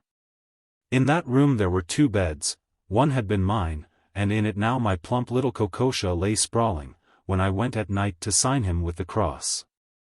The other was a crib, in which the little face of my baby, Vanya, peeped out from his swaddling clothes. Often when I had made the sign over them and remained standing in the middle of the quiet room, suddenly there rose up from all the corners, from the walls and curtains, old forgotten visions of youth. Old voices began to sing the songs of my girlhood. Where were those visions now? Where were those dear old sweet songs? All that I had hardly dared to hope for had come to pass. My vague confused dreams had become a reality, and the reality had become an oppressive, difficult, and joyless life. All remained the same, the garden visible through the window, the grass, the path, the very same bench over there above the dell, the same song of the nightingale by the pond. The same lilacs in full bloom, the same moon shining above the house. And yet, in everything such a terrible inconceivable change. Such coldness in all that might have been near and dear. Just as in old times Katya and I sit quietly alone together in the parlor and talk of him. But Katya has grown wrinkled and pale. And her eyes no longer shine with joy and hope, but express only sympathy, sorrow, and regret. We do not go into raptures as we used to, we judge him coolly. We do not wonder what we have done to deserve such happiness, or long to proclaim our thoughts to all the world. No. We whisper together like conspirators and ask each other for the 100th time why all has changed so sadly. Yet he was still the same man, save for the deeper furrow between his eyebrows and the whiter hair on his temples, but his serious attentive look was constantly veiled from me by a cloud. And I am the same woman, but without love or desire for love, with no longing for work and not content with myself. My religious ecstasies, my love for my husband, the fullness of my former life, all these now seem utterly remote and visionary. Once it seemed so plain and right that to live for others was happiness, but now it has become unintelligible. Why live for others, when life had no attraction even for oneself? I had given up my music altogether since the time of our first visit to Petersburg, but now the old piano and the old music tempted me to begin again. One day I was not well and stayed indoors alone. My husband had taken Katya and Sonia to see the new buildings at Nikolskoe. Tea was laid. I went downstairs and while waiting for them sat down at the piano. I opened the Moonlight Sonata and began to play. There was no one within sight or sound, the windows were open over the garden, and the familiar sounds floated through the room with a solemn sadness. At the end of the first movement I looked round instinctively to the corner where he used once to sit and listen to my playing. He was not there, his chair, long unmoved, was still in its place. Through the window I could see a lilac bush against the light of the setting sun, the freshness of evening streamed in through the open windows. I rested my elbows on the piano and covered my face with both hands, and so I sat for a long time, thinking. I recalled with pain the irrevocable past, and timidly imagined the future. But for me there seemed to be no future, no desires at all and no hopes. Can life be over for me? I thought with horror. Then I looked up, and, trying to forget and not to think, I began playing the same movement over again. Oh, God! I prayed, forgive me if I have sinned, or restore to me all that once blossomed in my heart, or teach me what to do and how to live now. There was a sound of wheels on the grass and before the steps of the house, then I heard cautious and familiar footsteps pass along the veranda and cease, but my heart no longer replied to the sound. When I stopped playing the footsteps were behind me and a hand was laid on my shoulder. How clever of you to think of playing that, he said. I said nothing. Have you had tea? He asked. I shook my head without looking at him, I was unwilling to let him see the signs of emotion on my face. They'll be here immediately, he said. The horse gave trouble, and they got out on the high road to walk home. Let us wait for them, I said, and went out to the veranda, hoping that he would follow. But he asked about the children and went upstairs to see them. Once more his presence and simple kindly voice made me doubt if I had really lost anything. What more could I wish? He is kind and gentle, a good husband, a good father. I don't know myself what more I want. I sat down under the veranda awning on the very bench on which I had sat when we became engaged. The sun had set, it was growing dark, and a little spring rain cloud hung over the house and garden, and only behind the trees the horizon was clear, with the fading glow of twilight, in which one star had just begun to twinkle.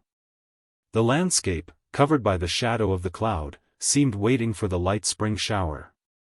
There was not a breath of wind, not a single leaf or blade of grass stirred. The scent of lilac and bird cherry was so strong in the garden and veranda that it seemed as if all the air was in flower. It came in wafts, now stronger and now weaker, till one longed to shut both eyes and ears and drink in that fragrance only. The dahlias and rose bushes, not yet in flower, stood motionless on the black mold of the border, looking as if they were growing slowly upwards on their white-shaved props. Beyond the dell, the frogs were making the most of their time before the rain drove them to the pond, croaking busily and loudly. Only the high continuous note of water falling at some distance rose above their croaking. From time to time the nightingales called to one another, and I could hear them flitting restlessly from bush to bush. Again this spring a nightingale had tried to build in a bush under the window, and I heard her fly off across the avenue when I went into the veranda. From there she whistled once and then stopped. She, too, was expecting the rain. I tried in vain to calm my feelings. I had a sense of anticipation and regret. He came downstairs again and sat down beside me. "I am afraid they will get wet," he said. "Yes," I answered, and we sat for long without speaking. The cloud came down lower and lower with no wind. The air grew stiller and more fragrant. Suddenly a drop fell on the canvas awning and seemed to rebound from it, then another broke on the gravel path. Soon there was a splash on the burdock leaves, and a fresh shower of big drops came down faster and faster. Nightingales and frogs were both dumb. Only the high note of the falling water, though the rain made it seem more distant, still went on. And a bird, which must have sheltered among the dry leaves near the veranda, steadily repeated its two unvarying notes. My husband got up to go in. "Where are you going?" I asked, trying to keep him. "It is so pleasant here." "We must send them an umbrella and galoshes," he replied. "Don't trouble, it will soon be over." He thought I was right, and we remained together in the veranda. I rested one hand upon the wet slippery rail and put my head out. The fresh rain wetted my hair and neck in places. The cloud, growing lighter and thinner, was passing overhead. The steady patter of the rain gave place to occasional drops that fell from the sky or dripped from the trees. The frogs began to croak again in the dell. The nightingales woke up and began to call from the dripping bushes from one side and then from another. The whole prospect before us grew clear. "How delightful," he said, seating himself on the veranda rail and passing a hand over my wet hair. This simple caress had on me the effect of a reproach. I felt inclined to cry. "What more can a man need?" he said. "I am so content now that I want nothing. I am perfectly happy." He told me a different story once, I thought. He had said that, however great his happiness might be, he always wanted more and more. Now he is calm and contented, while my heart is full of unspoken repentance and unshed tears. "I think it delightful too," I said, "but I am sad just because of the beauty of it all. All is so fair and lovely outside me, while my own heart is confused and baffled and full of vague unsatisfied longing. Is it possible that there is no element of pain, no yearning for the past, in your enjoyment of nature?" He took his hand off my head and was silent for a little. "I used to feel that too," he said, as though recalling it, especially in spring. "I used to sit up all night too, with my hopes and fears for company, and good company they were. But life was all before me then. Now it is all behind me, and I am content with what I have. I find life capital, he added with such careless confidence, that I believed, whatever pain it gave me to hear it, that it was the truth. But is there nothing you wish for? I asked. I don't ask for impossibilities, he said, guessing my thoughts. You go and get your head wet, he added, stroking my head like a child's and again passing his hand over the wet hair. You envy the leaves and the grass they're wetting from the rain, and you would like yourself to be the grass and the leaves and the rain. But I am contented to enjoy them and everything else that is good and young and happy. And do you regret nothing of the past? I asked, while my heart grew heavier and heavier. Again he thought for a time before replying. I saw that he wished to reply with perfect frankness. Nothing, he said shortly. Not true. Not true. I said, turning towards him and looking into his eyes. Do you really not regret the past? No, he repeated, I am grateful for it, but I don't regret it. But would you not like to have it back? I asked. No, I might as well wish to have wings. It is impossible. And would you not alter the past? Do you not reproach yourself or me? No, never. It was all for the best. Listen to me. I said, touching his arm to make him look round. Why did you never tell me that you wished me to live as you really wished me to? Why did you give me a freedom for which I was unfit? Why did you stop teaching me? If you had wished it, if you had guided me differently, none of all this would have happened. Said I in a voice that increasingly expressed cold displeasure and reproach in place of the love of former days. What would not have happened? He asked, turning to me in surprise. As it is, there is nothing wrong. Things are all right, quite all right, he added with a smile. Does he really not understand? I thought, or still worse, does he not wish to understand? Then I suddenly broke out. Had you acted differently, I should not now be punished, for no fault at all, by your indifference and even contempt, and you would not have taken from me unjustly all that I valued in life. What do you mean, my dear one? He asked. He seemed not to understand me. No. Don't interrupt me. You have taken from me your confidence, your love, even your respect. For I cannot believe, when I think of the past, that you still love me. No. Don't speak. I must once for all say out what has long been torturing me. Is it my fault that I knew nothing of life, and that you left me to learn experience for myself? Is it my fault that now, when I have gained the knowledge and have been struggling for nearly a year to come back to you, you push me away and pretend not to understand what I want? And you always do it so that it is impossible to reproach you, while I am guilty and unhappy. Yes, you wish to drive me out again to that life which might rob us both of happiness. How did I show that? He asked in evident alarm and surprise.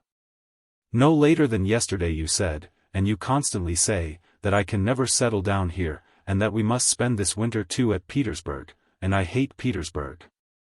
I went on, instead of supporting me, you avoid all plain speaking, you never say a single frank affectionate word to me.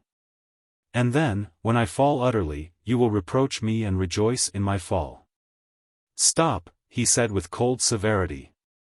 You have no right to say that.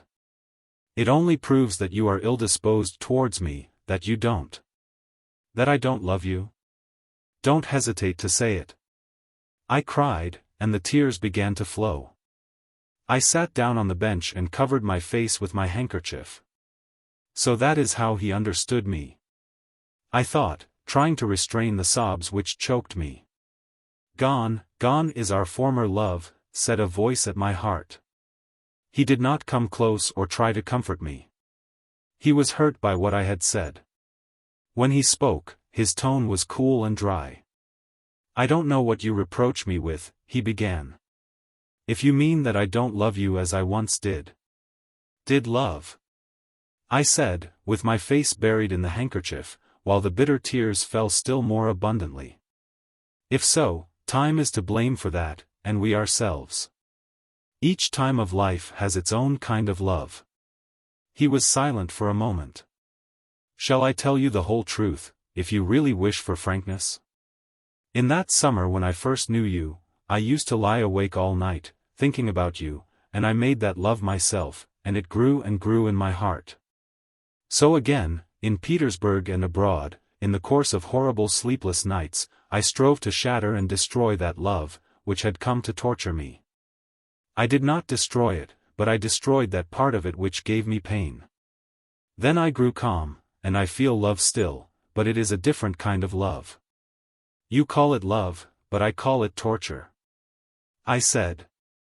Why did you allow me to go into society, if you thought so badly of it that you ceased to love me on that account? No, it was not society, my dear, he said.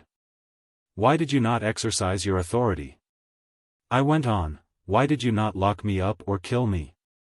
That would have been better than the loss of all that formed my happiness. I should have been happy, instead of being ashamed. I began to sob again and hid my face. Just then Katya and Sonia, wet and cheerful, came out to the veranda, laughing and talking loudly. They were silent as soon as they saw us, and went in again immediately. We remained silent for a long time. I had had my cry out and felt relieved. I glanced at him. He was sitting with his head resting on his hand. He intended to make some reply to my glance, but only sighed deeply and resumed his former position. I went up to him and removed his hand. His eyes turned thoughtfully to my face. Yes, he began, as if continuing his thoughts aloud, all of us, and especially you women, must have personal experience of all the nonsense of life, in order to get back to life itself. The evidence of other people is no good. At that time you had not got near the end of that charming nonsense which I admired in you. So I let you go through it alone, feeling that I had no right to put pressure on you, though my own time for that sort of thing was long past. If you loved me, I said, how could you stand beside me and suffer me to go through it? Because it was impossible for you to take my word for it, though you would have tried to. Personal experience was necessary, and now you have had it. There was much calculation in all that, I said, but little love. And again we were silent. What you said just now is severe, but it is true, he began, rising suddenly and beginning to walk about the veranda. Yes, it is true. I was to blame, he added, stopping opposite me. I ought either to have kept myself from loving you at all, or to have loved you in a simpler way. Let us forget it all, I said timidly. No, he said, the past can never come back, never. And his voice softened as he spoke. It is restored already, I said, laying a hand on his shoulder. He took my hand away and pressed it. I was wrong when I said that I did not regret the past. I do regret it, I weep for that past love which can never return. Who is to blame, I do not know. Love remains, but not the old love. Its place remains, but it all wasted away and has lost all strength and substance. Recollections are still left, and gratitude, but... Do not say that. I broke in. Let all be as it was before. Surely that is possible?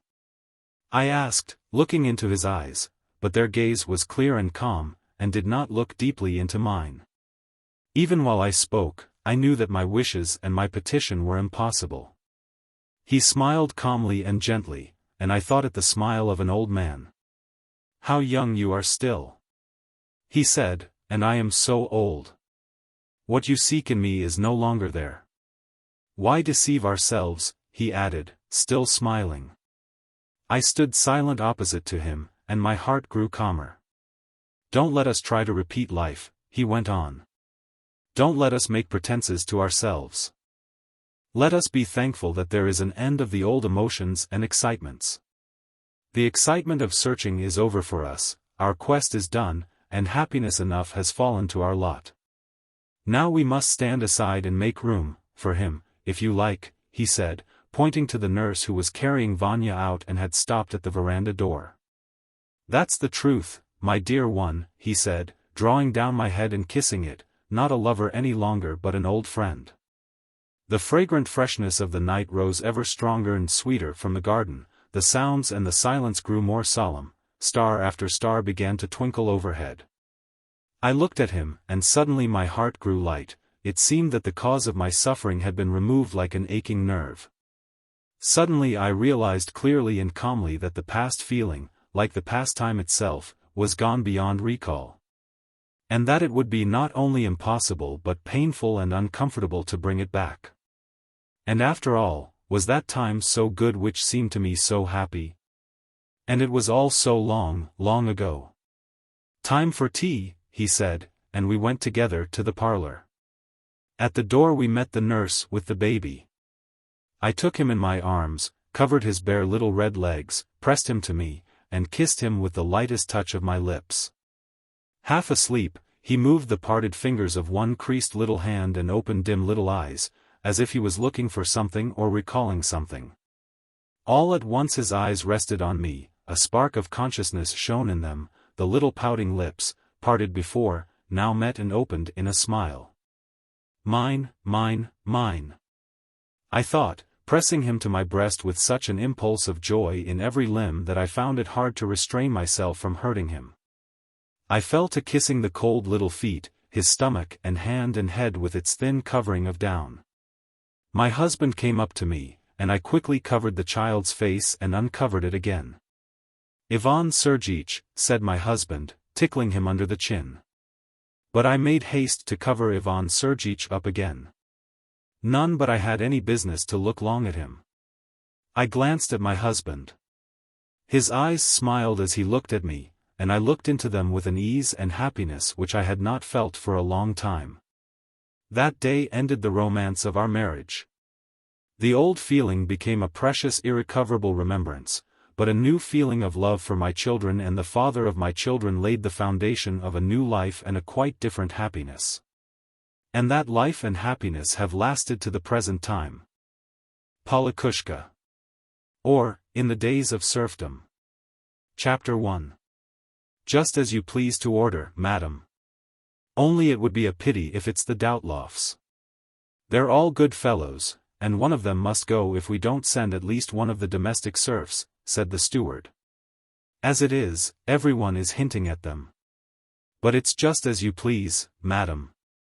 And he placed his right hand over his left in front of him, inclined his head towards the other shoulder, drew in, almost with a smack, his thin lips, rolled up his eyes, and said no more. Evidently intending to keep silent for a long time, and to listen without reply to all the absurdities his mistress was sure to utter. The steward, clean-shaven, and dressed in a long coat of a peculiar steward-like cut, who had come to report to his proprietress that autumn evening, was by origin a domestic serf. The report, from the lady's point of view, meant listening to a statement of the business done on her estate, and giving instructions for further business. From Igor Mikhailovitch's, the steward's, point of view, reporting was a ceremony of standing straight on both feet, with turned-out toes, in a corner facing the sofa, and listening to all sorts of chatter unconnected with business, and by different ways and means getting the mistress into a state of mind in which she would quickly and impatiently say, "All right. All right." To all that Igor Mikhailovitch proposed. Recruiting was the business under consideration. The Pokrovsk estate had to supply 3 recruits. 2 of them seemed to have been marked out by fate itself, by a coincidence of family, moral, and economic circumstances. As far as they were concerned, there could be no hesitation or dispute either on the part of the proprietress, the commune, or of public opinion. But who the third was to be, was a debatable point. The steward was anxious to defend the Doutlofs, in which family there were 3 men of an age to be recruited, and to send Polikoúshka, a married domestic serf with a very bad reputation, who had been caught more than once stealing sacks, reins, and hay. But the proprietress, who often petted Polikoúshka's ragged children, and improved his morals by exhortations from the Bible, did not wish to send him. Neither did she wish to injure the Doutlofs, whom she did not know and had never even seen. But somehow she did not seem able to grasp the fact, and the steward could not make up his mind to tell her straight out, that if Polikoúshka did not go, one of the Doutlofs would have to. "But I don't wish the Doutlofs any ill," she said feelingly. If you don't, then pay 300 rubles for a substitute, should have been the steward's reply. But that would have been bad policy. So Igor Mikhailovich took up a comfortable position, and even leaned imperceptibly against the lintel of the door. While keeping a servile expression on his face and watching the movements of the lady's lips and the flutter of the frills on her cap, and their shadow on the wall beneath a picture. But he did not consider it at all necessary to attend to the meaning of her words. The lady spoke long, and said much. A desire to yawn gave him cramp behind his ears, but he adroitly turned the spasm into a cough, and, holding his hand to his mouth, gave a croak. A little while ago I saw Lord Palmerston sitting with his hat over his face while a member of the opposition was storming at the ministry, and then suddenly rise. And in a 3-hour speech answer his opponent point by point. I saw it and was not surprised, because I had seen the same kind of thing hundreds of times going on between Igor Mikhailovich and his mistress. At last, perhaps he was afraid of falling asleep, or thought she was letting herself go too far, changing the weight of his body from his left to his right foot, he began, as he always did. With an unctuous preface. Just as you please to order, madam. Only, the meeting of the commune is at present being held in front of my office window, and we must come to some conclusion. The order says that the recruits are to be in town before the feast of Pokrov. 205 From among the peasants the Doubtlofs are being suggested, and there is no one else to suggest. And the Mir does not trouble about your interests. What does it care if it ruins the Doubtlofs? Don't I know what a fight they've been having? Ever since I first had the stewardship they have been living in want. The old man's youngest nephew has scarcely had time to grow up to be a help, and now they're to be ruined again. And I, as you well know, am as careful of your property as of my own. It's a pity, madam, whatever you're pleased to think. After all, they're neither kith nor kin to me, and I've received nothing from them. Why, Igor, as if I ever thought of such a thing. Interrupted the lady, and at once suspected him of having been bribed by the Doubtlofs. Only theirs is the best homestead in the whole of Pokrovsk. They're God-fearing, hard-working peasants. The old man has been 30 years churchwarden, he doesn't drink nor use bad language, he goes to church, the steward well knew with what to bait the hook. But the principal thing that I would like to report to you is that he has only 2 sons. The others are nephews adopted out of charity, and so they ought to cast lots only with the 2 men families.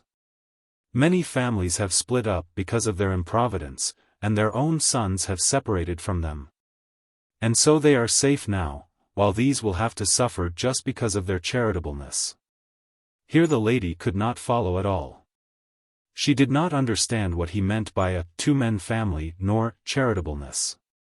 She only heard sounds and observed the nankeen buttons on the steward's coat. The top one, which he probably did not button up so often, was fixed on tightly, the middle one was hanging by a thread, and ought long ago to have been sewn on. But it is a well-known fact that in a conversation, especially a business conversation, it is not at all necessary to understand what is being said to you, but only to remember what you yourself want to say. The lady acted accordingly. How is it you won't understand, Igor Mikhailovich, she said. I have not the least desire that a Doubtlof should go as a soldier. One would think that, knowing me as you do, you might credit me with the wish to do everything in my power to help my serfs, and that I don't desire their misfortune. And that I would sacrifice all I possess to escape from this sad necessity and to send neither Doubtlof nor Polikoúshka. I don't know whether it occurred to the steward that to escape the sad necessity there was no need to sacrifice everything, that, in fact, 300 rubles would be sufficient. But this thought might easily have occurred to him. I will only say this, that I will not give up Polikoúshka on any account. When, after that affair with the clock, he confessed to me of his own accord, and cried, and gave his word to amend, I talked to him for a long time. And saw that he was touched and sincerely penitent. There. She's off now, thought Igor Mikhailovich, and began examining the marmalade she had in a glass of water. Was it orange or lemon? Slightly bitter, I expect, thought he. That is 7 months ago now, and he has not once been drunk, and has behaved splendidly. His wife tells me he is a different man.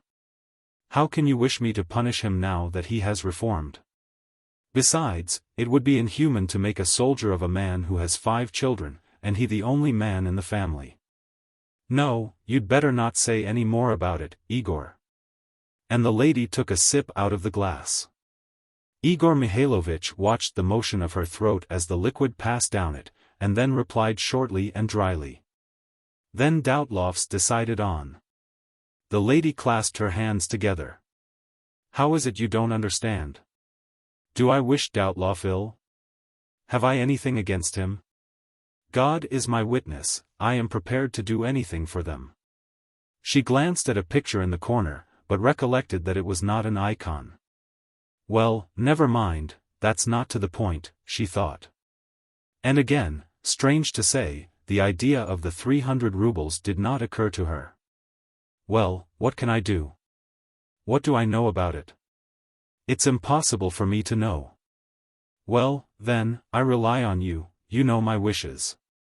Act so as to satisfy everybody and according to the law. What's to be done? They are not the only ones, everybody has times of trouble. Only, Polikoúshka can't be sent. You must understand that it would be dreadful of me to do such a thing.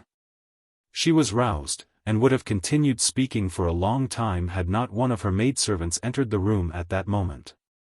What is it, Dunyasha? A peasant has come to ask Igor Mikhailovich if the meeting is to wait for him, said Dunyasha, and glanced angrily at Igor Mikhailovich. Oh, that steward, she thought, he's upset the mistress. Now she'll not let one get a wink of sleep till 2 in the morning. Well then, Igor, go and do the best you can. Yes, madam. He did not say anything more about Doubtloff. And who is to go to the fruit merchant to fetch the money? Has not Peter returned from town? No, madam. Could not Nicholas go? Father is down with backache, remarked Dunyasha. Should I go myself tomorrow, madam? Asked the steward. No, Igor, you are wanted here. The lady pondered. How much is it? 462 silver rubles. Send Polikoúshka, said the lady, with a determined glance at Igor Mikhailovich's face. Igor Mikhailovich stretched his lips into the semblance of a smile, but without unclosing his teeth, and the expression of his face did not change. Yes, madam. Send him to me. Yes, madam. And Igor Mikhailovich went to his office. Chapter 2. Poliki, or Polikoúshka, as he was usually contemptuously called, as a man of little importance, of tarnished reputation, and not a native of the village, had no influence either with the housekeeper, the butler, the steward, or the lady's maid. His cubicle was the very worst, though his family consisted of 7 persons. The late proprietor had had these cubicles built in the following manner. In the middle of a brick building, about 23 feet square, was placed a large brick baking oven. Partly surrounded by a passage, and the 4 corners of the building were separated from the collider, as the domestic serfs called it, by wooden stable partitions. So there was not much room in these cubicles, especially in Poliki's, which was nearest to the door.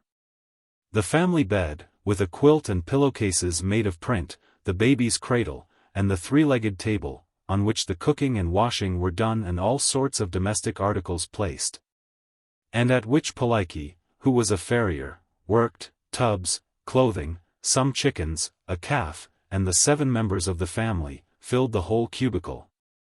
And could not have moved in it had it not been for their quarter of the brick oven, on which both people and things could lie, and for the possibility of going outside into the porch. That was, perhaps, not easy, for it is rather cold in October, and the 7 of them only possessed 1 sheepskin cloak between them. But, on the other hand, the children could keep warm by running about, and the grown-ups by working, and both the one and the other by climbing onto the top of the oven, where the temperature rose to 120 degrees. It may seem dreadful to live in such conditions, but they did not mind, it was quite possible to live. Akolina washed and sewed her husband's and her children's clothes, spun, wove and bleached her linen, cooked and baked in the common oven, and quarreled and gossiped with her neighbors. The monthly allowance of meal sufficed not only for the children, but to add to the cows' food. The firewood was free, and so was food for the cattle, and a little hay from the stables sometimes came their way. They had a strip of kitchen garden. Their cow had calved, and they had their own fowls. Poliki was employed in the stables to look after 2 stallions. He bled horses and cattle, cleaned their hoofs, operated on them for lampers, dispensed ointments of his own invention, and for this was paid in money and in kind. Also some of the proprietress's oats used to remain over, for 2 measures of which a peasant in the village gave 20 pounds of mutton regularly every month. Life would have been quite tolerable, had there been no worry. But the family had a great grief. Poliki in his youth had lived at a stud farm in another village. The stud groom into whose hands he happened to fall was the greatest thief in the neighborhood, and got exiled to Siberia.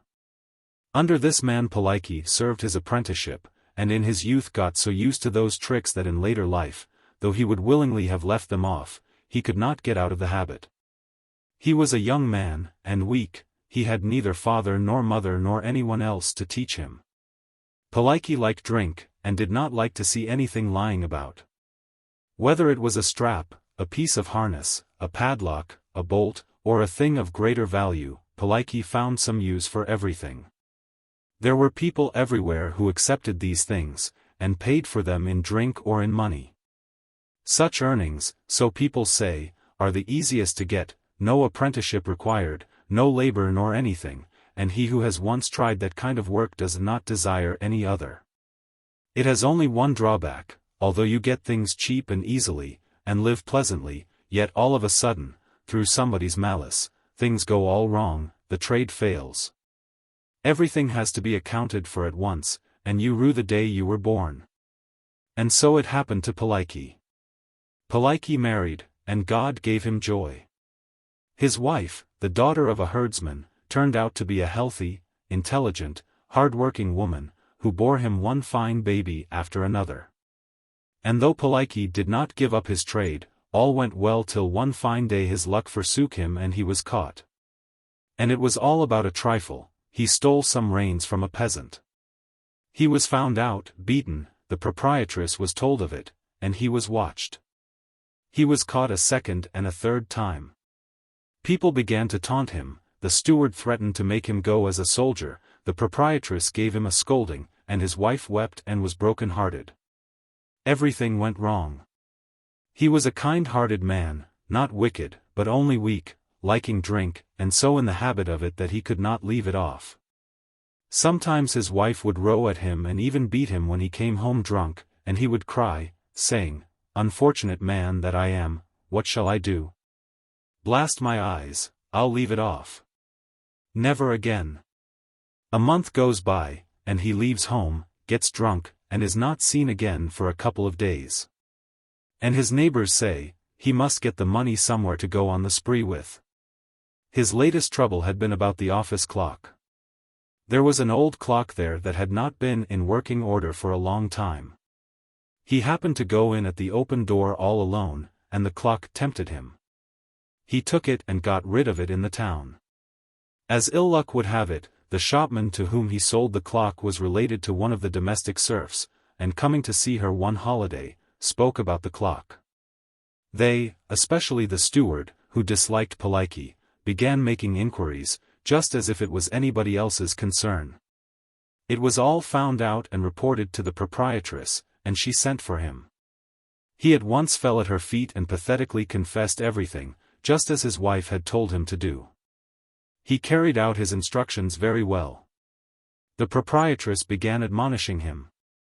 She talked, and maundered on about God and virtue and a future life, and about wife and children, and at last drove him to tears. She said, "I forgive you. Only you must promise never to do it again." "Never in all my life. May I go to perdition. May my bowels gush out," said Poliki, and wept touchingly. Polikoúshka went home, and for the rest of the day lay on the oven, blubbering like a calf. Since then nothing more had ever been traced to him. Only his life was no longer pleasant. He was looked upon as a thief, and when the time for conscripting drew near, everybody hinted at him. Polikoúshka was a farrier, as already mentioned. How he became one nobody knew, he himself least of all. At the stud farm, when he worked under the head groom who got exiled, his only duties were to clean the stables, sometimes to groom the horses, and to carry water. So he could not have learned his trade there. Then he became a weaver, after that he worked in a garden, weeding the paths, then he was condemned to break bricks for some offense. Then he went into service with a merchant, paying a yearly fine to his proprietress for permission to do so. So evidently he could not have had any experience as a veterinary. Yet somehow during his last stay at home, his reputation as a wonderfully and even a rather supernaturally clever farrier began gradually to spread. He bled a horse once or twice. Then threw one down and prodded about in its thigh, and then demanded that it should be placed in a stall, where he began cutting its frog till it bled. Though the horse struggled, and even squealed, he said this meant letting out the sub-hoof blood. Then he explained to a peasant that it was absolutely necessary to let the blood from both veins, for greater lightness, and began hammering in the blunt lancet with a mallet. Then he bandaged the innkeeper's horse under its belly with the selvage torn from his wife's shawl, and at last he began to sprinkle all sorts of sores with vitriol. To drench them with something out of a bottle, and sometimes to give internally whatever came into his head. And the more horses he tormented and killed, the more he was believed in, and the more of them were brought to him. I feel that for us educated people it would hardly be proper to laugh at Polikoúshka. The methods he employed are the same that have influenced our fathers, that influence us, and will influence our children. The peasant lying prone on the head of his one mare, which not only constitutes the whole of his wealth, but is almost one of his family, and gazing with faith and horror at Polikoúshka's frowning look of importance and thin arms with upturned sleeves, as with the healing rag or a bottle of vitriol between his teeth, the latter presses the sore place and boldly cuts into the living flesh, with the secret thought, the one-eyed brute will never get over it. And at the same time pretending to know where there is blood and where matter, which is a tendon and which a vein, that peasant cannot conceive that Polikoúshka has lifted his hand to cut. Without due knowledge, he himself could not have done it. And once the thing is done, he will not reproach himself with having given permission to cut unnecessarily. I don't know about you, but I have experienced just the same with the doctor, who in obedience to my request was tormenting those dear to me. The lancet, the whitish bottle of sublimate, and the words, the staggers, glanders, to let blood or matter, etc., do they not come to the same thing as nerves, rheumatism, organism, etc.? Wage du zu ihren und zu Traum 206 does not refer to poets so much as to doctors and veterinary surgeons. Chapter 3. On the evening when the village meeting, in the cold darkness of an October night, was choosing the recruits and vociferating in front of the office, Polikoúshka sat on the edge of his bed, rubbing down some horse medicine upon the table with a bottle. But what it was, he himself did not know. He had their sublimate of mercury, sulfur, Glauber's salts, and some kind of herb which he had gathered, having once imagined it to be good for broken wind, and now considered not useless in other disorders. The children had already gone to bed, 2 on the oven, 2 on the bed, and 1 in the cradle beside which Karenina sat spinning. The remainder of a candle, one of the proprietress's candles which had not been put away carefully enough, was burning in a wooden candlestick on the windowsill. And Karenina every now and then got up to snuff it with her fingers, so that her husband should not have to break off his important occupation. There existed independent thinkers who regarded Polikoúshka as a worthless farrier and a worthless man. Others, the majority, considered him a bad man, but a great master of his art. But Karenina, though she often scolded and even beat her husband, thought him the first among farriers and the first among men.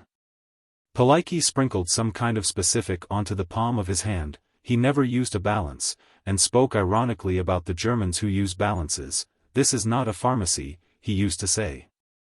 Poliki weighed the specific in his hand and tossed it up, but there did not seem enough of it, and he poured in 10 times as much. I'll put in the lot, he said to himself. It will pick em up better. Akolina quickly turned round at the sound of the autocrat's voice, expecting some order, but, seeing that the business did not concern her, shrugged her shoulders. What knowledge? Where does he get it, she thought, and went on spinning. The paper which had held the specific fell to the floor. Akolina did not let this pass unnoticed. Annie, she cried, look! Father has dropped something. Pick it up. Annie put out her thin little bare legs from under the cloak with which she was covered, slid down under the table like a kitten, and got the paper. Here, Daddy, she said, and with her little chilled feet darted back into bed. Don't pooth, squeaked her lisping younger sister sleepily. I'll give it you, muttered Akolina. And both heads disappeared again under the cloak. He'll give me 3 rubles, said Poliki, corking up the bottle. I'll cure the horse. It's even too cheap, he added, brain-splitting work. Akolina, go and ask Nikita for a little dbauchi. I'll return it tomorrow. And Poliki took out of his trouser pocket a limewood pipe stem which had once been painted, with a mouthpiece of sealing wax, and began fixing it onto the bowl. Akolina left her spindle and went out, managing to steer clear of everything, though this was not easy. Poliki opened the cupboard and put away the medicine, then tilted a vodka bottle into his mouth, but it was empty, and he made a grimace. But when his wife brought the tobacco he sat down on the edge of the bed after filling and lighting his pipe, and his face shone with the content and pride of a man who has completed his day's task. Whether he was thinking how on the morrow he would catch hold of a horse's tongue and pour his wonderful mixture down its throat. Or considering the fact that a useful person never gets a refusal, there, now. Hadn't Nikita sent him some tobacco? Anyhow, he felt happy. Suddenly the door, hanging on one hinge, was thrown open, and a maidservant from up there, not the second maid, but the third, the little one that was kept to run errands, entered the cubicle. Up there, as everyone knows, means the proprietor's house, even if it is situated lower down. Aksyuta, that was the girl's name, always flew like a bullet, and did it without bending her arms, which, keeping time with the speed of her flight, swung like pendulums, not by her sides, but in front of her. Her cheeks were always redder than her pink dress, and her tongue moved as rapidly as her legs. She flew into the room, and for some reason catching hold of the stove, began to sway to and fro. Then, as if reluctant on any account to bring out more than 2 or 3 words at a time, she all of a sudden breathlessly addressed Akolina as follows. The mistress has given orders that Polikoúshka should come this minute, orders to come up. She stopped, breathing heavily. Igor Mikhailovich has been with the mistress, they talked about recruits, they mentioned Polikoúshka. Avdotya Nikolaevna has ordered you to come this minute. Avdotya Nikolaevna has ordered, again a sigh, to come this minute. For half a minute Aksyuta looked round at Poliki and at Akolina and the children, who had put out their heads from under their bedclothes, picked up a nutshell that lay on the stove, and threw it at little Annie. Then she repeated, to come this minute, and rushed out of the room like a whirlwind, the pendulum swinging as usual at right angles to the line of her flight. Akolina again rose, and got her husband's boots, abominable soldier's boots, with holes in them, and got down his coat and passed it to him without speaking. Won't you change your shirt, Poliki? No, he answered. Akolina never once looked at his face while he put on his boots and coat, and she did well not to look. Poliki's face was pale, his nether jaw trembled, and in his eyes there was that tearful, submissive and deeply mournful look one only sees in the eyes of kindly, weak, and guilty people. He combed his hair, and was going out, but his wife stopped him, hid the string of his shirt that hung down from under his coat, and put his cap on for him. What's that, Polikoúshka? Has the mistress sent for you? Came the voice of the carpenter's wife from behind the partition. Only that morning the carpenter's wife had had high words with Karenina about her pot of potash 207 that Polikoúshka's children had upset. And at first she was pleased to hear Polikoúshka being summoned to the mistress, most likely for no good. She was a cute, diplomatic lady, with a biting tongue.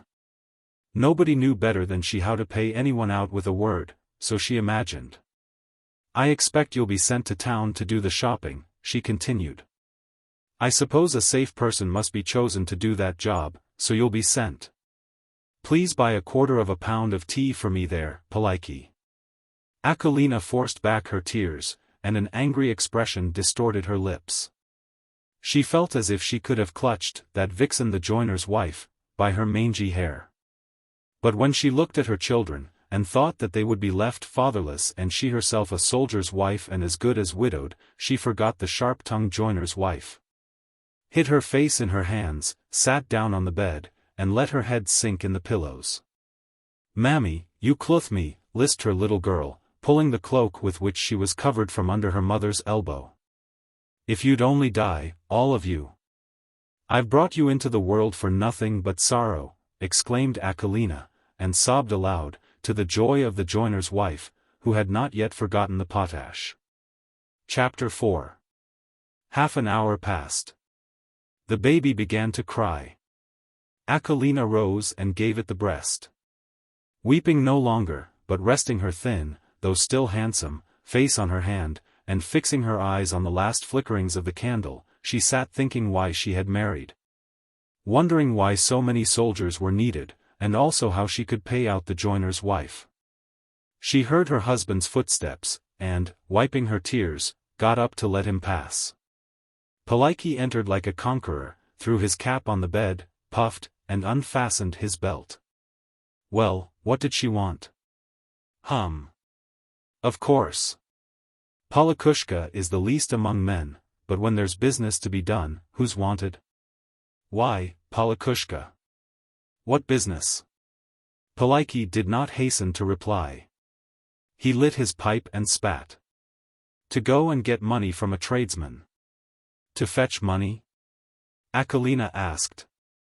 Polikoúshka chuckled and wagged his head. Ah. Ain't she clever at words? You have been regarded, she says, as an untrustworthy man, but I trust you more than another. Polikoúshka spoke in a loud voice that the neighbors might hear. You promised me you'd reform. Here, she says, is the first proof that I believe you. Go, she says, to the customer, fetch the money he owes, and bring it back to me. And I say, we all are your serfs, ma'am, I say, and I must serve you as we serve the Lord, therefore I feel myself that I can do anything for your honor, and cannot refuse any kind of job. Whatever you order I will fulfill, because I am your slave. He again smiled that peculiar weak, kindly, guilty smile. Well, then, she says, you will do it faithfully? You understand, she says, that your fate depends on it? How could I help understanding that I can do something? If they have told tales about me, well, anyone can tell tales about anybody, but I never in any way, I believe, have even had a thought against your honor, in a word. I buttered her up till my lady was quite softened. I shall think highly of you, she says. He kept silent a minute, then the smile again appeared on his face. I know very well how to talk to the likes of them. Formerly, when I used to pay for the right to work on my own, one of them would come down hard on me, but only let me say a word or two. I'd butter him up till he'd be as smooth as silk. Is it much? 3,500 rubles, carelessly replied Polikoúshka. She shook her head. When are you to go? Tomorrow, she says. Take any horse you like, she says, call at the office, and then start, in heaven's name. Glory to the Lord, said Karenina, rising and crossing herself. May God help you, Polikoúshka, she added in a whisper, so that she should not be heard behind the partition, holding him by his shirt sleeve. Polikoúshka, listen to me. I beseech you in the name of Christ our God, when you start, kiss the cross and promise that not a drop shall pass your lips. A likely thing, he ejaculated, drink when carrying all that money. Ah! how somebody was playing the piano up there. Fine, he said, after a pause, and smiled. I suppose it's the young lady. I was standing like this, in front of the mistress, beside the whatnot, and the young lady was careering away behind the door. She rattled on, fitting it together so pat. Oh my! Wouldn't I like to play a tune? I'd soon master it, I would. I'm awfully good at that sort of thing. Get me a clean shirt, do, tomorrow. And they went to bed happy. Chapter 5. Meanwhile the meeting had been vociferating in front of the office. The business before them was not a trifling one. Almost all the peasants were present. While the steward was with the proprietress, they put on their caps, more voices joined in, and they talked more loudly. The hum of the deep voices, at rare intervals interrupted by breathless hoarse and shrill tones, filled the air. And entering through the windows of the proprietress's house sounded like the noise of the distant sea, making her feel a nervous agitation resembling that produced by a heavy thunderstorm, a sensation between fear and discomfort. She felt as if the voices might at any moment grow yet louder and faster, and then something would happen. As if it could not all be done quietly, peaceably, without disputing and shouting, she thought, according to the Christian law of brotherly love and meekness. Many voices were speaking at once, but Theodore Rizoun, a carpenter, shouted loudest. There were 2 grown-up young men in his family, and he was attacking the Doutlofs. Old Doutloff was defending himself. He had stepped forward out of the crowd behind which he had at first stood. Now spreading out his arms, now clutching at his little beard, he sputtered and snuffled in such a manner that it would have been hard for himself to understand what he was saying. His sons and nephews, splendid fellows, all of them, stood pressing behind him, and the old man resembled the mother hen in the game of hawk and chickens. The hawk was Rizoun. And not only Rizoun, but all the men who had 2 grown lads in their family, were attacking Doutloff. The point was, that Doutloff's brother had been recruited 30 years before. And that Doutloff wished to be excused therefore from taking his turn with the families in which there were 3 grown-up young men. And wanted his brother's service in the army to be counted to the advantage of his family, so that it should be given the same chance as those in which there were only 2 young men. And that these should all draw lots equally, and the 3rd recruit be chosen from among all of them. Besides Doutloff's family, there were 4 others in which there were 3 young men, but one was the village elder's family, and the proprietress had exempted him. From the 2nd, a recruit had been taken the year before, and from the remaining families 2 recruits were now being taken. One of them had not even come to this meeting, only his wife stood sorrowfully behind all the others, vaguely expecting that the wheel of fortune might somehow turn her way. The red-haired Roman, the father of the other recruit, in a tattered coat, though he was not poor, hung his head and silently leant against the porch railing, only now and then attentively looking up at anybody who raised his voice, and then hanging his head again. Misery seemed to breathe from his whole figure. Old Simeon Doutloff was a man to whose keeping anyone who knew him would have trusted hundreds and thousands of rubles. He was a steady, God-fearing, well-to-do man, and was churchwarden. Therefore the predicament in which he found himself was all the more startling. Rizoun the carpenter was a tall, dark man, a riotous drunkard, very smart in a dispute and in arguing with workmen, tradespeople, peasants, and gentlefolk at meetings and fairs. He was quiet now and sarcastic, and from his superior height he was crushing down the spluttering churchwarden with the whole strength of his ringing voice and oratorical talent. The churchwarden was exasperated out of his usual sober groove. Besides these, the youngish, round-faced, square-headed, curly-bearded, thick-set Garaska Kopylov, one of the talkers of the younger generation, was taking part in the dispute. He came next to Rizoun in importance. He had already gained some weight at the meetings, having distinguished himself by his trenchant speeches. Then there was Theodore Melnichny, a tall, thin, yellow-faced, round-shouldered man, still young, with a thin beard and small eyes, always embittered and gloomy, seeing the dark side of everything. and often puzzling the meeting by his unexpected and abrupt questions and remarks. Both these speakers sided with Resound.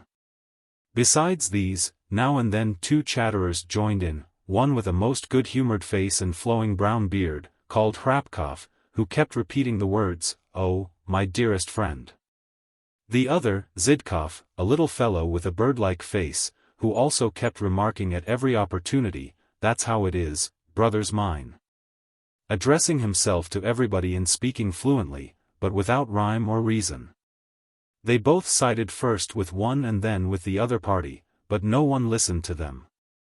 There were others like them, but these 2, who kept moving through the crowd and shouting louder than anybody and frightening the proprietress, were listened to less than anyone else, and, intoxicated by the noise and shouting, gave themselves up entirely to the pleasure of wagging their tongues. There were many other characters among the members of the commune, stern, respectable, indifferent, dismal, or downtrodden. And there were women standing behind the men, but, God willing, I'll speak of them some other time.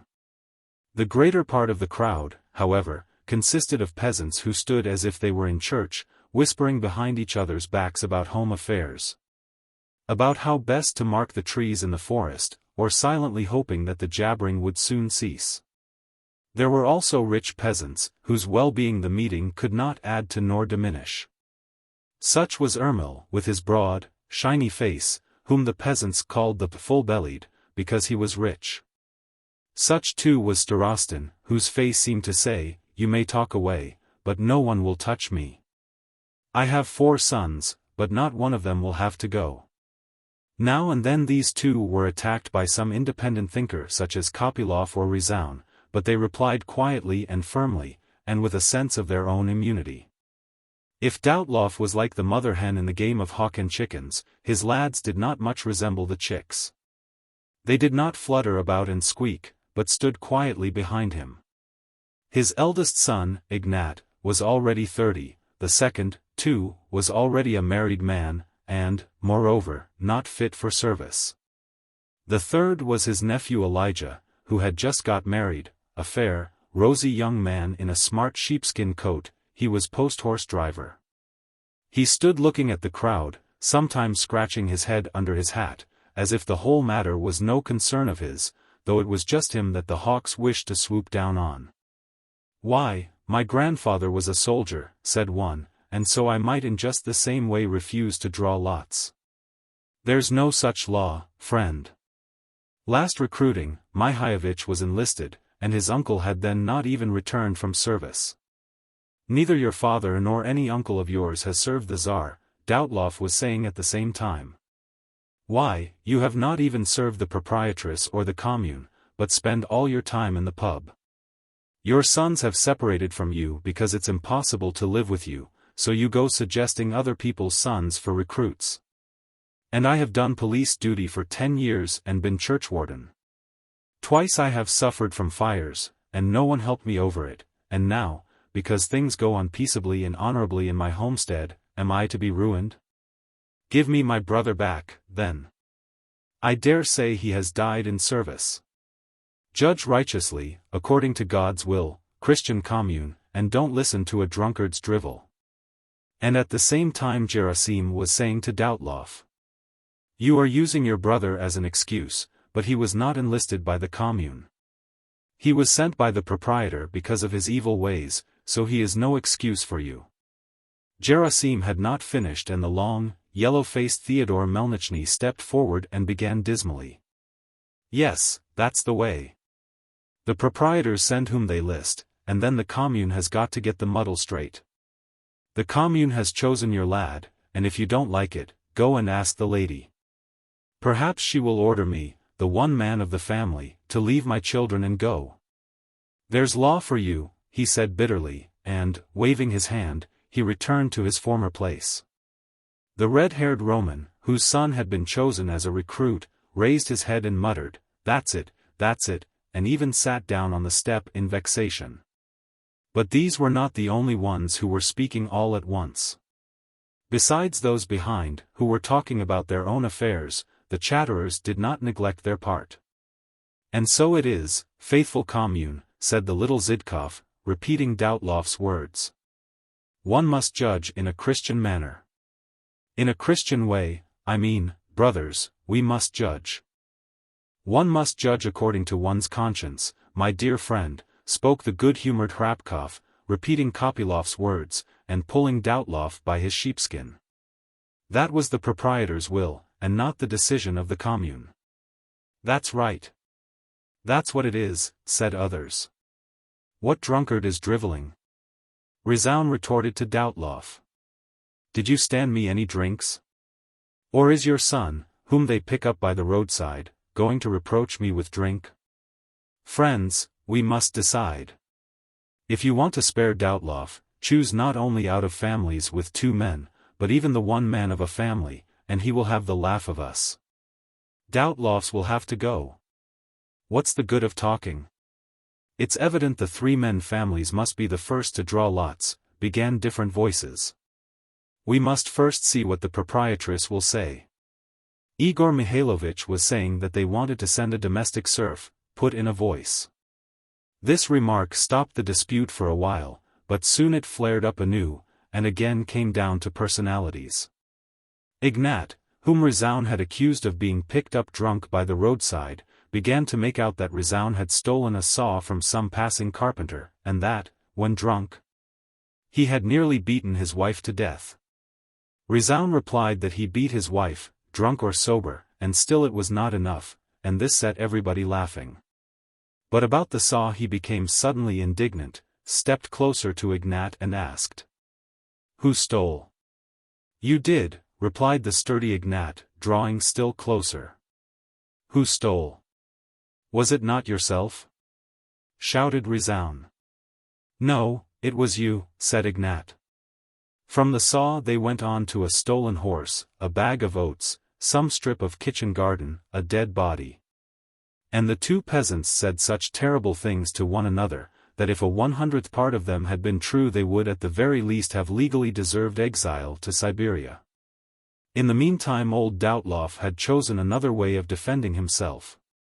He did not like his son's shouting, and tried to stop him, saying, It's a sin. Leave off, I tell you. At the same time he argued that not only those who had 3 young men at home were 3-men families, but also those whose sons had separated from them. Starostin smiled slightly, cleared his throat, and, stroking his beard with the air of a rich man, answered that it all depended on the proprietress, and that evidently his sons had deserved well, since the order was for them to be exempt. Gerasim answered Doubtloff's arguments with respect to the families that had broken up, by the remark that they ought not to have been allowed to break up, as was the rule during the lifetime of the late proprietor. That it was no use crying over spilt milk, and that, after all, one could not enlist the only man left in a household. Did they break up their households for fun? Why should they now be completely ruined? Came the voices of the men whose families had separated, and the chatterers joined in, too. You'd better buy a substitute, if you're not satisfied. You can afford it, said Rizoun to Doubtloff. Doubtloff wrapped his coat round him with a despairing gesture, and stepped back behind the others. I suppose you've counted my money? He muttered angrily. We shall see what Igor Mikhailovich will say, when he comes from the proprietress. Chapter 6. At that very moment Igor Mikhailovich came out of the house. One cap after another was lifted, and as the steward approached, all the heads, white, grey, red, brown, fair, or bald in front or on top, were uncovered, and the voices were gradually silenced. Till at last all was quiet. Igor Mikhailovich stepped onto the porch, evidently intending to speak. In his long coat, his hands stuffed awkwardly into the pockets, his cap pulled over his forehead, he stood firmly, his feet apart, on this elevated place, lording it over all these heads, mostly old, bearded and handsome, that were turned towards him. He was now a different man from what he had been when he stood before his mistress. He was majestic. This is the mistress's decision, lads. It is not her wish to give up any of the domestic serfs. But from among you, those whom you yourselves decide on, they shall go. 3 are wanted this time. By rights only 2.5 are wanted, but the half will be taken into account next time. It comes to the same thing. If it were not today, it would have to be tomorrow. Of course, that's quite right, some voices said. In my opinion, continued Igor Mikhailovich, Harushkin and Vaska Michahin must go, that is evidently God's will. Yes, that's quite right, said the voices. The third will have to be one of the Doubtlofs, or one out of a two-men family. What do you say? Doubtlof, cried the voices. There are 3 of them of the right age. And again, slowly, the shouting increased, and somehow the question of the strip of kitchen garden and some kind of sacks stolen from the mistress's yard came up again. Igor Mikhailovich had been managing the estate for the last 20 years, and he was a clever and experienced man. He stood and listened for about a quarter of an hour, then he ordered everybody to be quiet and the 3 younger Doutlofs to draw lots, to see which of the 3 was to go. They prepared the lots, which were shaken up in a hat, and Hrabkov took one out. It was Elijah's. All became silent. Is it mine? Let me see, said Elijah in a faltering voice. All remained silent. Igor Mikhailovich gave orders that everybody should bring the recruiting money, a tax of 7 kopecks from every household, next day, and saying that all was finished, dismissed the meeting. The crowd moved away, the men covered their heads, and as they turned the corner their voices and the sound of their footsteps mingled into a hum. The steward stood on the porch, watching the departing crowd, and when the young Doutlofs had passed him, he beckoned the old man, who had stopped of his own accord, and they went into the office. I am sorry for you, old man, said Igor Mikhailovich, sitting down in an armchair in front of the table. Your turn has come. Won't you buy a recruit to take your nephew's place? The old man, without speaking, gave Igor Mikhailovich a significant look. He can't escape, said Igor Mikhailovich, in answer to that look. We'd be glad enough to buy a substitute, but have not the means, Igor Mikhailovich. 2 horses went to the knackers this summer, and then there was my nephew's wedding. Evidently it's our fate, for living honestly. It's very well for him to talk. He was thinking of resign. Igor Mikhailovich rubbed his face with his hand and yawned. He was evidently tired of the subject, besides, he was ready for his tea. Old fellow. Don't you be mean, said he. Have a hunt in the cellar. I dare say you'll turn up some 400 old ruble notes, and I'll get you a substitute, a regular wonder. The other day a fellow came offering himself. In the government? Asked Doubtlof, meaning the town. Well, will you buy him? I'd be glad enough, God's my witness, but... Igor Mikhailovich sternly interrupted him. Well, then, listen to me, old man. See that Elijah does himself no injury, and as soon as I send word, whenever that may be, he is to be taken to town at once. You will take him, and you will be answerable for him. But if, which God forbid, anything should happen to him, I'll send your eldest son instead. Do you hear? But could not one be sent from a 2-man family? Igor Mikhailovich, this is an affront, he said. Then, after a pause, he went on, almost with tears. It seems that my brother died a soldier, and now they are taking my boy. How have I deserved such a blow? And he was ready to fall on his knees. Well, go away, said Igor Mikhailovich. Nothing can be done. It's the law. Keep an eye on Elijah, you'll have to answer for him. Doubtlof went home, thoughtfully tapping the ruts with his stick as he walked. Chapter 7. Early next morning a big-boned bay gelding, for some reason called Drum, harnessed to a small cart, the steward himself used to drive in that cart, stood at the porch of the serfs' quarters. Annie, Polikoúshka's eldest daughter, barefooted in spite of the falling sleet and the cold wind, and evidently frightened, stood holding the reins at arm's length, and with her other hand held a faded, yellowy-green jacket that was thrown over her head. This jacket served the family as blanket, cloak, hood, carpet, overcoat for Poliki, and many other things besides. Poliki's cubicle was all in a bustle. The dim light of a rainy morning was just peeping in at the window, which was broken here and there, and mended with paper.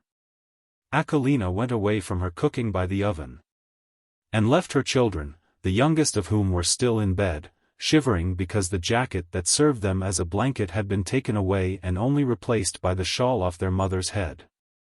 Akolina was busy getting her husband ready for his journey. His shirt was clean, but his boots, which were gaping open, gave her much trouble. She had taken off her thick worsted stockings, her only pair, and given them to her husband, and had managed to cut out a pair of soles from a saddlecloth that had been carelessly left about in the stable and brought home by Poliki 2 days before, in such a way that they should stop the holes in his boots and keep his feet dry. Poliki sat, feet and all on the bed, untwisting his girdle so that it should not look like a dirty rope.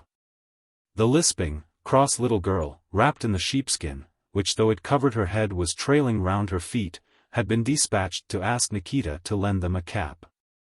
The bustle was increased by the other serfs, who came to ask Poliki to get different things for them in town. One wanted needles, another, tea, a third, some tobacco, and another, some oil to burn before his icon. The joiner's wife, who to conciliate Poliki had already had time to boil her samovar, and bring him a mug full of liquid which she called tea, wanted some sugar. Though Nikita refused to lend a cap, and they had to mend their own, i.e., to push in the bits of wadding that hung out of the rents and to sew them up with the surgical needle. Though at first the boots with the saddlecloth soles would not go on to his feet. Though Annie, chilled through, nearly let Drum get away, and Mary, in the long sheepskin, had to take her place, and then Mary had to take off the sheepskin, and Akolina had to hold the horse herself, it all ended by Poliki successfully getting all the warm family garments onto himself, leaving only the jacket and a pair of slippers behind. When ready, he got into the little cart. He wrapped the sheepskin coat round him, shook up the bag of hay at the bottom of the cart, again wrapped himself round, took the reins, wrapped the coat still closer round him in the way that very respectable men do, and started. His little boy Mike, running out into the porch, begged to have a ride. The lisping Mary also begged that she might have a ride, and was not cold even without the thiefkin.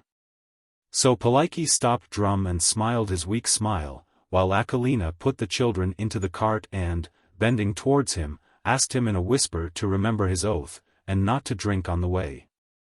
Poliki took the children through the village as far as the smithy, put them down, wrapped himself up and put his cap straight again, and drove off at a slow, sedate trot, his cheeks shaking at every jolt and his feet knocking against the sides of the cart. Mary and Mike, with their bare feet, rushed down the slippery hill to the house at such a rate, and yelling so, that a stray dog from the village looked up at them and scurried home with its tail between its legs, which made Poliki's heirs yell 10 times louder. It was abominable weather, the wind was cutting, and something between rain and snow, and now and then fine hail beat on Poliki's face and on his bare hands which held the reins, and over which he kept drawing the sleeves of his coat, and on the leather of the horse collar, and on the old head of Drum, who set back his ears and half closed his eyes. Then suddenly the rain stopped, and it brightened up for a moment. The bluish snow clouds stood out clear, and the sun seemed to come out, but uncertainly and cheerlessly, like Poliki's own smile. Nevertheless, Poliki was deep in pleasant thoughts.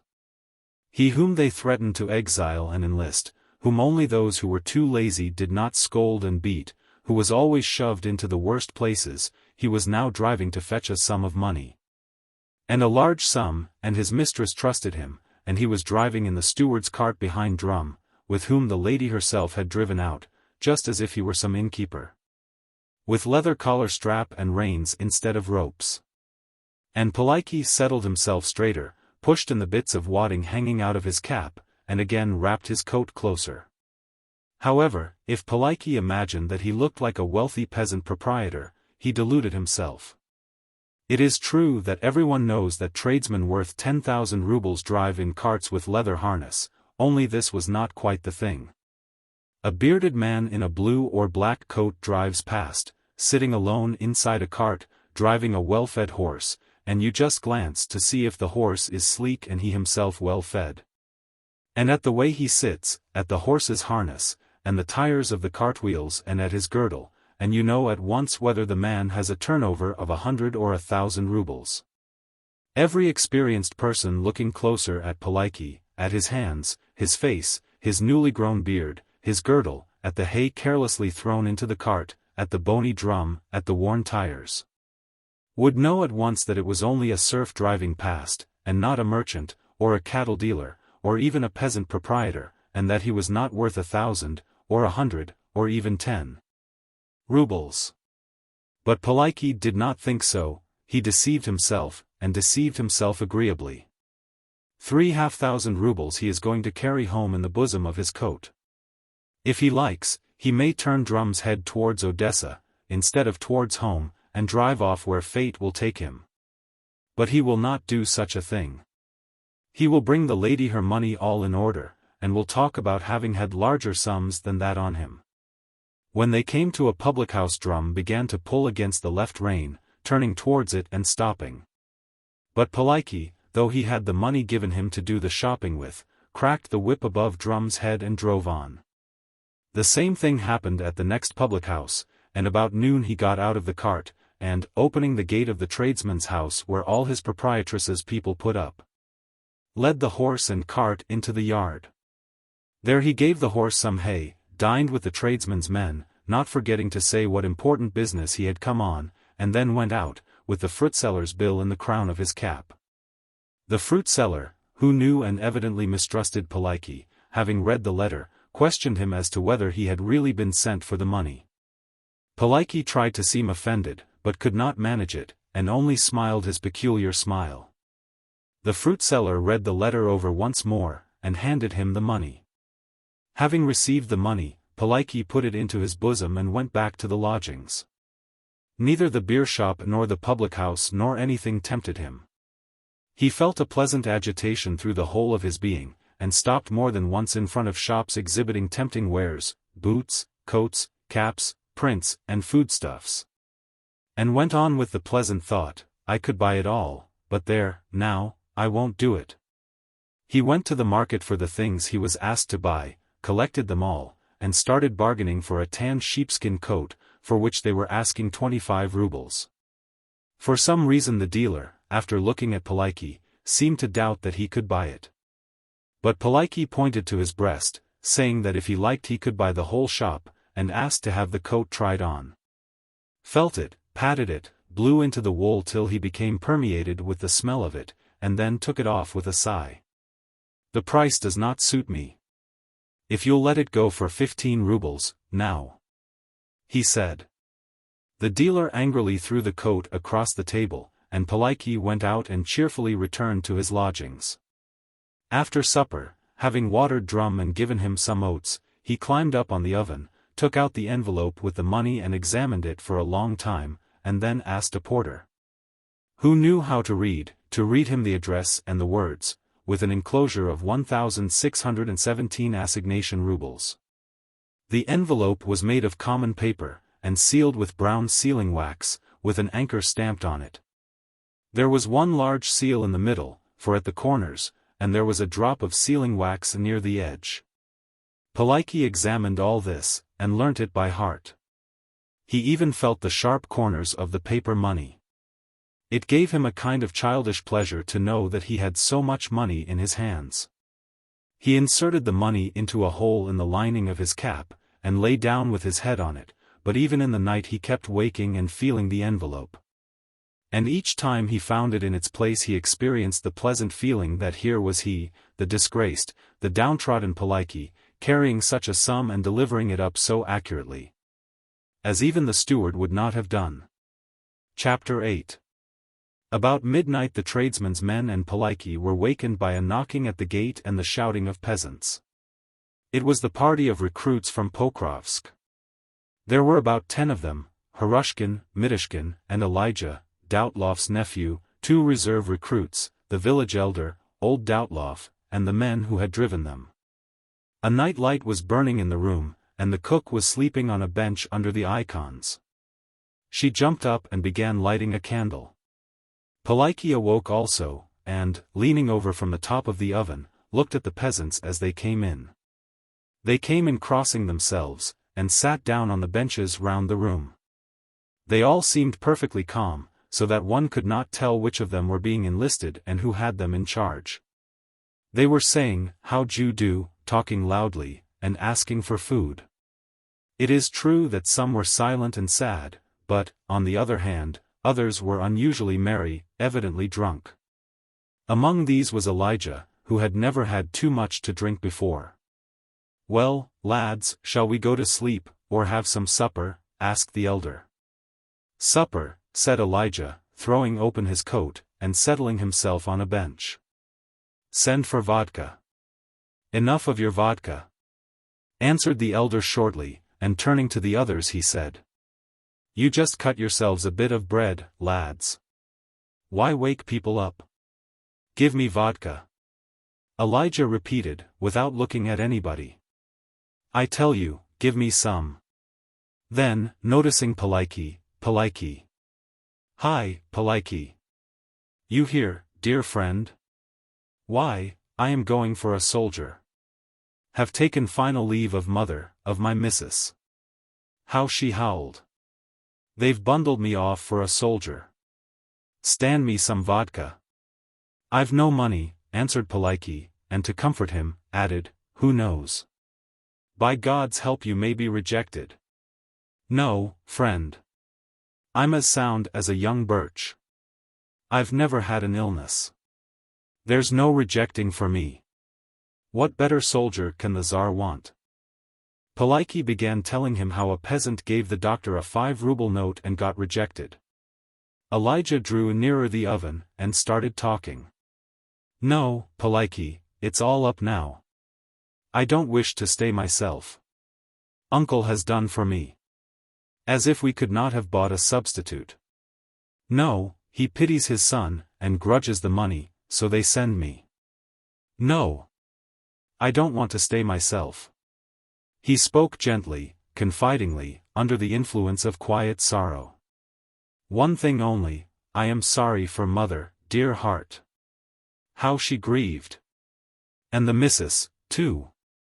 They've ruined the woman just for nothing, now she'll perish, in a word, she'll be a soldier's wife. Better not have married. Why did they marry me? They'll come here tomorrow." "But why have they brought you so soon?" asked Polikoúshka. Nothing was heard about it, and then, all of a sudden. "Why, they're afraid I shall do myself some injury," answered Elijah, smiling. "No fear. I'll do nothing of the kind. I shall not be lost even as a soldier, only I'm sorry for mother." "Why did they marry me?" he said gently and sadly. The door opened and banged loudly as old Doubtloff came in, shaking the wet off his cap, and, as usual, in bark shoes so big that they looked like boats. "Athanasius," he said to the porter, when he had crossed himself, "isn't there a lantern, to get some oats by?" Doubtloff, without looking at Elijah, began slowly lighting a bit of candle. His gloves and whip were stuck into the girdle tied neatly round his coat, and his toil-worn face appeared as ordinary, simple, quiet, and full of business cares as if he had just arrived with a train of loaded carts. Elijah became silent when he saw his uncle, and looked dismally down at the bench again. Then, addressing the elder, he muttered, "Vodka, Ermil. I want some drink." His voice sounded vindictive and dejected. "Drink, at this time," answered the elder, who was eating something out of a bowl. "Don't you see the others have had a bite and gone to lie down? Why do you kick up a row?" The word row evidently suggested to Elijah the idea of violence. "Elder, I'll do some mischief if you don't give me vodka. Couldn't you bring him to reason?" The elder said, turning to Doubtloff, who had lit the lantern and stopped, apparently to see what would happen, and was looking pityingly at his nephew out of the corners of his eyes, as if surprised at his childishness. Elijah, taken aback, again muttered, "Vodka. Do mischief. Leave off, Elijah, said the elder gently. Really, now, leave off. You'd better. But before the words were out, Elijah had jumped up and hit a windowpane with his fist, and shouting at the top of his voice, "You won't hear me. So there you are." Rushed to the other window to break that also. Polikoúshka, in the twinkling of an eye, rolled twice over and hid in the farthest corner of the top of the oven, so quickly that he scared all the cockroaches there. The elder threw down his spoon and rushed toward Elijah. Doubtloff untied his girdle, and shaking his head and making a clicking noise with his tongue, approached Elijah, who was already struggling with the elder and the porter, who were keeping him away from the window. They had caught his arms and seemed to be holding him fast. But as soon as he saw his uncle and the girdle, his strength increased tenfold and he tore himself away, and with rolling eyes and clenched fists stepped up to Doubtloff. "I'll kill you. Keep away, barbarian. You have ruined me, you and your brigands of sons, you've ruined me. Why did they marry me? Keep away. I'll kill you." Elijah was terrible. His face was purple, his eyes rolled, the whole of his young, healthy body trembled as in a fever. He seemed to wish and to be able to kill all the three men who were facing him. "You're drinking your brother's blood, you bloodsucker." Something flashed across Doubtloff's ever-placid face. He took a step forward. "You won't take it peaceably," said he suddenly. The wonder was, where he got the energy, for with a quick motion he caught hold of his nephew, fell to the ground with him, and, with the aid of the elder, began binding his hands with the girdle. They struggled for about 5 minutes. At last, with the help of the peasants, Doubtloff rose, pulling his coat out of Elijah's clutch. Then he raised Elijah, whose hands were bound behind his back, and made him sit down in a corner on a bench. "I told you it would be the worse for you," he said, still out of breath with the struggle, and pulling straight the narrow girdle tied over his shirt. "What's the use of sinning? We shall all have to die. Fold a coat for a pillow," he said, turning to the porter, "or the blood will get to his head." And he tied the cord round his waist over his sheepskin, and taking up the lantern, went to see after the horses. Elijah, pale, disheveled, his shirt pulled out of place, was gazing round the room as if he were trying to remember where he was. The porter picked up the broken bits of glass, and stuck a coat into the hole in the window to keep out the draught. The elder again sat down to his bowl. "Ah, Elijah, Elijah. I'm sorry for you, really. What's to be done? There's Hussars, he, too, is married. Seems it can't be helped. It's all on account of that fiend, my uncle, that I'm being ruined." Elijah repeated, dryly and bitterly. "He is cherry of his own. Mother says the steward told him to buy a substitute. He won't, he says he can't afford it. As if what my brother and I have brought into his house were a trifle. He is a fiend." Doubtloff returned, said his prayers in front of the icons, took off his outdoor things, and sat down beside the elder. The cook brought more kvass and another spoon. Elijah was quiet, and closing his eyes lay down on the folded coat. The elder, shaking his head silently, pointed to him. Doubtloff waved his hand, as if one was not sorry. "My own brother's son. One is not only sorry, but it seems they also make me out a villain towards him. Whether it's his wife, she's a cunning little woman though she's so young, that has put it into his head that we could afford to buy a substitute. Anyhow, he's reproaching me. But one does pity the lad." "Ah. He's a fine lad," said the elder. "But I'm at the end of my tether with him. Tomorrow I shall let Ignat come, and his wife wanted to come too." "All right, let them come," said the elder, rising and climbing onto the oven. "What is money? Money is dross. If one had the money, who would grudge it?" muttered one of the tradesman's men, lifting his head. "Ah, money, money. It's the cause of much sin," replied Doubtloff. Nothing in the world is the cause of so much sin, and the scriptures say so too. Everything is said there, the porter agreed. There was a man told me how a merchant had stored up a heap of money and did not wish to leave any behind. He loved it so that he took it with him to the grave.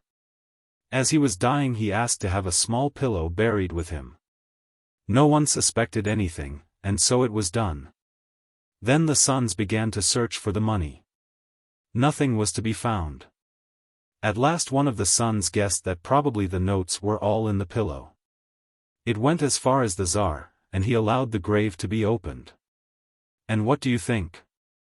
There was nothing in the pillow, but the coffin was full of creeping things, and so it was buried again.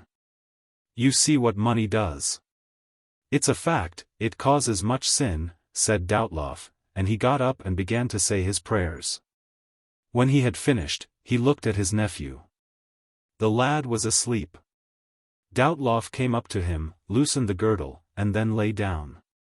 One of the other peasants went out to sleep with the horses. Chapter 9. As soon as all was quiet, Polikoúshka climbed down softly, like a guilty man, and began to get ready. Somehow he felt uneasy at the thought of spending the night there among the recruits. The cocks were already crowing more frequently, answering one another. Drum had eaten all his oats, and was straining towards the drinking trough. Polikoúshka harnessed him and led him out, past the peasant carts. His cap, with its contents, was safe, and the wheels of his cart were soon rattling along the frozen Pokrovsk road. Polikoúshka felt easier only when he had left the town behind. Up to then he kept imagining that at any moment he might hear himself being pursued, that he would be stopped, and that in place of Elijah's arms his own would be bound behind his back. And he would be taken to the recruiting station next morning. It might have been the frost, or it might have been fear, but something made cold shivers run down his back, and again he kept touching up Drum with the whip. The first person he met was a priest in a tall fur cap, accompanied by a workman blind in one eye. Taking this for an evil omen, Polikoúshka grew still more alarmed. But outside the town this fear gradually passed. Drum went on at a walking pace, the road in front became more visible. Polikoúshka took off his cap and felt the notes. Shall I hide it in my bosom? He thought. No, I should have to undo my girdle. Wait a bit. When I get to the foot of the incline, I'll get down and arrange myself again. The cap is sewn up tight at the top, and it can't fall through the lining. After all, I'd better not take the cap off till I get home. When he had reached the foot of the incline, Drum of his own accord trotted up the next hill, and Polikoúshka, who was as anxious as Drum to get home, did not check him. All was well, at any rate, so Polikoúshka imagined, and he gave himself up to dreams of his mistress's gratitude, of the 5 rubles which she would give him, and of the joy of his family. He took off his cap, felt for the envelope, and, smiling, put the cap tighter on his head. The velveteen crown of the cap was very rotten, and just because Karenina had carefully sewn up the rents in one place, it burst open in another. And the very movement by which Polikoúshka in the dark had thought to push the envelope with the money deeper under the wadding, tore the cap farther. And pushed out a corner of the envelope through the velveteen crown. The dawn was appearing, and Polikoúshka, who had not slept all night, began to drowse. Pulling his cap lower down, and thereby pushing the envelope still farther out, Polikoúshka let his head droop forward towards the front of the cart. He awoke near home, and was about to catch hold of his cap, but, feeling that it sat firmly on his head, he did not take it off, convinced that the envelope was inside. He gave Drum a touch, arranged the hay in the cart again, put on the appearance of a well-to-do peasant, and, proudly looking about him, rattled homewards. There was the kitchen. There the domestic serf's quarters. There was the joiner's wife carrying some linen cloth. There was the office, and there the house of the proprietress, where in a few moments Polikoúshka would be proving himself to be a trustworthy and honest man.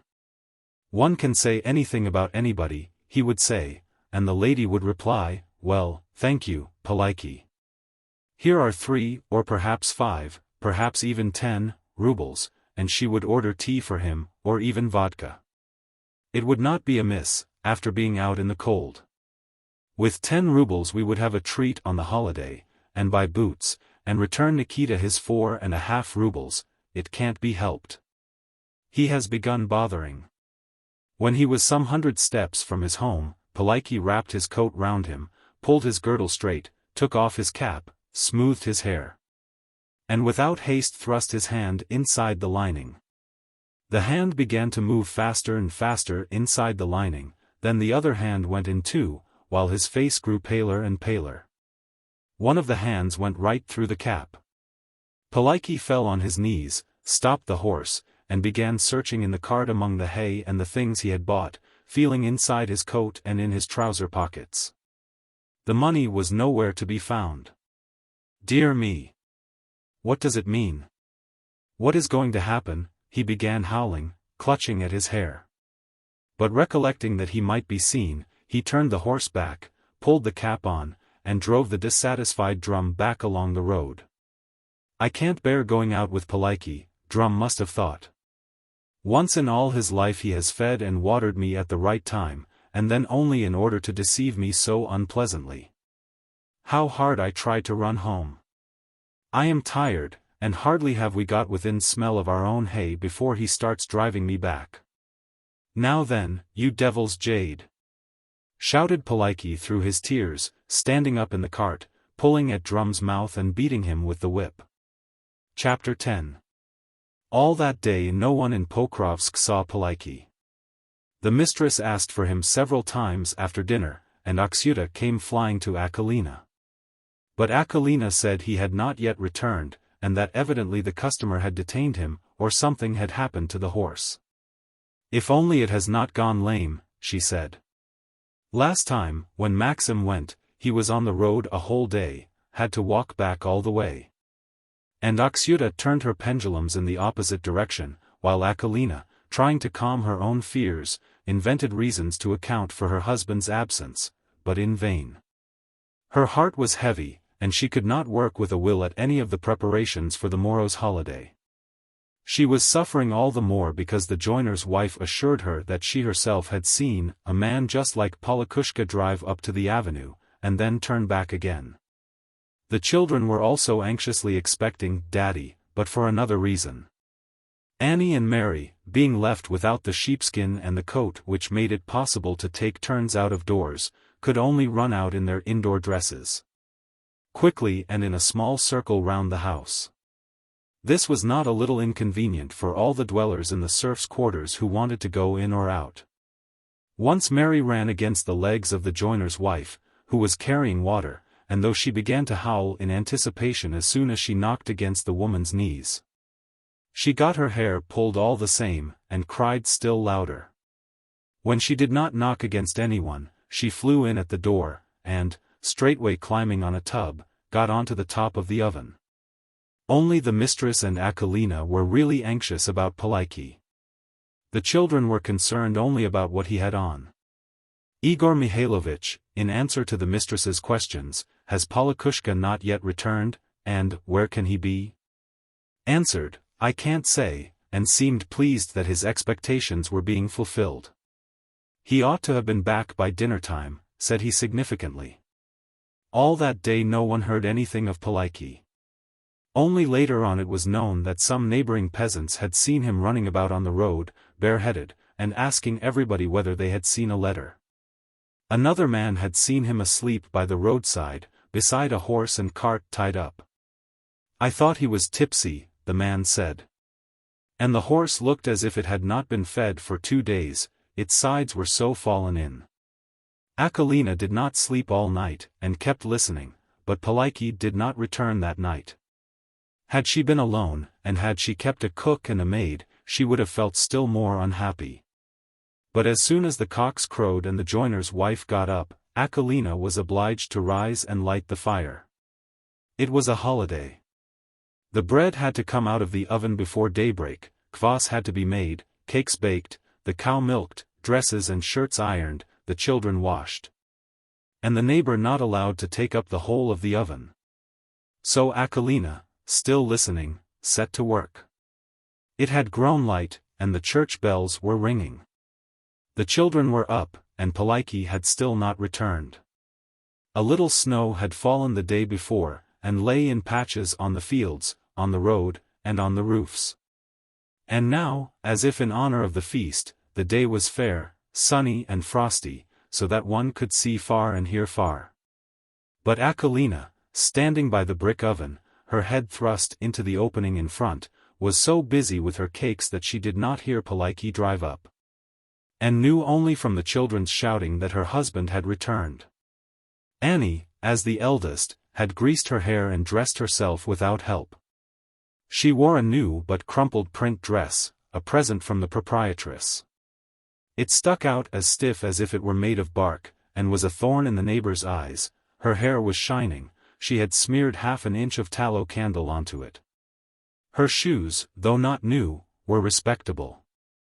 Mary was still wrapped in the old jacket, and was covered with mud, and Annie would not let her come near for fear of getting dirted. Mary was outside. She saw her father drive up, bringing a sack. "Daddy has come," she shrieked, and rushed headlong in at the door, past Annie, dirtying her. Annie, no longer fearing the dirt, went for her at once and hit her. Akolina could not leave her work, and only shouted at the children, "Now, then. I'll whip you all," and glowered round at the door. Poliki came in with the bag, and at once passed through to his own cubicle. It seemed to Akolina that he was pale, and his face looked as if he were either smiling or crying, but she had no time to find out which it was. "Well, Poliki, is it all right?" she called to him from the oven. Poliki muttered something that she did not understand. She cried. "Have you been to the mistress?" Poliki was sitting on the bed in their cubicle, looking wildly round him, and smiling his guilty, deeply sorrowful smile. He did not answer for a long time. Poliki? Why so long?" came Akolina's voice. "Yes, Akolina, I have handed the lady her money." "How she thanked me," he said suddenly, and began looking round and smiling still more uneasily. Two things attracted his feverishly staring eyes, the baby, and a rope attached to the cradle. He came up to where the cradle hung, and began hastily undoing the knot of the rope with his thin fingers. Then his eyes fixed themselves on the baby. But when Akolina entered, carrying a board full of cakes, Poliki quickly hid the rope in his bosom and sat down on the bed. "What is it, Poliki? You seem not yourself," said Akolina. "Haven't slept," he answered. Suddenly something flitted past the window, and in a moment Aksyuta, the maid from up there, darted in like an arrow. "The mistress orders Poliki to come this minute," she said. "This minute, Avdotya Nikolaevna's orders are, this minute." Poliki looked at Akolina, then at the girl. "I'm coming." "What can she want?" he said, so simply that Akolina grew quieter. "Perhaps she wants to reward me. Tell her I'm coming." He rose and went out. Akolina took the washing trough, put it on a bench, filled it with water from the pails which stood by the door and from the boiler in the oven, rolled up her sleeves, and felt the water. "Come, Mary, I'll wash you." The cross, lisping little girl began howling. "Come, you slattern. I'll give you a clean smock. Now then, don't make a fuss. Come along. I've still your brother to wash." Meanwhile Poliki had not followed the maid from up there, but had gone to a very different place. In the passage, by the wall, was a stepladder leading to the garret. Poliki, when he came out, looked round, and not seeing anyone climbed that ladder almost at a run, nimbly and hurriedly. "What can it mean that Poliki does not come?" asked the mistress impatiently of Dunyasha, who was dressing her hair. "Where is Poliki? Why has he not come?" Aksyuta again flew to the serfs' quarters, and again rushed into the passage, calling Poliki to her mistress. "Why, he went long ago," answered Akolina, who, having washed Mary, had just put her baby boy into the washing trough, and was moistening his thin short hair, regardless of his cries. The boy screamed, puckered his face, and tried to catch hold of something with his helpless little hands. Akolina supported his plump, dimpled little back with one large hand, while washing him with the other. "See if he has not fallen asleep somewhere," said she, looking round anxiously. Just then the joiner's wife, with her hair undone and her dress unfastened, and holding up her skirts, went up into the garret to get some things she had hung up to dry there. Suddenly a cry of horror filled the garret, and the joiner's wife, with her eyes closed, came down the steps on all fours, backwards, sliding rather than running, like a madwoman. "Poliki!" she screamed. Akolina let go the baby. "Strangled!" bellowed the joiner's wife. Akolina, paying no heed to the baby, who rolled over like a ball and fell backwards, with his little legs in the air and his head under water, rushed out into the passage. "On a rafter, hanging," the joiner's wife ejaculated, but stopped when she saw Akolina. Akolina darted up the steps, and before anyone could stop her she was at the top. But from there with a terrible cry she fell back like a corpse, and would have been killed if the people who had come running from every cubicle had not been in time to catch her. Chapter 11. For several minutes no explanation could be arrived at amidst the general tumult. A crowd of people had collected, everyone was shouting and talking, children and old women were crying. Akolina lay unconscious. At last the men, the joiner and the steward, who had run to the place, went up the ladder, and the joiner's wife began telling for the 20th time how she, nothing doubting, went to fetch a dress, and just looked, this wise, and see, a man, and I look, and a cap is lying inside out, close by. I look, the legs are swinging. I went cold all over. Is it pleasant? To think of a man hanging himself, and that I should be the one to see him. How I came clattering down I myself don't remember, it's a miracle how God saved me. Really, the Lord has had mercy on me. Is it a trifle, such steepness and from such a height? Why, I might have been killed." The men who had gone up had the same tale to tell. Poliki, in his shirt and trousers, was hanging from a rafter by the rope which he had unfastened from the cradle. His cap, turned inside out, lay beside him, his coat and sheepskin were neatly folded, and lay close by. His feet touched the ground, but he no longer showed signs of life. Akolina regained consciousness, and again rushed to the ladder, but was held back. "Mama, Siamka's soaking," the lisping little girl suddenly cried from their cubicle. Akolina tore herself away, and ran to her room. The baby did not stir, and his little legs were not moving. Akolina snatched him out, but he did not breathe or move. She threw him down on the bed, and, with arms akimbo, burst into such loud, ringing, terrible laughter that Mary, who at first had started laughing herself, covered her ears with her hands, and ran out into the passage crying. The crowd thronged into the cubicle, wailing and weeping. They carried out the little body and began rubbing it, but in vain. Akolina tossed about on the bed, and laughed so that all who heard her were frightened.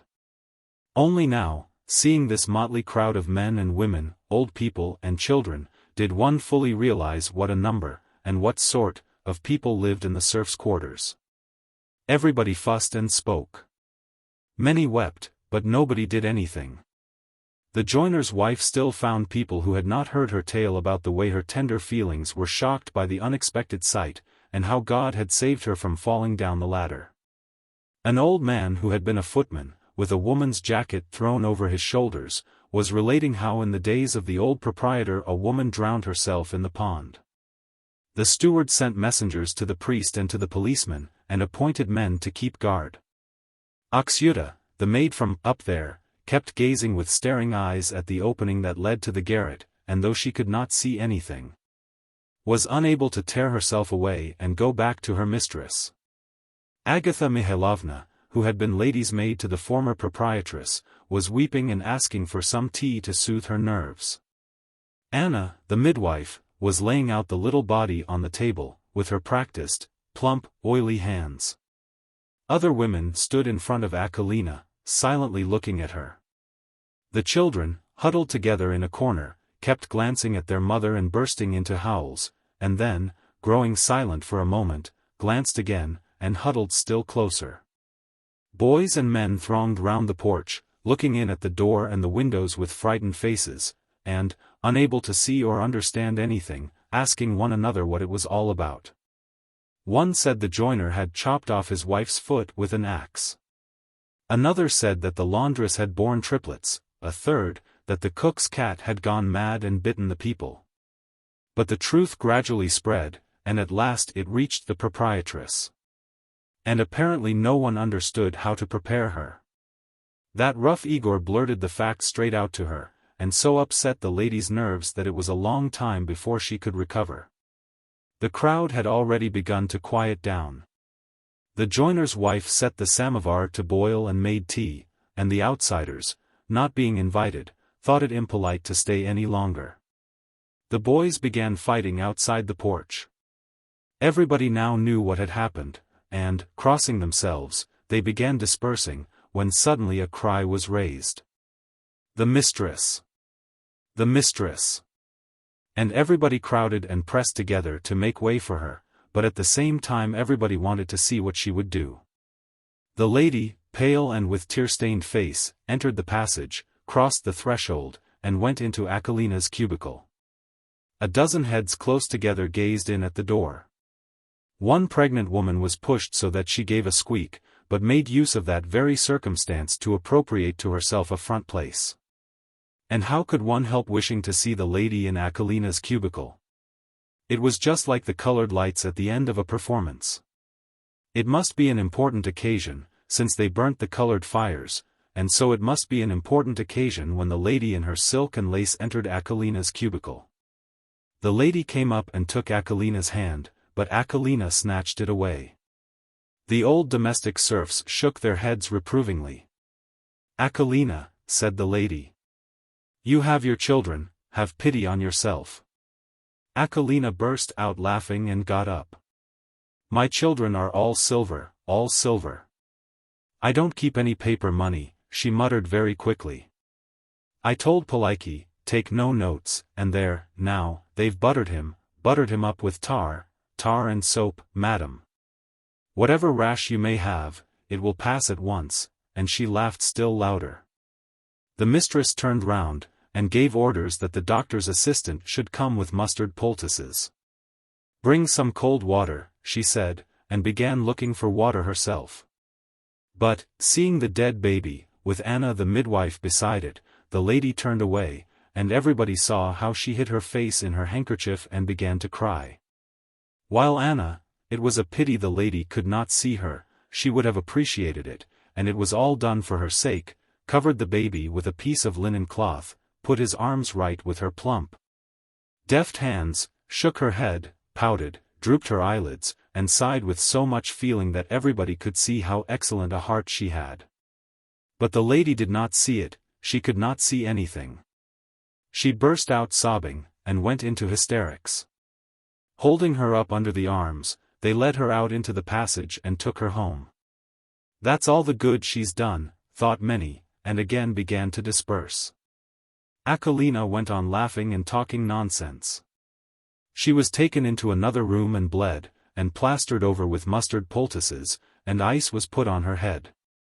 But she did not come to her senses, and did not cry, but laughed, and kept doing and saying such things that the kind people who attended on her could not help laughing too. Chapter 12. The holiday was not a merry one at Pokrovsk. Though the day was beautiful, the people did not go out to amuse themselves, no girls sang in the street. The factory hands who had come home from town for the day did not play on their concertinas and balalaikas, and had no games with the girls. Everybody sat about in corners, and if they spoke, did so in a low voice, as if something evil were there and could hear them. It was not quite so bad in the daytime, but when the twilight fell and the dogs began to howl, and when, to make matters worse, a wind arose and whistled down the chimneys. Such fear seized all the inhabitants of the place that those who had tapers lit them in front of their icons. He who happened to be alone in his cubicle went to ask the neighbors' permission to stay the night with them, to be less lonely. And he whose business should have taken him into one of the outhouses did not go, but pitilessly left the cattle without fodder that night. And the holy water, of which everyone kept some in a little bottle to charm away anything evil, was all used up during the evening. That night many even heard something walking about with heavy steps up in the garret, and the blacksmith saw a dragon fly straight towards it.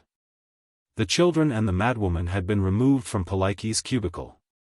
Only the little dead body lay there, and 2 old women sat and watched, while a third, a pilgrim, was reading psalms, actuated by her own zeal, not for the sake of the baby, but in a vague way because of all the misfortunes that had happened. The mistress had willed it so. The pilgrim and the other 2 women themselves heard how, as soon as they finished reading a portion of the Psalter, the rafters above would tremble, and somebody would move. Then they would read, "May God arise," and all would be quiet again. The joiner's wife invited a friend. And, not sleeping all night, with her aid drank up all the tea she had procured for the whole week. They, too, heard how the beams cracked above, and something like sacks tumbled down. The presence of the peasant watchman kept up the courage of the domestic serf somewhat, or the latter would have died of fear that night. The peasants lay on some hay in the passage, and afterwards declared that they also had heard wonderful things up in the garret. Though at the time they were conversing very peacefully among themselves about the recruiting, chewing crusts of bread, scratching themselves, and so filling the passage with the peculiar smell characteristic of peasants that the joiner's wife, happening to pass by, spat and called them peasant brood. However that might have been, the suicide was still dangling in the garret, and it was as if that night the evil spirit himself had overshadowed the serf's quarters with his huge wing, showing his power, and coming closer to these people than he had ever done before. At any rate, they all felt so. I do not know if they were right, and I even think they were quite mistaken. I think that if some bold fellow had taken a candle or a lantern that terrible evening, and, crossing himself, or even not crossing himself, had gone up to the garret, slowly dispelling with the light of the candle the horror of the night before him, lighting up the rafters, the cobweb-covered chimney, the tippets left behind by the joiner's wife, till he came to Polikoúshka, and if, conquering his fears, he had raised the lantern to the level of the head, he would have beheld the familiar spare figure, the feet standing on the ground, the rope had stretched, the body leaning lifelessly to one side, no cross visible under the open shirt, the head drooping on the breast. The kind face, with open, sightless eyes and the meek, guilty smile, and a severe calmness and silence over all. Really, the joiner's wife, crouching in a corner of her bed with disheveled hair and frightened eyes, and telling how she heard sacks falling, is far more terrible and frightful than Polikoúshka. Though his cross is off and lies on a rafter. Up there, i.e., in the house of the proprietress, reigned the same horror as in the serf's quarters. Her bedroom smelt of eau de cologne and medicine. Dunyasha was melting yellow wax and making an ointment. What the ointment was for I don't know, but it was always made when the lady was ill. And now she was so upset that she was quite unwell. An aunt had come to help Dunyasha keep her courage up, so there were 4 of them, including the little girl, sitting in the maid's room, and talking in a low voice. "Who will go to get some oil?" asked Dunyasha. "Nothing will induce me to go, Avdotya Nikolaevna," the second maid said decidedly. "Nonsense. You and Aksyuta go together. I'll run across alone. I'm not afraid of anything," said Aksyuta, and at once became frightened. "Well, then, go, dear, ask Granny Anna to give you some in a tumbler, and bring it here, don't spill any," said Dunyasha. Aksyuta lifted her dress with one hand, and, being thereby prevented from swinging both arms, swung one of them twice as quickly across the line of her progression, and darted away. She was afraid, and felt that if she should see or hear anything, even her own living mother, she would perish with fright. She flew, with her eyes shut, along the familiar pathway. Chapter 13. "Is the mistress asleep or not?" suddenly asked a deep peasant voice close to Aksyuta. She opened her eyes, which she had kept shut, and saw a figure that appeared taller than the serf's house. She screeched, and flew back so fast that her skirts floated behind her. With one bound she was in the porch, with another in the maid's room, where she threw herself, wildly yelling, on her bed. Dunyasha, her aunt, and the other maid were paralyzed with fear, and before they had time to recover they heard heavy, slow, and uncertain steps in the passage and by their door. Dunyasha rushed to her mistress, spilling the melted wax. The second maid hid among the petticoats that hung on the wall. The aunt, a more determined character, was going to keep the door to the passage closed, but it opened, and a peasant came into the room. It was Doubtloff, with his boat-like shoes. Paying no heed to the maid's fears, he looked round for an icon, and, not seeing the tiny saint's picture in the left-hand corner of the room, he crossed himself in front of a cupboard in which teacups were kept, laid his cap on the windowsill, and, thrusting his arm so deep into the bosom of his coat that it looked as if he were going to scratch under his other arm, he pulled out a letter with 5 brown seals, stamped with an anchor. Dunyasha's aunt held her hands to her heart, and with difficulty brought out the words. "Well, you have given me a fright. I can't bring out a word. I quite thought my last moment had come." "Is that the way to behave?" said the second maid, appearing from under the petticoats. "The mistress herself is upset," said Dunyasha, coming out of her mistress's door. "What do you mean, shoving yourself in through the maid's entrance, without leave? Just like a peasant." Doubtloff, without apologizing, again said that he wanted to see the lady. "She is not well," said Dunyasha. At this moment Aksyuta burst into such improperly loud laughter that she was obliged to hide her face in the pillow on the bed, whence, in spite of Dunyasha's and the aunt's threats, for a long time she could not lift it without going off again, as if something were bursting inside her pink print bosom and rosy cheeks. To her it seemed so funny that everybody should have taken fright, that she again hid her head in the pillows, and, as if in convulsions, scraped the floor with her shoe, and jerked her whole body. Doubtloff stopped and looked at her attentively, as if to ascertain what was happening to her, but turned away again without having made out what it was all about, and continued. "You see. It's just this, it's a most important matter," he said. "You just go and say that a peasant has found a letter with money." "What money?" Dunyasha, before going to give the information, read the address and questioned Doubtloff about when and how he had found this money which Polikoúshka ought to have brought back from town. Having heard all the particulars, and pushed the little errand girl, who was still convulsed with laughter, out into the hall, Dunyasha went to her mistress. But, to Doubtloff's surprise, the mistress would not see him, and did not say anything intelligible to Dunyasha.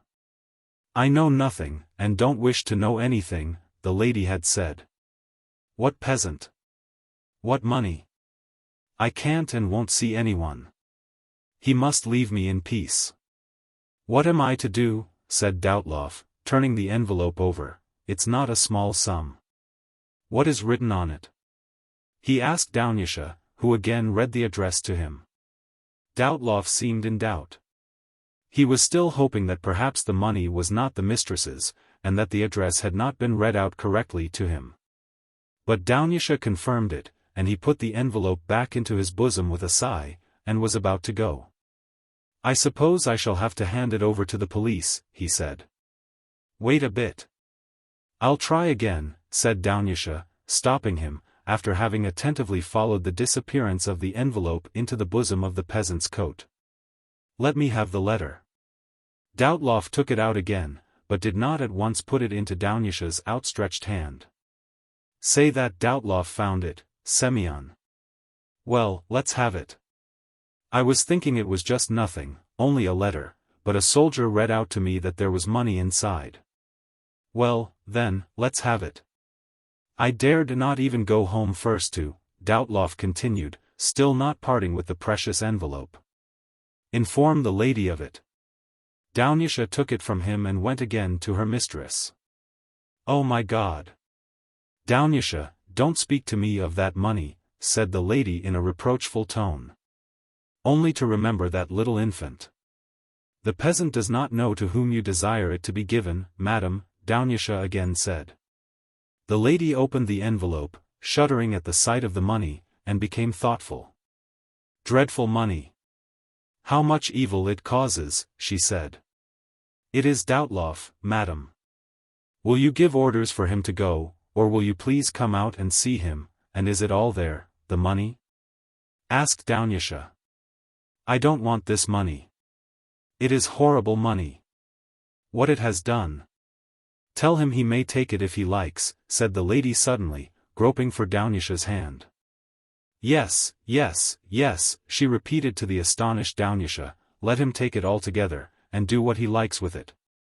1,500 rubles, remarked Dunyasha, smiling as if at a child. Let him take it all, the lady repeated impatiently. Why, don't you understand me? It is unlucky money. Never talk to me about it. Let the peasant who found it take it. Go. Well, go along. Dunyasha went out into the maid's room. All there? Asked Doubtloff. Why, you'd better count it yourself, said Dunyasha, handing him the envelope. The orders are to give it to you. Doubtloff put his cap under his arm, and, stooping down, began to count. Have you got a counting frame? 208. Doubtloff had an idea that the lady was stupid and could not count, and that was why she ordered him to do it. You can count it at home, it's yours, the money. Dunyasha said crossly. I don't want to see it, she says, give it to him who brought it. Doubtloff, without unbending, stared at Dunyasha. Dunyasha's aunt clasped her hands together. O Holy Mother! What happiness the Lord has sent him! O Holy Mother! The second maid did not believe it. You don't mean it, Avdotya Nikolaevna, you're joking. Joking, indeed. She's ordered me to give it to the peasant. Come, take your money and go, said Dunyasha, without hiding her vexation. Sorrow to one, joy to another. It's not a joke, 1,500 rubles, said the aunt. It's even more, stated Dunyasha. Well. You'll have to offer a 10-kopeck candle to St. Nicholas, she added, with a sneer. What? Can't you come to your senses? If at least it had come to a poor man. He has got plenty of his own. Doubtloff at last grasped that it was not a joke, and began gathering together the notes he had spread out to count, and putting them back into the envelope. But his hands trembled, and he kept glancing at the maids to convince himself that it was not a joke. See. He can't come to his senses, he's so glad, said Dunyasha, implying that she despised both the peasant and the money. Come, I'll put it in for you. She was going to take it, but Doubtloff would not let her. He crumpled the notes together, pushed them in farther, and took his cap. Glad? I hardly know what to say. It's just. He did not finish, but waved his hand, smiled, and went out, almost crying. The mistress rang. Well, have you given it? I have. Well, was he very glad? He was just like a madman. Ah. Call him. I want to ask him how he found it. Call him in here, I can't come out. Dunyasha ran out and found the peasant in the passage. He was still bareheaded, and had drawn out his purse, and was stooping untying its strings, while he held the money between his teeth. Perhaps he imagined that as long as the money was not in his purse it was not his. When Dunyasha called him he grew frightened. What is it, Avdotya? Avdotya Nikolaevna? Does she wish to take it back? Couldn't you say a word for me? Now, really, and I'd bring you some nice honey. Indeed. Much you ever brought. The door opened again, and the peasant was brought in to the lady. He did not feel very cheerful. Oh dear, she'll want it back. He thought on his way through the rooms, for some reason lifting his feet as if he were walking through tall grass, and trying not to stamp with his bark shoes. He could make nothing of his surroundings. Passing by a mirror, he saw some kind of flowers and a peasant with bark shoes, lifting his legs high, a painted gentleman with an eyeglass, some kind of green tub, and something white. There, now. The something white began to speak. It was the lady. He did not understand anything, but only stared. He did not know where he was, and saw everything as in a mist. "Is that you, Doubtloff?" "Yes, lady. Just as it was, so I left it, never touched," he said. "I was not glad, as before God. How I've tired out my horse." "Well, it's your luck," she remarked contemptuously, though with a kindly smile. Take it for yourself." He only stared. "I am glad you got it. God grant that it may be of use." "Well, are you glad?" "How could I help being glad? I'm so glad, lady, so glad. I will always pray for you. So glad, that. Thank heaven that our mistress is alive. That's all I've done." "How did you find it?" "Well, I mean, we are always able to do our best for Our Lady, quite honorably, and not anyhow." "He is getting quite muddled, madam," said Dunyasha. "I had been taking my nephew, the recruit, and as I was coming back along the road I found it. Poliki must have dropped it." "Well, then, go, friend. I am glad." "So glad, lady," said the peasant. Then he remembered that he had not thanked her properly, and did not know how to behave. The lady and Dunyasha smiled, and then he again began stepping as if he were walking in very high grass, and could hardly refrain from running. So fearful was he that he might be stopped and the money taken from him. Chapter 14. When he had got out into the fresh air, Doubtloff stepped aside from the road under the lime trees, and even undid his girdle to get at his purse more easily, and began putting away the money. His lips were moving, stretching and drawing together again, though he uttered no sound. Having put away his money and fastened his girdle, he crossed himself, and went staggering along the road as though he were drunk, so full was he of the thoughts that came rushing into his mind. Suddenly he saw the figure of a man coming towards him. He shouted. It was Ephem, with a cudgel in his hand, guarding the serf's house. "Ah, Daddy Semyon," said Ephem joyfully, drawing nearer. Ephem felt it uncanny to be alone. "Have you got the recruits off, Daddy?" "We have." "What are you after?" "Why, I've been put here to guard Poliki that's hanged." "And where is he?" "Up there, hanging in the garret, so they say," answered Ephem, pointing through the darkness to the roof of the serf's house. Doubtloff looked in the direction in which the cudgel pointed, and, though he could see nothing, he puckered his face, screwed up his eyes, and shook his head. "The police officer has come," said Ephem.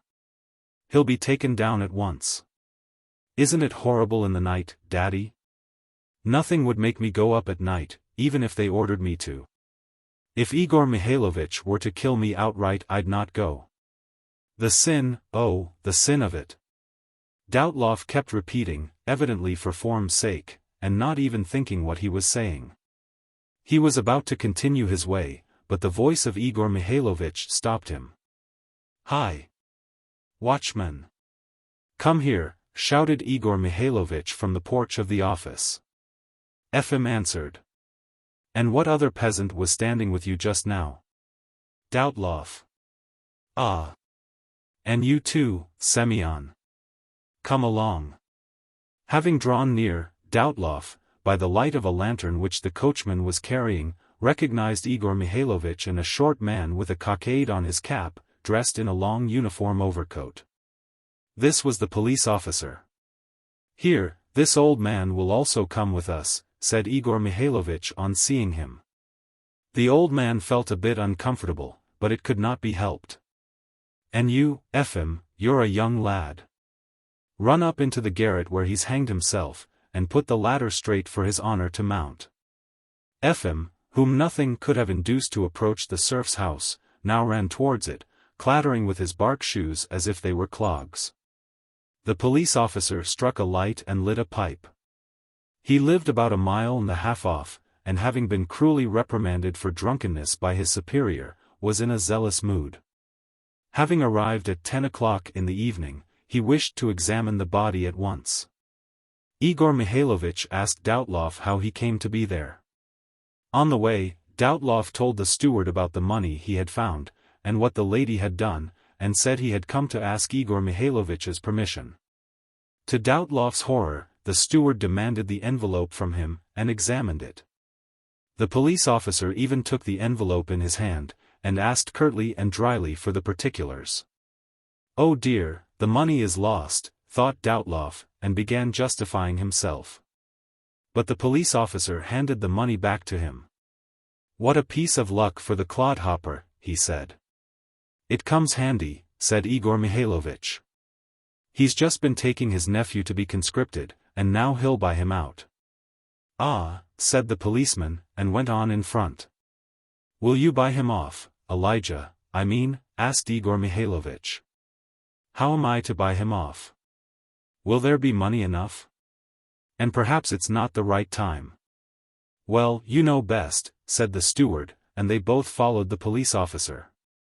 They approached the serf's house, where the smelly watchman stood waiting with a lantern in the passage. Dyatlov followed them. The watchman looked guilty, perhaps because of the smell they were spreading, for they had done nothing wrong. All were silent. "Where?" asked the police officer. "Here," said Igor Mikhailovich in a whisper. "Efim," he added, "you're a young lad, go on in front with the lantern." Efim had already put a plank straight on the top of the stepladder, and seemed to have lost all fear. Taking 2 or 3 steps at a time, he was climbing up with a cheerful look, only turning round to light the way for the police officer. The officer was followed by Igor Mikhailovich. When they had disappeared above, Dyatlov, with one foot on the bottom step, sighed and stopped. 2 or 3 minutes passed. The footsteps in the garret were no longer heard. Evidently they had reached the body. "Daddy, they want you," Efim called through the opening. Dyatlov began going up. The light of the lantern showed only the upper part of the bodies of the police officer and of Igor Mikhailovich beyond the rafters. Beyond them again someone else was standing, with his back turned towards them. This was Polikoúshka. Dyatlov climbed over a rafter and stopped, crossing himself. "Turn him round, lads," said the police officer. No one stirred. "Efim, you're a young lad," said Igor Mikhailovich. The young lad stepped across a rafter, turned Polikoúshka round, and stood beside him, looking with a most cheerful face now at Polikoúshka, now at the official. As a showman exhibiting an albino or Julia Pastrana looks at the audience, ready to do anything they may wish. "Turn him round again." Polikoúshka was turned round, his arms slightly swinging, and his feet dragging on the ground. "Catch hold, and take him down." "Shall we chop the rope through, your honor?" asked Igor Mikhailovich. "Hand us a chopper, lads." The watchman and Dyatlov had to be told twice before they would set to. But the young lad handled Polikoúshka as he would have handled a sheep's carcass. At last the rope was chopped through, and the body taken down and covered up. The police officer remarked that the doctor would come next day, and dismissed the people. Chapter 15. Dyatlov went homeward, still moving his lips. At first he had an uncanny feeling, but it passed as he drew nearer home, and joy gradually penetrated his heart. In the village he heard songs and drunken voices. Dyatlov never drank, and this time too he went straight home. It was late when he entered his hut. His old woman was asleep. His eldest son and his grandchildren were sleeping on the top of the brick oven, and the younger one in a little room outside. Elijah's wife alone was awake, and sat on the bench, bareheaded, in a dirty, everyday smock, wailing. She did not go out to meet her uncle, but, when he entered, sobbed louder, lamenting her fate. According to the old woman, she lamented very fluently and well, taking into consideration the fact that at her age she could not have had much practice. The old woman rose and got her husband's supper ready. Doubtloff turned Elijah's wife away from the table, saying, "That's enough, that's enough." Aksinya went away, and, lying down on a bench, continued to lament. The old woman put the supper on the table, and afterwards silently cleared it away again. The old man did not speak either. When he had said grace, he hiccuped, washed his hands, took the counting frame from a nail in the wall, and went into the little room outside. There he and his old woman spoke in whispers for a little while, and then, after she had gone away, he began counting on the frame, making the beads click. At last he banged the lid of the chest standing there, and went down into the cellar under the room. For a long time he went on bustling about between the room and the cellar. When he re-entered, it was dark in the hut. The wooden splint that served for a candle had gone out. His old woman, quiet and silent in the daytime, had rolled herself up on the sleeping bunk, and filled the hut with her snoring. Elijah's noisy wife was also asleep, breathing quietly.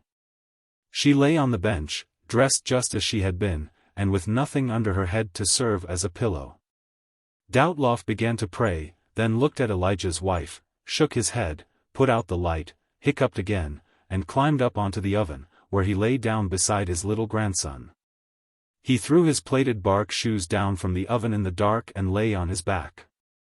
Looking up at the rafter, hardly discernible above the oven top just over his head, and listening to the sounds of the cockroaches crawling along the walls, of sighs, snoring, rubbing of foot against foot, and the noise made by the cattle outside. It was a long time before he could sleep. The moon rose. It grew lighter in the hut. He could see Aksinya in her corner, and something he could not make out. Was it a coat his son had forgotten, or a tub the women had put there, or someone standing?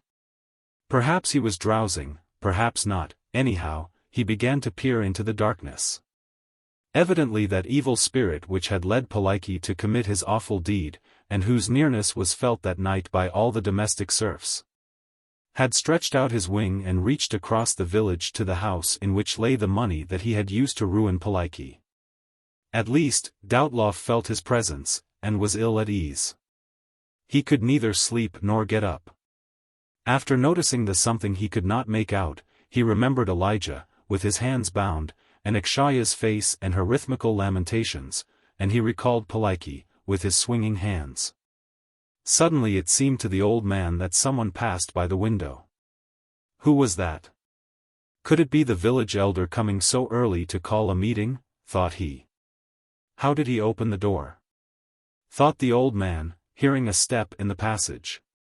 Had the old woman forgotten to draw the bolt when she went out into the passage? The dog began to howl in the yard, and he came stepping along the passage, so the old man related afterwards, as if he were trying to find the door, then passed on, and began groping along the wall. Stumbled over a tub and made it clatter, and again began groping, as if feeling for the latch. Now he pulled the handle and entered, in the shape of a man. Doubtloff knew it was he. He wished to cross himself, but could not. He approached the table, which was covered with a cloth, and, pulling off the cloth, threw it on the floor, and began climbing onto the oven. The old man knew that he had taken the shape of Polikoúshka. He was showing his teeth, and his hands were swinging about. He climbed up, tumbled onto the old man's chest, and began to strangle him. "The money's mine," muttered Polikoúshka. "Let go." "Never again." Semyon tried to say, but could not. Polikoúshka was pressing down on him with the weight of a mountain. Doubtloff knew that if he said a prayer he would leave him alone, and knew which prayer he ought to say, but could not get it out. His grandson, sleeping beside him, uttered a shrill scream, and began to cry. His grandfather had pressed him against the wall. The child's cry loosened the old man's lips. "May the Lord arise," he said. He pressed less hard. "And burst asunder," spluttered Doubtloff. He got off the oven. Doubtloff heard him strike the floor with both feet. Doubtloff went on repeating in turn all the prayers he knew. He went towards the door, past the table, and banged the door so that the whole hut shook. However, everybody but the grandfather and grandson continued to sleep. The grandfather, trembling all over, muttered prayers, while the grandson was crying himself to sleep and clinging to his grandfather. All became quiet once more. The old man lay still. A cock crowed behind the wall close to Doubtloff's ear. He heard the hens stirring, and a cockerel unsuccessfully trying to crow in answer to the old cock. Something moved over the old man's legs. It was the cat. She jumped from the oven onto the floor with her soft paws, and stood mewing by the door. The old man rose and opened the window. It was dark and muddy in the street. Crossing himself, he went out barefoot into the yard to the horses. One could see that he had been there too. The mare standing under the shed beside a tub of chaff had got her foot into the cord of her halter, had spilt the chaff, and now, holding up her foot, turned her head and waited for her master. Her foal had tumbled behind a heap of manure. The old man raised it to its feet, disentangled the mare's foot and fed her, and went back to the hut. The old woman got up and lit the splint. "Wake the lads. I'm going to town." And, taking a wax taper from the icon, Doubtloff lit it and went down with it into the cellar. Not only in his hut, but in all the neighboring houses the lights were burning when he came up again. The young fellows were up and preparing to start. The women were coming and going with pails of milk. Ignat was harnessing the horse to one cart, and the second son was greasing the wheels of another. The young wife was no longer sobbing.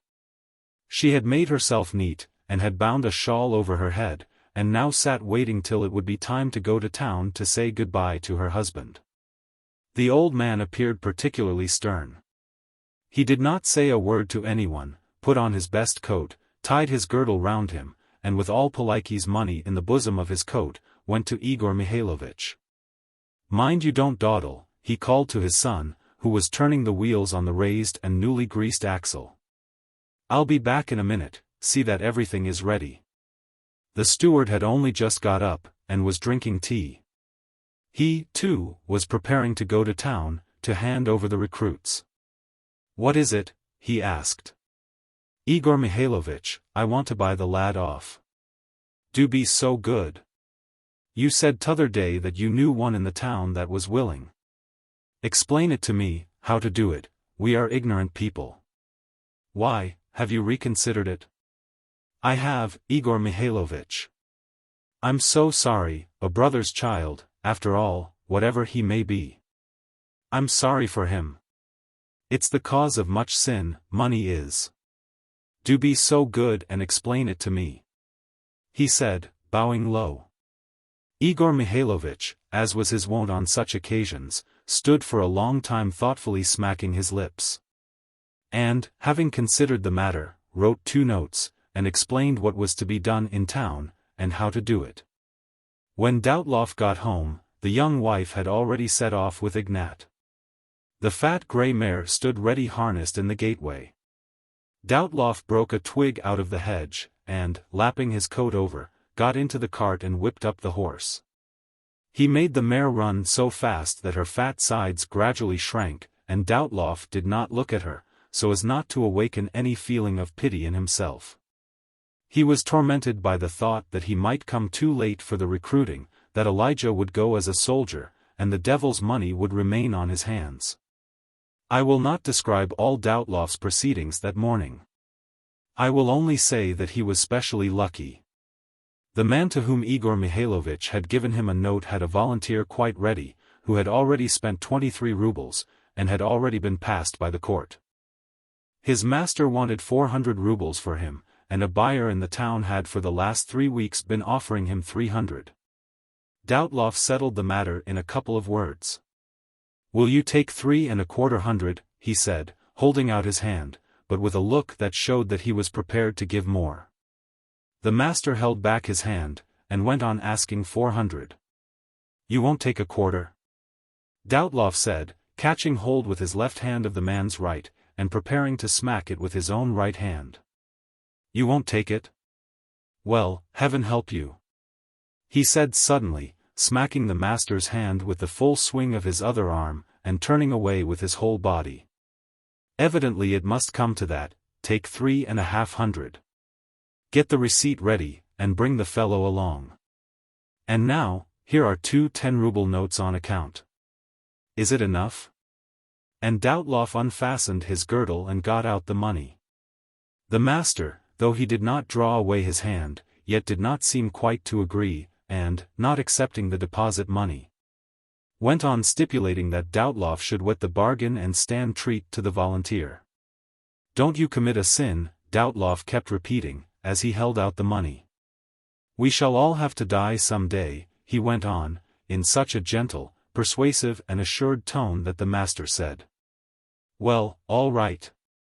Dyatlov smacked his hand again, and began praying for God's blessing.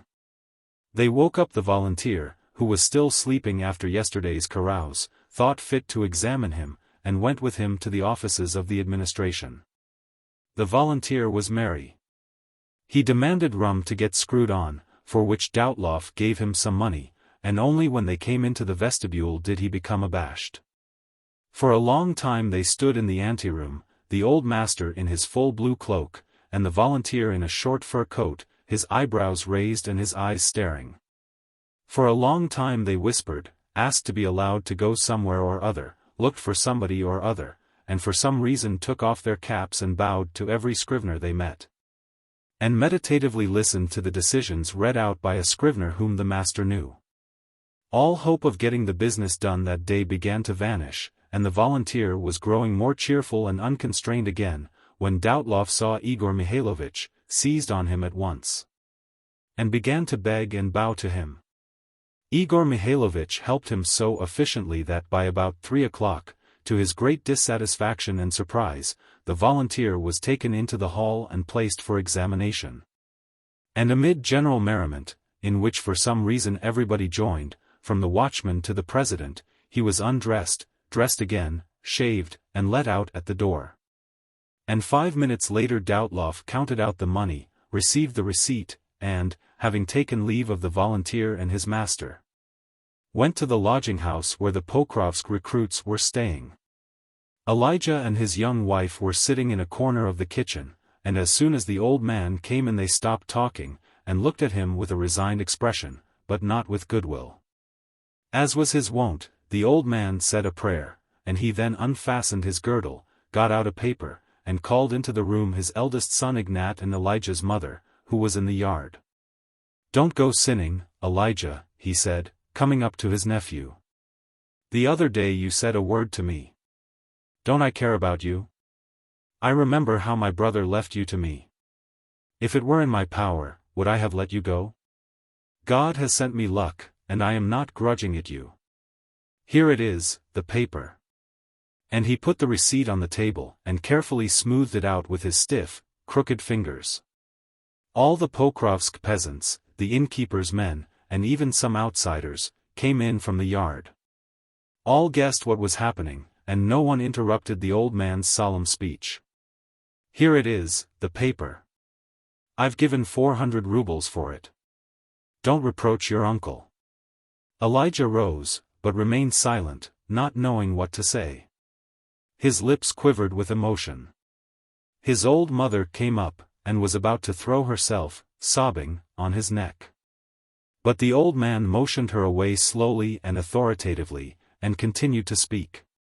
"You said a word to me yesterday," the old man again repeated. "You stabbed me to the heart with that word, as with a knife. Your dying father left you to me, and you have been as my own son to me, and if I have offended you in any way, well, we all live in sin. Is it not so, Orthodox Christians?" he said, turning to the peasants who stood round. "Here is your own mother and your young missus, and here is the receipt. Never mind the money, and forgive me, for Christ's sake." And, turning up the skirts of his coat, he slowly sank on his knees and bowed down before Elijah and his wife. The young people tried in vain to stop him, but not till his forehead had touched the ground did he get up. Then, after giving his skirts a shake, he sat down. Elijah's mother and wife sobbed with joy, and words of approbation were heard among the crowd. "That's according to truth, that's the godly way," said one. "What's money?" "You can't buy a fellow for money," said another. "What joy," said a third, "in a word, he's a just man." Only the recruits said nothing, and went softly out into the yard. 2 hours later Doubtloff's 2 carts were passing out of the suburb of the town.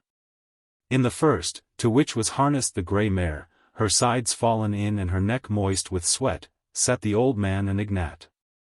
Behind them jerked a couple of bundles, containing a small cauldron and a string of ring-shaped cakes.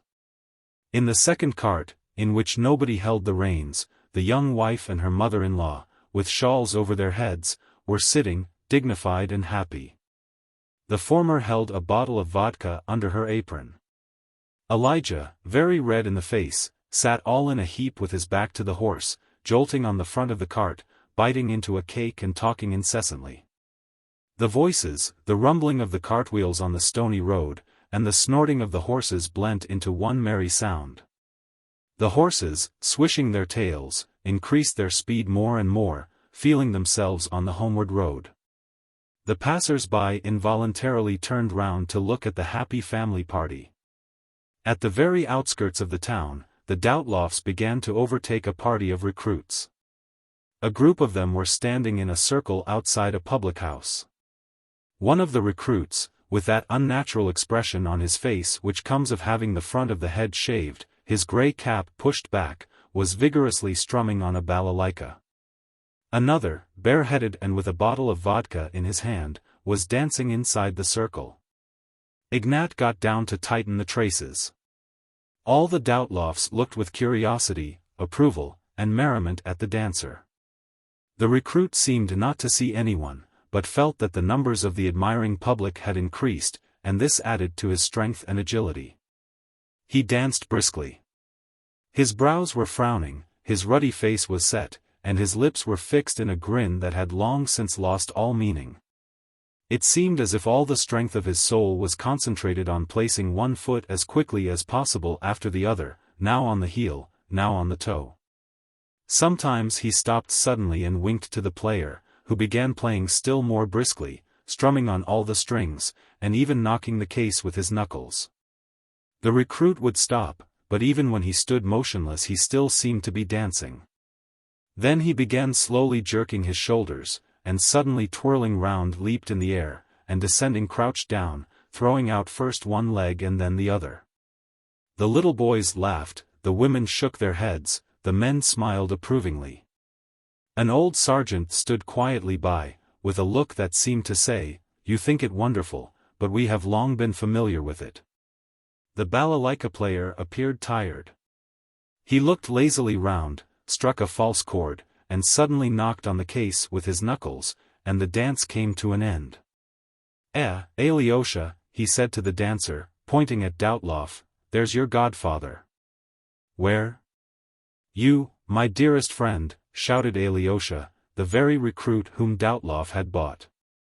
And staggering forward on his weary legs and holding the bottle of vodka above his head, he moved towards the cart. "Mishka, a glass," he cried to the player. "Master, you're my dearest friend."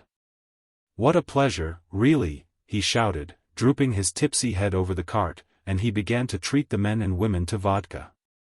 The men drank, but the women refused. "My own friends, what could I present you with?" exclaimed Alyosha, embracing the old woman. A woman selling eatables was standing among the crowd. Alyosha noticed her, seized her tray, and poured its contents into the cart. "I'll pay, no fear, you devil," he howled tearfully, pulling a purse from his pocket and throwing it to Mishka. He stood leaning with his elbows on the cart, and looking with moist eyes at those who sat inside. "Which is the mother, you?" he asked. "I'll make an offering to you too." He stood thinking for a moment, then he put his hand in his pocket and drew out a new folded handkerchief, hurriedly took off a towel which was tied round his waist under his coat. And also a red scarf he was wearing round his neck. And, crumpling them all together, shoved them into the old woman's lap. "There. I'm sacrificing them to you," he said in a voice that was growing softer and softer. "What for?" "Thank you, sonny." Just see what a simple lad it is, said the old woman, addressing Doubtloff, who had come up to their cart. Alyosha was quite quiet, quite stupefied, and looked as if he were falling asleep. He drooped his head lower and lower. "It's for you I am going, for you I am perishing," he muttered, "that's why I am giving you presents." "I dare say he, too, has a mother," said someone in the crowd. "What a simple fellow. It's awful." Alyosha lifted his head. "I have a mother," said he, "I have a father. All have given me up. Listen to me, you old one," he went on, taking the old woman's hand. "I have offered you gifts. Listen to me for Christ's sake. Go to the village of Vodnoy, ask for the old woman Nikonovna, the same as my own mother, see? Say to this same old woman, this Nikonovna, the third hut from the end, by a new well. Tell her that Alyosha, your son, you see. You musician. Strike up," he shouted. And, muttering something, he immediately began dancing again, and hurled the bottle with the remaining vodka to the ground. Ignat got into the cart, and was about to start. "Goodbye. May God give you," said the old woman, wrapping her cloak closer round her. Alyosha suddenly stopped. "Drive to the devil," he shouted, clenching his fists. "May your mother—" "Oh Lord!" said Elijah's mother, crossing herself. Ignat touched the reins, and the carts rattled on again. Alyosha the recruit stood in the middle of the road with clenched fists and with a look of rage on his face, and abused the peasants with all his might. "What are you stopping for? Go on, devil! Cannibal," he cried. "You'll not escape my hand. Devil's clodhoppers!" At these words his voice broke off, and he fell full length to the ground, just where he stood. Soon the Doubtloffs had driven out into the fields, and, looking round, could no longer see the crowd of recruits. Having gone some 4 miles at a walking pace, Ignat got off his father's cart, where the old man lay asleep, and walked beside Elijah. Together they emptied the bottle they had brought from town. After a while Elijah began a song, the women joined in, and Ignat shouted merrily in tune with the song. A mail cart drove gaily towards them and passed by at full speed. The driver called lustily to his horses as he came by the merry carts, and the postman turned round and winked at the red-faced men and women who sat jolting inside. 1863. The Porcelain Doll 209. March 21, 1863. Why, Tanya, have you dried up? You don't write to me at all, and I so love receiving letters from you, and you have not yet replied to Lavochka's 210 crazy epistle, of which I did not understand a word. March 23. There, she began to write and suddenly stopped, because she could not continue. And do you know why, Tanya dear? A strange thing has befallen her, and a still stranger thing has befallen me. As you know, like the rest of us, she has always been made of flesh and blood, with all the advantages and disadvantages of that condition. She breathed, was warm and sometimes hot. Blew her nose, and how loud. And so on, and above all she had control of her limbs, which, both arms and legs, could assume different positions. In a word, she was corporeal like all of us. Suddenly on March 21, 1863, at 10 o'clock in the evening, this extraordinary thing befell her and me. Tanya. I know you always loved her, I do not know what feeling she will arouse in you now. I know you felt a sympathetic interest in me, and I know your reasonableness, your sane view of the important affairs of life. And your love of your parents. Please prepare them and inform them of this event, and so I write to tell you just how it happened. I got up early that day and walked and rode a great deal. We lunched and dined together and had been reading. She was still able to read, and I felt tranquil and happy. At 10 o'clock I said good night to Auntie 211. Sonia was then still as usual and said she would follow me, and I went off to bed. Through my sleep I heard her open the door and heard her breathe as she undressed. I heard how she came out from behind the screen and approached the bed. I opened my eyes, and saw, not the Sonia you and I have known, but a porcelain Sonia. Made of that very porcelain about which your parents had a dispute. You know those porcelain dolls with bare cold shoulders, and necks and arms bent forward, but made of the same lump of porcelain as the body. They have black painted hair arranged in large waves, the paint of which gets rubbed off at the top, and protruding porcelain eyes that are too wide and are also painted black at the corners. And the stiff porcelain folds of their skirts are made of the same one piece of porcelain as the rest. And Sonia was like that. I touched her arm, she was smooth, pleasant to feel, and cold porcelain. I thought I was asleep and gave myself a shake, but she remained like that and stood before me immovable. I said, "Are you porcelain?" And without opening her mouth, which remained as it was, with curved lips painted bright red, she replied, "Yes, I am porcelain." A shiver ran down my back. I looked at her legs, they also were porcelain and, you can imagine my horror, fixed on a porcelain stand, made of one piece with herself, representing the ground and painted green to depict grass. By her left leg, a little above and at the back of the knee, there was a porcelain column, colored brown and probably representing the stump of a tree. This too was in one piece with her.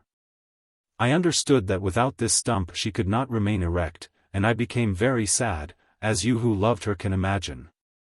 I still did not believe my senses and began to call her. She could not move without that stump and its base, and only rocked a little, together with the base, to fall in my direction. I heard how the porcelain base knocked against the floor. I touched her again, and she was all smooth, pleasant, and cold porcelain. I tried to lift her hand, but could not. I tried to pass a finger, or even a nail, between her elbow and her side, but it was impossible. The obstacle was the same porcelain mass, such as is made at Auerbach's, and of which sauce-boats are made. She was planned for external appearance only. I began to examine her chemise, it was all of one piece with the body, above and below. I looked more closely, and noticed that at the bottom a bit of the fold of her chemise was broken off and it showed brown. At the top of her head it showed white where the paint had come off a little. The paint had also come off a lip in one place, and a bit was chipped off one shoulder. But it was all so well made and so natural that it was still our same Sonia. And the chemise was one I knew, with lace, and there was a knot of black hair behind, but of porcelain, and the fine slender hands, and large eyes, and the lips, all were the same, but of porcelain. And the dimple in her chin and the small bones in front of her shoulders, were there too, but of porcelain. I was in a terrible state and did not know what to say or do or think. She would have been glad to help me, but what could a porcelain creature do? The half-closed eyes, the eyelashes and eyebrows, were all like her living self when looked at from a distance. She did not look at me, but passed me at her bed. She evidently wanted to lie down, and rocked on her pedestal all the time. I quite lost control of myself, seized her, and tried to take her to her bed. My fingers made no impression on her cold porcelain body, and what surprised me yet more was that she had become as light as an empty flask. And suddenly she seemed to shrink, and became quite small, smaller than the palm of my hand, although she still looked just the same. I seized a pillow, put her in a corner of it, pressed down another corner with my fist, and placed her there, then I took her nightcap, folded it in four, and covered her up to the head with it. She lay there still just the same. Then I extinguished the candle and placed her under my beard. Suddenly I heard her voice from the comber of the pillow, "Leva, why have I become porcelain?" I did not know what to reply. She said again, "Does it make any difference that I am porcelain?" I did not want to grieve her, and said that it did not matter. I felt her again in the dark, she was still as before, cold and porcelain. And her stomach was the same as when she was alive, protruding upwards, rather unnatural for a porcelain doll. Then I experienced a strange feeling. I suddenly felt it pleasant that she should be as she was, and ceased to feel surprised, it all seemed natural. I took her out, passed her from one hand to the other, and tucked her under my head. She liked it all. We fell asleep. In the morning I got up and went out without looking at her. All that had happened the day before seemed so terrible. When I returned for lunch she had again become such as she always was. I did not remind her of what had happened the day before, fearing to grieve her and Auntie. I have not yet told anyone but you about it. I thought it had all passed off, but all these days, every time we are alone together, the same thing happens. She suddenly becomes small and porcelain. In the presence of others she is just as she used to be. She is not oppressed by this, nor am I. Strange as it may seem, I frankly confess that I am glad of it, and though she is porcelain we are very happy. I write to you of all this, dear Tanya, only that you should prepare her parents for the news, and through Papa should find out from the doctors what this occurrence means. And whether it will not be bad for our expected child. Now we are alone, and she is sitting under my necktie and I feel how her sharp little nose cuts into my neck. Yesterday she had been left in a room by herself. I went in and saw that Dora, our little dog, had dragged her into a corner, was playing with her, and nearly broke her. I whipped Dora, put Sonia in my waistcoat pocket and took her to my study. Today however I am expecting from Tula a small wooden box I have ordered, covered outside with morocco and lined inside with raspberry-colored velvet. With a place arranged in it for her so that she can be laid in it with her elbows, head, and back all supported evenly so that she cannot break. I shall also cover it completely with chamois leather. I had written this letter when suddenly a terrible misfortune occurred. She was standing on the table, when N.P. 212 pushed against her in passing, and she fell and broke off a leg above the knee with the stump. Alexei 213 says that it can be mended with a cement made of the white of eggs. If such a recipe is known in Moscow please send it me.